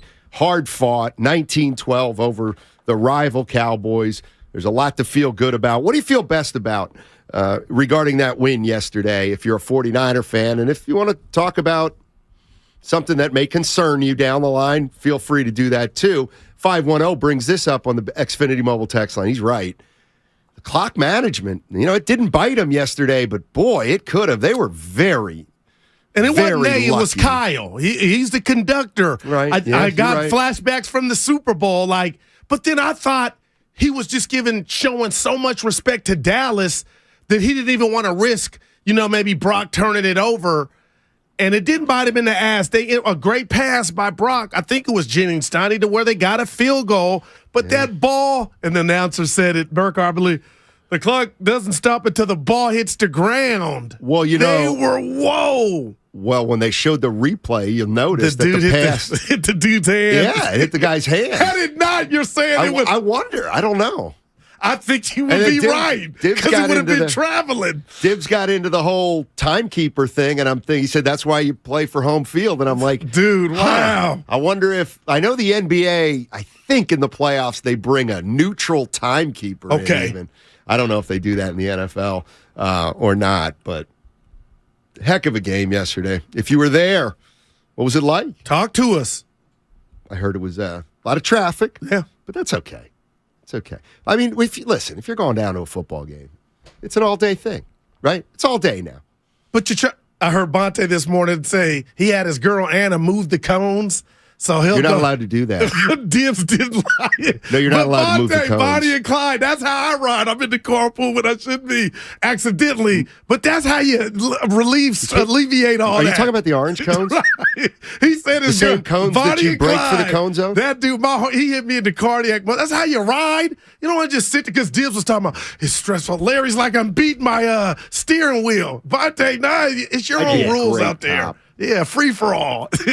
Long as I do it in the carpool, it helps.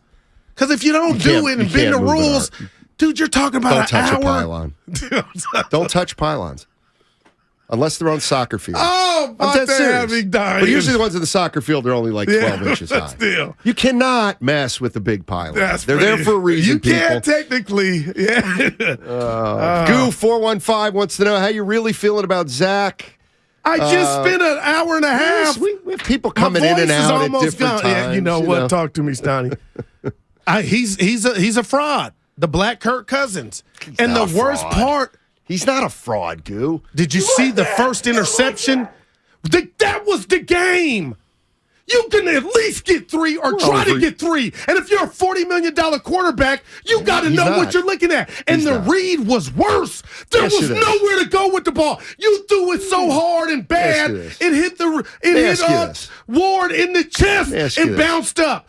That dude is a fraud. 7 years, 2 playoff wins. And Brock Purdy in year 1 has 2. Dak is whack. And it ain't me, it's the Metroplex. This dude is done. And the worst part about it, they're stuck. RELA. They're stuck. No, I'm not, Aaron. Somebody asked me, you told me, I ain't been going. I don't. Yeah, he's finished. That game was right there. Let me ask you this, though. I'm going to try to bring up an analogy.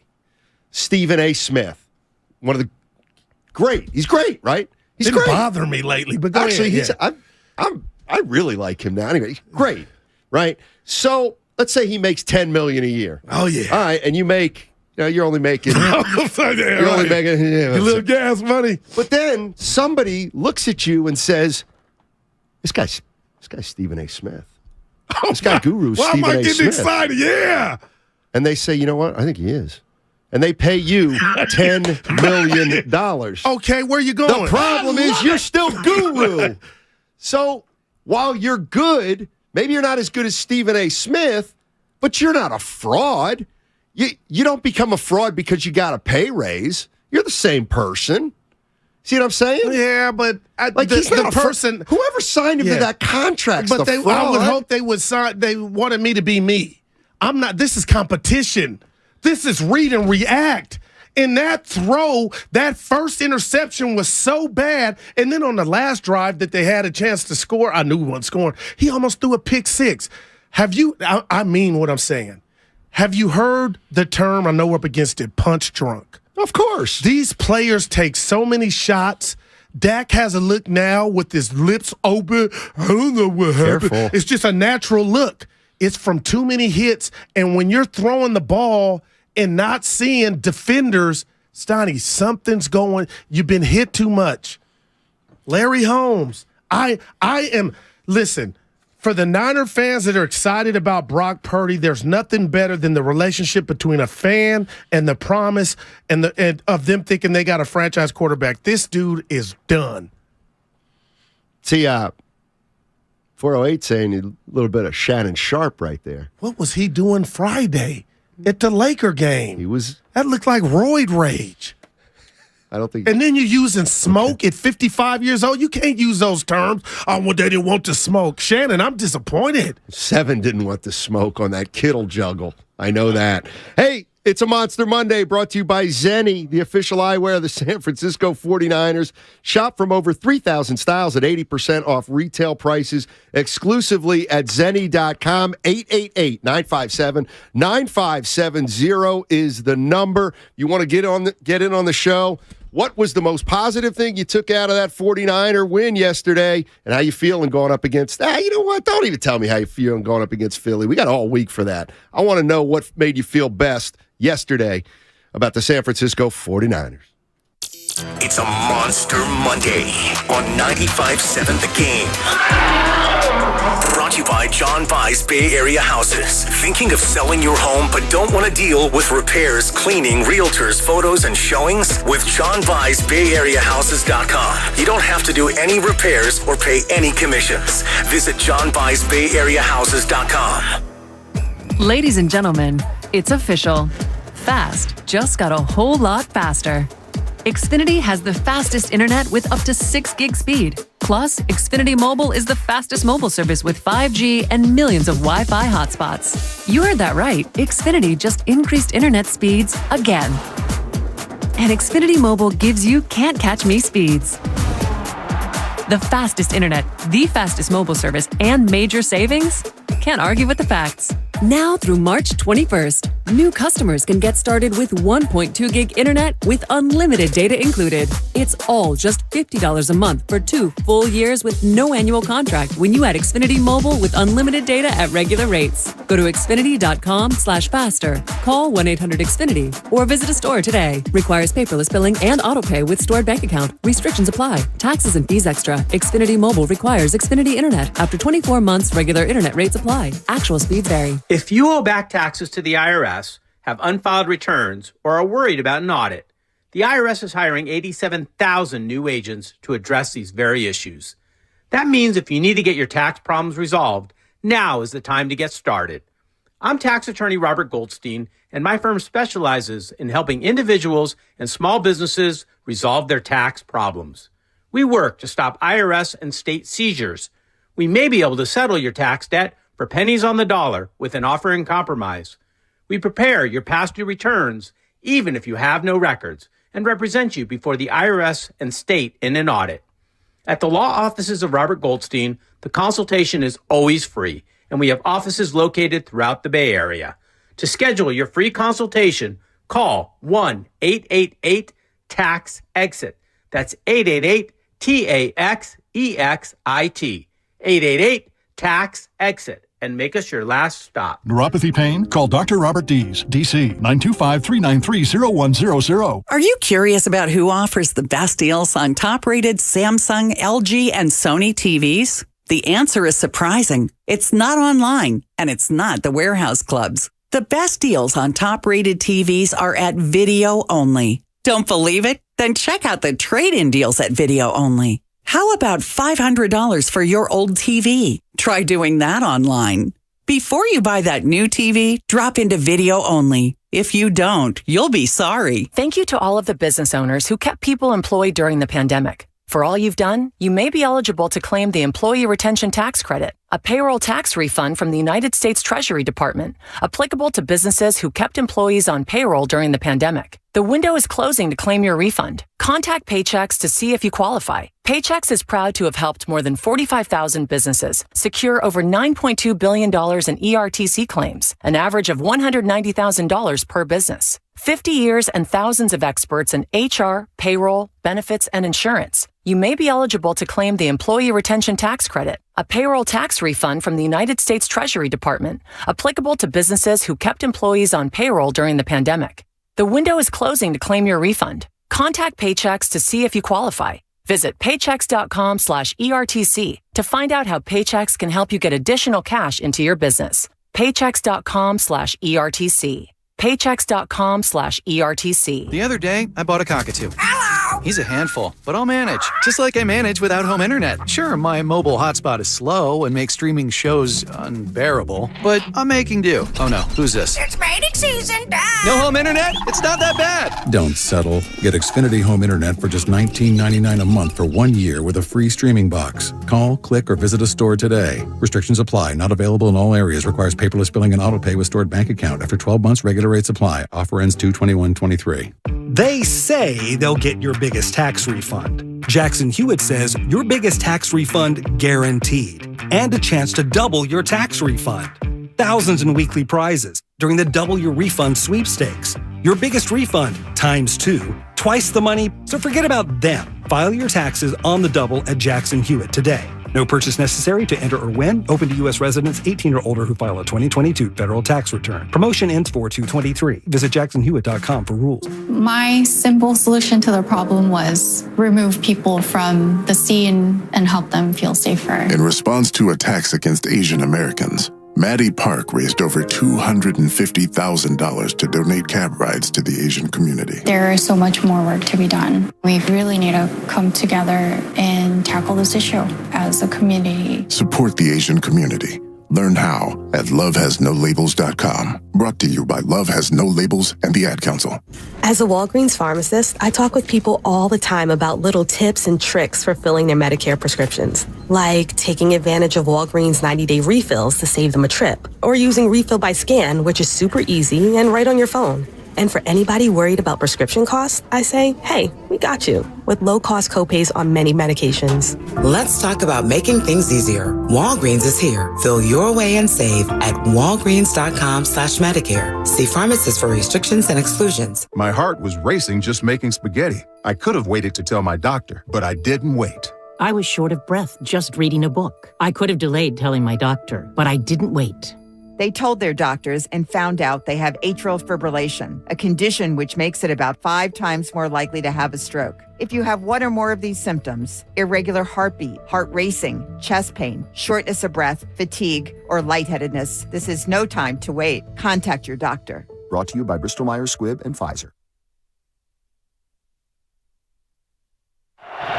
Third long, blitz coming. Prescott fires. Oh, it's intercepted. Far side of the field. Diamador Lenore Reddick picked it off, and the Niners in business. Now, back to Steiny and Guru on 95.7 The Game. Get off my guy. Get off my guy. All right? And my guy is Daryl the Guru Johnson. Stop sending memes to his Twitter feed and to his phone about the Cowboys. Had he talked crap all week, yeah, maybe I'd allow it. But I'm not allowing it because he's been nothing but humble. So take your memes.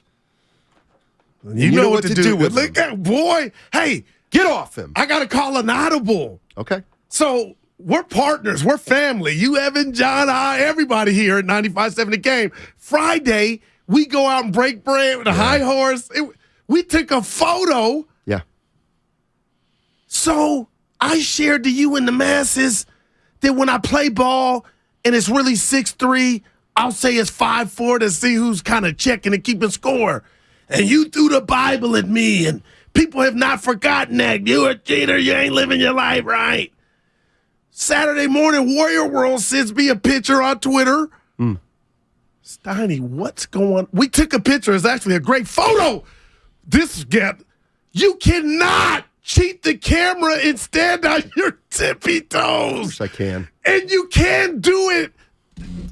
Well, I didn't know they were going to be doing it. I didn't know the shoes were going to be in the frame. But watching my boy on his tippy toes is like a facelift. It's like a hairpiece. Nah. You're not that tall, but I used to be, and that's why you got to cut it out. When I was 6 foot, I didn't. When was this? You shrink as you get older. You've never heard that? That's happening to me. By the way, Steiny, but why are you tippy toeing? You're smiling, and then people can see it. Well, no, the person in front of me, I had to just get a little higher to get my chin in. Oh, my goodness. It's completely understandable. Great. Steiny, that's like you're cheating, though. It's like you got calf implants. Yeah, I got schnookered Friday, by the way. I'm like, and I couldn't stop staring at you on your tiptoes. Big bill at the... Oh, I paid mine. I wasn't in it. Yeah. Now, I left the 20 under my glass. A 20? Yeah. Here's the one thing I found out about our new place, the High Horse. Okay. It's a little bit more expensive. Now, the listener, what's our guy? Our listeners that were there, he bought me the one when we came Orlando in. And Orlando, Red. you guys are the greatest. I didn't want it, but I sipped it. And then I got one for myself and left the 20 under there. You all got made up on it. Trust me. Oh, right. Trust me. Dude, I want to know the numbers. I'll give you the number, but Susan might be listening, and geez. Okay, you cut the tippy toe out, but Steiny, you got to stop. You're too old. We're too old. It took away from the picture. Warrior World, look at your boy. I'm looking like he look great. And there my man is up on his twinkles. Oh, you got to stop. Yeah, I'm not gonna stop. It looks so fun. Like I'm going to get. I'm going to be more savvy about making sure the photos from the waist up. Right. I'll tell you that. Dude, I'm a man. Never go full Jeff Left reminded me because I came in to tell you on YouTube, and thank you, Jeff. Just wear lifts, Steiny. Simple. Yeah. Stop it, guys. No, we're trying to help you. Everybody does. And there you they make are some grinning. real stylish shoes that actually elevate you. Like, what are you It's an trying to old do? movie trick. You guys have no The Marvin sense Gaye of history. platform, Steiny. You look great in them. Man. Like, you're not that dude. You talk about dudes like that. I know. To try to cheat the system. Oh, I'm two-faced. Oh, well, I'm now big you time admit it. two-faced. All right. There's no doubt about it. Oh, man. Should be fun next week in Philadelphia. This I'll week? tell you that. Yeah, well, next week. You got me worried about McCaffrey's calf. Like he had your little concoction. What was your thing you used to rub? Oh, the Theragun. The Theragun, dude. I took that golfing with me on Saturday. What'd you shoot? I speak. No, but all right, but you were out 93. there. Oh, good Lord. You slipping. John, how'd you play yesterday? Shot a 93 as well. Nice. And you played the 9 and then the 9 or one at Carica? Yeah. What happened to the 80s, guys? It's early in the season. Okay, right. It's still January. A lot of people still take this time off. Back 9 had a lot of wind, you know. Yeah, that Look can at happen. John. Okay. That What can Brett happen. Maher said. Well, that's what who said? Brett Maher. You know what? He effed that game up for the Cowboys more than anybody else. It was the worst extra point attempt. That was not going to go in. We know. Like, he's thanking his lucky stars that it goes as a block. Hit the ball, hit the man's hand. It would have been, you know what? It would have been one of those kicks that goes in the tunnel. Dude, over to the left. Man, it's just whack. No, but I thought, you know what? Come to think of it, I did think he just impacted the whole game after that because now you didn't know what you could do with your kicker and what you couldn't do. Well, shame on Dallas. He should have either been cut, and that shouldn't have. You allowed this, and then what about Kawakami tweeted, this one I really got worried before the game, Mars missed 4 of his 6 practice kicks, and I'm like, oh my God. And then Jerry's on the field talking to him like that helped. Hey, we need you to kick it in the uprights, young man, fella. This is a big game. So what I'm going to need you to do is make the kicks. And dude, it's over then. What a cluster, you know what? Man. Good ball game, though. Good ball game at Levi Stadium. 888-957-957 is the number. What was the difference in the game? I mean, there were a few of them. Great game. I think the quarterbacks, obviously, the mistakes. It's really that simple. Brock Purdy didn't make any mistakes. And the mistakes he may or may not have made, Dallas did not capitalize. And the 49ers defense capitalized. I mean, it's 2 interceptions to no turnovers. Well, they had one. And I know McLeod. Yeah, that's absolutely. Dallas got 3 out of that. But you think about it, it's a special teams. Not that it's any less impactful, but the offense doesn't throw an interception. The offense doesn't fumble. I mean, that's going to be a tough team to beat. I can't. The San Francisco 49ers. And I told you guys this. You're like, get a life. I watched the game again, and that's just how much I love it because everything was perfect except the outcome for me. But, Steiny, I'm not a mind reader. I'm not a psychic. But I could look at Brock Purdy and appreciate he was feeling the moment. And not in a negative way. You could just tell this wasn't the Miami game he came into. Everything was just magnified. Everything he did. And my respect for him grew like, Steiny, even if he was a 6-year vet like Dak, you could tell he was gripping, whether it be mentally. He didn't have too many off throws either. It just was hard as hell. And I got to believe if Philly is better than Dallas, that's not a shocker. They're coached and button up better. You're on the road. Brock Purdy had to become better by taking this. What's the exam before the exam? You know what I mean? Like, this has got to help them. Now, they could get beat 30-7 and it didn't go, but seeing this speed from a defensive standpoint, Steiny, I think that's going to bode well for him next week. Like, maybe he can meet that challenge of playing a defense is good or if not better. But I got to believe the Eagles are going to be like, oh, put on that Dallas tape. I feel like we can duplicate that or we can do something different, vice versa too. But if you're telling me the Niners, and I know we're not previewing the game, you have a problem against a hybrid type of quarterback, I got to believe Jalen Hurts is licking his chops too. The problem with Purdy is that you want to pressure him, but he can make plays when he's pressured. So you got to be careful with how you kind of go after him. And his ability to throw the ball away is a factor. By the way, 19 to 29, 214. You know how you got sacked twice. You know how early though I think those sacks. Dallas was coming. You know, people are coming down your road. Cowboys, they stink. Yeah, of course, people saying, "Hey, Steiny, how are Kittle's hands?" So let me get this straight. Let's play the game. You're right. You're going to tell me how great Kittle's hands are when he juggles a ball that he should have just pulled in right away? Oh, what? Please. That pass was off target. It's right there. Steiny, stop. Fingertips. He could have got a rule in imagine college.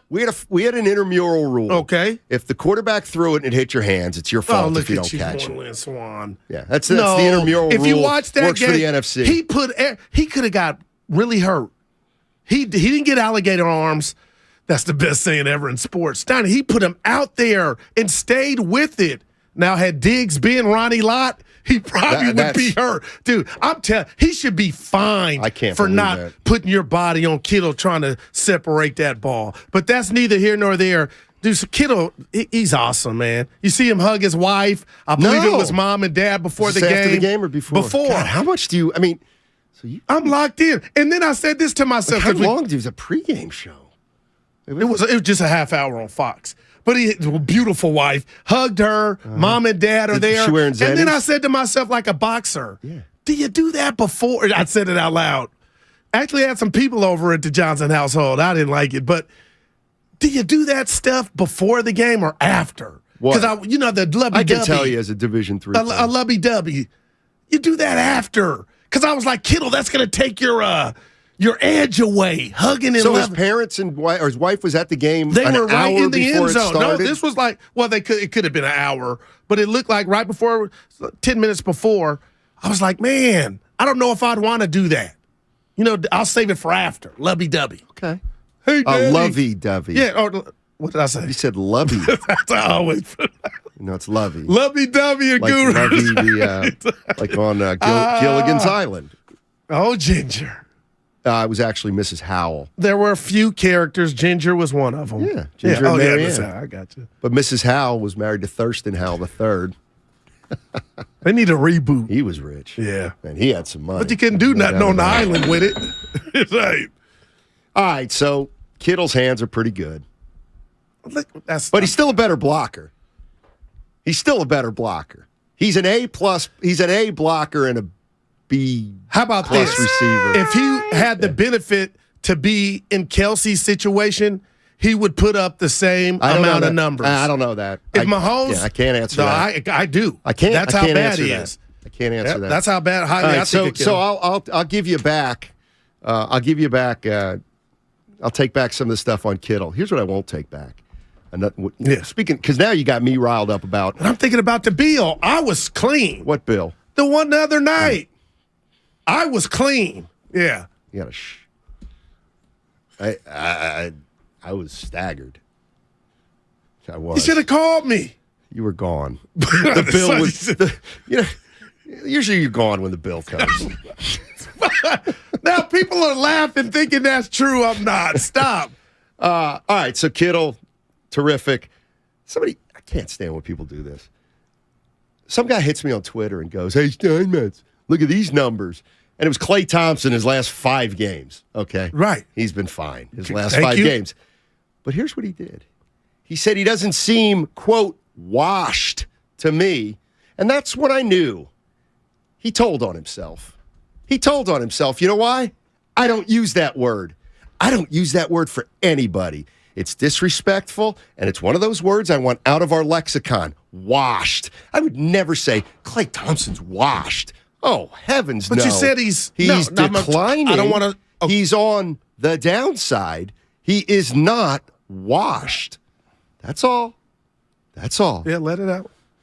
I was going to say, the way he heard it, it fell under that for him. Well, how did I just say it? But other days you say it with more passion. He is declining. Nah, you say some other stuff that it ain't washed, but thank you. You say it. Washed means useless. No, well. And nobody's useless. Clay's been Klay great, Thompson. man. Clay's been great. I mean, some people are washed. I'm worried about that bet.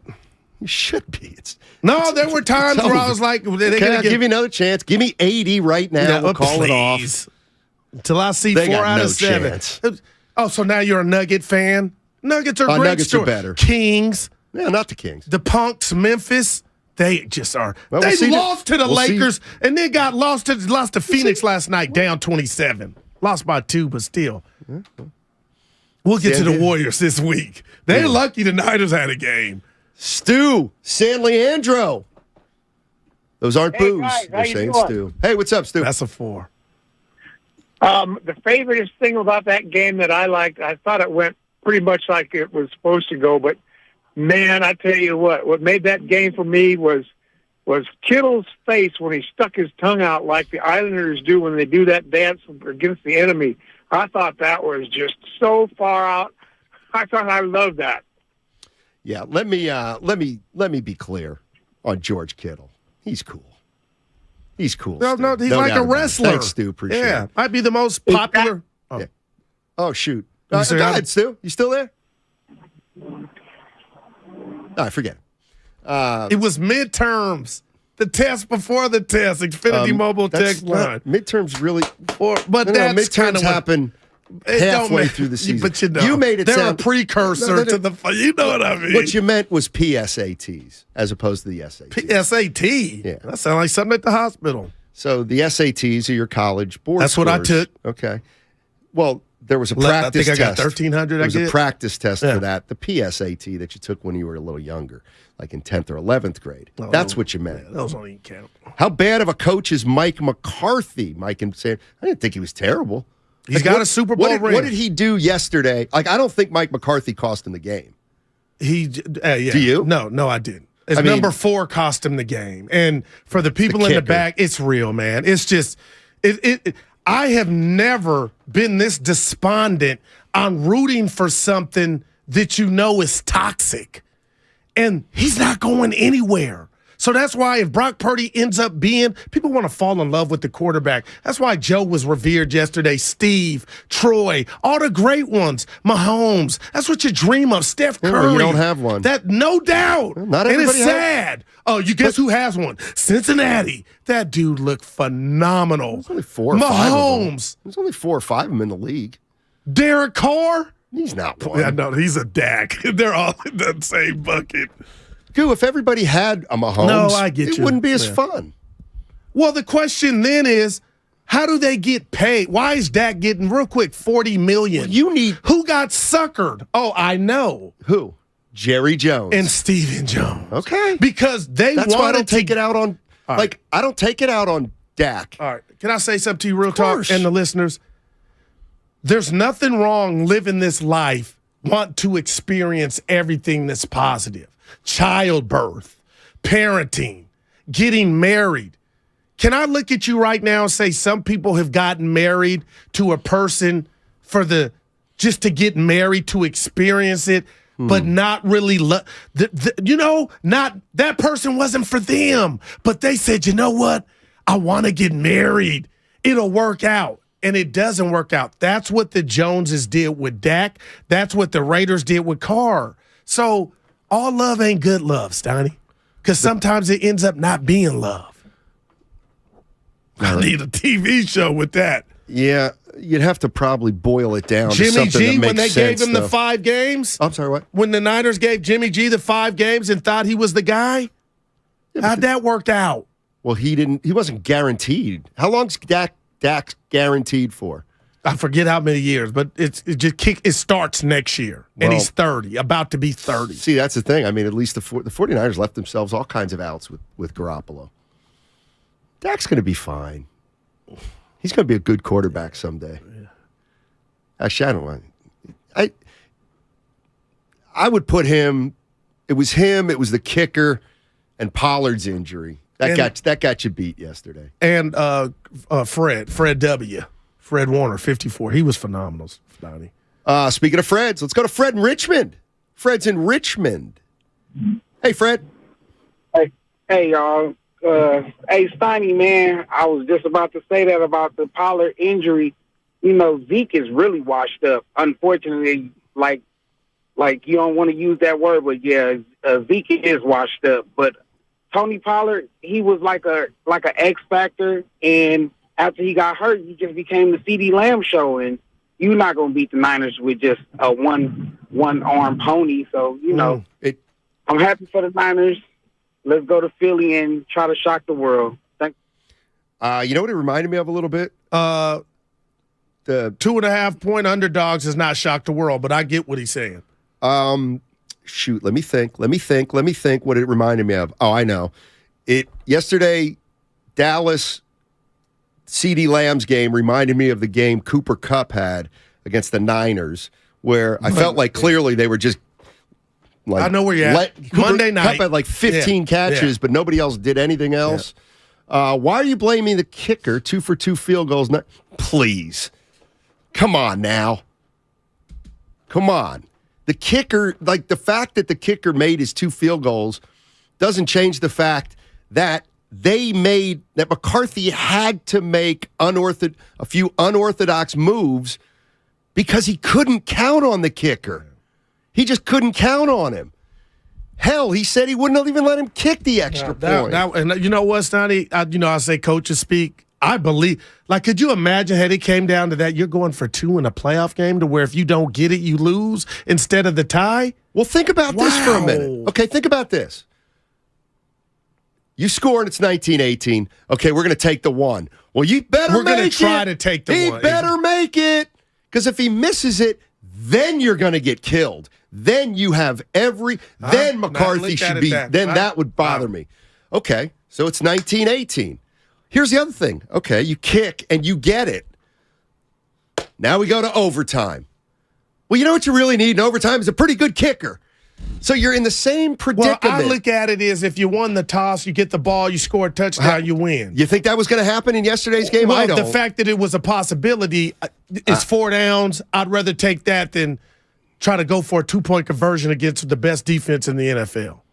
I don't think you're winning that game in overtime. But you know what? I'm giving you the point. Had he chose to go for the extra point and it missed, yeah, Stoney, I'm with you.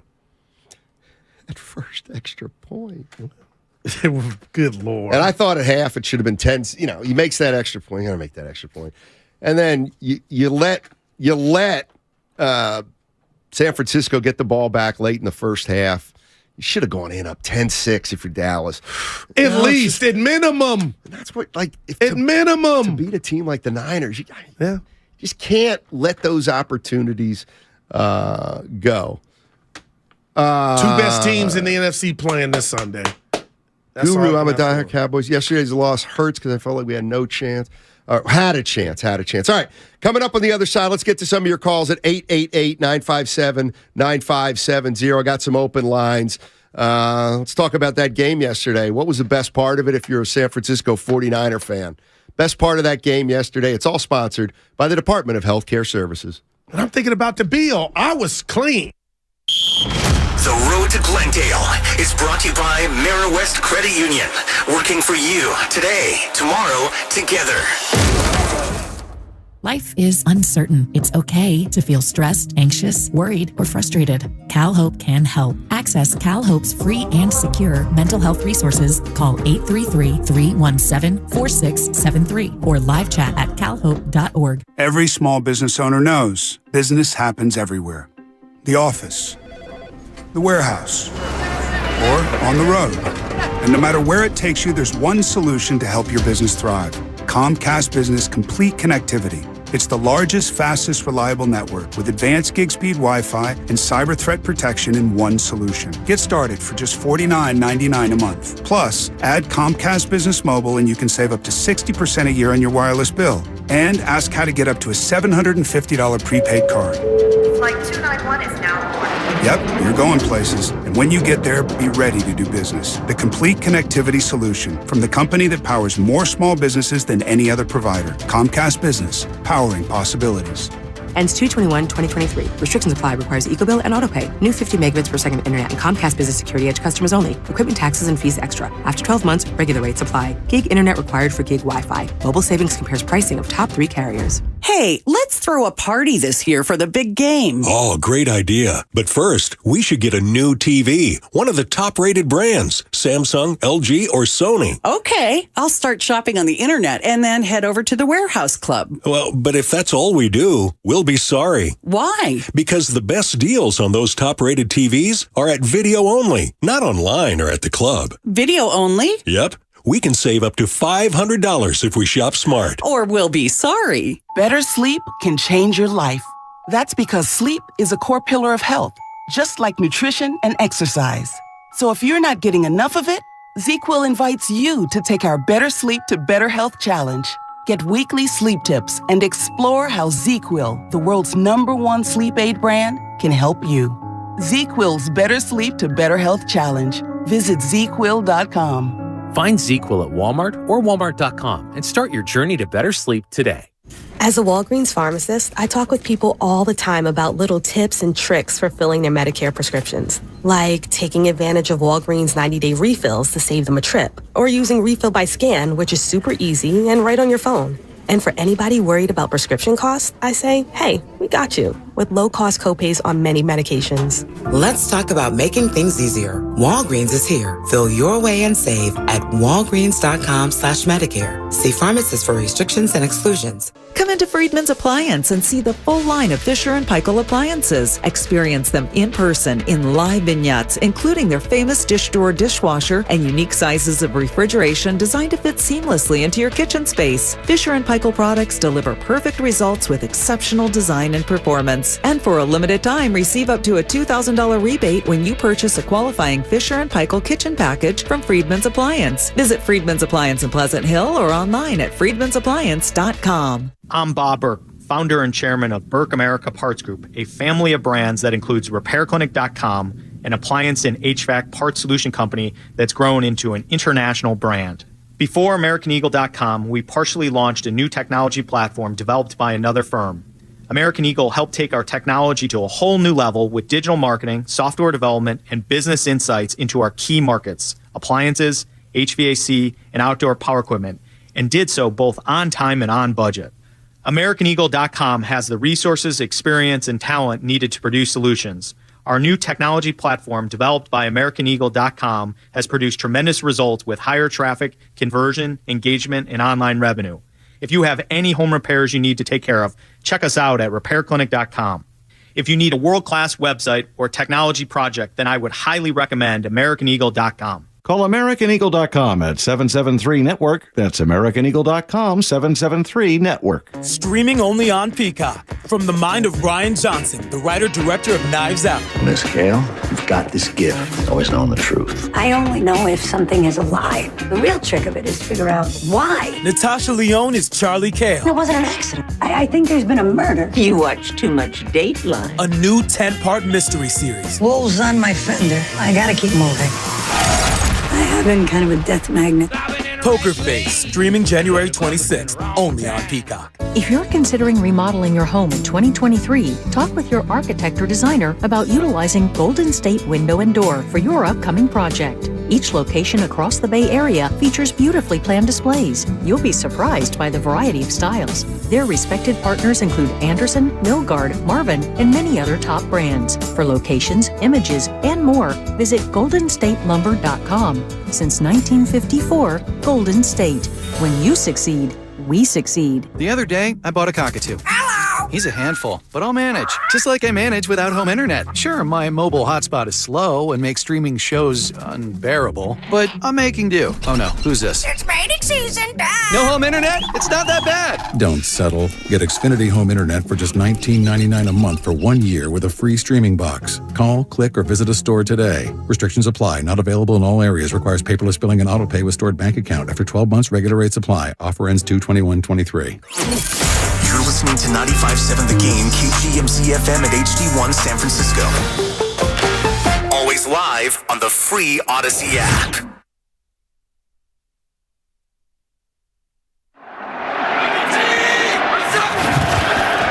McCaffrey right up the gut and in. Touchdown, San Francisco. Now, back to Steiny and Guru on 95.7 The Game. All righty. NFC Championship game next Sunday at noon. Means I got to get out early if I get out. And even if I get out early, it's going to be a close call. Yeah, I wouldn't even risk it. I was going to say we got a game before. No, we don't. So 7:48 tea time, 8:48, 9:48, 10:48. Just DVR it and then hide your phone, and if you can still do that. I usually like to go watch a game somewhere. Yeah, I don't like to watch that. It's going to be a big one. Oh, you know it. You know it. Oh, Philly going to show out. That's a phrase that needs to be lost. Also, show out. This is Kyle's third. Ball out, show out, lose them. Last 4 years, he's been in this title game 3 times. Yeah, you like stuff like that. That's big. Yeah, I'm hoping they punch the ticket, man. So you're rooting against the Eagles? Oh, no doubt. That's NFC East. So? They're the rival of a team I root for. Hell That's yeah, why you would root for them. And I want the team that eliminates you, right? No, I want the Bay to be happy. I still got folks. 2 things I wanted to touch on. The clock management, Kyle Shanahan at the end of the first half. And I'm going to ask John, who the hell is John? John, start getting that clip, the Shanahan sound of what his mindset was at the end of the first half. I was shocked.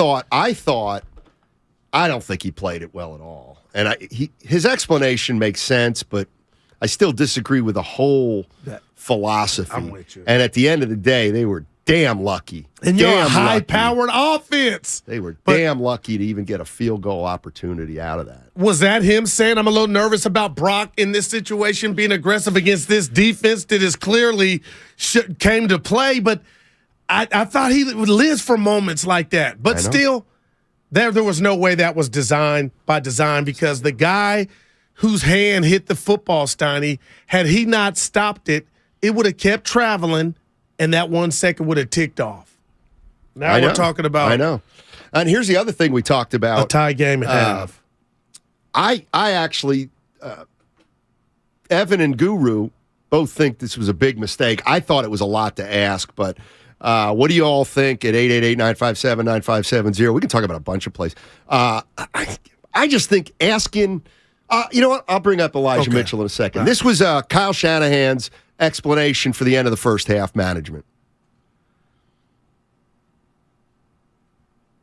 That's a tough thing for me to do. I know it's tough for our fans to watch, but when it's 3rd and 1, and I think there was like 50 seconds, they have 2 timeouts. I would hate to not get that first down to show you guys why I did it. That's kind of something we believe in. We don't want to give the ball back to them. We liked where the score was at. We still think we have time to score, but when you get to a 3rd and 1, and I think we had 1 timeout and they had 2, we weren't about to not get that 3rd down, punt it to them, where if we threw it, they'd still have 2 timeouts and 45 seconds, and now they're ending with points in the half if they score, similar to how Seattle did at the end of the half. But the difference is they were also starting with the ball in the 3rd quarter. So now once you get the first down and stuff, then I wished that we went faster, but you don't know if you're going to get that first down or not. So you want to play it the smart way, and thought we did do that. Thought we made some big plays. I wanted Juwan, the protection to wait for Juwan. To still get a field goal out of it was huge, though. No, I'm not with you there, Kyle. Well, you got 3 out of it, so. Well, they were lucky, though. Yeah. And I thought they had enough time. Had they not wasted that time to get a TD, who knows? So it's 3rd and 1, he says, with 50 seconds. Okay, they run up the middle and don't get it. Dallas has to call time. Okay. Now there's 42 seconds. They punt back to the 10. They got 1. Come on. They haven't moved the ball on you. A DAC INT. They haven't moved the ball on you. So, I don't know. I got a question. It ended up not mattering, and I think they got a break out of it, to tell you the truth. How did they get lucky, Steiny? They got lucky by cutting it so damn close with Brock Purdy's throwing it out of bounds with 1 second to go. That thing goes 1 second longer. Guess what? They give up getting 3 points. That was lucky. No, they were lucky there. And it hit the guy's hand to make it hit the ground sooner to get that second. Exactly. Here's the second one. Mitchell gets the first down late in the game. I mean, what you mean? He's tiptoeing, basically. He's got to utilize the sidelines to get the first down. But know what's going on. Okay. But what was it, 3rd and 6? Yeah, but it's so hard to ask a guy, okay, when you get to 6. You know that helped Dallas get the ball back to just have a prayer. I know that. Okay. But still, I think 90% of the running backs fail to make the play you want them to make. Wow. I'm saying 97% in my lifetime, unless they're being greedy to go in for a touchdown, Steiny, they just get limp and their body and they go down. Why did you go out of bounds? Because and gave Dallas a chance. I think he went out of bounds because he was so close to the sidelines. I just think it's a hard play to make. Leona's word said it best. Well, y'all really second guessing a playoff victory. No, these are plays. Come on. Yeah, they could if you did You're it. better than that word. Stop it, word. Come on. Hey, we're not doing that at all. I watched all the games this weekend. Yeah. Can you explain to me, Evan, John, help? The most uncanny play I've seen this playoffs. Armstead, Dallas was backed up. It looked like he went up and kissed Dak. He didn't tackle him. It looked like Dak hit him. What's going on? Like, you guys know what's going on, right? You're on the opposite team. Have you seen anything like that? Like, Armstead, what were you thinking? So after the game, he was quoted saying, "I wasn't trying to get a penalty there. I should have just smacked him." Wow. It is what it is. Well, there, you just smacked me with that. Thank you. 650, can we talk about the quarterback draw in the first half? Oh, with Brock Purdy. The announcers didn't like it. Hey, it's not going to always work. Nobody's nitpicking a win. You know what? Word didn't. Don't let that get to you. But it's Word, and I expect better. Well, it sounds like, since we're nitpicking, if you had to give Kyle Shanahan a grade, it's got to at least be a B, right? I would say B+. I mean, again, while I didn't think he managed, he managed the clock the way he wanted to manage the clock. Okay, I get that. And they got 3, regardless if we say lucky or no lucky. They did. Okay. And so that's something that, maybe some other time it'll come bite them. But I do think I don't like the way they played that. That's all I'm saying. I'm not saying it was a mistake, but it could have been a disaster. No doubt about it. Imagine losing that game by 3. That's the only thing. We'd be chopping that up. That's the only thing, Kyle. But unless you want to blame Mitchell not going down on Kyle Shanahan. You want to blame Kyle for that? Or the rest of the teammates saying, hey, dude, you're getting the ball here. The one thing you can't do is fumble and go out of bounds. And Dallas got a shot because of that play. Yeah. But the Armstead, I guess I'm sold. It's up to me to buy it. I didn't want to get a roughing the passer, and there have been some bad ones called. Paul's in San Jose. Hey, Paul, what's going on, man? Hey, guys, I have a question and a statement. First, my question is, the Philadelphia Eagles will be undoubtedly the best team we have played in this season. So my question to you is, how will the defense be able to keep contained on Jalen Hurts? We know how elusive he is. Devontae Smith, A.J. Brown. I mean, that team is loaded. He can't get it done, but I just what do you guys think they would do? And my statement is, I want to back up Guru's point with him being frustrated with Dak Prescott. Dak Prescott, I got to say, he is not it. Look at how Joe Burrow, look at how Jalen Hurts are establishing themselves. Joe Burrow had 3 offensive linemen out, and what did he do? He didn't complain. He went into Buffalo and beat the Buffalo Bills. Enough with the excuses. It's been 7 years. That dude is not it. I appreciate C+, C- not. That dude's great as an F. What do you think? I'm with you. F for fraud. At what point do you just stop expecting so much out of a player? I think they're there, but contractually they're not, because they got to give them this big money. That's got to be the stuff to keep you up at night. Thank you, Quest for 6. What happened? Kind of what I thought. Mitchell was too close to the sidelines to stay in bounds. His momentum took him out of bounds.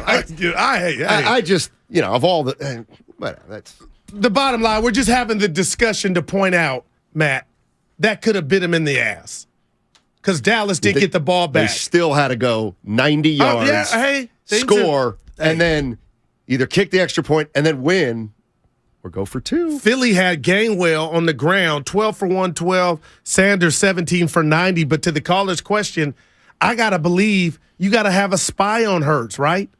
Now there comes, when you do that, you take it away from the other stuff. But I got to believe they're going, Steiny, they got some studs that Dallas doesn't have.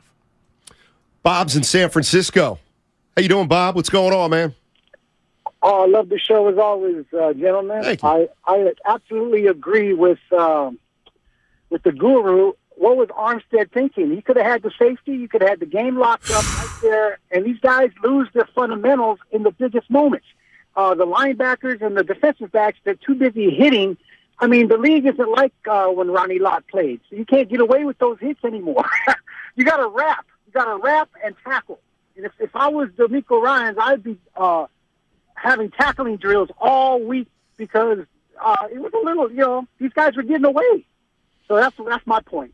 Appreciate it. Yeah, I get Armstead's explanation, because he was in he almost could have decapitated him if he wanted. And I could see at that point in the game Armstead being smart enough to say, this isn't the play to try to ring his bell, because you cannot get a flag. Man. You cannot get a flag there. I just think about Fred Dean, Charles Haley, Hacksaw Reynolds, all the dudes that would never be on their brain, and I believe them. Look at the first. That was so awkward. Look at the first late hit on the Cowboy on the Cowboy defensive back. That was a terrible call. Yeah, that wasn't late. Well, he did throw him out. He was out of bounds. But I got you. Yes, 510. Not sure if you talked about it, but why did the clock continue to run? You'll know this one. After Schultz went out of bounds. Because you have to be going forward for the clock to stop, and he got hit and went back to run. It was just all bad. He made 2 terrible plays down the stretch. It was all got a touchdown though. Oh yeah, well then that makes up for it. Dude, I got to do my weekly. At what point, Matt, did you think? Well, it sounds like you knew this was a game, Frazier Ali. Oh, yeah. But was there a point where you were like, this might get away from San Francisco? Not get away, but when McLeod fumbled the punt. Oh, my God. I'm thinking, okay, well that's the biggest turnover of the game, because it was so deep. Yes. But they only got 3. And the D, bend but don't break. They only got 3. You got to get a D credit. And D'Amico Ryan, Steiny. I don't know if he's taking a job or what, but they replaced Salah, so I guess he can be replaced if you got the players. But damn, they stopped him. 650 says, I felt as if Armstead pulled up because if he went through with a tackle and Dak threw it, Well, see, then that roughing stinks. could have gotten a rough. Yeah, that So stinks. So he pulled up on the fake throw. I kind of think that too. That stinks. Hey, different times, just like on the Xfinity mobile text line, 415 points out. What did he point out? That is, you got to think about that stuff. Back in the day, you could decapitate these dudes that you talked about. It would be on SportsCenter or on a VHS. Because remember, Jacked Up. They used to have this segment, Chris Carter on ESPN. Was it a pregame show? No, it was after the games, and it was all the post-game? violent hits. Postgame? Yeah, postgame. I usually watch the game, and that's about it. It was a segment after all the games concluded called Jacked Up. Yeah, I didn't. Why would you watch that? And You'd some just seen the intern or plays. somebody would have on loop all that day's hits. Yeah, day. Again, once the game's Leonis kind of apologized. Said it's our job to do the, but wanted to focus on the good stuff. I cannot. You got to slow me down. I will. This is about Dallas and San Francisco, but I love, because you know me, I love the two best teams are locking horns Sunday. Damn. Brendan in Newark. What's up, Brendan? How you doing, man? What's going on, guys? I kind of wanted to chime in defense of Ray McLeod. I rewatched the game. There was not a more perfect punch on that fumble. And I don't know many returners that would have been able to hold on to that ball. And his ensuing kickoff that he took past the 50 more than made up for it. It wasn't ideal in that situation. It led to points, and that's never good. But the Niners played a smash-mouth game against a decent defense. It was probably the most decent defense that they've played in a while. And to be able to limit Micah Parsons, to be able to keep Van Der Esch out of the game. I never heard his name on the call. It made me feel like we have the ability to go into Philly and actually pull out an upset win. I'm sorry Mattress Mac lost $2 million. I would have loved to have grabbed a piece of that myself, but I am very, very excited for next Sunday at 12 o'clock. Yeah, going to be a lot of fun. And Ray Steiner, he shouldn't have to apologize. I know he didn't want to make a turnover. He was trying to make a play. And as the caller pointed out, it was a great punch out of the ball. But I never once would be like, oh, they lost because that was a big opportunity. Well, if the 49ers give up 7 there and they end up losing the game. What about the play Ray made after Dallas got their touchdown? That was a big return. So, it was a turnover. I know. No, I'm just saying that nobody's blaming McLeod, but if things had turned out a little differently, he would have been the GOAT. Oh, okay, gotcha. And I'll say this about Leighton Van Der Esch. He had a great Steiner. He was a big part of stopping the run until they got wore down. The strip of McLeod on the punt return reminded me of what Amenahue did to Geno Smith last week. It's like it was just a great play. Great play. Couldn't see it coming. Hey, Steiny, on November 21st, I told you we would all remember the E's talking. You were saying, where are you now? You've got to put this in English. 831, you've got to write in English. What do you think you... I have no idea. Yeah, that didn't sound it's something about, I said the Niners have no chance, which, again, is not correct. I would never say that. Dude, this is 12 in a row. I know. Could you imagine? They get this Sunday, and hey, when it's 2.5, Steiny, ain't no upset. I just need to see, from a personal standpoint, if Brock Purdy and this Niner offense, I ain't even worried about the D. Well, no, there's major questions over there because of Hurts. But can they be tamed for 2 straight games against 2 great D? Dallas put pressure on Purdy. It clearly was a big factor in limiting the Niners. They were not fooled by any play action, it felt like. Dan Quinn had them okay, go ahead, dude. Man, that was a great game. It was a great game. It's a great game. Let's go to Kevin. Kevin's in Oakland. What's up, Kevin? How you doing, man? Pretty good, guys. Great show, as usual. I just wanted to point out Ray McLeod's fumble there reminded me of Kyle Williams a couple years ago against the Giants. He had those two fumbles, and it's just so brutal when a punt returner, it's just it's a change of possession, also a change of field position. Why don't they just tell these guys to just let the punts go sometimes? I mean, it's just not worth it. You know what? Hey, get out the way You know for what? everybody's heart Hey, Kevin, rate. I'm kind of with you. Get out the way, huh? Even when they handle it right, and they got guys running, they're running up to It's not worth it. I know. It's not worth it. I yeah. tell you what, I would. I think But now if that ball's on the 1 yard line, then it's worth it because that's why they have him catch it. And shoot, I wish I had the details, but on the Dallas last drive, I don't think their punt returner should have caught it. Yeah. He caught it like at the 6 or something. I get it. You got to make a big play. Right. He what, had what it. was it? Yeah, it was at the 8-yard line. Yeah. And you always say in football, for a returner, you put your heels on the 10-yard line. If it's above your head, you let it go. But I'm with you guys. When the stakes are big, I don't want that. What'd you lose? How'd you lose, Steiny? Guru fumbled the punt. Just get out the way. We'll take it where we get it. But damn. And he didn't catch that one. He fumbled clean. He caught it kind of up high, Steiny. Like it wasn't clean. I'll tell you what, it's better than trying to catch it off your body, though. Oh, and we see it so many. Like, dude, you got one job. Dak was vintage 21-22 Jimmy Garoppolo. I want to believe he was worse. Yeah, you know what? I'll tell you what. That is the most nerve-wracking play in football. Punt returners with a fair catch, guys coming at him. And like ball slippery. All it takes is one guy to be a D, and your career's over. How do you not flinch? How do you not flinch? Oh, God. All right. Let's go to Dr. Hustle. He's not a doctor, notes. but he's a good guy. What's up, Doc? What's going on, fellas? How you doing? You know, it's weird. Yesterday I'm watching the game, and you guys know for 4 years I've stayed on my stance. Kyle Shanahan, most overrated coach in the NFL. And then they're talking about third NFC championship in 4 games.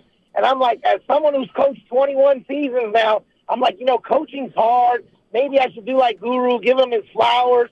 And then I'm thrilled we won last night, but I think we won last night despite Kyle Shanahan. You were playing, and Guru, I know you're a Cowboys fan. I called a few years ago, and you didn't agree with me, but you weren't so far-fetched when I said Dak Prescott in the playoffs, not regular season Dak. He ain't no better than no Jimmy Garoppolo.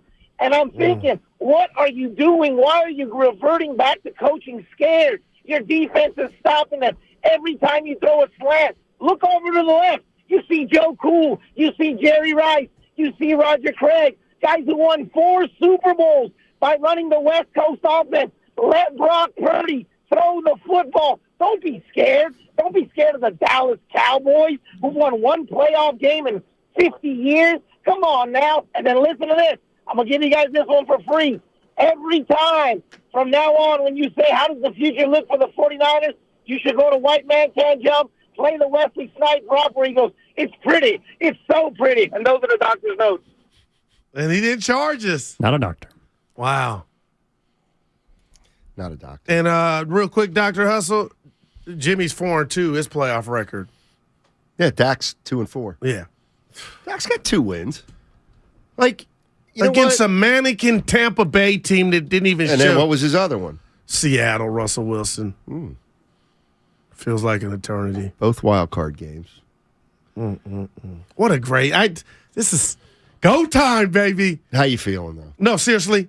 Monte Shasky. Okay Let me run it down. 49er Frankie, Ron T, 49er Raj. Who's the biggest ass of those guys? Oh, Ron T. The dude he's doing it now. Let me hear the hater, Steiny, and Guru show. Anytime I say something negative towards the Niners, the whole vine. Who's that, Mr. T? No, Ron Tillman. Like, dude, have some. You ain't no Spencer Have Tillman. some, what's the word my mom used to say I didn't have enough of.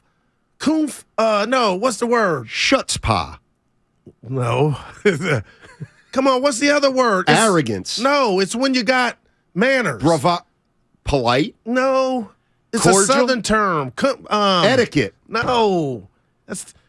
I'll think of it later. Southern term. The text line will know it. So have some tact. Yeah, tact. Some feel? No, I think I said it, guys. Well, no, you're thinking of a word that was longer than 4 letters, I can tell. Not tact. No, that was it, tact. But he's just all over, like, you want the team to lose for him. Vontae Shaz, they keep it real. 49 and Frankie, they keep it real. They're going to Philly. Dude. I'm gonna show them. We got to go somewhere. Hopefully they tell me, they ask me with some good neighborhoods to go to. No, Philly is off the chain. Don't tell me about Philly. No, you don't know about the hood. You go down the wrong street. Yeah. It's like the town. Frisco. They're from the city. They'll be all right. They're from South City. They're from the city. Vontae from the most, Artie. Put some respect on what? his... Shasky grew up in Noe Valley. He was in Excelsior. Look at Noe Valley. Where is that? It's Noe right above Valley. Glen Park. Okay. It's nice. It's nice. Well, south of the Castro. Hey, exactly. 888-957-9570. We got a half hour left in the show. We're having a ball today. And the San Francisco 49ers are going to the NFC Championship game next week in Philly. Yes, sir. All guests. They appear on the Bud Light guest line. Bud Light, easy to drink, easy to enjoy. And it's a Monster Monday brought to you by Zenni, the official eyewear of the San Francisco 49ers. Shop from over 3,000 styles at 80% off retail prices exclusively at Zenni.com. It's a Monster Monday on 95.7 The Game. Brought to you by John Vai's Bay Area Houses. Thinking of selling your home but don't want to deal with repairs, cleaning, realtors, photos, and showings? With John Vai's Bay Area Houses.com. You don't have to do any repairs or pay any commissions. Visit John Vai's Bay Area Houses.com. So, the other day, I bought an extremely chatty... Boring story time. Make that an extremely catty cockatoo. You're welcome. Apparently, the pet store won't take it back. But, hey, I'll manage. I love that for you. Just like I manage without home internet. No, you don't. Sure, my mobile hotspot is slow and makes streaming shows unbearable. Oh, Bertie likes to stream. But I'm making do. Oh no, who's this? My lady friend. It's mating season, duh. No home internet? It's not that bad. No, not there. It is that bad. Don't settle. Get Xfinity Home Internet for just $19.99 a month for 1 year with a free streaming box. Call, click, or visit a store today. Restrictions apply. Not available in all areas. Requires paperless billing and auto pay with stored bank account. After 12 months, regular rates apply. Offer ends 2/21/23.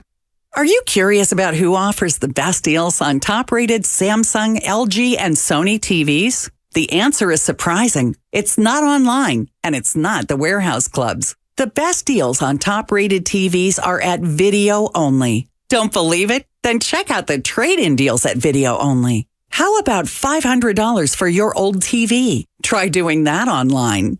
Before you buy that new TV, drop into Video Only. If you don't, you'll be sorry. Thank you to all of the business owners who kept people employed during the pandemic. For all you've done, you may be eligible to claim the Employee Retention Tax Credit, a payroll tax refund from the United States Treasury Department, applicable to businesses who kept employees on payroll during the pandemic. The window is closing to claim your refund. Contact Paychex to see if you qualify. Paychex is proud to have helped more than 45,000 businesses secure over $9.2 billion in ERTC claims, an average of $190,000 per business. 50 years and thousands of experts in HR, payroll, benefits, and insurance. You may be eligible to claim the Employee Retention Tax Credit, a payroll tax refund from the United States Treasury Department, applicable to businesses who kept employees on payroll during the pandemic. The window is closing to claim your refund. Contact Paychex to see if you qualify. Visit paychex.com/ERTC to find out how Paychex can help you get additional cash into your business.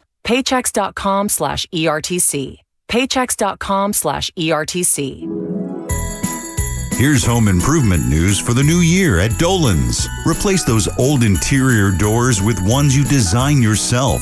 Create your own style with personal choices at Dolan's and doors that are made just for you.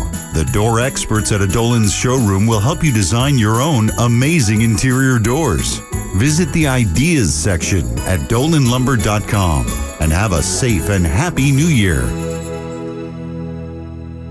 Tune in this week to kick off with Boomer and Valenti, where they break down all the headlines in the NFL. Brought to you by Wendy's. Wendy's knows everyone hates cold, soggy fries, so they've changed theirs to serve them up hot and crispy, guaranteed. If yours aren't, then bring them back and they'll replace them at participating U.S. Wendy's. Finding great candidates to hire can be like, well, trying to find a needle in a haystack, but not with ZipRecruiter. Its powerful technology actively finds and invites qualified candidates to apply to your job. So while other companies might deliver a lot of hay, ZipRecruiter finds you the needle in the haystack. See why 4 out of 5 employers who post a job on ZipRecruiter get a quality candidate within the first day. Try ZipRecruiter for free at ZipRecruiter.com/free. That's ZipRecruiter.com/free. Get in zone, AutoZone. Welcome to AutoZone. What are you working on today? Starting trouble. No one likes that. We'll get you set up for some stronger starts.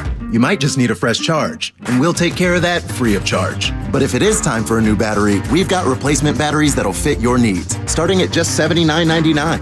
You can learn more about our battery selection at AutoZone.com. That's what makes us America's #1 battery destination. Get in zone, AutoZone. Claim based on data from the NPD Group 2021.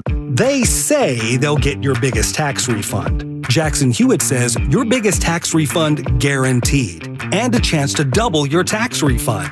Thousands in weekly prizes during the Double Your Refund sweepstakes. Your biggest refund ×2, twice the money, so forget about them. File your taxes on the double at Jackson Hewitt today. No purchase necessary to enter or win. Open to U.S. residents 18 or older who file a 2022 federal tax return. Promotion ends 4/2/23. Visit jacksonhewitt.com for rules. Nature Valley has helped restore access to 10,000 miles of national park trails. And we're on our way to restoring even more, because every mile is a new memory. Life happens out there. Nature Valley. In Menlo Park, 57 degrees and sunny skies today. Weather brought to you by Pfizer and BioNTech. This winter, there are new COVID-19 booster shots designed to help protect against recent Omicron variants. Schedule your updated COVID-19 booster dose at vaccines.gov.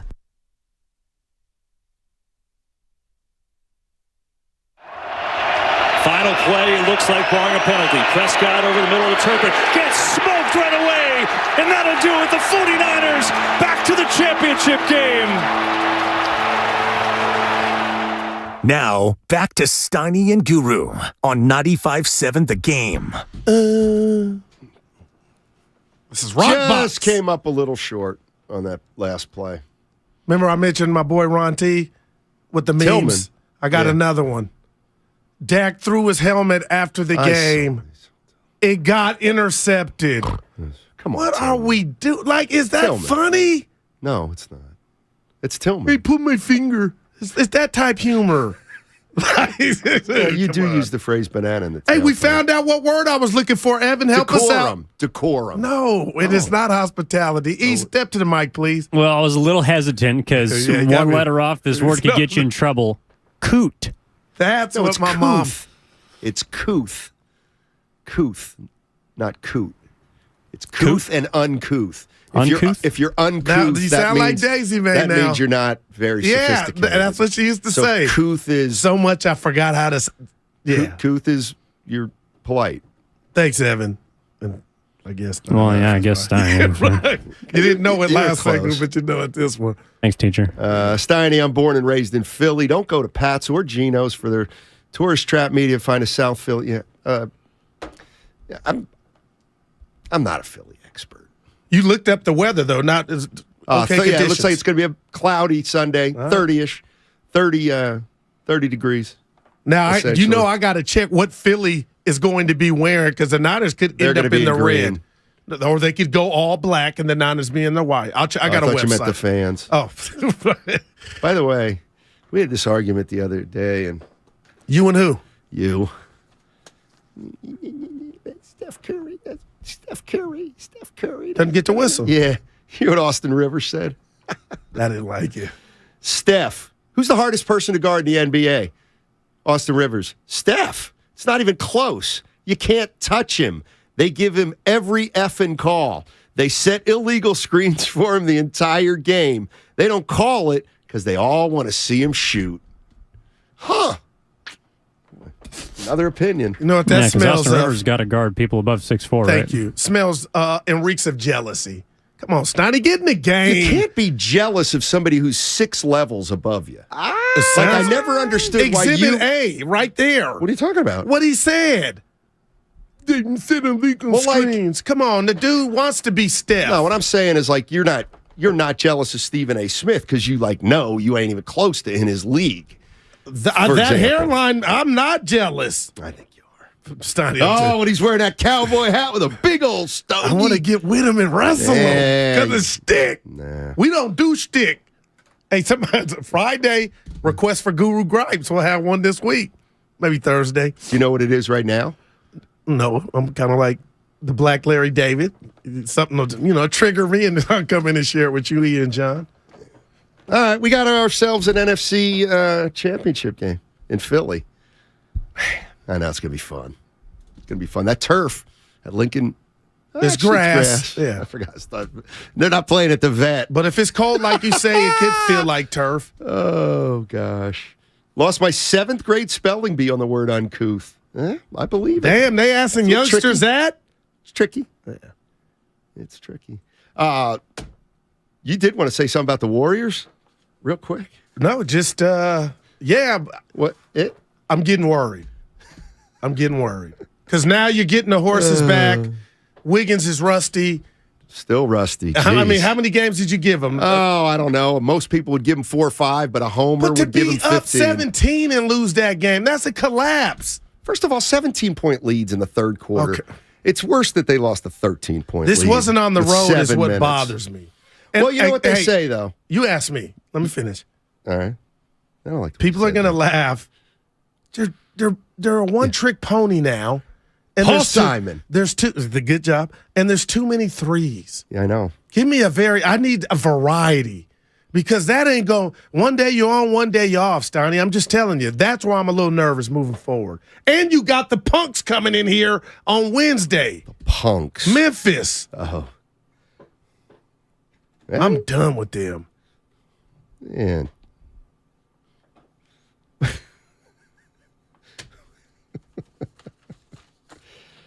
Yeah, it's a tough loss by the Warriors last night.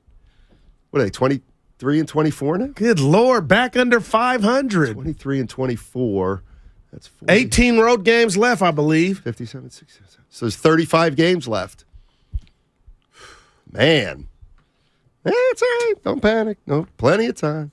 Nothing to see here. Nothing to see here. Real quick, last thing. I'm holding on to all those teams that you talk about, Denver, everybody.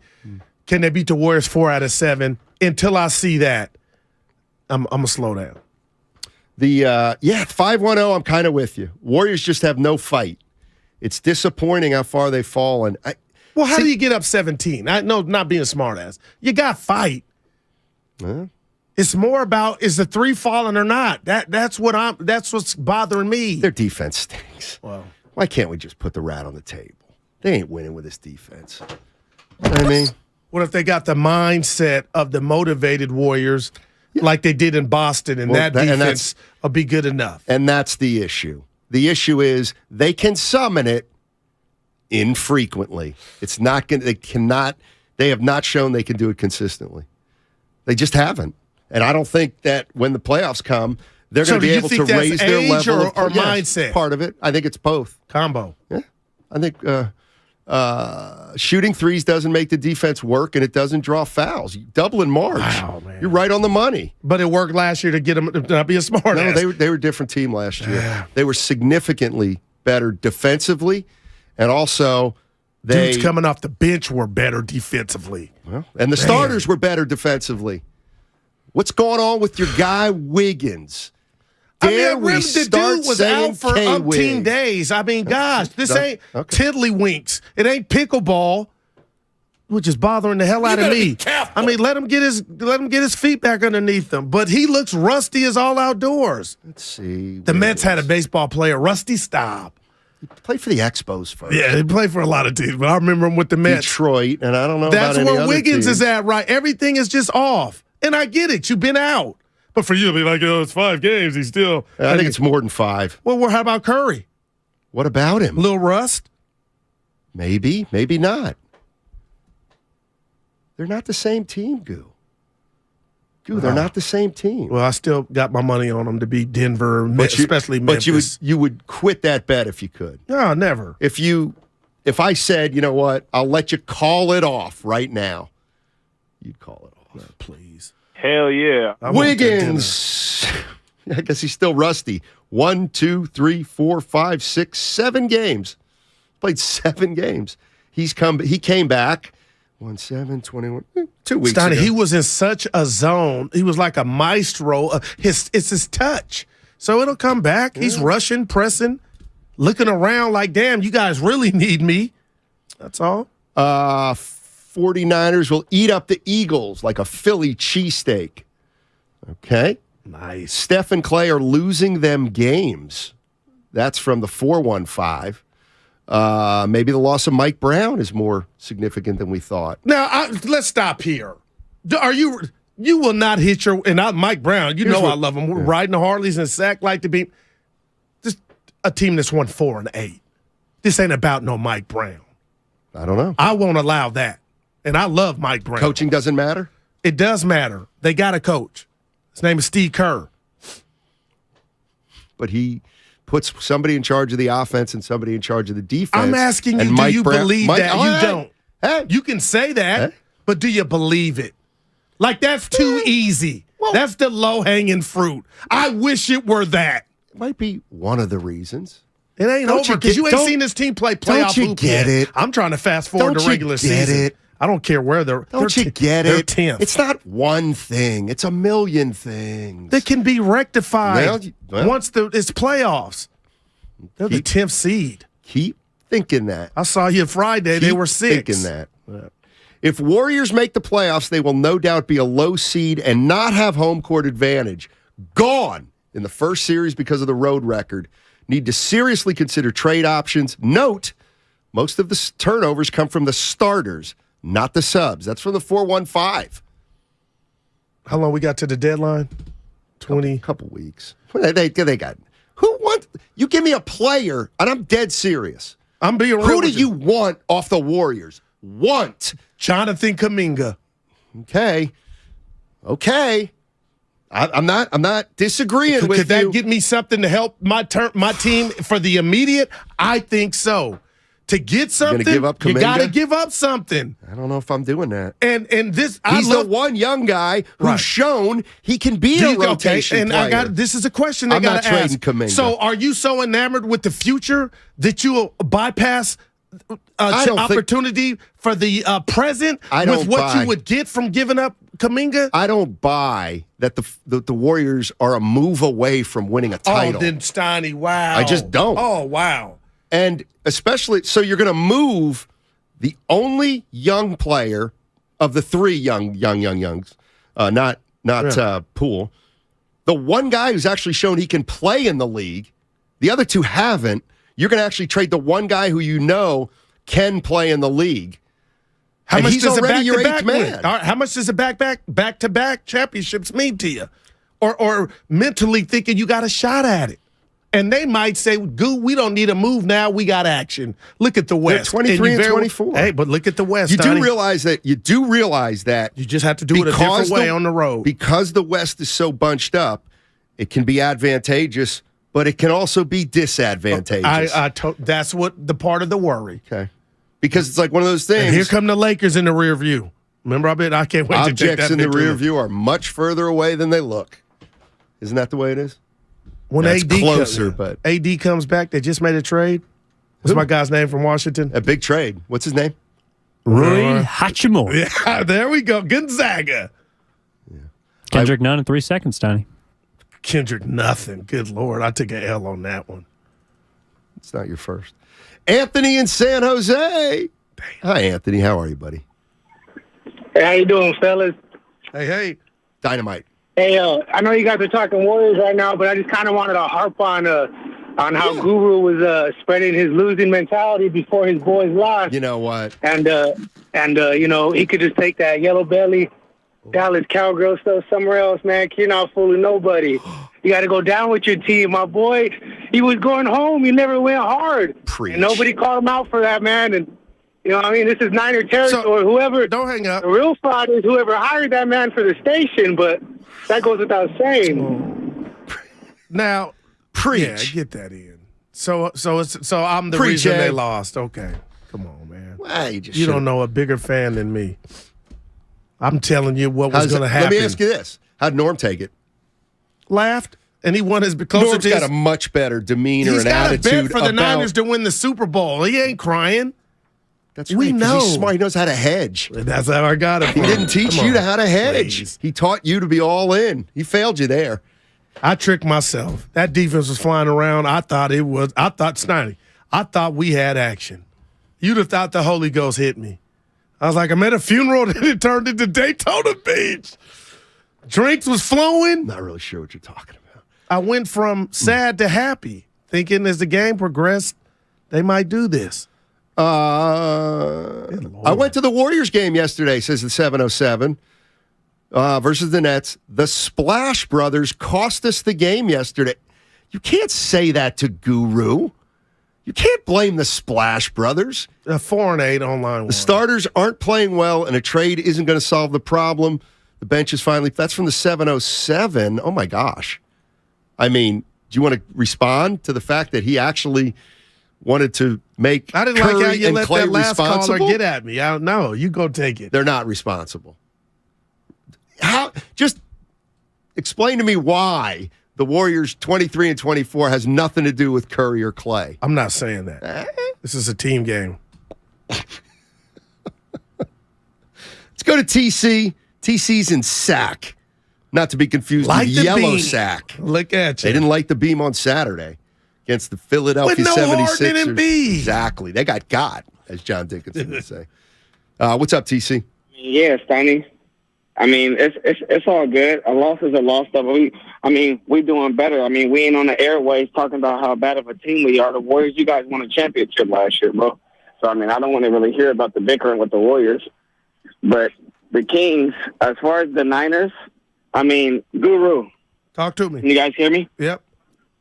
Yeah, look, you was just being honest. I mean, I really don't agree with the last caller. He tried to come in and get at you. Thank Look, you. man, I'm a diehard Niner fan, bro. But the Niners won the game yesterday, but they didn't do anything special, bro. That game was up for grabs. So everybody coming on the airway saying Brock Purdy, the Niners, yes, they won the game. But it was by a skin of a hair, bro. You get what I'm saying? Let me just tell you this. Let me tell you this. I know you are looking for more, but somebody did something special, and that was Brock Purdy by treating the football as if it was his life. He did not give it to Dallas. And being a rookie, man, I mean, that's everything. You're watching teams go home left and right. Dallas was one of them. Buffalo, because they were giving the ball away. So to me, Steiny, Brock did something special by protecting the rock. Well, first of all, to the caller, and kudos to Niner fans. Nobody's called in here today and been a jag. How can you be? Well, you could.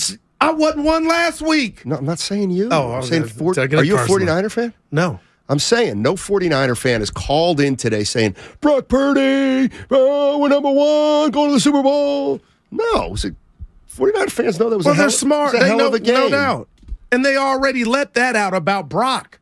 The fact that, you know what I'm saying, that this is 12 in a row. Two more of their champs on a 14-0 run. Coach Duran. He's in Union City. Yeah. The only area he could probably coach. What's up? Hey, what's up, fellas? Talk to us, It's Coach. a sunny day. Man, I was at the Niner game yesterday working event staff. They came, they saw, and they did conquer the situation. Dallas got put down, and I got an issue. Niners are looking. Coach, I got an issue right off the bat. If you're truly event staff, you can't watch the game. You cannot watch the game if you're event staff. What about before you the game? You must cater. Mm-hmm. Good to talk to you, fellas. Did I drop dime on you? No, you just rained on this parade. Oh, he knows I'm kidding. He's a good one. He's one of the good ones. I'd be a great cop. I would. He don't know you if you're can't kidding. move the pylons. You threw him off. Who? Coach Duran? Yeah. Talking from about Union his job. City. It's not hard to do. You're the guy on your tippy toes taking pictures. He don't know if you're playing. Everybody knows I play all the time. I have fun with that. When's the last time I was serious about anything? Every day. About what? Life. No, I'm not. I don't take life seriously. It's a joke. Serious about Kyle Shanahan having a job for the next 20 years? Absolutely. I'm so glad that I proved to you how wrong you were about Shanny. Now, it's the Andy Reid. Look, I want him to punch his ticket, man, because that's all he's missing. Think he gets it? Who? Kyle. I don't. You think Philly's better? I don't know about Philly. I don't know about Philly. You're worried about the AFC. Of course. Well, Mahomes now has pretty good. high ankle sprain. Burrow. That's going to be a great game. And no Atlanta. We avoided Atlanta by Buffalo losing. That's where the AFC Championship was going to be played. Thank you, Lord. 925. I ain't even reading the stuff. Curry and Jordan traveled in the final seconds. Clay plays like it's 2019, and the Warriors are the only team that can shoot threes. They're shooting too many threes. Guys are hogging the ball. Do better, Steph, Jordan, and Clay. Dublin Marge. Wow. Emotional. Dublin Marge. Not Emotional. really. I don't think so. I know what you're doing. You're trying to psych yourself out for the bet. Warriors are not worried. And I don't anticipate them making a move either. You know why they're not worried? Why? Because they see the writing on the wall. No, maybe because they got 4 and 8 and they know what it takes. Come on, Steiny. Yeah, they don't know what it takes from 23 and 24. Draymond what? Draymond said the writing's on the wall. For him. That doesn't affect the team. Yeah, real quick. Boy, Draymond, he's all in. Are you watching him play? There is no LOE, lack of effort from Draymond Green. Please. You worry when, look like he's lollygagging out there. This is unbelievable. Facts, Jack. Yeah. Memphis on Wednesday. How was he last night? And how was Draymond last night? He played his game. I wouldn't dare say he was the reason they lost. Oh, of course not, because nobody like Nick Claxton hurt him. Yeah, it wouldn't be a big guy that hurt him last night. I'm gonna wait to 2:52 Bottom line to is get my Warrior stuff in on They can't guard athletic bigs, and they can't guard skilled perimeter. So how did they build the 17-point lead last night, sir? Because it's the NBA. And they got bored or lackadaisical. You ever watch the NBA? Oh, it's a game of runs. Biggest issue is our rebounding. Don't tell Looney that. Yeah. What if 408 says I'd be a terrible cop? No. I'd be a great cop. You know why? We'd get back to the basics, and there are two of them, to protect and serve. Two things. Niners serve Protect and serve. I would do them both well. You would be conflicted. Do I write this ticket? Oh, I write it. You know what? You see those banners around the Bay. They're hiring officers. Oh, no, they are. Nice little pay, too. What if you don't come home, though? That's why I could never do it. Well, the streets are crazy, Sonny. Well, I know. That's just for a regular anybody. Why not try to be part of the solution instead of the problem? I'm big on community policing too. I would get to know. I would walk my beat. The days are gone, Stoney. The neighbors raised you and punished you. Hey, Duro was a turd. I did this to him. You know what I mean? Back in those days, 70s, late 70s. Although I remember when Tom Baver, my next door neighbor, when the wiffle ball went into his yard for like the 5th time, and he said, "Matt, the next time this damn ball comes over, you're not getting it back." I told Pops. Pops had to go over to Tom Baver and said, "Hey, oh boy, don't talk to my boy like that. You got something to say. You got to talk to Big Bob." Wow. And I bet if we analyze his life, he probably was going through it. Who, my dad? No, the neighbor. Him and the missus arguing all the time. Like, dude, just give the ball back. You know what I mean? Exactly. As you get older, he probably has some stuff. He took me to a Eagles-Packers game, though. But something happened.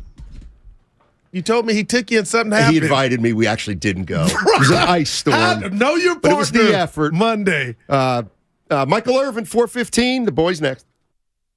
The Road to Glendale is brought to you by Mira West Credit Union. Working for you today, tomorrow, together. Hey, let's throw a party this year for the big game. Oh, great idea. But first, we should get a new TV. One of the top-rated brands. Samsung, LG, or Sony. Okay, I'll start shopping on the internet and then head over to the warehouse club. Well, but if that's all we do, we'll be sorry. Why? Because the best deals on those top-rated TVs are at video only, not online or at the club. Video only? Yep. We can save up to $500 if we shop smart. Or we'll be sorry. 1-877 Cars for Kids. KARS Cards for Kids. 1-877 Cards for Kids. Donate your card today. 1-877 Cars for Kids. KARS Cars for Kids. 1-877 Cars for Kids. Donate your car today. With car prices at an all-time high, our donors are now getting highest receipts ever. Donate at carsforkids.org, and your car can be picked up tomorrow. 1-877 Cars for Kids. KARS Cars for Kids. 1-877 Cars for Kids. Donate your car today. Now accepting donations of land, homes, buildings, or any kind of real estate. Hi, I'm Aaron, owner of California Deluxe Windows. Ever notice? When your neighbors get new windows, there is a large black eye of broken stucco, uneven plaster, and even mismatched paint. At California Deluxe Windows, we never leave a ring around the window. Why? Because we are one of the only companies in California who custom crafts every window and door to your home's exact measurements. Almost everyone else on the radio is a distributor. They grab a window from a warehouse, break open your walls, shove it in, and patch things up. At California Deluxe Windows, we take pride in our work. Our installation technique is so precise, we do not break your stucco. Your house could be covered with potato chips, and we wouldn't crack one. Call now, and for a limited time, you get 30% off your entire order and 24 months of interest-free financing. 800-874-3600. 800-874-3600. That's 800-874-3600. California Deluxe Windows. Windows engineered for life. Certain terms and conditions apply. CSLB number 774518. Listen for the latest ski, snow, and road conditions with the Toyota Tahoe Report every Thursday, Friday, and Saturday throughout this snow season with Johnny Mosley. Brought to you by your local Toyota dealers. Toyota, let's go places. The NFL playoffs live on Odyssey. Throws, caught! Touchdown as time expires. Unbelievable turn of events. Non-stop coverage from the biggest sports radio stations in the country. Podcasts dedicated to each NFL team and postseason games streaming live for free. Takes the handoff, looks right, throws right, end zone, caught, touchdown. Your playoffs, your Odyssey.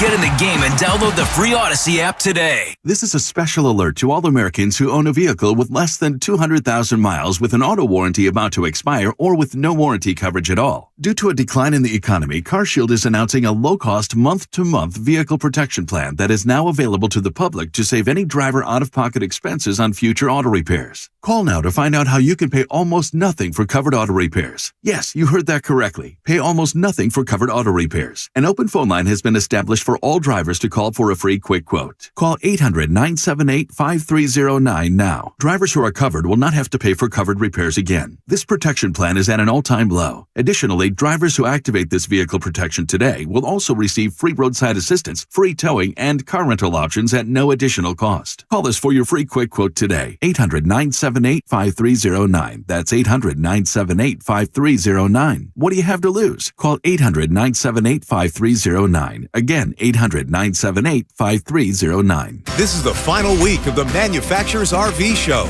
See hundreds of RVs from dealers all over the West Coast. Don't miss the 34th Annual Manufacturers RV Show at the Alameda County Fairgrounds in Pleasanton. Show ends this Sunday. Visit Friedman's Appliance in Pleasant Hill to see Signature Kitchen Suite's full line of luxury built-in appliances, including the first Pro range on the market with built-in sous vide, induction, and gas all on one cooktop. And now it's easier to build the kitchen of your dreams with the Dream Suite Savings Program with additional bonus rebates. You can see all of the Signature Kitchen Series appliances displayed beautifully in live working vignettes at Friedman's Appliance in Pleasant Hill or at friedmansappliance.com. Tune in to 95.7 The Game for Warriors Live, 60 minutes before tip-off of every Warriors game. Brought to you by Xfinity. Supercharge your home with supersonic Wi-Fi. Unbeatable internet, only from Xfinity. You're listening to 95.7 The Game, KGMZ FM and HD1 San Francisco. Always live on the free Odyssey app.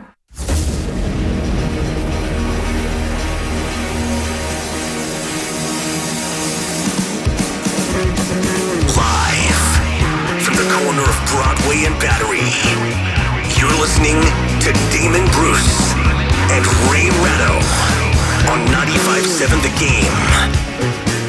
Game. Wow. I mean, that's a football game that officially provides a week of content. But we're not going to be spending all week talking about the old news, yesterday's newspaper, Dallas Cowboys, not with the Philadelphia Eagles, waiting for the San Francisco 49ers in the NFC title game, which is going to kick off at noon on Sunday. Hello. Welcome. Welcome to the conference championship game, 49ers fans. Ray, welcome to Monday. How you doing? It's Monday. It's Monday. Use your own judgment. It's Monday, but it's a Monday that gives us an awful lot to talk about based on what we saw, a 19-12 win over the Dallas Cowboys. And before we start interrogating anyone, before we start getting deep into what details we want to get into, real quick, what is your overarching takeaway from yesterday's game? What's the one thing that, I mean, like, there's one thing that I thought walking out of there probably above and beyond anything else. What's yours? That the 49ers offense can be kept in check by a really good defense. But that the 49ers defense probably can't be kept in check by anybody.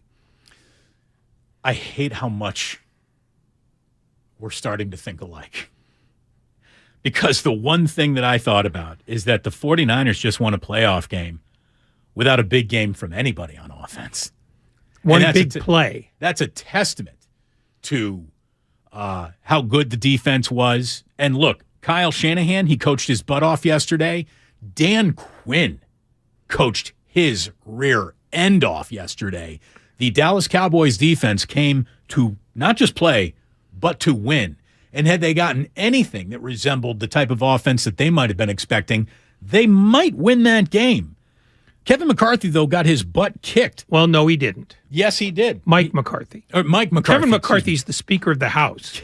And him getting his butt kicked is something we can look forward to in the days to come. He got his butt kicked, too. It's a time to kick McCarthy's out there. But Mike McCarthy obviously just did not have a quarterback who was going to execute. And the minute that Pollard went down, they were in a world of trouble. Because just as Tim Kalishaw said to us, Ezekiel Elliott screams, I don't have it anymore.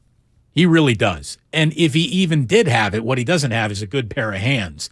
And when they tried to start using him as a receiving back, those are just incompletions waiting to happen. Dak Prescott was awful. You would think that that is the only story to cover based on the coverage of that 49ers win by the national media. We are here to report to you that something else happened other than the Dallas Cowboys losing. And that something was the 49ers winning under circumstances we didn't necessarily think that they would win under. The offensive line did not have a good day. Christian McCaffrey did not necessarily have a particularly good day. Brock Purdy spent the entire afternoon, evening, creating very little memorable play with his arm or his legs. Fred Warner had 9 tackles and an interception. Ibukam had the sack and the blocked point after touchdown. Diamador Lenore was like, call me weak link all week long. Weak link this. He had the first interception of the day. But look, the 49ers. The 49ers just won a game where nobody had a big day. Nobody had a big game offensively. No one.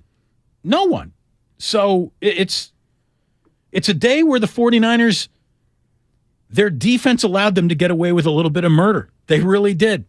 Purdy didn't score with his arm or his legs. McCaffrey had his worst production since joining the team. No Niner had more than 51 rushing yards. No Niner caught more than 6 balls. No Niner cracked 100 yards receiving. The team was held to under 115 yards rushing. That game had "you're probably going to lose" written all over it. But the defense made the plays when it needed to. Cowboys made a couple of huge mistakes when they needed to help the 49ers anyways, and they're going to Philadelphia. And that's the game that this conference actually deserves. It really is. We don't need to see part 3 Eagles-Cowboys more than we needed to see one part of 49ers versus Eagles. A couple of things happened that decided this game early, though, as much as the 49ers never ran away from it. Prescott's 2 interceptions in the first half. That's usually a tip that your guy's in trouble. And then when Pollard went down, all of a sudden now you couldn't trust them to throw the ball well, and now you couldn't run at all. And weirdly, the guy that everybody talked about all week, Brett Maher, was okay. I think he made Mike McCarthy sweat some after the first PAT got blocked, but he was not any of the reason why the Cowboys didn't win. The Cowboys didn't win because they had no discernible offense. They couldn't trust anybody, and once Pollard went down, they didn't really have a weapon. I think C.D. Lamb made one impactful catch the whole day. They had one field-flipping play the entire day. Otherwise, Dak didn't have 3 completions that went more than 10 yards. Only 2 completions were bigger than 10 yards the entire game, I believe, for Dak Prescott. And the 49ers' one touchdown caused in part because George Kittle made a major circus catch. He did. That was their one standout play. And it's kind of a weird tribute to them that their defense, which as excellent as it has been kind of overlooked by people when they want to talk about the 49ers all year long. And the other guy who stood out was Robbie Gould, who's 100 years old today. Robbie Gould had a good day. He might have had the best day offensively for the 49ers yesterday. And someone's like, here, Kittle had a big day. Kittle had a good day. He had a huge catch that reminded, if you're old enough, Lynn Swann. Look it up, kids. I mean, the way that he bobbled that and caught it, he was falling down. It was unbelievable. The catch that George Kittle had, probably the best catch of his entire life, all things considered, and what it ended up doing. But George Kittle did not have a big day in comparison to the days that he was having with Brock Purdy to bring the Niners to this moment. He had turned into Travis Kelce with Brock Purdy. He was not Travis Kelce yesterday. The 49ers won because the entire team kept chopping wood. Even when they weren't cutting down trees, they kept chopping wood all day long, and the Cowboys could get nothing going. Nothing going.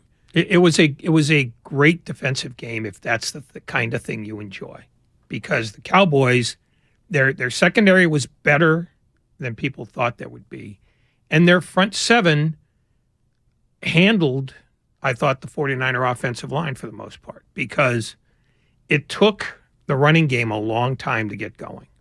And it wasn't until the touchdown run by McCaffrey that Kyle Shanahan felt comfortable grinding the game out as a running attack. So if you're going to credit the 49er defense for winning the game, which I think is fair, second place goes to the Cowboys defense for playing single-handed. They were fantastic. The Cowboys defense did everything the Cowboys needed for them to win that football game. It was the offense that didn't go along for the ride. Not that the 49ers offense necessarily went along for the ride either, but the 49ers defense was clearly the best unit. And, my goodness, on the 11-year anniversary of the Kyle Williams fumbled punt in the NFC title game against the New York Giants, that was last night.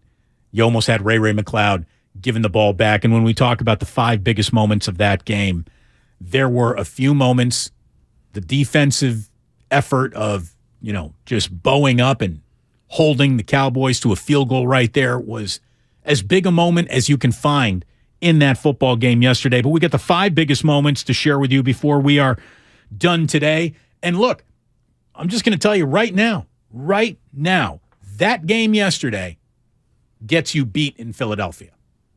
They're going to have to be better than that. And they all know that. And they're going out there to play better than that. Philadelphia, though, might be better than the Dallas Cowboys.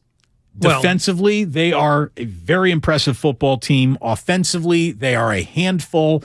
And there is a commitment to the running game, which we know that the 49ers have made a huge commitment to this running game. They averaged, though, just 2.5 yards per run in that first half, third quarter. They started averaging 4.5 yards per run, and I believe it came out to 4.1, 4.2 when it was all done in the wash, because they did start killing some clock and allowing Kyle's conservative nature to actually be a huge benefit, because that game called for a little conservation and bleeding out a clock. And when it was all said and done, the 49ers walk away a winner. It was a fun one. It was a memorable game, but not for the reasons that games are usually memorable. There's a lot of little plays. There aren't many big plays, but you add it all up, and it's just a huge afternoon. We got the raw data on now the updated numbers of the Cowboys-Niners rivalry, where Kyle Shanahan now stands as a playoff head coach. Robbie Gould, like Ray was saying, one of the great kickers in NFL history now. Brock Purdy has made a living spitting on all the odds that he continues to overcome, and he's going to continue to have to do that if the 49ers are going to, say it with me, the Super Bowl. They're 4 quarters away from a Super Bowl, boys and girls, and we got a lot to get into today. After a big win over the Dallas Cowboys, you cannot do better than to tell you Michael Irvin joins us today at 4:15. That should be a hell of an interview. The Hall of Famer, a great Dallas Cowboy, the playmaker. He joins us at an hour from now, basically. Michael Irvin, 1 hour from now. Until then, it's Damon and Ratto, and we got you here on 95.7 The Game. Looking forward to you being a part of it today. We are brought to you by Xfinity. We are brought to you by the Bud Light Guest Line, and we are officially ready to go here on 95.7 The Game. It's a Monster Monday on 95.7 The Game. Brought to you by John Vai's Bay Area Houses. Thinking of selling your home but don't want to deal with repairs, cleaning, realtors, photos, and showings? With John Vai's Bay Area Houses.com. You don't have to do any repairs or pay any commissions. Visit John Vai's Bay Area Houses.com. The following is an attorney advertisement. If you get sidelined by a workplace injury, the workers' compensation attorneys at Boxer & Gerson can help get you back in the game. Our team of skilled attorneys will fight by your side for the treatment and compensation you deserve. We care about justice for injured workers. That's what makes us Northern California's premier workers' comp law firm. Call Boxer & Gerson at 510-345-2341 or visit boxerlaw.com for a free consultation. Boxer & Gerson, your life is worth the fight. Every small business owner knows business happens everywhere. The office, the warehouse, or on the road. And no matter where it takes you, there's one solution to help your business thrive. Comcast Business Complete Connectivity. It's the largest, fastest, reliable network with advanced gig speed Wi-Fi and cyber threat protection in one solution. Get started for just $49.99 a month. Plus, add Comcast Business Mobile and you can save up to 60% a year on your wireless bill. And ask how to get up to a $750 prepaid card. Flight 291 is now reporting. Yep, you're going places. And when you get there, be ready to do business. The complete connectivity solution from the company that powers more small businesses than any other provider. Comcast Business, powering possibilities. Ends 2/21/2023. Restrictions apply. Requires EcoBill and AutoPay. New 50 megabits per second internet and Comcast Business Security Edge customers only. Equipment taxes and fees extra. After 12 months, regular rates apply. Gig internet required for gig Wi-Fi. Mobile savings compares pricing of top 3 carriers. Thank you to all of the business owners who kept people employed during the pandemic. For all you've done, you may be eligible to claim the Employee Retention Tax Credit, a payroll tax refund from the United States Treasury Department, applicable to businesses who kept employees on payroll during the pandemic. The window is closing to claim your refund. Contact Paychex to see if you qualify. Paychex is proud to have helped more than 45,000 businesses secure over $9.2 billion in ERTC claims, an average of $190,000 per business. 50 years and thousands of experts in HR, payroll, benefits, and insurance. You may be eligible to claim the Employee Retention Tax Credit. A payroll tax refund from the United States Treasury Department, applicable to businesses who kept employees on payroll during the pandemic. The window is closing to claim your refund. Contact Paychex to see if you qualify. Visit paychex.com/ERTC to find out how Paychex can help you get additional cash into your business. Paychex.com/ERTC. Paychex.com/ERTC. We're on a journey to make healthcare more accessible and more equitable, to treat the most complex diseases and offer hope where often there is little, to provide better care to more people across the Bay Area. We are more than a hospital, more than a university, beyond science and technology. We are the people of UCSF. UCSF Health, redefining possible. Here's home improvement news for the new year at Dolan's. Replace those old interior doors with ones you design yourself. Create your own style with personal choices at Dolan's and doors that are made just for you. The door experts at a Dolan's showroom will help you design your own amazing interior doors. Visit the Ideas section at dolanlumber.com and have a safe and happy new year. With Progressive's Name Your Price tool, you can find options that fit your budget, because giving you options is the right thing to do. Oh yeah, like when I hold the door for someone. Sure, it may be weird if I don't time it right, and they're a little too far away, and now they're running. And we're both asking ourselves, is it worth it to run instead of just, letting them open their own door? But still, it's the right thing to do. So get options based on your needs with Progressive's Name Your Price tool. Progressive Casualty Insurance Company, affiliates, and third-party insurers. Comparison rates not available in all states or situations. Prices vary based on how you buy. Meet Joe A, Hi. Joe B, Hello. and Joe C. What's up? 3 everyday Joes perfecting their banking with Chase. Joe A is locking his lost debit card with the Chase mobile app. Joe B is cruising toward his new ride with Autosave. And Joe C's Chase banker is helping him budget to go back to school. Tools that help protect, support for what's next. One bank that puts you in control.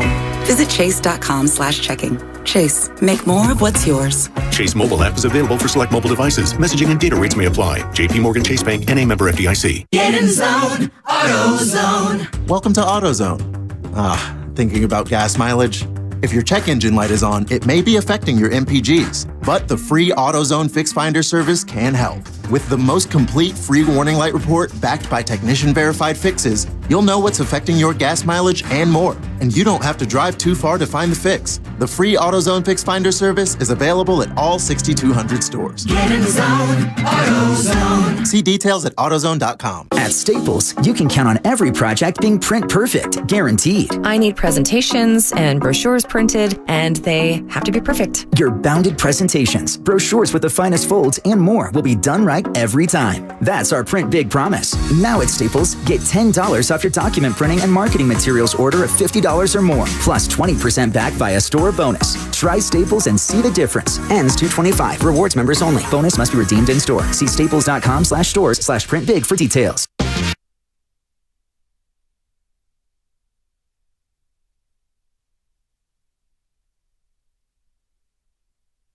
Now back to Damon and Ratto on 95.7 The Game. It's happening on YouTube.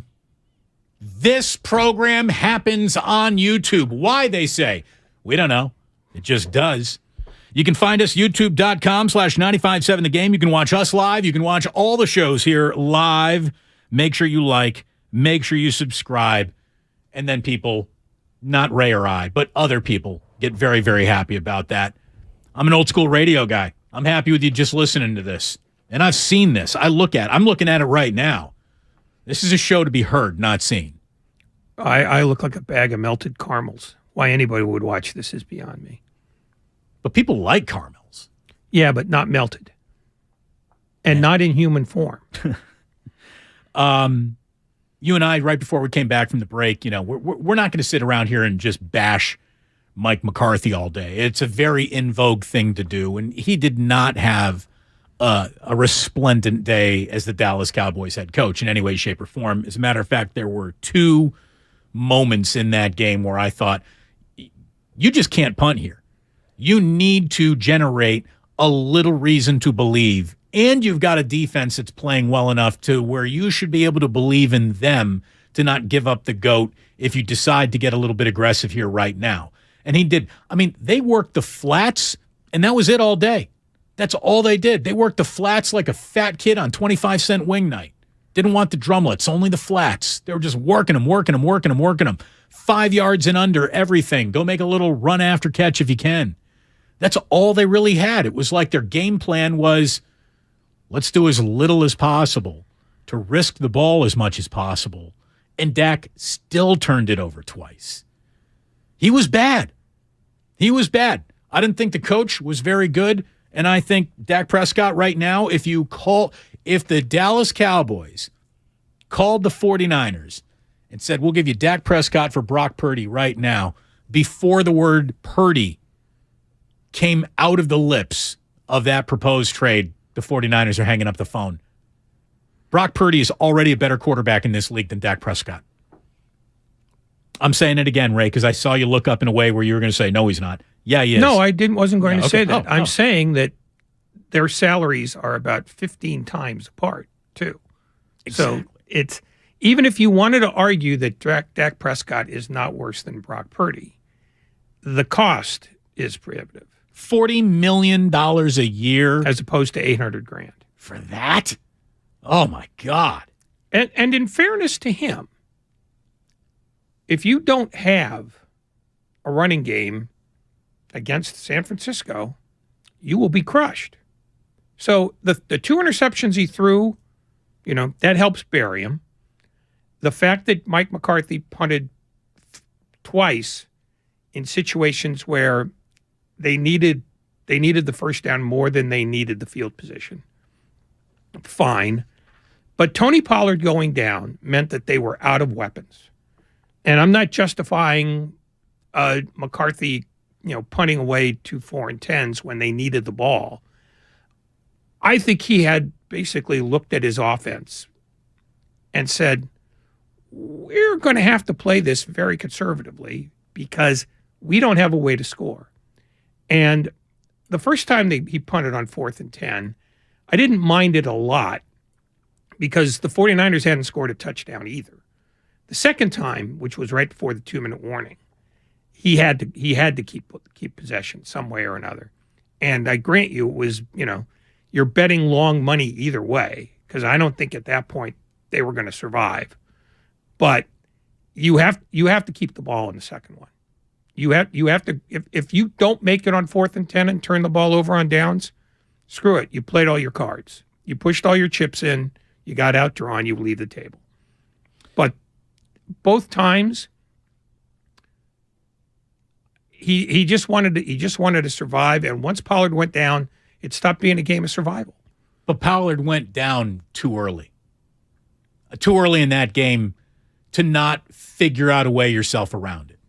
I mean, and it just shows you that any semblance of, well, and this is something we got to ask Michael Irvin about, because he still said Ezekiel Elliott's his guy. With what eyeballs are you using to make that conclusion? He's like, well, you got to have a little lightning and the thunder, and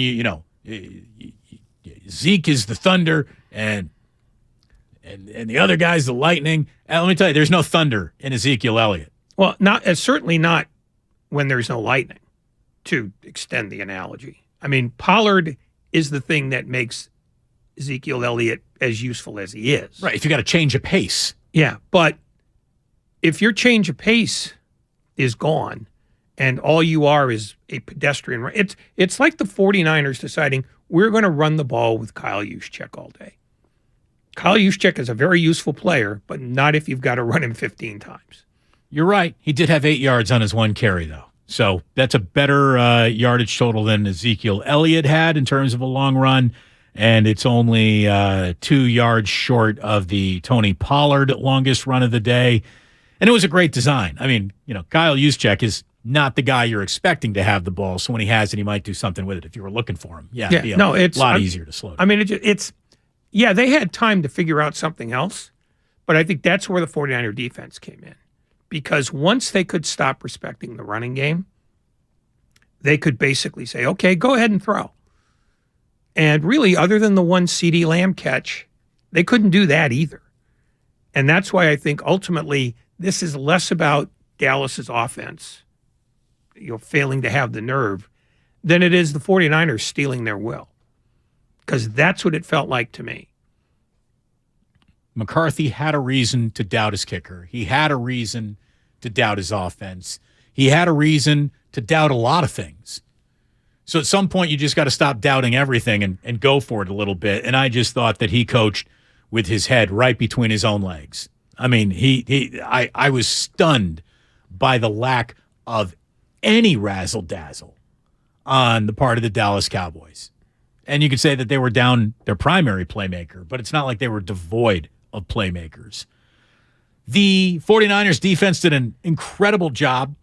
The final 2 minutes and 59 seconds that the Dallas Cowboys had out there needs to be studied like Zapruder film, and I'm sure it will be all day and night long in Dallas. By sadists. 2 timeouts, plenty of time, and not a single thing got executed the rest of the game for the Dallas Cowboys when it mattered the most.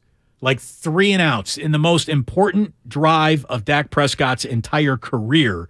He took a 3 and out with a near pick 6 and a sack. He was bad.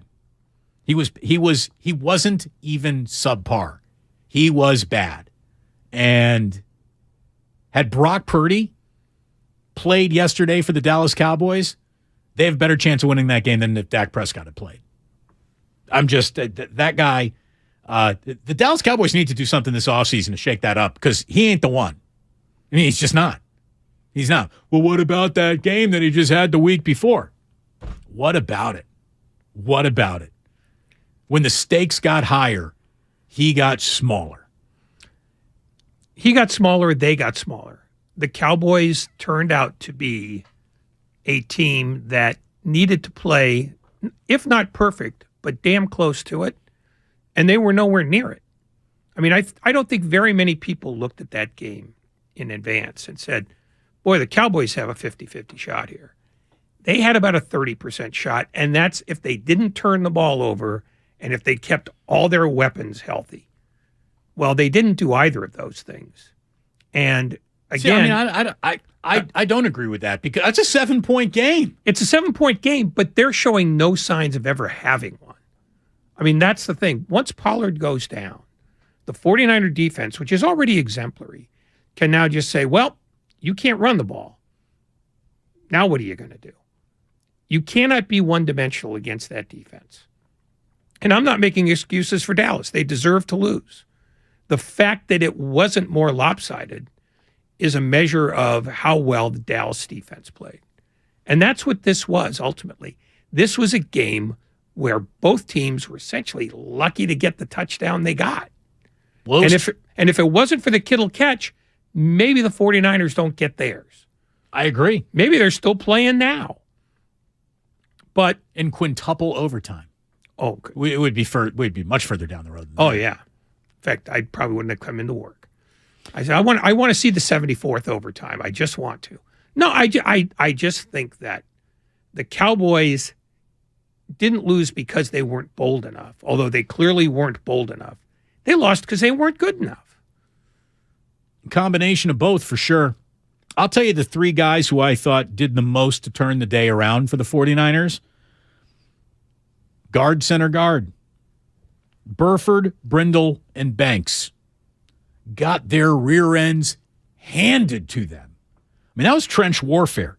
It truly was. And that 49ers offensive line was having a difficult time opening up a single running lane or buying a third Mississippi for Brock Purdy at any point in time. The 4th Mississippi was never in the cards, not even when things started going well for the 49ers. That Dallas defensive line was moving the line of scrimmage on top of Brock all afternoon. The pocket shrinkage, is that a thing? Yes, it's a thing. The shrinkage for both pockets, really. I mean, Dak didn't have an awful lot of room to maneuver in, but he was only sacked once.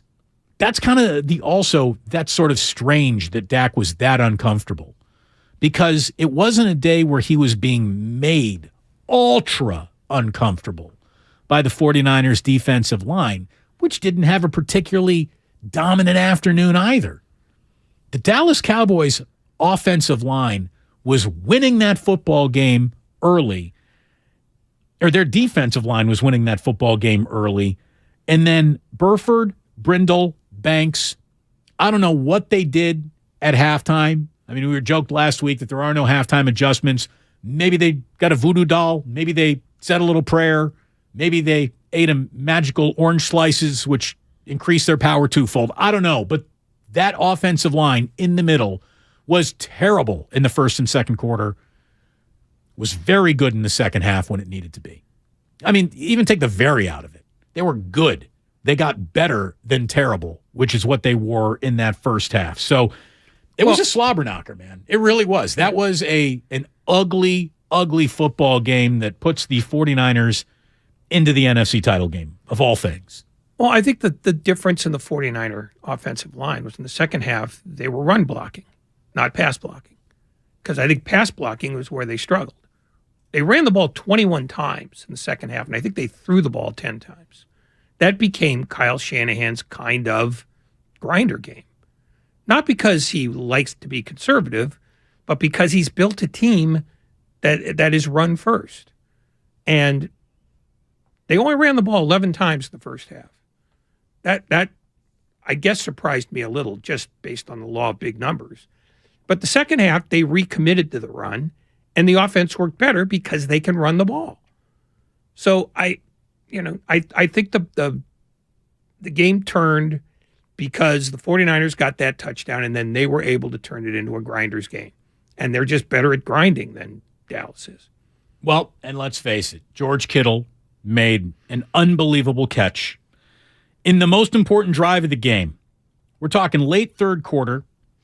Brock Purdy is sacked on 3rd and 9, and it looked like it was either going to be, punt city or ask Robbie Gould to do it again, Robbie, but from a distance that would have made him uncomfortable.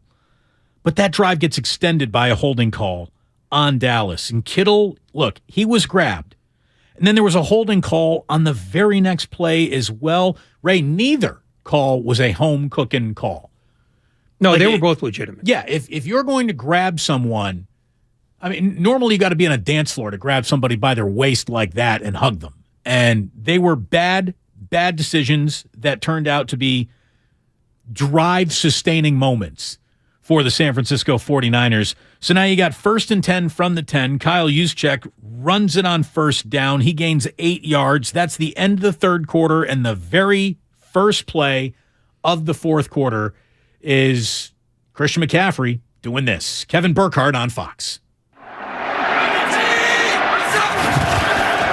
McCaffrey right up the gut and in. Touchdown, San Francisco. 10 plays, 91 yards. It was the best drive of the game for the 49ers offense, but they still needed 2 flags to help them down that field. George Kittle talked about how he was, grabbed like a sack of potatoes. I knew it was 3rd down. It was a play we installed on Friday. It's a high red zone play. It was definitely not the look that we thought we were going to get, but the guy was squatting. I mean, I just had a post route across the middle, and he was sitting on it heavy, and he was sitting in a chair, and I knew that if I just got on and watching the tape, they like to hold and grab a little bit, and he put both arms around my waist and kind of tripped one of my legs. I was like, well, I'm not going to get away from this because he's holding me so bad, so I'm just going to fall, and it's exactly what happened. I had a play last week where I got literally tackled in the middle of my route, and the back ref was like, hey, if he would have thrown it to you, I would have thrown a flag. And I was like, I can't catch the ball from on the ground, man. Hey, great referee play. But that one, I'm definitely just going to sell it as hard as I can because, I mean, it was a flag regardless, but if I went down, I'm just happy. It extends the drive, and we score a touchdown. I mean, you didn't really have to sell it, but it helps because that way what they might have missed, it was easier to see. But George Kittle drawing a huge penalty on 3rd and 9 to keep a drive going was just massive. And then the juggling catch that he made was a play that wasn't even supposed to happen. He wasn't even supposed to run where he ran. He wasn't even in the reeds of the route trees. And he just sort of improvised. And he even said, I put a white glove up and hope Brock would see it. And he did. What a catch. What a catch. Brock Purdy. That part of the game, we needed something. We needed a spark, get the ball rolling. And for Kittle to make a play like that, you just feel it in the whole stadium. Like, man, that felt good, to get a big gain like that and get us going. So, props to Kittle. He was one of our, last options in that play. But he kept the play alive by, feeling space. And I got my eyes back, and he was there. So it was awesome. It wasn't pretty. Didn't need to be. The 49ers got it done. They got it done, and I mean, they had to have been laughing at that final formation of the game. I mean, this is where Mike McCarthy's day deserves to be just a touch longer than it normally would have been. Because, I mean, that was just cockamamie. I've never seen anything before the snap that looked as stupid as that on an NFL football field. There have been a couple, but they ended equally badly. I think the Colts had one of those. I know Washington did when Jim Zorn was a coach, where they basically threw everybody on one side of the field. And predictably, the guy with the ball got trucked almost immediately. But that's just a play where you're going, everything has to work perfectly, and the 49ers have to forget why they're on the field. And neither of those things happen because, one, Elliott gets trucked immediately. And then, the receiver gets trucked. The Cowboys had very little chance at that point, but they gave themselves none with that. And look, obviously they need the band is on the field level of play out of that. And it's supposed to be hook and lateral city at some point, in which case, you're officially allowing the cosmos to determine whether you're going to win or not there. And the amount of luck needed, should the whole thing been executed perfectly, is still an extreme amount of luck. I want to know what was supposed to happen.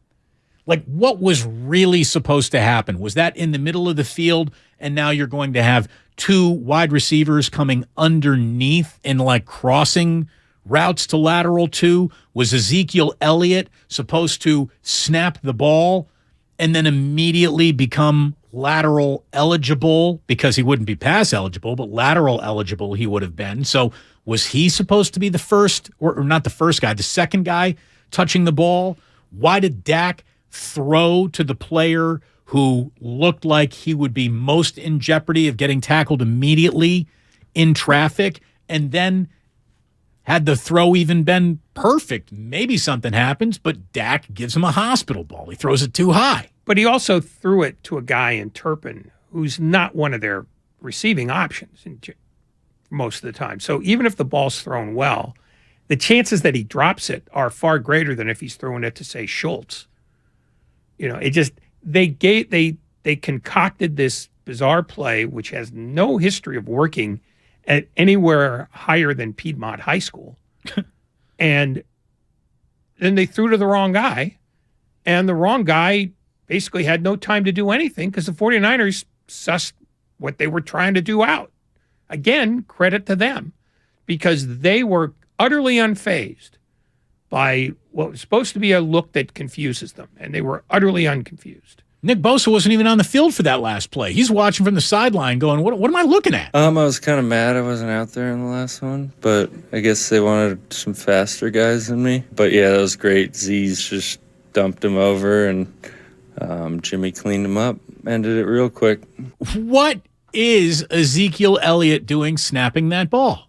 He's supposed to be like the first or second option with the lateral. Okay, so then but he's got to be able to get downfield, and as soon as he started to backpedal and then got trucked, that play's blown up. Well, so what I'm saying is, why would you put him in that situation? Why wouldn't you have him lining up directly next to the center who you're still asking to snap the ball, or have him somewhere, in the slot or whatever? I mean, I don't even know what you would call it, because they spread guys out to the sidelines. I mean, they were outside the hash marks. It was. My answer to that is very simple. Beats the hell out of me. Well, again, because nobody's got an answer to this one. I looked all over the internet this morning for somebody who could draw up the play that this was supposed to look like. And everybody who has given it a try gets close to something and then just throws their hands up. Mike McCarthy, what were you thinking? Boy, that's a great question. What were you thinking? Pull out your whiteboard and your dry erase marker and just tell me what was supposed to happen in your mind's eye. What was supposed to happen? And I don't get it. I mean, nobody gets it really. Reason why his answer when asked yesterday was what didn't happen. He said, well, that wasn't how it was supposed to go. Well, how was it supposed to go? Exactly. That would be my follow-up. Well, what was supposed to happen?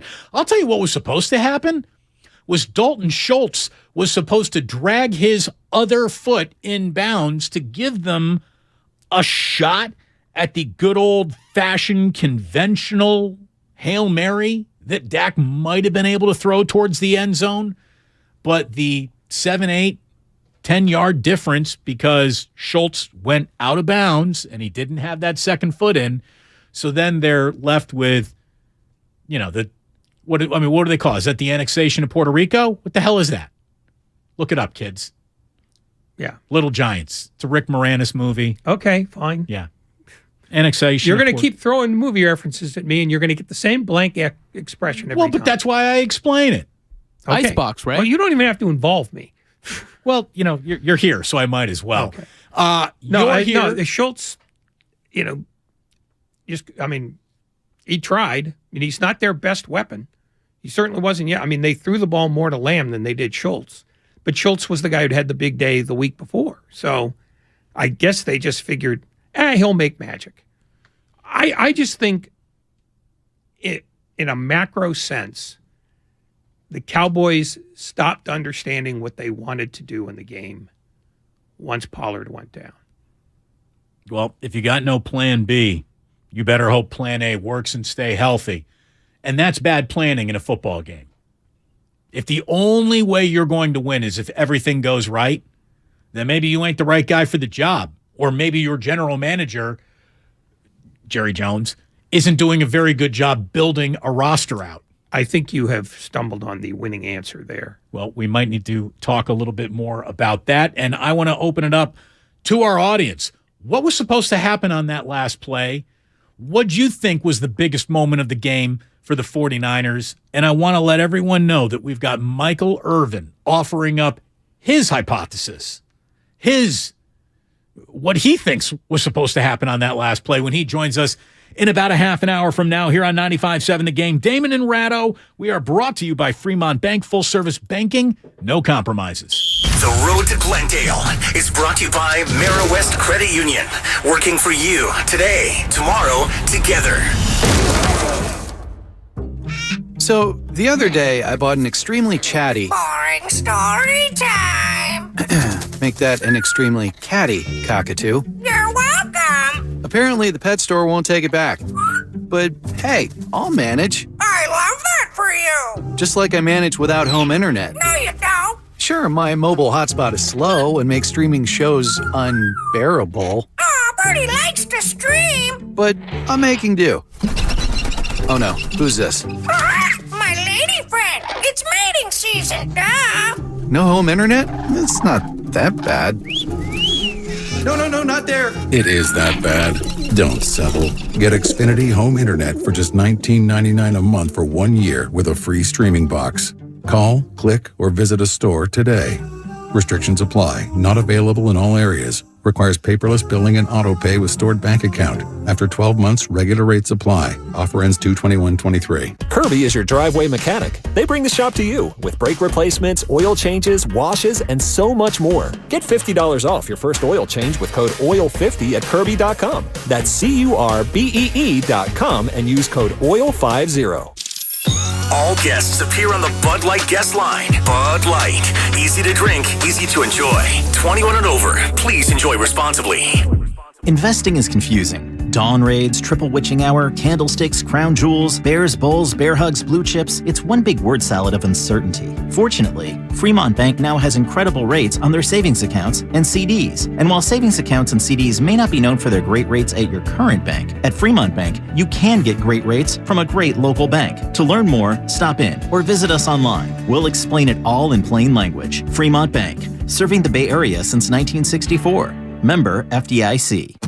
There's a reason Golden State has become the trusted partner for professional builders and contractors. The breadth of what they offer is remarkable. Their product knowledge can save you time. They're the largest distributor in NorCal of many of the brands they carry. Golden State's newly refreshed app offers installation guides, building codes, and much more. And the GSTV link on their homepage is a useful resource. Family owned for 3 generations. Golden State. When you succeed, we succeed. Business owners, you may be eligible to claim the Employee Retention Tax Credit, a payroll tax refund from the United States Treasury, applicable to businesses who kept employees on payroll during the pandemic. Contact Paychex to see if you qualify at paychex.com/ERTC. Paychex is proud to have helped more than 45,000 businesses secure over $9.2 billion in ERTC claims, an average of $190,000 per business. Paychex.com/ERTC. Do you have neuropathy? Are you experiencing numbness, tingling, and pain that just won't stop? Are you taking dangerous drugs that have serious side effects and never fix the pain? If so, please listen to this message. Neuropathy is a serious, progressive condition that only gets worse if not treated properly. Call SF Bay Wellness at 844-94-NERVE to get back to doing the things you want to do. There is no drug, exercise, or surgery that can heal nerves. Don't wait until your condition gets worse and stops you from living your life fully. SF Bay Wellness has a time-tested, proven track record of helping hundreds of patients to improve and reverse their neuropathy. If you're ready to regain your independence, contact SF Bay Wellness at 844-94-NERVE. Call now for your $99 neuropathy special and receive a personal treatment plan that is tailored to your needs. Call 844-94-NERVE. That's 844-94-NERVE and start to enjoy life again. Get a cash offer for your car, truck, or SUV today at your local Bay Area Chevy dealers. Selling has never been easier. Just bring it into a Bay Area Chevy dealer, get a free appraisal, and we'll make you a cash offer on the spot with no obligation to buy. We buy any make or model, paid off or not. Find your local Chevy dealer at BayAreaChevroletDealers.com.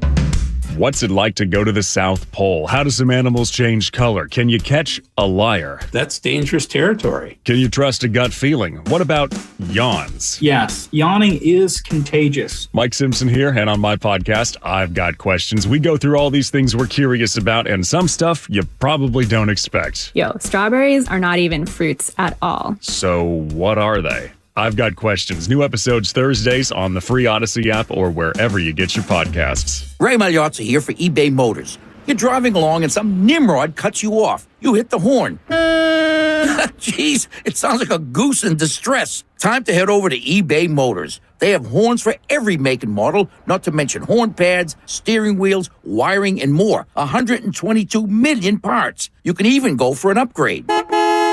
It looks like Mr. Cutoff Man needs a new seat cover. Try eBay Motors, pal. Get the right parts at the right prices. eBay Motors. Let's ride. Streaming only on Peacock. From the mind of Ryan Johnson, the writer-director of Knives Out. Miss Gale, you've got this gift. Always knowing the truth. I only know if something is a lie. The real trick of it is to figure out why. Natasha Lyonne is Charlie Cale. It wasn't an accident. I think there's been a murder. You watch too much Dateline. A new 10-part mystery series. Wolves on my fender. I gotta keep moving. I have been kind of a death magnet. Poker Face, streaming January 26th, only on Peacock.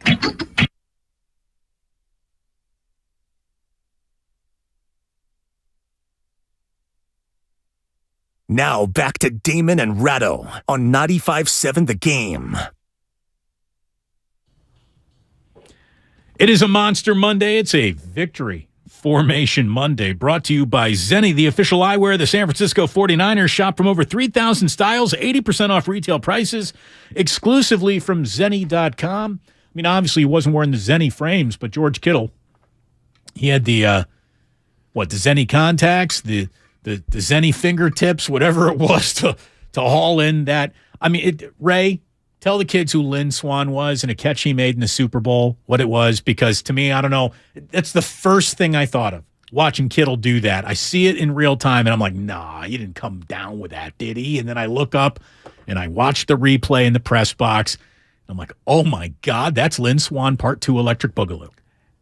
Except it wasn't in the Super Bowl. No, it wasn't in the Super Bowl. Swann's catch was more elegant. And Kittle's catch also had a little bit of the David Tyree trap it against your helmet going with it.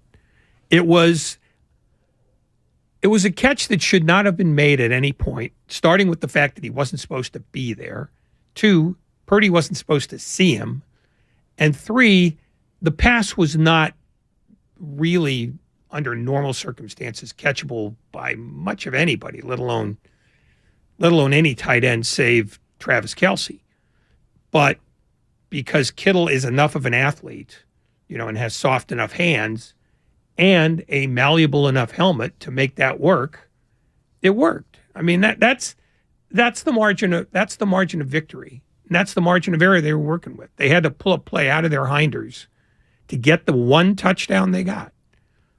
And it is Kyle Shanahan's unique skill is that he could tell how the game was going at that point. He just says, okay, we don't have to throw the ball anymore. We're fine now. All we need is a touchdown. And we got it. All the conservative football that Kyle has called and we've criticized and fans have groused about, and people have said, how come there isn't a second speed? How come they're not better at going fast, but they seem to be masters of going slow? It paid off for them yesterday. I mean, you play like you practice like you play, and they obviously are very good at slowing a game down and bleeding clock. And you want to talk about, monster moments of that game. I got the 5 biggest moments of the game, but we're saving them till 5 o'clock. We're going to go through the 5 at 5. But one of them has to be what was just a clock-chewing drive that brought that game from the middle of the fourth quarter to the late fourth quarter. There is a 64-yard, 13-play drive that essentially took 8 minutes off the clock. And it was pretty obvious that the Dallas Cowboys were not going to be quick striking anything that afternoon. That evening. The game started in the afternoon, ended in the evening. But it was something else, the way that Dallas they spent the entire afternoon just, if they're a turtle, they're just bringing their heads inside the shell, slower and slowly and slowly and slowly and slowly all day long. Like, there was no point in time outside of surviving the Ray McLeod fumbled punt where I even felt that building got particularly tight. There were, maybe Kyle didn't take advantage of going full strike offense when he had a little wiggle room to play with at the end of that first half there, but he didn't like the way his offense was protecting. It wasn't protecting, really, Brock Purdy. So he just didn't want to take the shot to make the mistake. And he even said in his post-game press conference, I understand fans get frustrated there. It's one of those, I'm showing this hold card. The dealer has that. The book says, do you hit that or do you sit on that? Either way you play it, you might not necessarily tip the advantage your way, which means you can play it how you want. And if you can play the situation how you want, it is in Kyle's nature to go conservative, especially if the feedback that he's getting in real time is keep it conservative. And that's why he seemingly let a precious, 25, 30 seconds tick off that play clock before, it's weird. You'd think that you'd want to burn your clock at the end of the clock. He decided to burn his clock at the beginning of the final drive, leaving no options to get aggressive should you move into the, all right, maybe we take a stab position on the field. And Brock Purdy threw a ball away to the long side of the field, Ray, which the only time the 49ers might have gotten a little home cooking is in that moment. Because if that play had happened on the road, that 1 second expires. Somebody up in game operations hit that, probably stopped the clock when that ball was at the hash mark getting thrown away more than it actually was at the sidelines. Well, if they got home cooking, then shame on New York, because they mind all of that. They can always put time back on the clock. But when you say conservative, I don't think that's the right word for Kyle Shanahan. He plays percentages. And I think he had absorbed how the game was going by that point and realized, I don't need to take the chances. They need to take the chances. I'm going to play like I'm holding 16. And I'm not going to try to make the dealer give me a 5, because that's not the way to play it. It's not because he likes to keep a game in the teens. It's because in this game against this team playing this way, the percentages said, be careful. Don't do anything stupid. do the thing you do best and keep doing it. I mean, that drive, he ran the ball 8 times. 12 plays from scrimmage. He ran the ball 8 times because he was trying to make a point, which is, I don't need heroism. I need solid football. And my most solid play is to run the ball with Elijah Mitchell more than really anybody else. That's why they've got running back depth, so that he can do that. He's not afraid to do anything, but he knows Dallas can't score. Their offense is done, and their defense has been superb. So why not keep it honest? Why not play the percentages? And that's what he does. I don't think conservatism in my head sounds you're afraid to do the bold thing. I don't think he's afraid to do the bold thing. I think he says the bold thing doesn't help me as much as doing the solid thing. Well, sometimes when we talk about by the way, the word conservative, it's hard to figure out what it exactly means anymore politically in any situation. But look, I think there are times where we use it against Kyle. I was not trying to use it against him right there. I understood what you were saying. I'm just saying that conservatism is a loaded word when you're talking about football. I'm not even getting into politics. Conservatism in football is punting on 4th and 10 with 2.5 minutes to go when you're down a touchdown. That to me is conservative. To me, and that's condemnatory. Well, conservative Kyle Shanahan is you're down 7 and you take a field goal. What are you doing? What is Kevin McCarthy? Excuse me, Kevin McCarthy. No politics today. You're killing yourself. What is Mike McCarthy doing? You're down 7. You're in. You're edge of the red zone. You got a shaky kicker as it is. Why are you not playing to pick up a first down when you're down a touchdown? All you do is put up a field goal that now leaves you needing a touchdown. Again, that was weird. And the other punt when he was on, the Niners side, he was at about a 40-yard line. And I thought for sure that they were going to run a play there, but it was just the fugazi. Let's go up to the line and see if we can get anybody to jump off sides. You talk about playing percentages. How about this percentage? 100%. So here's goal from 50 yards to end the half. Turpin is back deep to receive in case he should. Gold puts it up there. It is good! Robbie Gold, perfect as usual. And the 49ers go into the half with a 9-6 lead. And it was a big 9-6 lead. It felt bigger than 3 points. No, that was a huge play. It really was. I mean, if you have a kicker that you have complete trust in, you can make plays like that. I mean, it just, it made perfect sense to do what they did right there, and it paid off because it's paid off in the past. This was largely a game of muscle memory for Kyle Shanahan. I know this can work because it's worked in the past, so I'm going to do it again, and it worked again. I mean, Robbie Gold is what? He's postseason perfect? Is that it? He is. So, and 50 is still within his withered legs range. Yeah. 49ers only scored 19 points yesterday, and Robbie Gold was responsible for 13 of them. In the playoffs, he is now 29 of 29 on field goals and 39 of 39 on points after touchdown. No other kicker in NFL history has connected on 25 straight field goals in the playoffs without a miss. That came from Matt Burrows of The Athletic. Again, Kyle... Barrows, excuse me. We're talking about Joe Burrows a little bit later. Yeah, he's Kevin McCarthy. Thank you very much.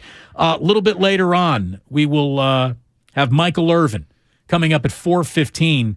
But Kyle even defended letting the play clock tick away at the end of the first half, saying, I understand it's a frustrating thing for fans to watch, but we thought it was the right thing to do. That's a tough thing for me to do. I know it's tough for our fans to watch, but when it's 3rd and 1, and I think there was like 50 seconds, they have 2 timeouts. I would hate to not get that first down to show you guys why I did it. That's kind of something we believe in. We don't want to give the ball back to them. We liked where the score was at. We still think we have time to score, but when you get to 3rd and 1, and I think we had 1 timeout and they had 2, we weren't about to not get that 3rd down, punt it to them, or if we threw it, they'd still have 2 timeouts and 45 seconds, and now they're ending with points in the half if they score, similar to how Seattle did at the end of the half. But the difference is they were also starting with the ball in the 3rd quarter. So now once you get the first down and stuff, yeah, then I wished that we went faster, but you don't know if you're going to get that first down or not. So you want to play it the smart way, and thought we did do that. Thought we made some big plays. I wanted Juwan, the protection to wait for Juwan to still get a field goal out of it was huge, though. It was big. Put them up by 3 at the half, and that's a little momentum going into the locker room. And obviously Dallas got the ball to start the third quarter, and that's when the 49ers did a nice job getting off the field, and all of a sudden they decided that they were going to score the only touchdown of their afternoon, and that was a huge, huge moment. We'll go over the top 5 moments at 5 o'clock, but right now, let me welcome everyone to your 4 o'clock hour. You're listening to 95.7 The Game, KGMZ FM and HD1 San Francisco. Always live on Twitch, YouTube, and the free Odyssey app. Damn well better be free. Michael Irvin is going to be talking to us on the Bud Light guest line coming up in about 15 minutes. Until then, this is Rick in Newark. Rick, you're on 95.7 The Game. Hello. Hey, how are you guys doing? We're doing well, thank you. What do you got for us this afternoon? So, I was at the game last night, and I just want to say a few things, and then I'll take your comments offline. First of all, I think it's funny that Damon is acting like the Cowboys got ran over. I didn't see one comfortable Niner till the last 10 minutes of the game. And if it wasn't for Dak throwing the 2 interceptions and Trayvon Diggs not tackling when Kittle caught that juggling pass, and he wasn't in a position to stop it, but that was a problem all years. He just doesn't tackle. He thinks he's beyond. I'd like to hear your comments on that. So, I mean, Trayvon Diggs he didn't have a standout game in any way, shape, or form. And, if Dak doesn't make those interceptions, it's a different game. Yeah, I mean, if ifs were fifths, we'd all be drunk. You know what I'm telling and when I say that the place never got tight, beyond the Ray McLeod fumble, which felt like, okay, so you got a Dallas team which hasn't been able to flip a field all afternoon. You just gave them the ball around the 20-yard line there. And then when the 49ers survived that moment by only giving up a field goal, I thought that was a huge exhale by the stadium, because that was going to be the, Dallas scores a touchdown here. Now they're up in this game by 4 points. Yeah, the only thing you can say about how that drive ended that helped the Cowboys is that Marr makes the kick, and now you could see the Cowboys breathe a little sigh of relief, because at least they could hope that he could do something late in the game, because it felt like maybe the yips were gone, because it wasn't just that he made the kick, he made it true. Other than that, there was a big defensive stop there, because the 49ers, that was their one real moment of vulnerability, and Dallas couldn't do enough with it. What happens if Tony Pollard doesn't get hurt? Are the Cowboys going to Philadelphia? Maybe. It's an argument. I think there is an argument to be made, but I don't think there is such a convincing argument that, had he not been hurt, the Cowboys are 1,000% winning that game. I didn't think it was going in that direction. No, nothing that the Cowboys did all day said, man, they're a lot to win this game.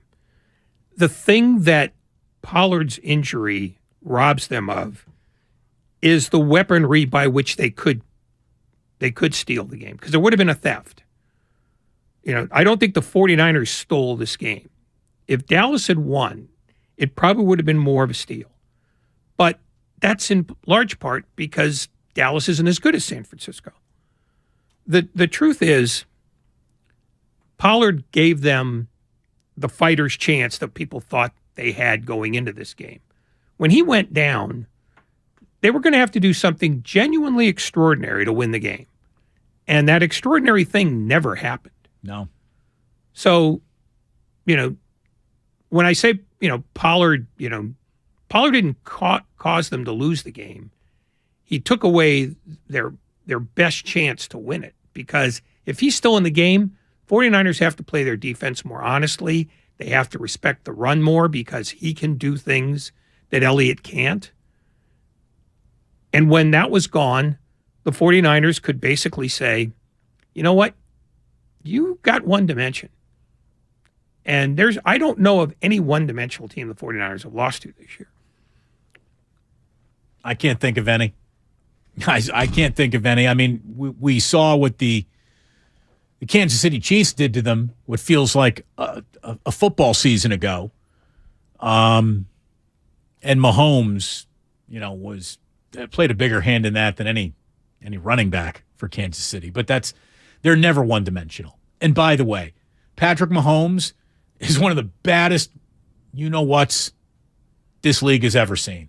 I mean, he has already, in a short amount of time, played himself right into the he gets to be mentioned with great all-time quarterbacks conversation this early in his career. Patrick Mahomes is something else, and he won as many tough guy points as humanly possible. He's got a high ankle sprain, Ray. High ankle sprains normally is like a 4 to 6 week injury. A high ankle sprain is a 4 to 6 week injury. He wanted to keep playing. He didn't want to come out for a second.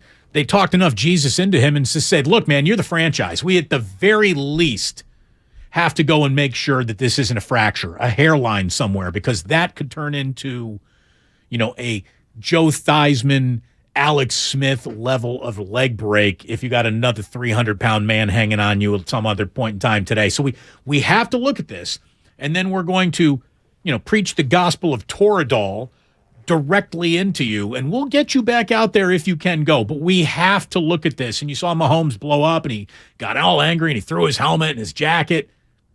I love the players' competitiveness, but when you talk about players need to be safe from themselves, that was one of those moments. Andy Reid is not dissuaded from very many things.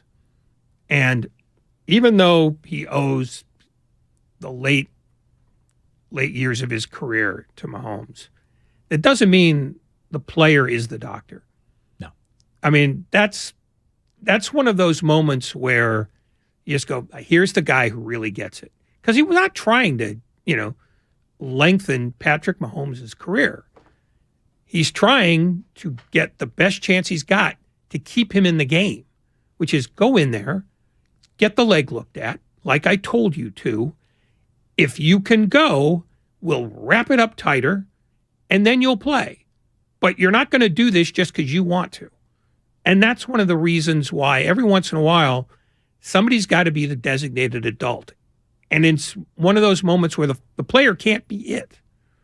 By the way, while that x-ray was taking place, the designated adult called one of the single greatest drives of his entire career for Chad Henne.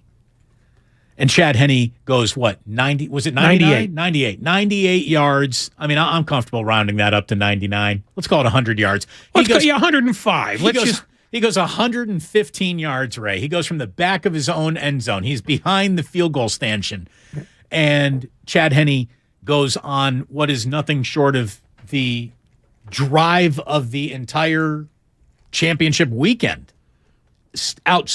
Outside of the first drive of Cincinnati's afternoon, where they basically went to let everyone in Buffalo know this day's not going to go the way you think it's going to go. What a game plan Cincinnati had in that game. Buffalo is outside on a slow track in terrible conditions trying to run a track meet. Meanwhile, Cincinnati's like, okay, how about death by paper cut? All day long. All day long. It was death by paper cut, death by paper cut, death by paper cut. One big pass, death by paper cut, death by paper cut, death by paper cut. The second big pass. Burrow can play, man. He's a gunslinger. Burrow can play. He's got 2 genuine pass-catching weapons. And Joe Mixon is grossly underrated as a force in this league. Because while he's not the focus of their offense, he makes stuff happen. Well, and I think Zach Taylor did a hell of a job making sure that he had 3 backup offensive linemen in that game? Well, and he is just getting the ball out of Burrow's hand as fast as possible everywhere. Again, death by paper cut, death by paper cut. You're going to give us 8 yards? We'll take 7 of them and just try to make a little more happen after the fact. I mean, it was an awesome game plan, a truly awesome game plan by the Cincinnati Bengals. Yeah, no, they richly earned what they got.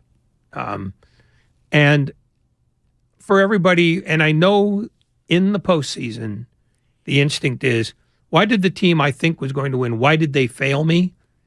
The Bills didn't they didn't fail. Cincinnati beat them. They took their lunch and they walked away. Cincinnati beat them, but they also tried to play hero ball and have Josh Allen throw the 70-yard pass like way too many times. On a windy day where that pass isn't coming down, I just thought that they tried. Buffalo tried to turn a marathon into a track meet, and Cincinnati was in it for the marathon. And the conditions said, you're going to need a marathon runner, not a sprinter today. Well, this is what happens when your running game is predicated by your quarterback and not a running back. And where was that? Where was Josh Allen's legs until what, the second half? No, it was a little too late at that point. When you're down 2 scores right away, now you can't run. And, Devin Singletary is a better pass catcher than he is a running back. He's just not big enough. And on a day like that, you need not only a guy who can break a run, you need a guy who can grind one out, and they don't have that. James Cook is not the answer there. So for a team that loves bad weather, the Bills did the one thing bad weather teams can never do, and that's fall behind early. Because they need to play at their pace with their weapons, and they couldn't do that. When we return, there is no person on the planet who I would rather hear from on the day after the Dallas Cowboys are eliminated from the NFL's postseason than our next guest. The Hall of Famer, the playmaker, Michael Irvin, joins us next, coming up here on 95.7 The Game. It's Damon and Ratto. We are brought to you by calhope.org. Life is uncertain. It's okay to feel stressed, anxious, worried, or frustrated. CalHope can help. Access CalHope's free and secure mental health resources. Call 833-317-4673 or live chat at calhope.org. It's a Monster Monday on 95.7 The Game. Brought to you by John Vai's Bay Area Houses. Thinking of selling your home but don't want to deal with repairs, cleaning, realtors, photos, and showings? With John Vai's Bay Area Houses.com. You don't have to do any repairs or pay any commissions. Visit John Vai's Bay Area Houses.com. Every small business owner knows business happens everywhere. The office, the warehouse, or on the road. And no matter where it takes you, there's one solution to help your business thrive. Comcast Business Complete Connectivity. It's the largest, fastest, reliable network with advanced gig speed Wi-Fi and cyber threat protection in one solution. Get started for just $49.99 a month. Plus, add Comcast Business Mobile and you can save up to 60% a year on your wireless bill. And ask how to get up to a $750 prepaid card. Flight 291 is now boarding. Yep, you're going places. And when you get there, be ready to do business. The complete connectivity solution from the company that powers more small businesses than any other provider. Comcast Business, powering possibilities. Ends 2/21/2023. Restrictions apply. Requires EcoBill and AutoPay. New 50 megabits per second internet and Comcast Business Security Edge customers only. Equipment taxes and fees extra. After 12 months, regular rates apply. Gig internet required for gig Wi-Fi. Mobile Savings compares pricing of top 3 carriers. Hey, what's up? Mark Willard here for the Game Time app, the absolute best way to find your way into the hottest games, concerts, and events in your area at the last minute. My son actually turned me on to the Game Time app. He used it to get into a Padres-Giants game in San Diego this year. He's 15. He was like, Dad, I can get into this game tomorrow for like $15. I told him, you should do it. The Game Time app offers amazing last-minute deals on tickets, and with the NFL playoffs right around the corner, the Game Time app is where you'll want to be. But it's not only pro sports. I was looking at the app today to find Louis C.K. tickets. Ed Sheeran is coming to town. All the events, all in one spot with great deals. Game Time is the fastest growing ticketing app in the nation, and with these deals, it is no surprise. So download the Game Time app, enter your email, and redeem code THEGAME for $20 off your first purchase. Terms apply. Once again, enter your email and redeem code THEGAME for $20 off. Download Game Time today. Last-minute tickets, lowest price, guaranteed. This is the final week of the 34th Annual Manufacturers RV Show at the Alameda County Fairgrounds in Pleasanton. Show ends this Sunday. There's hundreds of RVs from dealers all over the West Coast, like motorhomes, travel trailers, toy haulers, fifth wheels, van conversions, and truck campers. Go to RVshows.net for more information. Last chance for the Manufacturers RV Show at the Alameda County Fairgrounds in Pleasanton. Show ends January 29th. Don't waste time trying to get rid of your old or broken car. Cars for Kids is the easiest and fastest way to donate your car and get a tax deduction. Go to carsforkids.org today. That's cars with a K. The other day, I bought a cockatoo. Hello! He's a handful, but I'll manage. Just like I manage without home internet. Sure, my mobile hotspot is slow and makes streaming shows unbearable, but I'm making do. Oh no, who's this? It's mating season, Dad! No home internet? It's not that bad! Don't settle. Get Xfinity Home Internet for just $19.99 a month for 1 year with a free streaming box. Call, click, or visit a store today. Restrictions apply. Not available in all areas. Requires paperless billing and auto pay with stored bank account. After 12 months, regular rates apply. Offer ends 2/21/23. Prescription products require an online consultation with a healthcare provider who will determine if a prescription is appropriate. Restrictions apply. See website for full details and important safety information. Subscription required. Hey guys, did you know there's a generic form of Viagra that works just the same but is 90% cheaper? And you can get it online? Go to 4hims.com/joy. At Hims, you'll get a free medical consultation and discreet shipping if prescribed. You'll love your results. To start your free online visit, go to 4hims.com/joy. That's FORHIMS.com/JOY. If you own a business, this has been a bumpy ride. From pandemic to inflation, I'm sure you could use a break. If your business has 5 or more employees and survived COVID,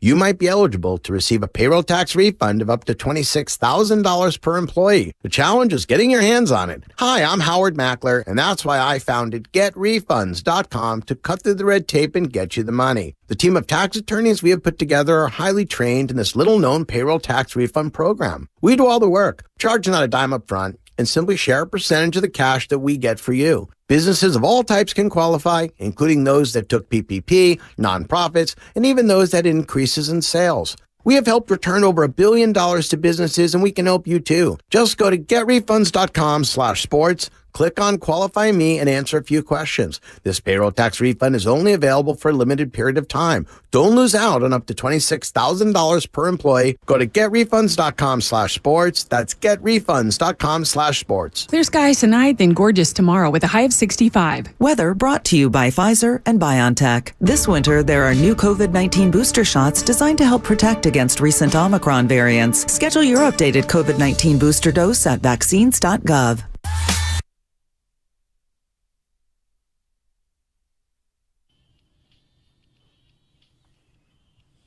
Now back to Damon and Ratto on 95.7 The Game. Welcome to you. It is good to have you around today, and it's great to have Michael Irvin joining us here on the Bud Light guest line. All guests appear on the Bud Light guest line. Bud Light, easy to drink, easy to enjoy. And I'm just guessing, Michael, that game was not easy for you to enjoy. And if I were you, the amount of discipline that you must exercise to not turn around and hit Stephen A. Smith right in the face, who's never done anything as an athlete. I mean, you're a patient, beautiful man for allowing that nonsense to happen. How are you doing, man? Well, listen, trust me, this has not been an easy thing. I don't know why, man. I keep telling myself, why do you invest so much? Why does this bother you? I just have to go to sleep so after the game, I just got to go to sleep because when I feel suppressed, oppressed, depressed, any press you put on it, I just have to lay down. And I still haven't really came out of it. Now, I'm not lying when I say this. Wholeheartedly, I say this. If we were going to lose, losing to San Fran gives me something. You know what I mean? Because I talk to you guys, I talk to Debo, love him to death. So I'm trying to piece that together. And now start pulling for San Fran and say I at least got one more horse in this race to kind of just play it that way. But dude, listen, it's hard. What was surprising to me about the day is that both of these defense came out to play some trench warfare, and they were doing it. The 49ers offensive line had a really rough first half. I don't know what they did at halftime to tighten it up. But when it's all said and done, like Christian McCaffrey had his worst production day since joining the team. No Niner, Michael, had more than 51 rushing yards. No Niner caught more than 6 balls. No Niner cracked 100 receiving yards. And the team was held to under 115 rushing yards. That game probably had "they should lose" written all over it. So I want to ask you, if Tony Pollard is healthy, do you think we're looking at the Cowboys going to Philadelphia and not the 49ers? Well, it certainly will help, but it's not just the Tony Pollard situation. I just text from my people over at the Dallas Cowboys, like, how did Dak miss T.Y. Hills running down the lane wide open? That ball that Warner knocked out of the hands of CeeDee Lamb running up the right seam, T.Y. was running up the left seam. And when Warner went all the way to CD, T.Y. was all by himself, and he did not see it.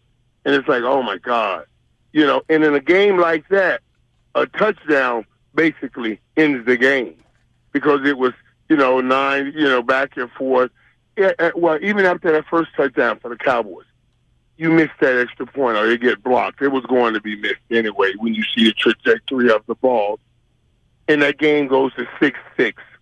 That if you make that extra point and you're looking back at that scoreboard and it's 7-6, that even gives you a little something. I always tell you guys, hope dictate effort.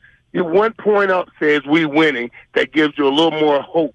You put in a little more effort. All those little things that just kept going on, it made it hard. You can't beat a team as good as the 49ers making those kinds of mistakes. It just don't happen. When did you, with your educated eye, feel that Dallas had lost the game? I mean, because it was they only lost by 7, so it seemed at least superficially close. But you never got the sense, or at least I never got the sense, that Dallas had a big push in them. When did you feel that way? You know what, and that makes, because I it's so funny how we feel the game. We feel a game. We go, man, I feel like we can get this. Oh, this is good. It's good. Because you got to understand that you go in saying, wow, this defense is pretty incredible. And then Dallas moved the ball. I said, okay, we got touchdowns. Okay. First, and what really gave me earlier was what they did with the run. That was beyond anything I could imagine that Dallas could do. When Dallas was slowing down the run early on, I said, wow, this means we will have a chance. And so they had a chance early, but they didn't pull away. That score stayed 9-9. And later on, what happens is after everybody starts wearing down, now Purdy got more time, you guys fell off into your offense and start running all those crossers and everything and making some plays. And once you allow San Fran to get the running crossing routes and all of that, then you're going to have some problems. After George Kittle broke out with that play, even on that play, if you're Trayvon Diggs, you got to run your body into his. How do you miss his body? He's juggling that football. And Trayvon Diggs missed that's a whole body. You ran right by that whole body. I'm not saying lower your head. I don't care if you turn around, talk something. You run into his body, maybe he drops that football. Those kinds of things. And it's just those kinds of pressing things that separate it. You catch a football and no, you don't get both feet down. You go out of bounds going backwards instead of going forward to stop the clock. Championship teams put those issues to bed and make sure they tighten those issues up. San Fran, they'll play a tight game, but they're going to tighten up those kinds of issues. He made sure he hit those shows going backwards so that clock can keep running. Little things like that is what you have to tighten down when you win a championship. And San Fran tightened them down, and Dallas did not, and that became the difference in that game. Michael Irvin here on the Bud Light guest line. The last 2:59 of that game needs to be studied by Dallas. I thought that in the biggest moment of Dak's entire career, he played terrible football. He comes out on first down, throws nearly a pick six. He then misses a wide-open Michael Gallup. On third down is when he gets sacked. Like, that guy's making $40 million a year. His 2 interceptions in the first half, it didn't look anything like a $40 million a year quarterback. And, I know that sometimes quarterbacks and head coaches catch more blame than they're actually responsible for. Where do you put yesterday's game's blame? Who deserves more? McCarthy himself, or was it Dak? No, listen, and I've always loved Dak, and I think he's an incredible guy. And there's a lot of things that we give Dak that I say he doesn't deserve, but this one he does. This one he does, and what the issue is, and I said this to you guys, you got to graduate every grade before you win a championship. You're not going. So you're a great running team, but you can't throw the ball. Well, somebody gonna make you throw the ball before you win a championship. Oh, I'm a great passing team, but I can't run the ball. Somebody's going to make you run the ball before you win a championship. You know what I mean? So you got to graduate every class. Dak, you've thrown a lot of interceptions this year. You got to get through games like this without any interceptions before you win a championship. And you didn't graduate that class, and that's why you're no longer in school. What do you not in the playoffs? What do you think was supposed to happen on that final play of the game with the weirdest formation we've seen on an NFL football field, maybe ever? I can't even talk to that. I was so pissed at seeing that right there. I was like, man, take a knee. Just take a knee and concede. What are you doing? Why have the last two plays of playoff losses in this storied rivalry between Dallas and San Francisco? Look at the last two plays that Dallas tried to run at the end of each of those games. Now, Man, take a damn knee. Yeah, Dalton Schultz. Take a damn knee. Dalton Schultz did you no favor by not getting that second foot down and maybe give you a chance for a good old-fashioned conventional Hail Mary. But still. Right. And that's what I'm saying. Wait. How in the hell did you not know? I don't want to hear that, oh, he thought his foot was down. Dude, these drills are drilled in you every day. You do them like brushing your teeth, like drinking water. There are natural things that go on in your body when you put water in your mouth, your throat takes. That's how much you catch sideline passes and do toe taps in practice. How do you not know that? But you know what I mean? That's exactly what I mean. You got to tighten down those little things, and it means you're not dialed in. I'm going to do you a huge solid right now and not ask you another Cowboy question for a minute. How much better in your mind do you believe the 49ers have to play to beat Philadelphia on Sunday, based on the fact that Dallas's defense was not only blameless yesterday, but was very nearly as good as San Francisco's defense? You know what's so funny, though, man? I'm going to tell you something. I watched that Philly game. I watched that Philly game on Saturday, and I had to keep shaking my head. Like, stop. Because I couldn't help but think about, wow, what a great matchup that will be to see Philadelphia and San Francisco. Because remember now, I'm looking at the San Fran line, that defensive line going up against this run game that went for 268 yards against the Giants. I was like, wow, that would be, that's going to be a great matchup. And I was sick till you get your head out of it. Cowboys fans, you know what I mean? That's the kind of thing I went through. I think right now, last week, I had San Fran the best. They look the best in the NFL. This week, the Eagles look the best in the NFL. Those two collide this week. And man, this is going to be a hellacious game. I want to see if that defensive front can slow down the run game of this Philadelphia Eagles. Now, I know you guys, San Fran gave us 70 yards, 77, some 72 yards, and some rushing. They're only 62 at home. They're on the road now. But can they slow down what we saw the other day when they ran all over the Giants and say, okay, let's see just how improved you are and make Jalen Hurts beat you with his arm. That's what it's going to come down to. And that's going to be a great battle to watch. And then to watch the design of what Kyle Shanahan designs to try to run against that Eagles defense. That's it's going to be an interesting run because both teams are saying, even Jalen Hurts, the greatest season he had, you still say, let me see you throw this ball around the park. We want you to throw this ball around the park. Or maybe do you almost play it backwards, Michael, where you decide, they're going to want to run the ball. We're going to want to run the ball. So we're just going to turn this into a we can run it versus you run it type of afternoon, and you try to make them one-dimensional that way, where you try to take away the big play from Jalen Hurts in the air. I mean, it doesn't feel like either team can truly expect to completely shut down the other team's running game. Like both these teams are going to go for 120. But listen. I'd rather you grind it out. Let's grind it out. Let's go. Let's grind it out. And we go team grind it out. You get them big plays over the top. Philly was number one in big plays this year. Number one in big plays. You want to make them. I know you guys talking about you got this great running game. Let me make you grind it out. Now, are you willing to grind it out? Dallas had a 2nd and 2 the other day, and Dak threw that ball and threw that interception. 2nd and 2, you already in field goal range. What's score 9-9 or you're 6-9, something like that. You run the ball right here. Let's just play power football. But if you're scared to play power football, now you drop back throwing it. Oh, this is a pass down.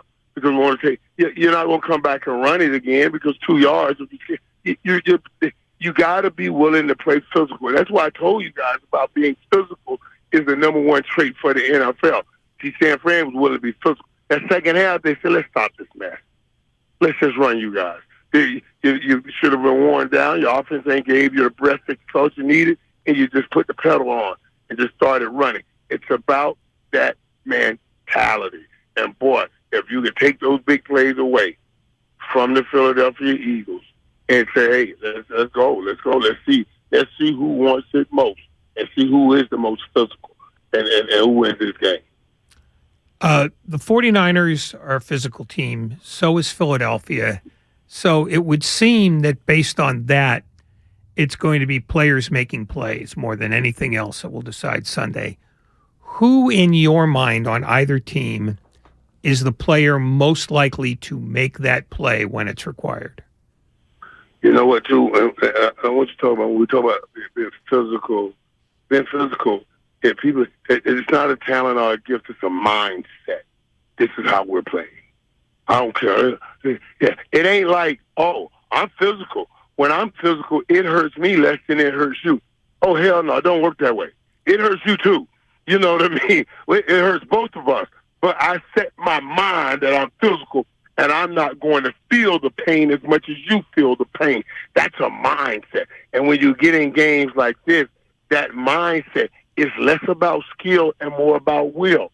How long can I hold this mindset and not break while you and I are in this battle? That's what it comes down to. That's why that's why you hear me say things like this. When you get in games like this is where each man must dig inside himself. Dig deep down inside himself and pull out the best of himself, because that's what it's going to take to win. We leave skill and we move the will, and who wants it most? Who has set their mind the most for this? That's what it's going to come down to when you talk about physical football. I'll tell you who I think might have had the best day from the Cowboys sideline yesterday was Dan Quinn.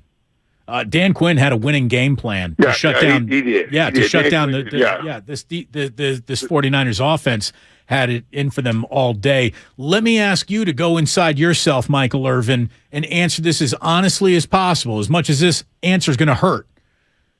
You can choose to change one of three things about the Dallas Cowboys: the head coach, the quarterback, or the general manager. Which aisle needs to be cleaned up first? Well, I know one thing: general manager ain't going nowhere. If I could change him, he would go anywhere. I don't have that. But how about abdicating to someone who might get But what you're talking about is moving the franchise forward. Which one of those three can you move? Could you have a movement with and move the franchise forward the fastest? That would have to be the head coach, because the reality is, I don't want an owner that's not willing to put in the money to do that. And I know Jerry's willing to do that. It's too hard to find a quarterback in this league. You can't find a quarterback. They're out there. Watch the bid for Derek Carr and the guys that guys that are even under Dak Prescott. Watch how everybody wants them on their team. You know what I'm saying? So you can find. So it'd have to be the coach. It would have to be the coach. Now, Mike McCarthy better than Sean Payton and all these. You know what I'm saying? That would have to be the direction. If I had to answer that, that would be the best way. That I would have to answer that. That would be the best way to try to go about it. And I think that's probably on. Well, it's not probably not in New England. I would say that's probably a situation everywhere. Probably not in New England. How much center will Ezekiel Elliott be asked to play next year? I don't know, man. And that goes back to that last play. And because I thought about that too. Unbelievable. Wow. Unbelievable. As much as Zeke has given this franchise, that shouldn't be the last damn play Zeke played, where he got ran over as a center. You joking? You know what I'm saying? I didn't want that to be the last vision, the last sight that we see of Ezekiel Elliott if he's not on the team next year. Michael Irvin here on 95.7 The Game. Just a couple of big boy performances from over the weekend. Let's start with Patrick Mahomes, who we now know has a high ankle sprain. That's normally a 5-4 week injury. He didn't even want it to take him out of the game for 4 minutes. They insisted he go get an x-ray, which was the right thing to do. Chad Henne comes in and he executes a 98-yard drive, maybe the best called drive of Andy Reid's life. It was perfect. But what do you think of Mahomes? I know you held him in high regard before that. Man, he goes from, talented, finesse type of, quarterback to just, he is tough as nails. I thought he had broken his ankle. Yeah, me too. Because that injury looked bad. It looked bad.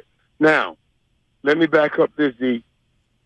That's another spot right there. That's another spot where I'm saying, like I just said with Belichick, and Kyle Shanahan's another spot. Like, hey, wait a minute. I will look at the quarterback over there, maybe or the GM. I'm not looking at Kyle. I'm not looking at Andy Reid. Y'all kiss. I can't even tell y'all what I was about to say, but I'm not looking at Andy Reid in Kansas City either. And I'm not looking at Patrick Mahomes. You know what I'm saying? Andy Reid, they were going to 5 AFC championship games in a row. He went to 4 with Donovan McNabb. Dude, that's insane. 4 in a row, Donovan McNabb 5. That's just insane. So that's another dude that I will not take off the block. But Andy Reid. Now, wait, what was the question that you had asked? Well, I was about to say Patrick Mahomes had a big boy afternoon, and then that ankle dog. Yeah, that ankle dog. Listen, and now there's some of this now, because I'm hard on it. And I asked Dan this today on the show, right? So he was trying to say that Joe Burrow is the best quarterback in the National Football League, and I understand what he was saying. He was saying from the pocket. Patrick Mahomes is the best player. But Patrick Mahomes has such a gift of moving around and making plays. And I said, I understand that, but Patrick Mahomes, I believe, can battle Joe Burrow or anybody from the pocket. So, yeah, I think he'll have an ankle. He'll be slowed because he does such great things moving around, making plays. But he's good enough. Just because we see that all the time doesn't mean he cannot play from the pocket. He's good enough to play from the pocket. But it will affect his game. So how surprised were you to see Buffalo try to run a track meet in the snow? It seems like Cincinnati had the better game plan, just going death by paper cuts all afternoon. Joe Burrow, he took a step forward in my book. I knew he was good. I didn't know he was that good. To go and win that game, that's a big boy performance. That's a huge big boy performance. And let me tell you what Cincinnati got. Cincinnati got that thing, too. We talk about, Buffalo and Kansas City and all of that. Cincinnati says, hey, I come to y'all spots and beat y'all in y'all own building. You know what I mean? So we got confidence. That's what Joe Burrow gives them. Joe Burrow says, hey, man, how long do you think the Super Bowl window's over? He says, as long as I'm putting on the uniform, as long as I'm here. What about a window like that? First time I've ever seen the people in Cincinnati start talking early about giving somebody with some money. They want to pay Joe Burrow right now. He's smart. They're smart to do that because they know they got to come back and try to keep. Now, here's the kicker. Keep both of those, at least those two receivers, Higgins and Chase. And he's going to have to pay each of those over $30 million a year. So that's going to be a high cost. But you got to keep them both to keep Joe Burrow battling with Patrick Mahomes. We see Patrick Mahomes doing it even after he lost Tyreek Hill. But you don't want Burrow to lose his two guys. When we talk to you next Monday, Michael, who's going to the Super Bowl? Boy, that's a good guy. I don't know if I can call that right.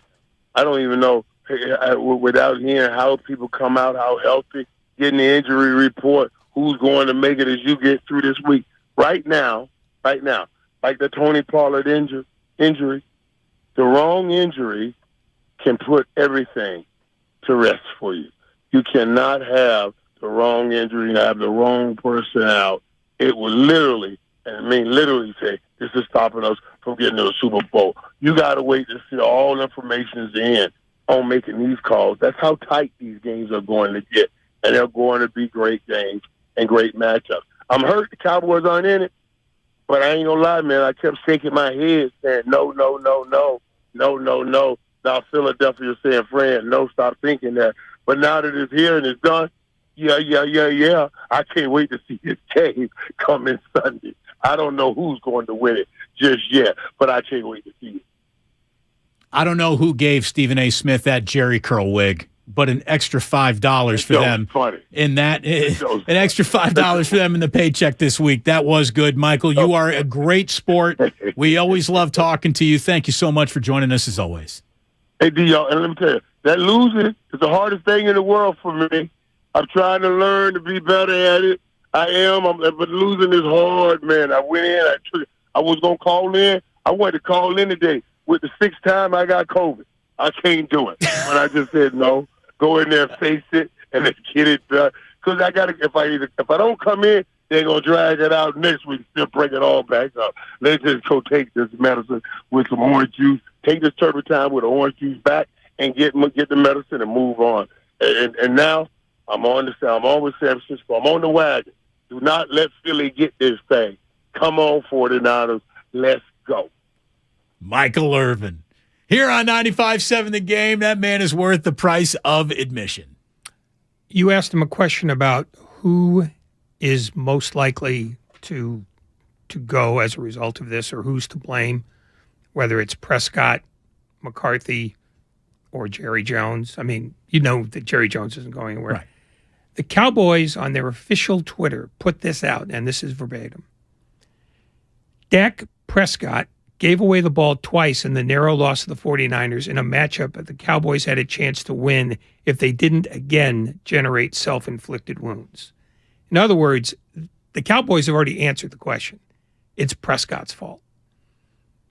Damon and Ratto here on 95.7 The Game. When we come on back, it is our longest commercial-free segment of the entire day. The 5 biggest moments of the game. We'll get to those right at 5 o'clock. In the meantime, you want in? We want to talk to you about what was a huge game now in the history of the San Francisco-Dallas rivalry. We've got updated records and numbers. We'll get into the raw data of all of it. Thanks to Michael Irvin for joining us on the Bud Light guest line. We are brought to you by Fremont Bank, full-service banking, no compromises.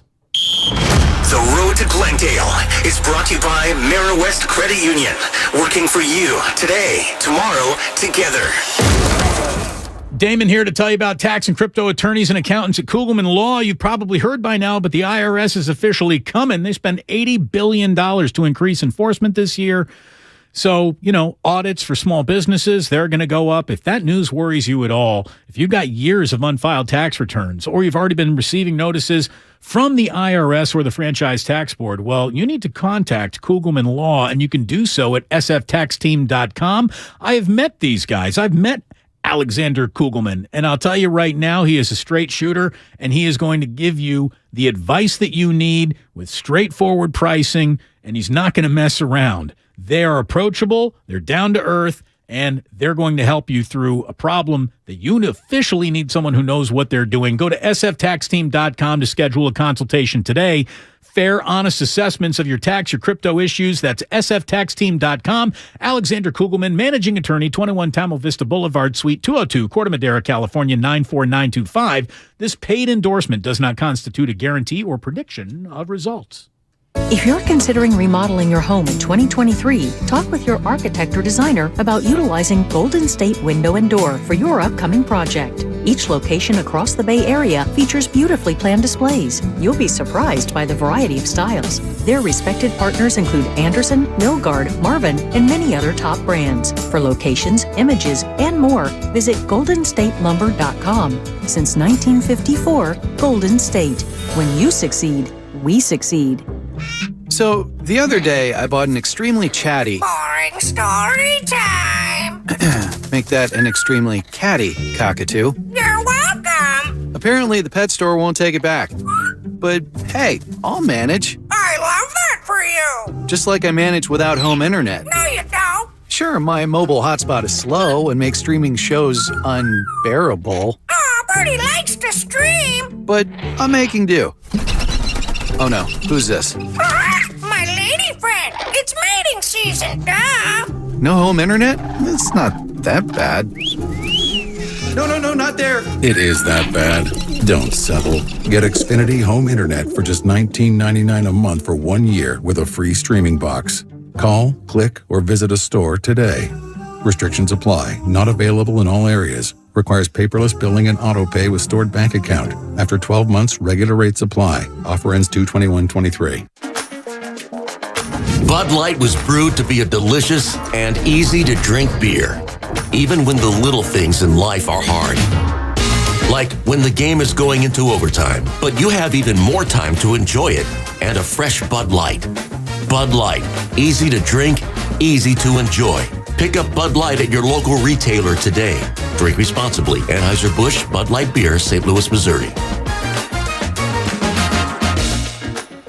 I had a nighttime routine for my frequent heartburn. I would drink milk, I would sleep upright with more pillows, but that painful burning stayed. So I made Prilosec OTC part of my morning routine. With just one pill each morning, Prilosec OTC prevents excess acid production, blocking heartburn day and night. Now I have a new nighttime routine. I call it sleeping. 1 pill a day, 24 hours, zero heartburn. With Prilosec OTC. It's possible while taking Prilosec OTC. Use as directed for 14 days to treat frequent heartburn, not for immediate relief. When you can't stop, there's Vicks VapoRub. Vicks VapoRub sends powerful medicated Vicks vapors right to the source of your... so you can experience cough relief and breathe easier.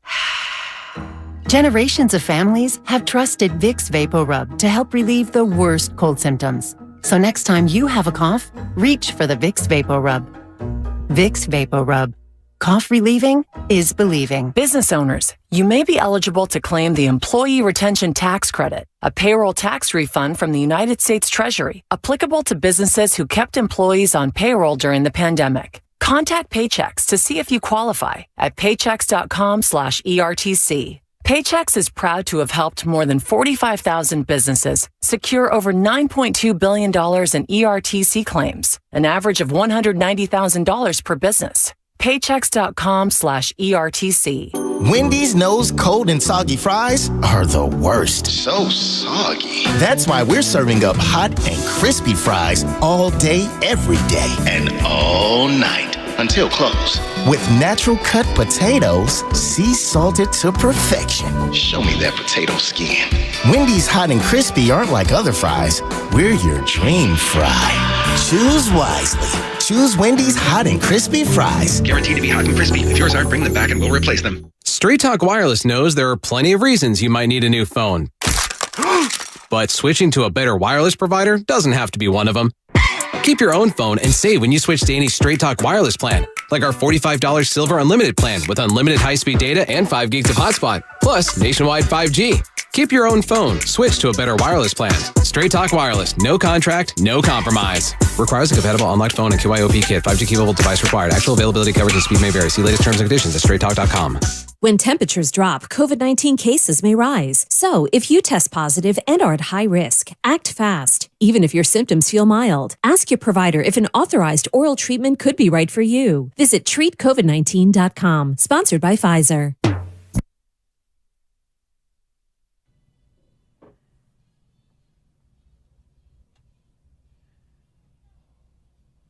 Now back to Damon and Ratto on 95.7 The Game. Monster Monday. Oh, it's brought to you by Zenni, the official eyewear of the 49ers. Shop from over 3,000 styles, 80% off retail prices, exclusively at Zenni.com. Again, Kittle's eyes were working last night. His fingertips were working last night as he made one of the great catches in his career, one of the more important catches of the entire afternoon. It was a play that was never even designed to go to him, as a matter of fact. It's a bootleg. Me and Juice are on the backside, selling the outside zone away to get the defensive end across our face. Juice is the hot guy. We're trying to get the ball to either, I think it was Ayuk, Debo, or Juice. He's the hot guy. And I'm literally not even in the read. So I just saw kind of a space, and he hadn't thrown it yet, so I was just going up the field, and he gave me a catchable ball, and I was just trying to be dramatic. Just for TV, man. He's just trying to help those ratings go up. He certainly did. The chances of the 49ers winning that game went up dramatically on that drive where they scored their only touchdown of the afternoon, and it was extended. That drive was extended by 2 Dallas holding penalties, and they turned into 2 huge plays for the 49ers as well. Brock Purdy on his tight end. That part of the game, we needed something. We needed a spark, get the ball rolling, and for Kittle to make a play like that, you just feel it in the whole stadium. Like, man, that felt good, to get a big gain like that and get us going. So, props to Kittle. He was one of our, last options in that play, but he kept the play alive by, feeling space, and I got my eyes back, and he was there. So it was awesome. It was awesome. I mean, it was a hell of a catch by George. It really was, and it helped the 49ers to a 19-12 win over the Dallas Cowboys. Ray, in the first half, the 49ers averaging just 2.5 yards per run. If you ask me what's the best way to go about losing a game this afternoon, well, Niners not having any running game popping for them would be a really good place to start that argument. Why did you lose? Well, you didn't do what you do the best. And it wasn't a good day on the ground overall. I mean, they didn't even have 115 rushing yards. But they got it when they needed it. And Elijah Mitchell, man. Elijah Mitchell, he had a couple of real big plays. He also made a mistake that allowed Dallas to run what is the dumbest final play of a football game we've ever seen, because he went out of bounds instead of just giving it up when he was trying to make a big run down the sideline there.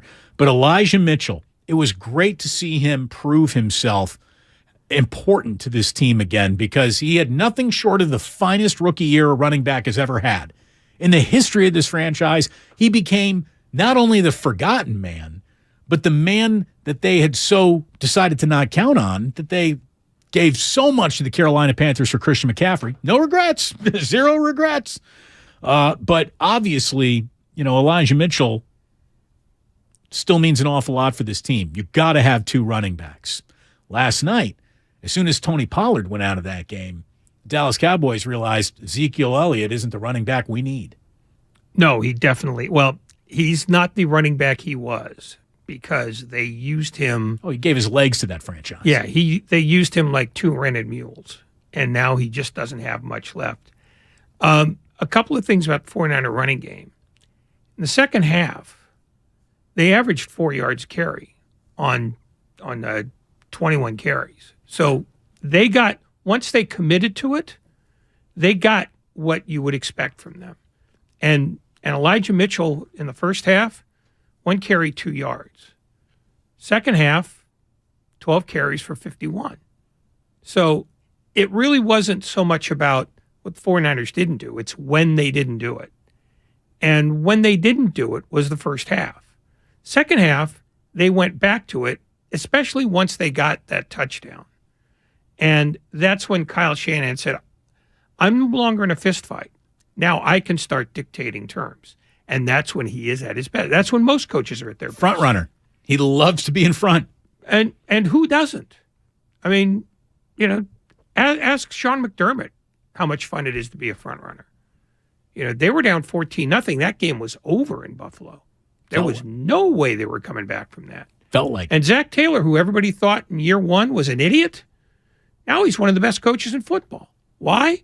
Because he found somebody who can put points on the board early so that he can dictate terms. Burford, Brendel, and Banks. The 3 positions on a football field that come with 0 trumpeting of a rival or sex appeal or just, there is nothing sexy about guard, center, guard. It's where the first half was nearly lost for the 49ers, and it's where the second half, I think, was really won for the 49ers. That was a game that was full of trench warfare, and they weren't going to be buying Mississippi's in anyone's passing game. Like, Dexter Lawrence is ferocious. Parsons. I mean, he was ragdolling McGlinchey on a couple plays. That's not a shot at McGlinchey either. That guy's ragdolled an awful lot of good football players all year long. But he is every bit an impact that Nick Bosa is. I mean, he truly is a special football player. I mean, no, he's phenomenal. And that was a game that the 49ers won without a big contribution from Nick Bosa. Other than keeping Dallas's attention, they sort of kept him at bay. They really did. This is 2 playoff games in a row where Nick Bosa's name has not been ringing over the PA system because of what he's doing. And of course, he means so much to them on the margins of where stats start and end. Was that a pressure? Was he taken up to the attention of 2 offensive linemen, which made life easier for someone else? Sure, there's always that in play. He's never a meaningless player in a play, but he made no particularly meaningful plays 2 weeks in a row now for the 49ers. He made no noticeable impact plays is probably the best way to put it. Probably. But he, his existence makes that a better deal. And that's the fact. I mean, the amount of things that teams tried to do to Reggie White in his career.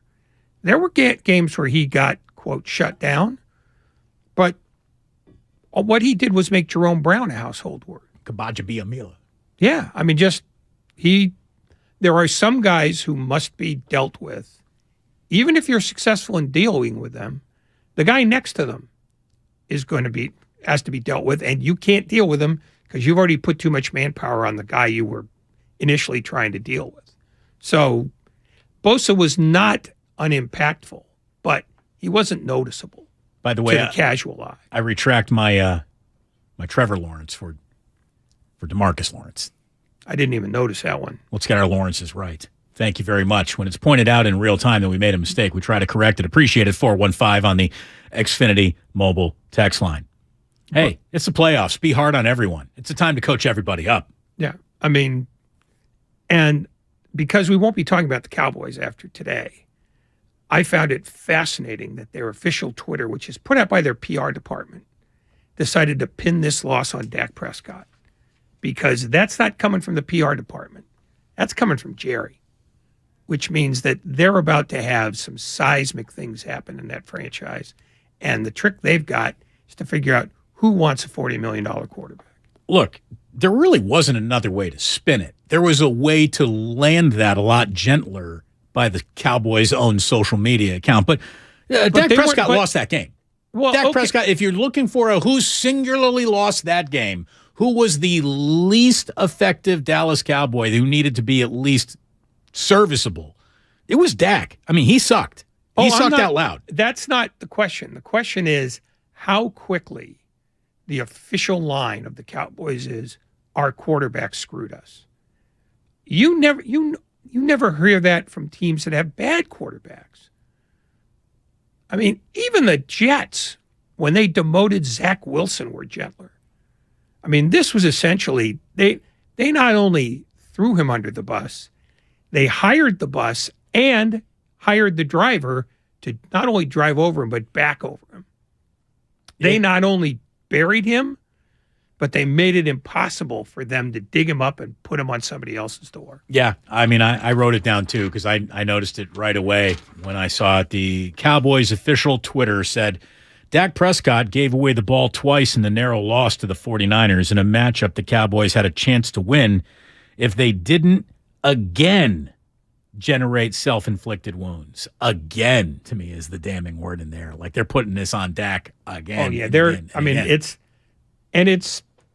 it's even beneath Jerry, who has gone out of his way time and again to defend Mike McCarthy against withering criticisms. But within nanoseconds, you said, my quarterback let me down. I mean, Zeke Elliott is used up as a meaningful running back, but Jerry Jones has defended him to hell and high water, Dak Prescott is the guy that they've decided it must be blamed for this. And I think it's because they resent the fact that they agreed to a contract that pays him $40 million a year. When in fact, that's the going rate for a quality quarterback. And I think in a better system, Dak Prescott is easily resuscitatable. But not here, not now. The Cowboys are going to take a significant step back because they have to go find a quarterback now. And they have to find one by getting rid of a guy who's getting paid that much money. They screwed themselves today. By the way, boys and girls, welcome to your 5 o'clock hour.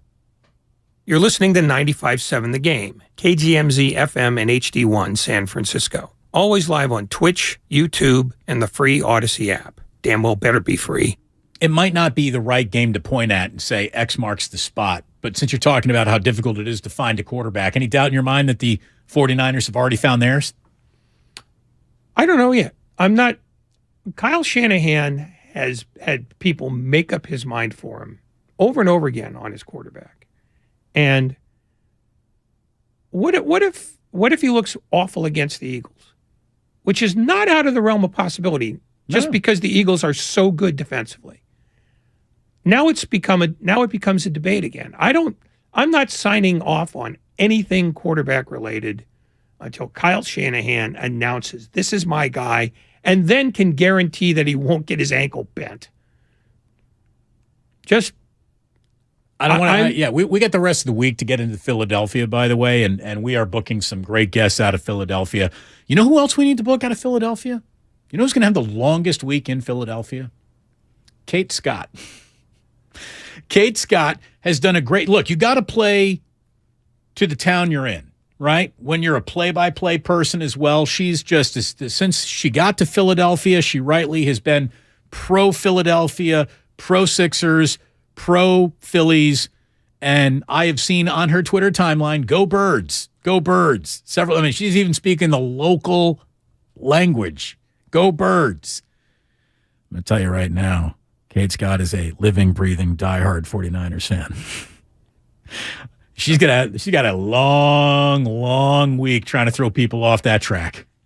That's fine, but you know what?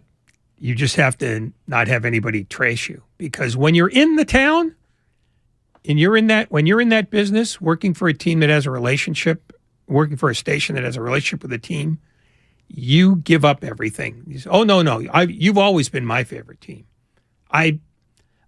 That's a business decision, and I'm not going to bury her for it. Forget about the business decision. Because I'm not burying her for it at all. I'm afraid that somebody's going to turn around in a Sixer game and throw a D-cell battery at her that says "Go Birds" on it, and she will turn around and punch them out. She would. So, caveat emptor on that. If she ends up getting a job in Detroit, she'll be the biggest Lions fan in town. That's the coin of the realm now. You have to become an aggressive homer, even for teams that aren't paying you. I'd love to see you move to another market. All of a sudden, Ray's going to go right for with the Arizona Republic, and he's going to do Arizona Sports Talk Radio. He's going to be a big Coyotes fan, big Sun Devils guy. Ray's going to really like the Diamondbacks. All of a sudden, I see it in Bumgarner again. The lefty's back. No, I don't make mistakes like you can hear it off the bat. And the truth is, Joey's going to be good. Joey Bart's going to be good. Since you picked Arizona, Coyotes are 14th in their conference. Suns just moved into a tie for 8th in theirs. You like Kyler Murray, don't you? You love Kyler. Dead last. Kyler. You mean the de facto general manager of the team? And the Diamondbacks, a distant 4th. You don't have to be a fan of any team in that town. That town is already wired for failure. In fact, other than Arizona basketball, I don't know if they've got much of anything at all. That's kind of what they got right now. And that's Tucson. And I don't mean to dog Arizona. You get what you get. But right now, if you're being nice to all those teams, you got no respect in town. You have to pay for every drink you order. Maybe you retire in San Diego. All of a sudden, you're walking around wearing one of those rainbow bright Padres jerseys. Big fan. No.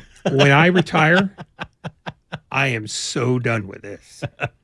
Oh, this is fun. I'll tell you, the NFL really is easier to cover as a media member, the game is easier to cover on your own couch because you got your clicker in your hand. You can toggle back a play. You can make a note. You can make sure you get it right. You can watch and rewatch during a commercial break. You can go check something out. And it's an easier game to cover, I believe, from your own couch. But where you don't turn into a media member is when you start really learning about how a game is going to play out. And that does happen in pregame warmups. And you're not privy to see those from your own couch.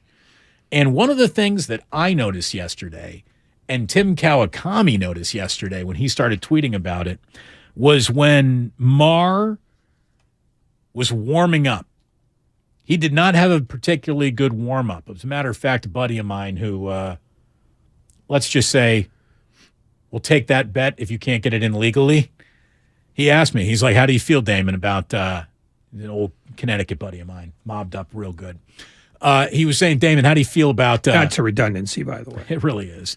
But just for the kids who don't know, who thinks it all happens in Philadelphia and New York, there's this little state of Connecticut in which gamblers and murderers move freely at all times. It's halfway to Providence. Sure is. You mean the town or the theoretical town? No, the town, which is genuinely mobbed up. Genuinely, no doubt. Jerry Jones went out on the field to talk to Marr during his pregame warm-ups when he was missing from both sides of the field. And Kawakami pointed out, like, I've never seen an owner saunter out to a kicker to talk to them and, like, calm them down or threaten his life or whatever Jerry told him when he was out there. But that was one of those, I'm glad I'm in this press box right now, because if I were sitting at home, I wouldn't have been able to see that. Well, it's interesting because I saw the Kawakami tweet, and then somebody responded to him and said, Jerry does that before every game, and not just with Marr.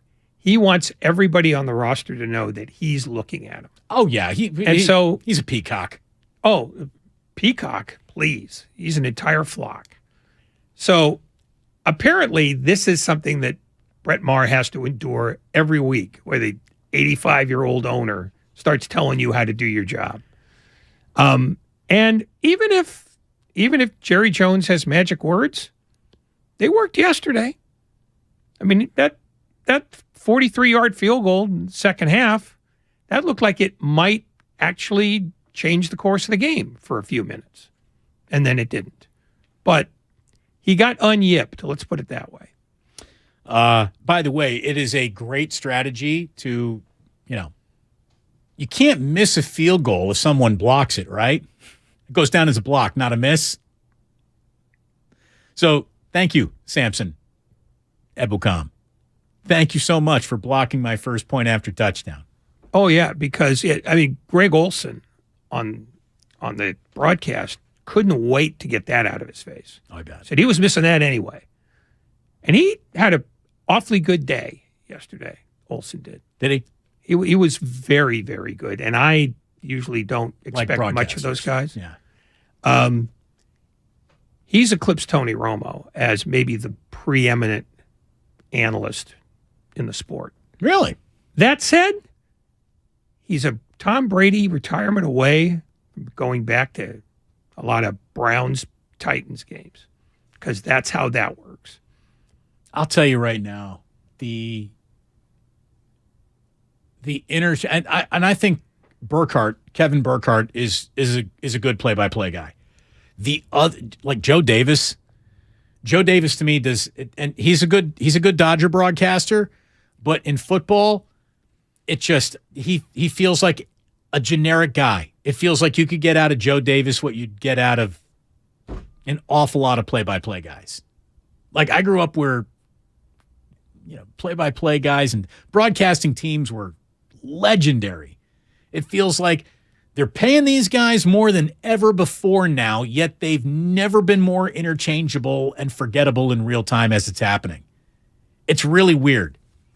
They ordered the Neapolitan, but it's still all vanilla. It's because the guys who you remember are either guys who have had years to perfect what their style is, or guys who bring flavor with them. and then get weeded out pretty quickly because more and more television is a conservative medium, and they want the play-by-play guy to be less noticeable than the analyst. I mean, what analyst is, just telling you what's going on? That was the thing about Olsen yesterday. He explained why the Schultz play was a bad play, and he broke down everything that the Cowboys were doing wrong down the stretch. Tony Romo doesn't do that anymore. Tony Romo's a showbiz guy now. Here we go, Jim. Yeah, it just he bought into his own attention and is now essentially useless to me. He read his own articles. Oh, boy, did he. Well, he read his own contract, and he read the Corona deal. He goes, I'm a star now. Greg Olsen is at the stage of his career where he goes, no, I have to win with smarts. And those are the best guys, but they get weeded out fast.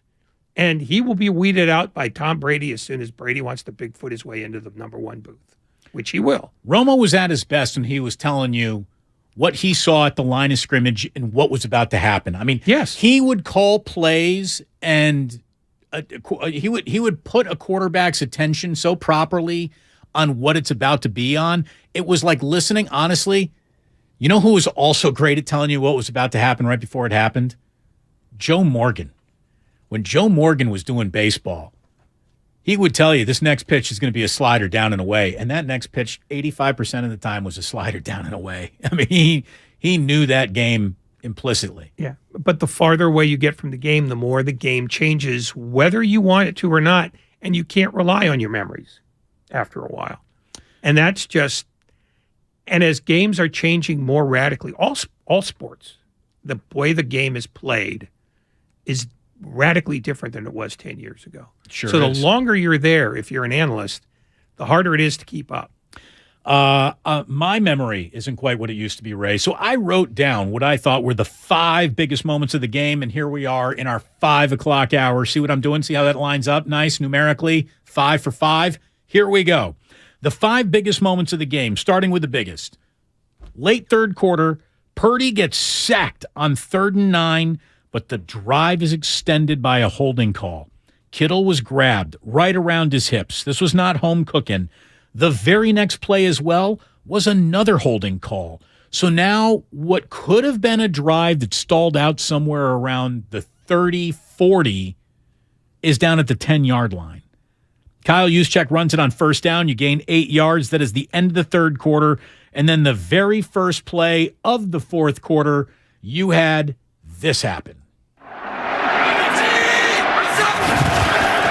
McCaffrey right up the gut and in. Touchdown, San Francisco. Kevin Burkhardt on Fox. It was a huge moment. The best drive of the game for the 49ers. It was a 10-play, 91-yarder capped by the Christian McCaffrey rushing touchdown, but it was all kept alive by a holding call on George Kittle, who talked about it after the game. I knew it was 3rd down. It was a play we installed on Friday. It's a high red zone play. It was definitely not the look that we thought we were going to get, but the guy was squatting. I mean, I just had a post route across the middle, and he was sitting on it heavy, and he was sitting in a chair, and I knew that if I just got on and watching the tape, they like to hold and grab a little bit, and he put both arms around my waist and kind of tripped one of my legs. I was like, well, I'm not going to get away from this because he's holding me so bad, so I'm just going to fall, and it's exactly what happened. I had a play last week where I got literally tackled in the middle of my route, and the back ref was like, hey, if he would have thrown it to you, I would have thrown a flag. And I was like, I can't catch the ball from on the ground, man. Hey, great referee play. But that one, I'm definitely just going to sell it as hard as I can because, I mean, it was a flag regardless, but if I went down, I'm just happy. It extends the drive, and we scored a touchdown. And he actually didn't have to sell it that hard because the flag came out right away. Well, they saw Donovan Wilson just grab him, and it was an easy call. It was an easy flag by to the throw. time that Kittle looked up with his arms out, you could already see the flag flying. So he didn't have to sell that one. By the way, 707, horrible take on Joe Morgan. You're forgetting how terrible he really was. The fire Joe Morgan was a bust road. Yeah, those people were jackasses, and all you saw was the very last of he's incredibly old now. I'm talking about in his prime, John Miller, Sunday Night Baseball, ESPN, 1995, Joe Morgan. State of the art. No, I mean, he was like every other analyst. Eventually, they run out of stuff to say, and the game changes, and they can't keep up. And he became, and I love Joe Morgan as a player. He became more and more of a character and less an oracle of the game. I'm not going to badmouth him at all because the change that happened to him is the change that happens to everybody. You just get old. You get old. And take it from me, I've been old for almost all my life. How much older can you get? I guess we're going to find out. Yeah. I'll get redlined at some point. Who deteriorates faster, quicker? El Stroco Loco or Ratto? Oh no, I'm already so far ahead of you. You could die tomorrow and not catch up. All right, so 5 biggest moments of the game. To me, the play that kept the 49ers field goal unit or punting unit off the field in the only touchdown they scored the afternoon, that to me is the biggest moment of the entire game. Second biggest moment of the game, 2:44 left in the half, 3rd and 7. Dallas swings it to Pollard, and he gets stopped short by Dre Greenlaw, setting up a 4th and 4 on 4th down. Dak, he sees single high safety, and the quarterback draw is, I don't know if it's called or he just took what the 49ers were giving him. They had stacked the line, but no one was behind that stacked line, and Dak had his best moment of the day when he called his own number and said, I'm going to keep it for a little hey diddle diddle Dak Prescott up the middle. 2 plays later, he throws his second interception of the day, this one to Fred. Prescott, it is picked off by Fred Warner. Warner's got it. Lamb chases him down, and a second interception today for the 49ers. Pollard got hurt on that series, by the way, and that is about as big of a moment that happened in that game as well, because the one guy who might have really done a decent job giving Dak a little something to work with out of the backfield, since he wasn't seeing downfield very well or didn't have many places to put the ball downfield, the Dallas Cowboys were working the flats like it was wing night. I mean, they were just everything was 6 yards and underneath. Everything that they did. Everything was to the sideline, 6 yards and underneath, working the flats all day. Tony Pollard would have worked much better with that being the offensive concept than Ezekiel Elliott, who couldn't have caught a cold yesterday. Well, he's not designed to. That's not what his game is. No, and Pollard got hurt the play before the interception and after the Prescott conversion. And that's when, in my mind, the game changed. Because at that point, the Cowboys were at best one-dimensional, and given the fact that Prescott was not having a good day, they became essentially no-dimensional. They were done at that point, in my mind. Third biggest moment of the day started with the ultimate puckering moment of the day for 49ers fans at that game yesterday. Anger gets it away. Short liner of a kick. McLeod catches it over his head. Oh, he lost the ball. It is loose. It looked like Dallas recovered. Oh, this is big, obviously. Who's going to come out with it? After the ball was kicked, I thought I saw a Dallas player. Yeah, that's... Cowboys have it. Kevin Burkhardt again on Fox, and that was a huge moment, but not bigger than the 49ers defense bowing up and holding the Cowboys to a game-tying field goal right after that fumbled punt return by Ray McLeod. That was a massive moment in the game. Because if the Cowboys grabbed the lead right there, who knows how the rest of that game feels. So I thought that was absolutely huge. Fourth biggest moment of the game, 49ers defense getting burnt for a long completion, the longest of the day from Dak to CeeDee Lamb mid-third quarter, and still forcing a punt from their own 40-yard line. And to me, that was the moment where I thought Dallas doesn't think, or Dallas's head coach, Mike McCarthy, doesn't think he can do it today. Like that, I cannot believe that was another, all right, we're going to go to the line on 4th down, but we're going to call Fugazi, and we're not actually going to snap this ball. I thought for sure they were going to snap the ball to the point where they tried to, I'm like, they're going to try to make it look like a Fugazi. And then Dak is going to come walking up under center like you're going to have the balls to snap it there. And that's where they're going to really snap it. Like that's where the play is going to come from. Nope, they punted there too. And I thought that is when, Mike McCarthy did something that's going to be criticized the most on Monday. I thought that was going to be it. And then Mike McCarthy ran the dumbest football play of all time at the end of the game, which didn't even make my list.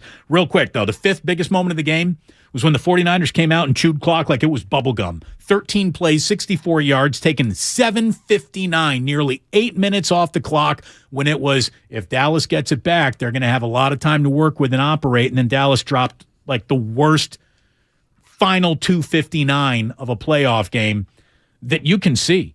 I mean, they had 2 timeouts. They had plenty of time with 3 minutes left on the clock there, and not a single thing got executed the rest of the game.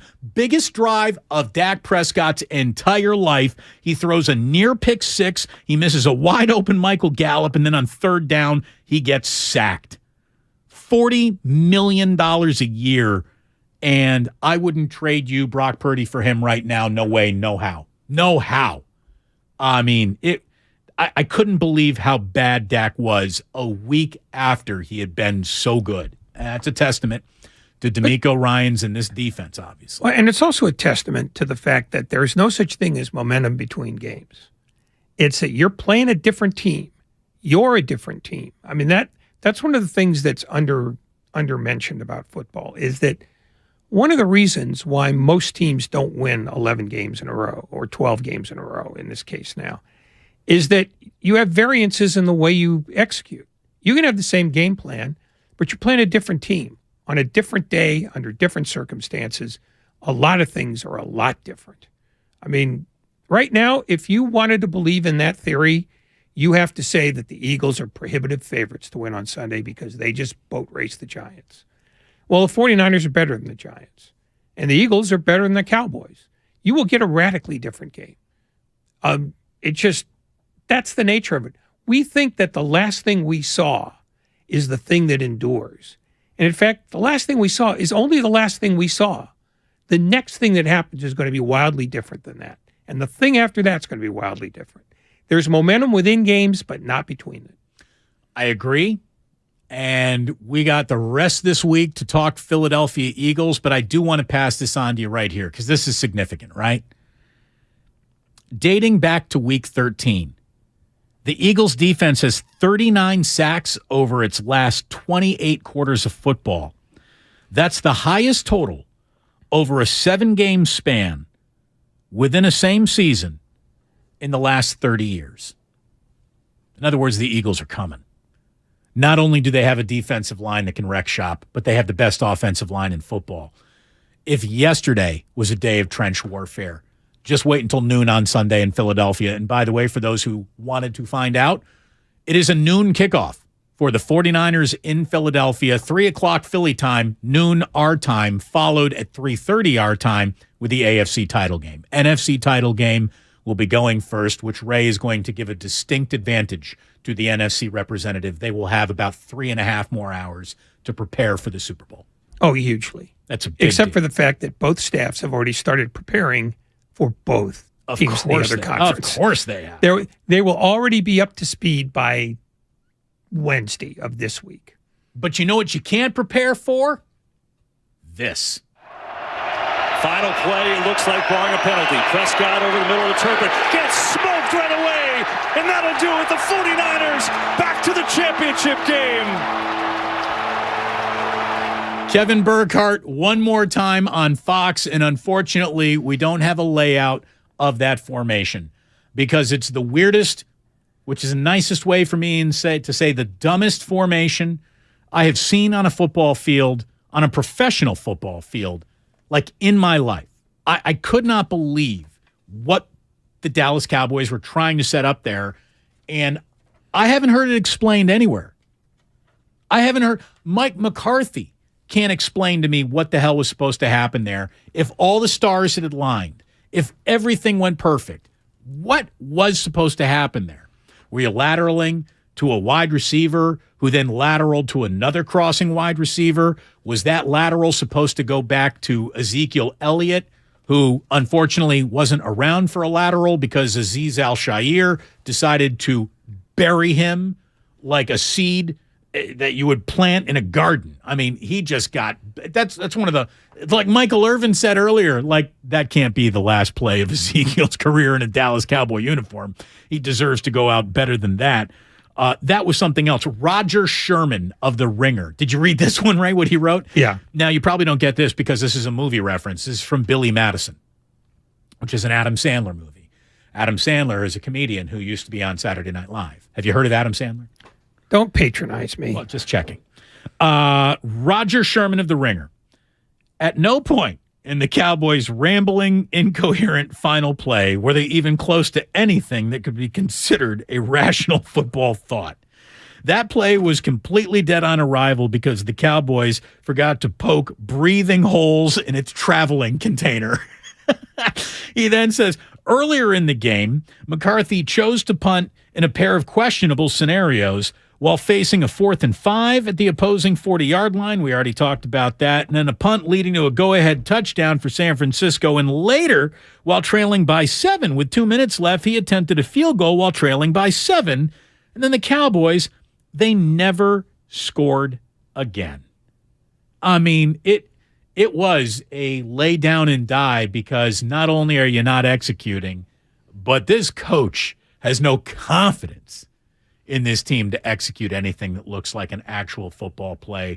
So he decided to go full-on abstract artiste for the final play of the game, which Dalton Schultz was a little responsible for because Dalton Schultz did not buy an amount of yardage which could have set up a good old-fashioned Hail Mary.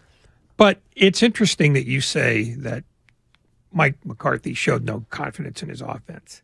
Based on what we're seeing today from the Cowboys, in which they are basically beating Dak Prescott with a shovel, that maybe this has been going on for a while and that they don't have confidence in him.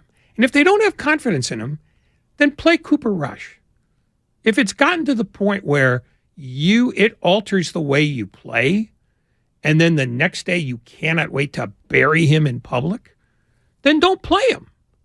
I mean, I realize that sounds stupid, but so is this. I mean, if you're going to punt the ball in 2 desperate situations, one more desperate than the other, and the next day you're going to say, we failed because our quarterback failed us, then make the switch.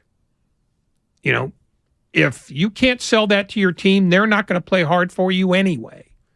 But that's what it feels like to me with a day of hindsight, that they don't believe in Dak Prescott anymore. And the way he started, he didn't give him any reason to think otherwise. I mean, it almost seems like they were looking for a reason for him to fail. And as soon as they found it, it changed what they did and the way they did it. And so maybe this is Cowboys party line in action, because I don't believe that Mike McCarthy has the independence of movement to defy the owner. And I have to believe that based on that tweet, the owner is the one dictating the narrative now. And it feels like they're setting a tone for a goodbye. Yeah. And it would seem. Who wants Dak at $40 million? Cowboys have to eat at least half of that. At least, more, probably. I mean, $20 million for a starting quarterback is still a song in this league. So you eat half of that, you're good. Nah, I think given what the Cowboys are doing, teams will know how desperate they are to get rid of them, and they will drive them into a bargain. And money, frankly, is no object for Jerry Jones when he wants something, or in this case, doesn't want something. I mean, if I'm another team, even if I need a quarterback, I'm going, yeah, you're going to pick up 3/4 of this, or we can't do business. I mean, here's the thing, though. They were good enough to be in that game. I mean, they got beat by a better team. And Dak looked bad. Dak looked bad. But to tear it all down without a better plan, unless you're really going down to the studs. Like, to me, a trading of Dak means, well, we might as well be talking coach at that point, too. And now you are drafting a quarterback high. So you're trading up early to draft a quarterback high. And this is a full-on multiple-year rebuild. And what Jerry Jones doesn't have a lot of, like you or me, is time. No, this is why it won't be a full rebuild. And Mike McCarthy is going to have this job next year because Jerry Jones said today that he hasn't changed his mind about McCarthy. And last week, his mind about McCarthy is he's my coach and I'm keeping him. They've decided what they're going to do here, and they just telegraphed it. I mean, whoever approved that tweet is grossly unaware of the level of leverage that they gave away with that, because they simply made it company policy that Dak Prescott is responsible for. I mean, I guess you could turn around and blame it on the social media guy. No, the social media guy's not doing that unless somebody tells him Jerry wants this. Or they're really pissed. Even if they're pissed, they don't do that. I mean, nobody does that unless you're sending out a message. I mean, it's like, and this is, I know off your radar, but the Vancouver Canucks, oh God, who just fired their coach, Bruce Boudreau, today, announced back in October that they were already looking at replacements for him. It's a sign you might want to show up at work with a milk crate. He knew it then, but let him hang till the middle of January. All of a sudden, keeping a secret is considered bad management for him. But this is more than, because you don't have to worry about leverage with a coach. You just fire him and move on to the next guy. But when you're talking about a $40 million investment and you're going, we're just going to put him on the lawn like a frat house couch, you're basically saying, if you want him, we'll pick up most of the freight because we don't want him anymore. I love a good lawn couch. Always have, always will. You don't mind the smell of old vomit? No, it just that's the thing here, is that I think this is all part of a greater message, which is we don't believe in our offense and we're going to coach like it because we believe he plays like it. How about this? You got two $40 million hard problems to solve at quarterback, because Tom Brady is a $40 million cap hit for the Buccaneers next year unless they trade him. Tom Brady, the Dallas Cowboys for Dak, straight up. Who says no? Brady. And the reason why Brady says no is because he can't run the Cowboys, because Jerry Jones already has that job. Tom Brady is not going to a place where he doesn't have absolute influence over his surroundings, to the point where... So Raiders it is. Quite possibly. Or maybe the Bucs just say, you're going to play it out here. I mean, I'm not one to get over my skis about predicting what's going to happen, unless the team walks me up to it and says, this is what's going to happen. Would the Cowboys be thrilled to be able to get rid of Prescott and get anybody, let alone Tom Brady? Absolutely. But Tom Brady does not take orders from anybody. And can I just say one thing too, is that the last thing we as a country need is the media circus that is Tom Brady as a Dallas Cowboy. Because Tom Brady is the second most covered team in this league, and Dallas is the most covered team in this league. You put the two of them together, there isn't another team covered in an hour of SportsCenter ever, probably. I mean, today, you would have a hard-pressed time anywhere in the national media finding the headline, 49ers advance to the NFC title game. The headline is simply, Cowboys do not advance to the NFC title game.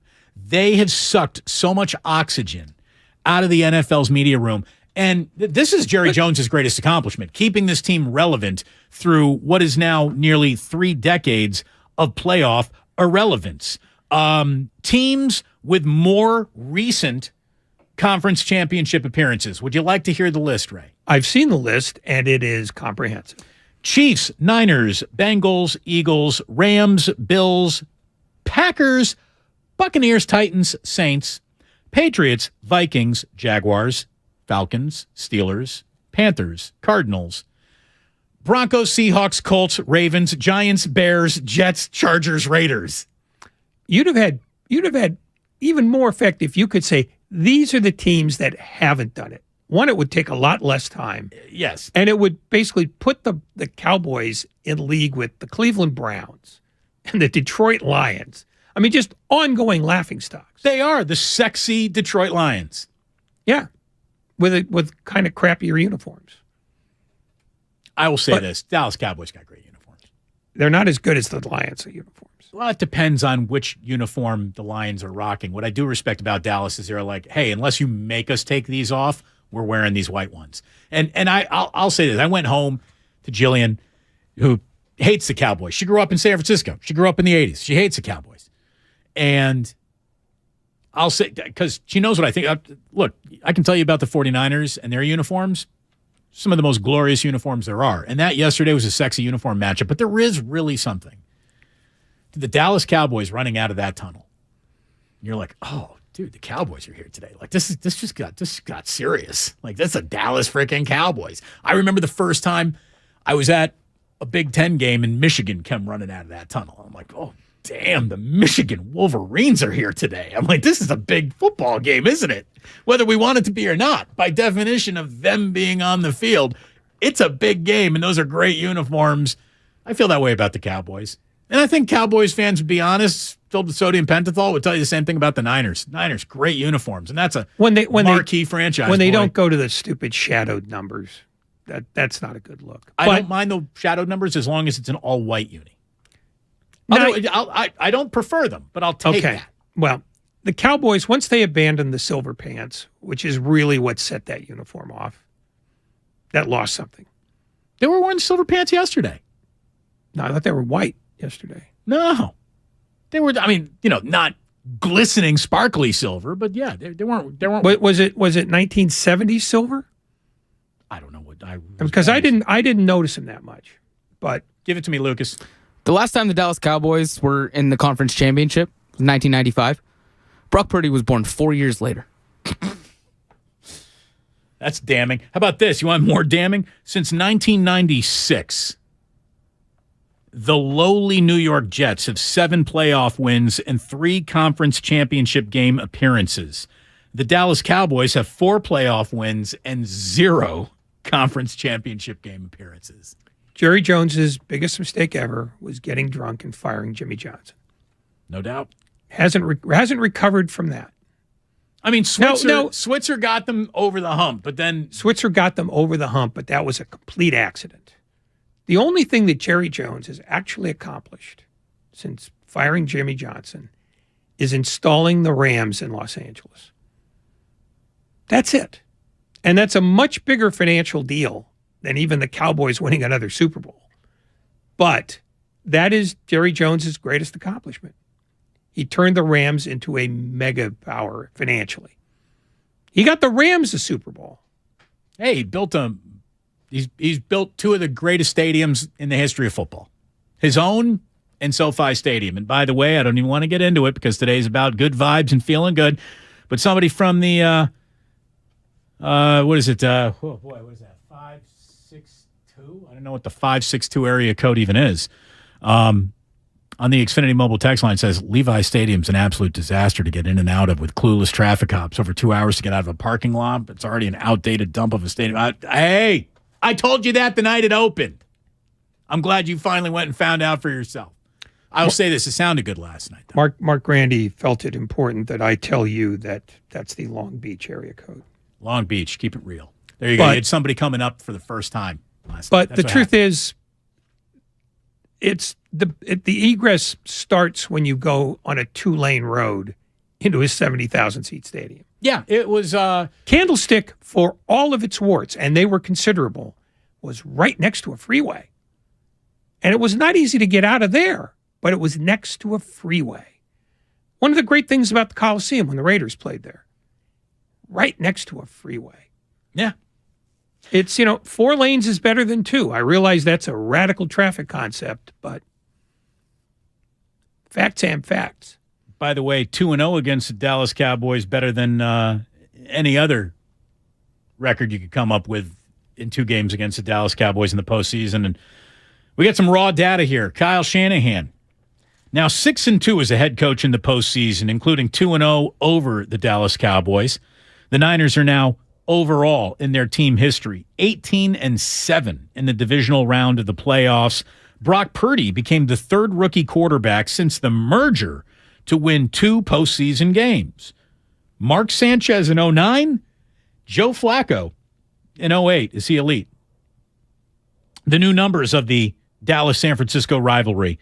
The 49ers are now 4-5 all-time in postseason play against Dallas and have sent them golfing 2 years in a row and have won 3 consecutive playoff games against the Dallas Cowboys. The all-time series record is now 19, 19, and 1.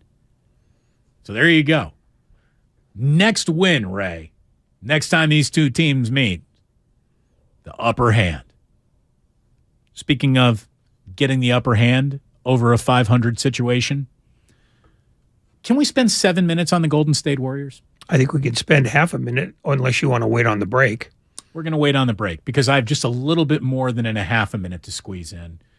But the Warriors last night took a brutal loss. The best thing about it is very few people noticed because everyone was watching football.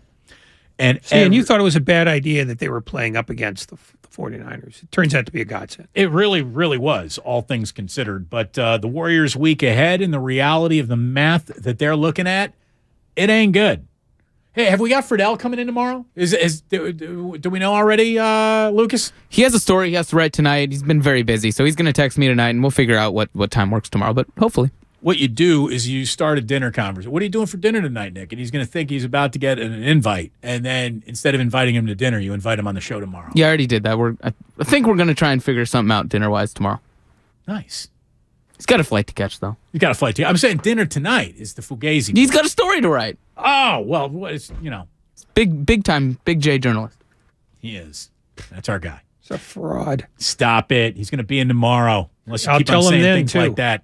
He stinks. When we come on back, we got more for you. We got to get a little Warriors in today. We've been in nothing but 49ers and Cowboys mode all day. Tomorrow, we will get into 49ers Eagle mode, and we're pretty much going to keep it there all week with just a little Nick Friedel if he accepts Ray's insults and our invitation to come on in tomorrow afternoon. All of our guests, join us on the Bud Light guest line. Bud Light, easy to drink, easy to enjoy. It's a Monster Monday. Very enjoyable for 49ers fans indeed. It's a Monster Monday on 95.7 The Game. Brought to you by John Vai's Bay Area Houses. Thinking of selling your home but don't want to deal with repairs, cleaning, realtors, photos, and showings? With John Vai's BayAreaHouses.com. You don't have to do any repairs or pay any commissions. Visit John Vai's BayAreaHouses.com. Ladies and gentlemen, it's official. Fast just got a whole lot faster. Xfinity has the fastest internet with up to 6 gig speed. Plus, Xfinity Mobile is the fastest mobile service with 5G and millions of Wi-Fi hotspots. You heard that right. Xfinity just increased internet speeds again. And Xfinity Mobile gives you can't-catch-me speeds. The fastest internet, the fastest mobile service, and major savings? Can't argue with the facts. Now through March 21st, new customers can get started with 1.2 gig internet with unlimited data included. It's all just $50 a month for 2 full years with no annual contract when you add Xfinity Mobile with unlimited data at regular rates. Go to Xfinity.com/faster. Call 1-800-XFINITY or visit a store today. Requires paperless billing and autopay with stored bank account. Restrictions apply. Taxes and fees extra. Xfinity Mobile requires Xfinity Internet. After 24 months, regular internet rates apply. Actual speeds vary. Every week, Damon and Retto go inside the 49ers locker room. The great Trent Williams. He's always been regarded as one of the better backs in the NFL, but to actually have him and see him up close and personal, you kind of see why his reputation is what it is. Hear a different 49er each week on Damon and Retto. Bang, bang, Heineken! Brought to you by Harris Ranch Beef. Visit your local Rayleigh's, Bel Air, and Nob Hill markets for all your beef and tailgate needs. Hi, I'm Aaron, owner of California Deluxe Windows. Ever notice? When your neighbors get new windows, there is a large black eye of broken stucco, uneven plaster, and even mismatched paint. At California Deluxe Windows, we never leave a ring around the window. Why? Because we are one of the only companies in California who custom crafts every window and door to your home's exact measurements. Almost everyone else on the radio is a distributor. They grab a window from a warehouse, break break open your walls, shove it in, and patch things up. At California Deluxe Windows, we take pride in our work. Our installation technique is so precise, we do not break your stucco. Your house could be covered with potato chips, and we wouldn't crack one. Call now, and for a limited time, you get 30% off your entire order and 24 months of interest-free financing. 800-874-3600. 800-874-3600. That's 800-874-3600. California Deluxe Windows. Windows engineered for life. Certain terms and conditions apply. CSLB number 774518. 1877 Cars for Kids. KARS Cars for Kids. 1877 Cars for Kids. Donate your car today. 1877 Cars for Kids. KARS Cars for Kids. 1877 Cars for Kids. Donate your car today.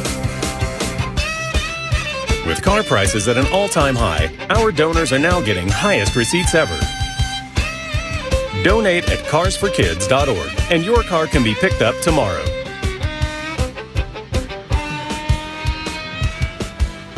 Cars for Kids. KARS Cars for Kids. 1877 Cars for Kids. Donate your car today. Now accepting donations of land, homes, buildings, or any kind of real estate. Is your tub worn out, but you're not sure who to trust to replace it? With over 2 million successful bath remodels, people trust Bathfitter because we know how to do it right. We've been custom designing and manufacturing baths for over 35 years. Our unique tub-over-tub installation takes as little as a day with no demo to fit your busy schedule. And we offer a lifetime warranty on every tub. That's how confident we are in our quality and durability. Bathfitter, it just fits. Visit bathfitter.com to book your free consultation.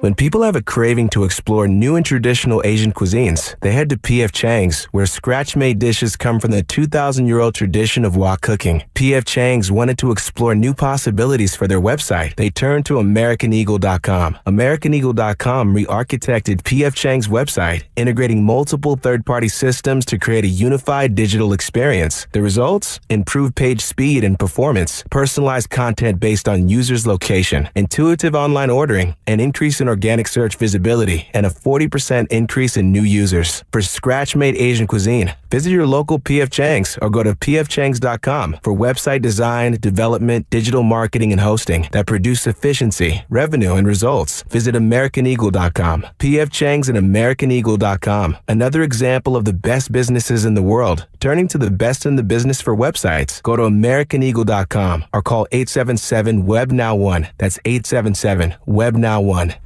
As a Walgreens pharmacist, I talk with people all the time about little tips and tricks for filling their Medicare prescriptions, like taking advantage of Walgreens 90-day refills to save them a trip, or using Refill by Scan, which is super easy and right on your phone.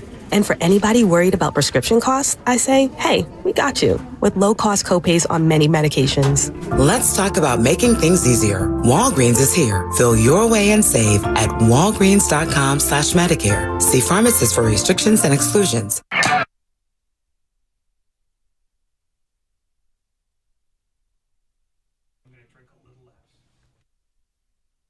Now back to Damon and Ratto on 95.7 The Game. Well, that's almost all the time we have, folks, here on Damon and Ratto. A Monster Monday brought to you by Zenni, the official eyewear of the San Francisco 49ers. Shop from over 3,000 styles, 80% off retail prices, exclusively at Zenni.com. I can tell you that we will have much more on 49ers and Eagles as the week goes along. We haven't said a word about any other thing in sports beyond yesterday's game at Levi's Stadium. So for just a moment, I want to let you know that coming up next on the game, brought to you by Fremont Bank, is the best of the game. We got an hour of our very best content from the day. Our man Sterling Bennett's got it up. Is Michael Irvin going to be a part of that? Of course he is. Michael was phenomenal. There's no one you'd rather hear from after a day of Cowboys get eliminated from the postseason. It still pained him. It pained him greatly. And you're going to like what you hear out of Michael Irvin today. If you missed any of it, that's coming up in just a moment here.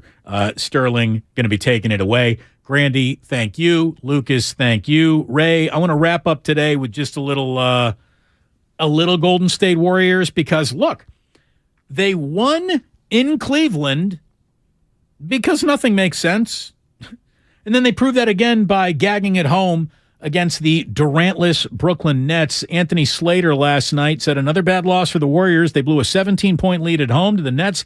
Without Kevin Durant, they were up 12 with under 6 minutes to play, but Brooklyn closed the game on a 22-6 run. Steph Curry and Klay Thompson, rough fourth quarter, 0 for 7 from 3, and their record is now 23-24. When are they going to get it together? When? Under what circumstances will they begin to take this season seriously? Oh, I think they take it seriously. This might just be who they are. I saw a stat today. They are tied for 18th in clutch time, which is games of less than 5-point margin in the last 5 minutes. Yeah. Their record is like tied for 19th, which would not get them, which would barely get them in the play-in game. This might be who they are. Well, let me tell you the situation they're in because of who they are. First of all, it's not all bad if they're trying to turn a corner on the road. On this last road trip, they won as many road games as they had the entire season leading up to this road trip. They had 3 road wins all year. They won 3 road games this last road trip. So, good. Great? No, but good. This week ahead, they got Memphis at home on Wednesday. Toronto is at Chase Center on Friday. And I'm just looking at this all here, and I'm just trying to do the math. And, Ray, I'm bad at math, but here we go. The Warriors basically have to win out at home, unless they're about to morph into something special on the road, where they've squandered basically the entire season so far.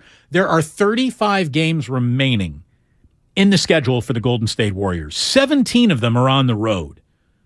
Agree or disagree? They'd be lucky to go 5-12 in those remaining 17 road games. Like 5-12 based on what we've seen so far. Would you be willing to say, yeah, that's probably somewhere around the truth? Oh, based on what we've seen so far, that's probably generous. But the one thing we've learned about the Warriors is there is no pattern to anything they do anymore. They look good against teams on the road, and they come home and they vomit all over themselves. The problem with the Warriors is they're not trustworthy. We saw trends earlier in the year where you could say, well, their starting lineup is fine, but it's their reserves who are terrible. That's changed some. The only thing that has been consistent about this team all year is that their defense is indifferent. That's the one thing you can bank on. Because giving up 120 to a Brooklyn team without Kevin Durant at home, that's a sign that you're not being diligent at the other end of the floor. And that's the one thing I think that Steve Kerr has complained about more than anything else. You can't guarantee what they're going to bring, and you definitely can't guarantee what they're going to bring at the end of a game.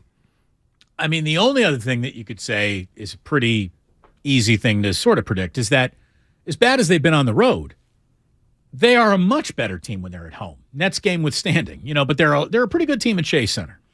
Well, they got 18 games left at Chase Center, starting with Memphis on Wednesday.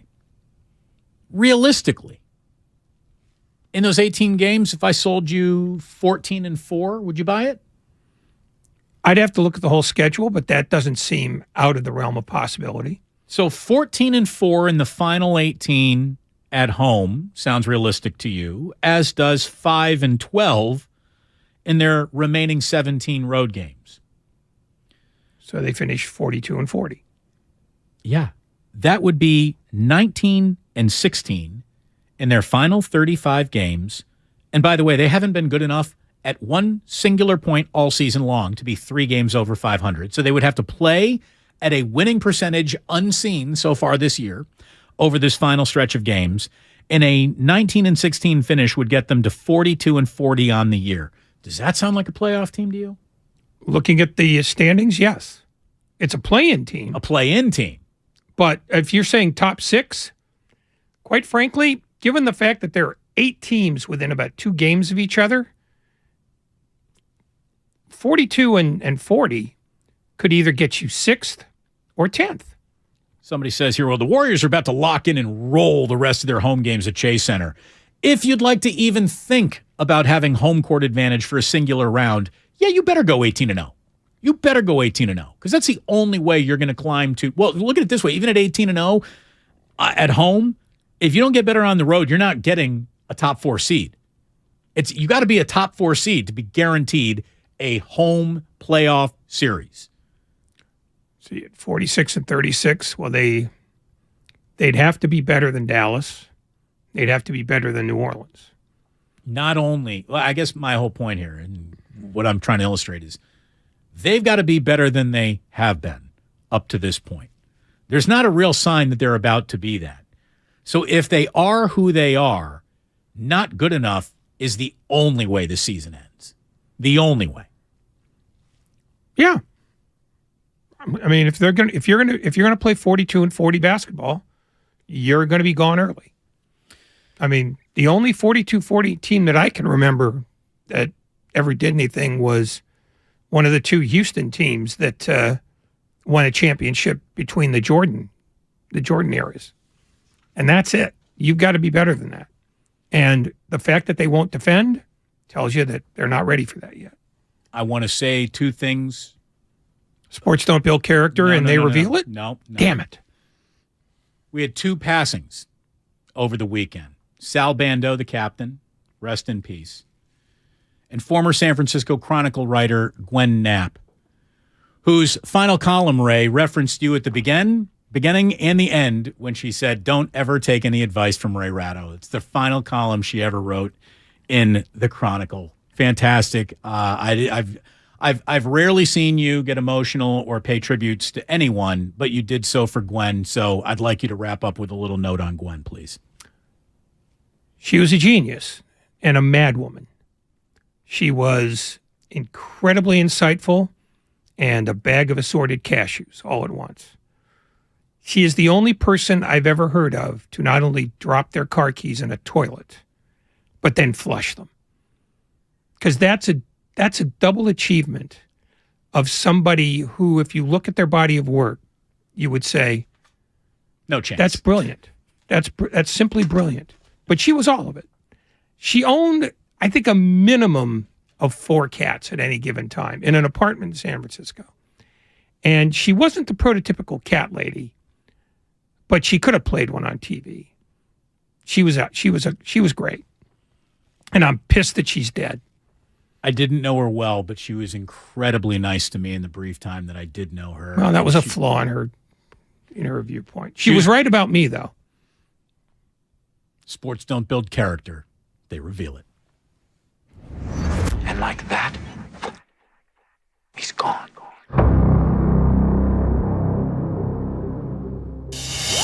The Road to Glendale is brought to you by Mara West Credit Union. Working for you today, tomorrow, together. Listen for the latest ski, snow, and road conditions with the Toyota Tahoe Report every Thursday, Friday, and Saturday throughout this snow season with Johnny Mosley. Brought to you by your local Toyota dealers. Toyota, let's go places. The other day, I bought a cockatoo.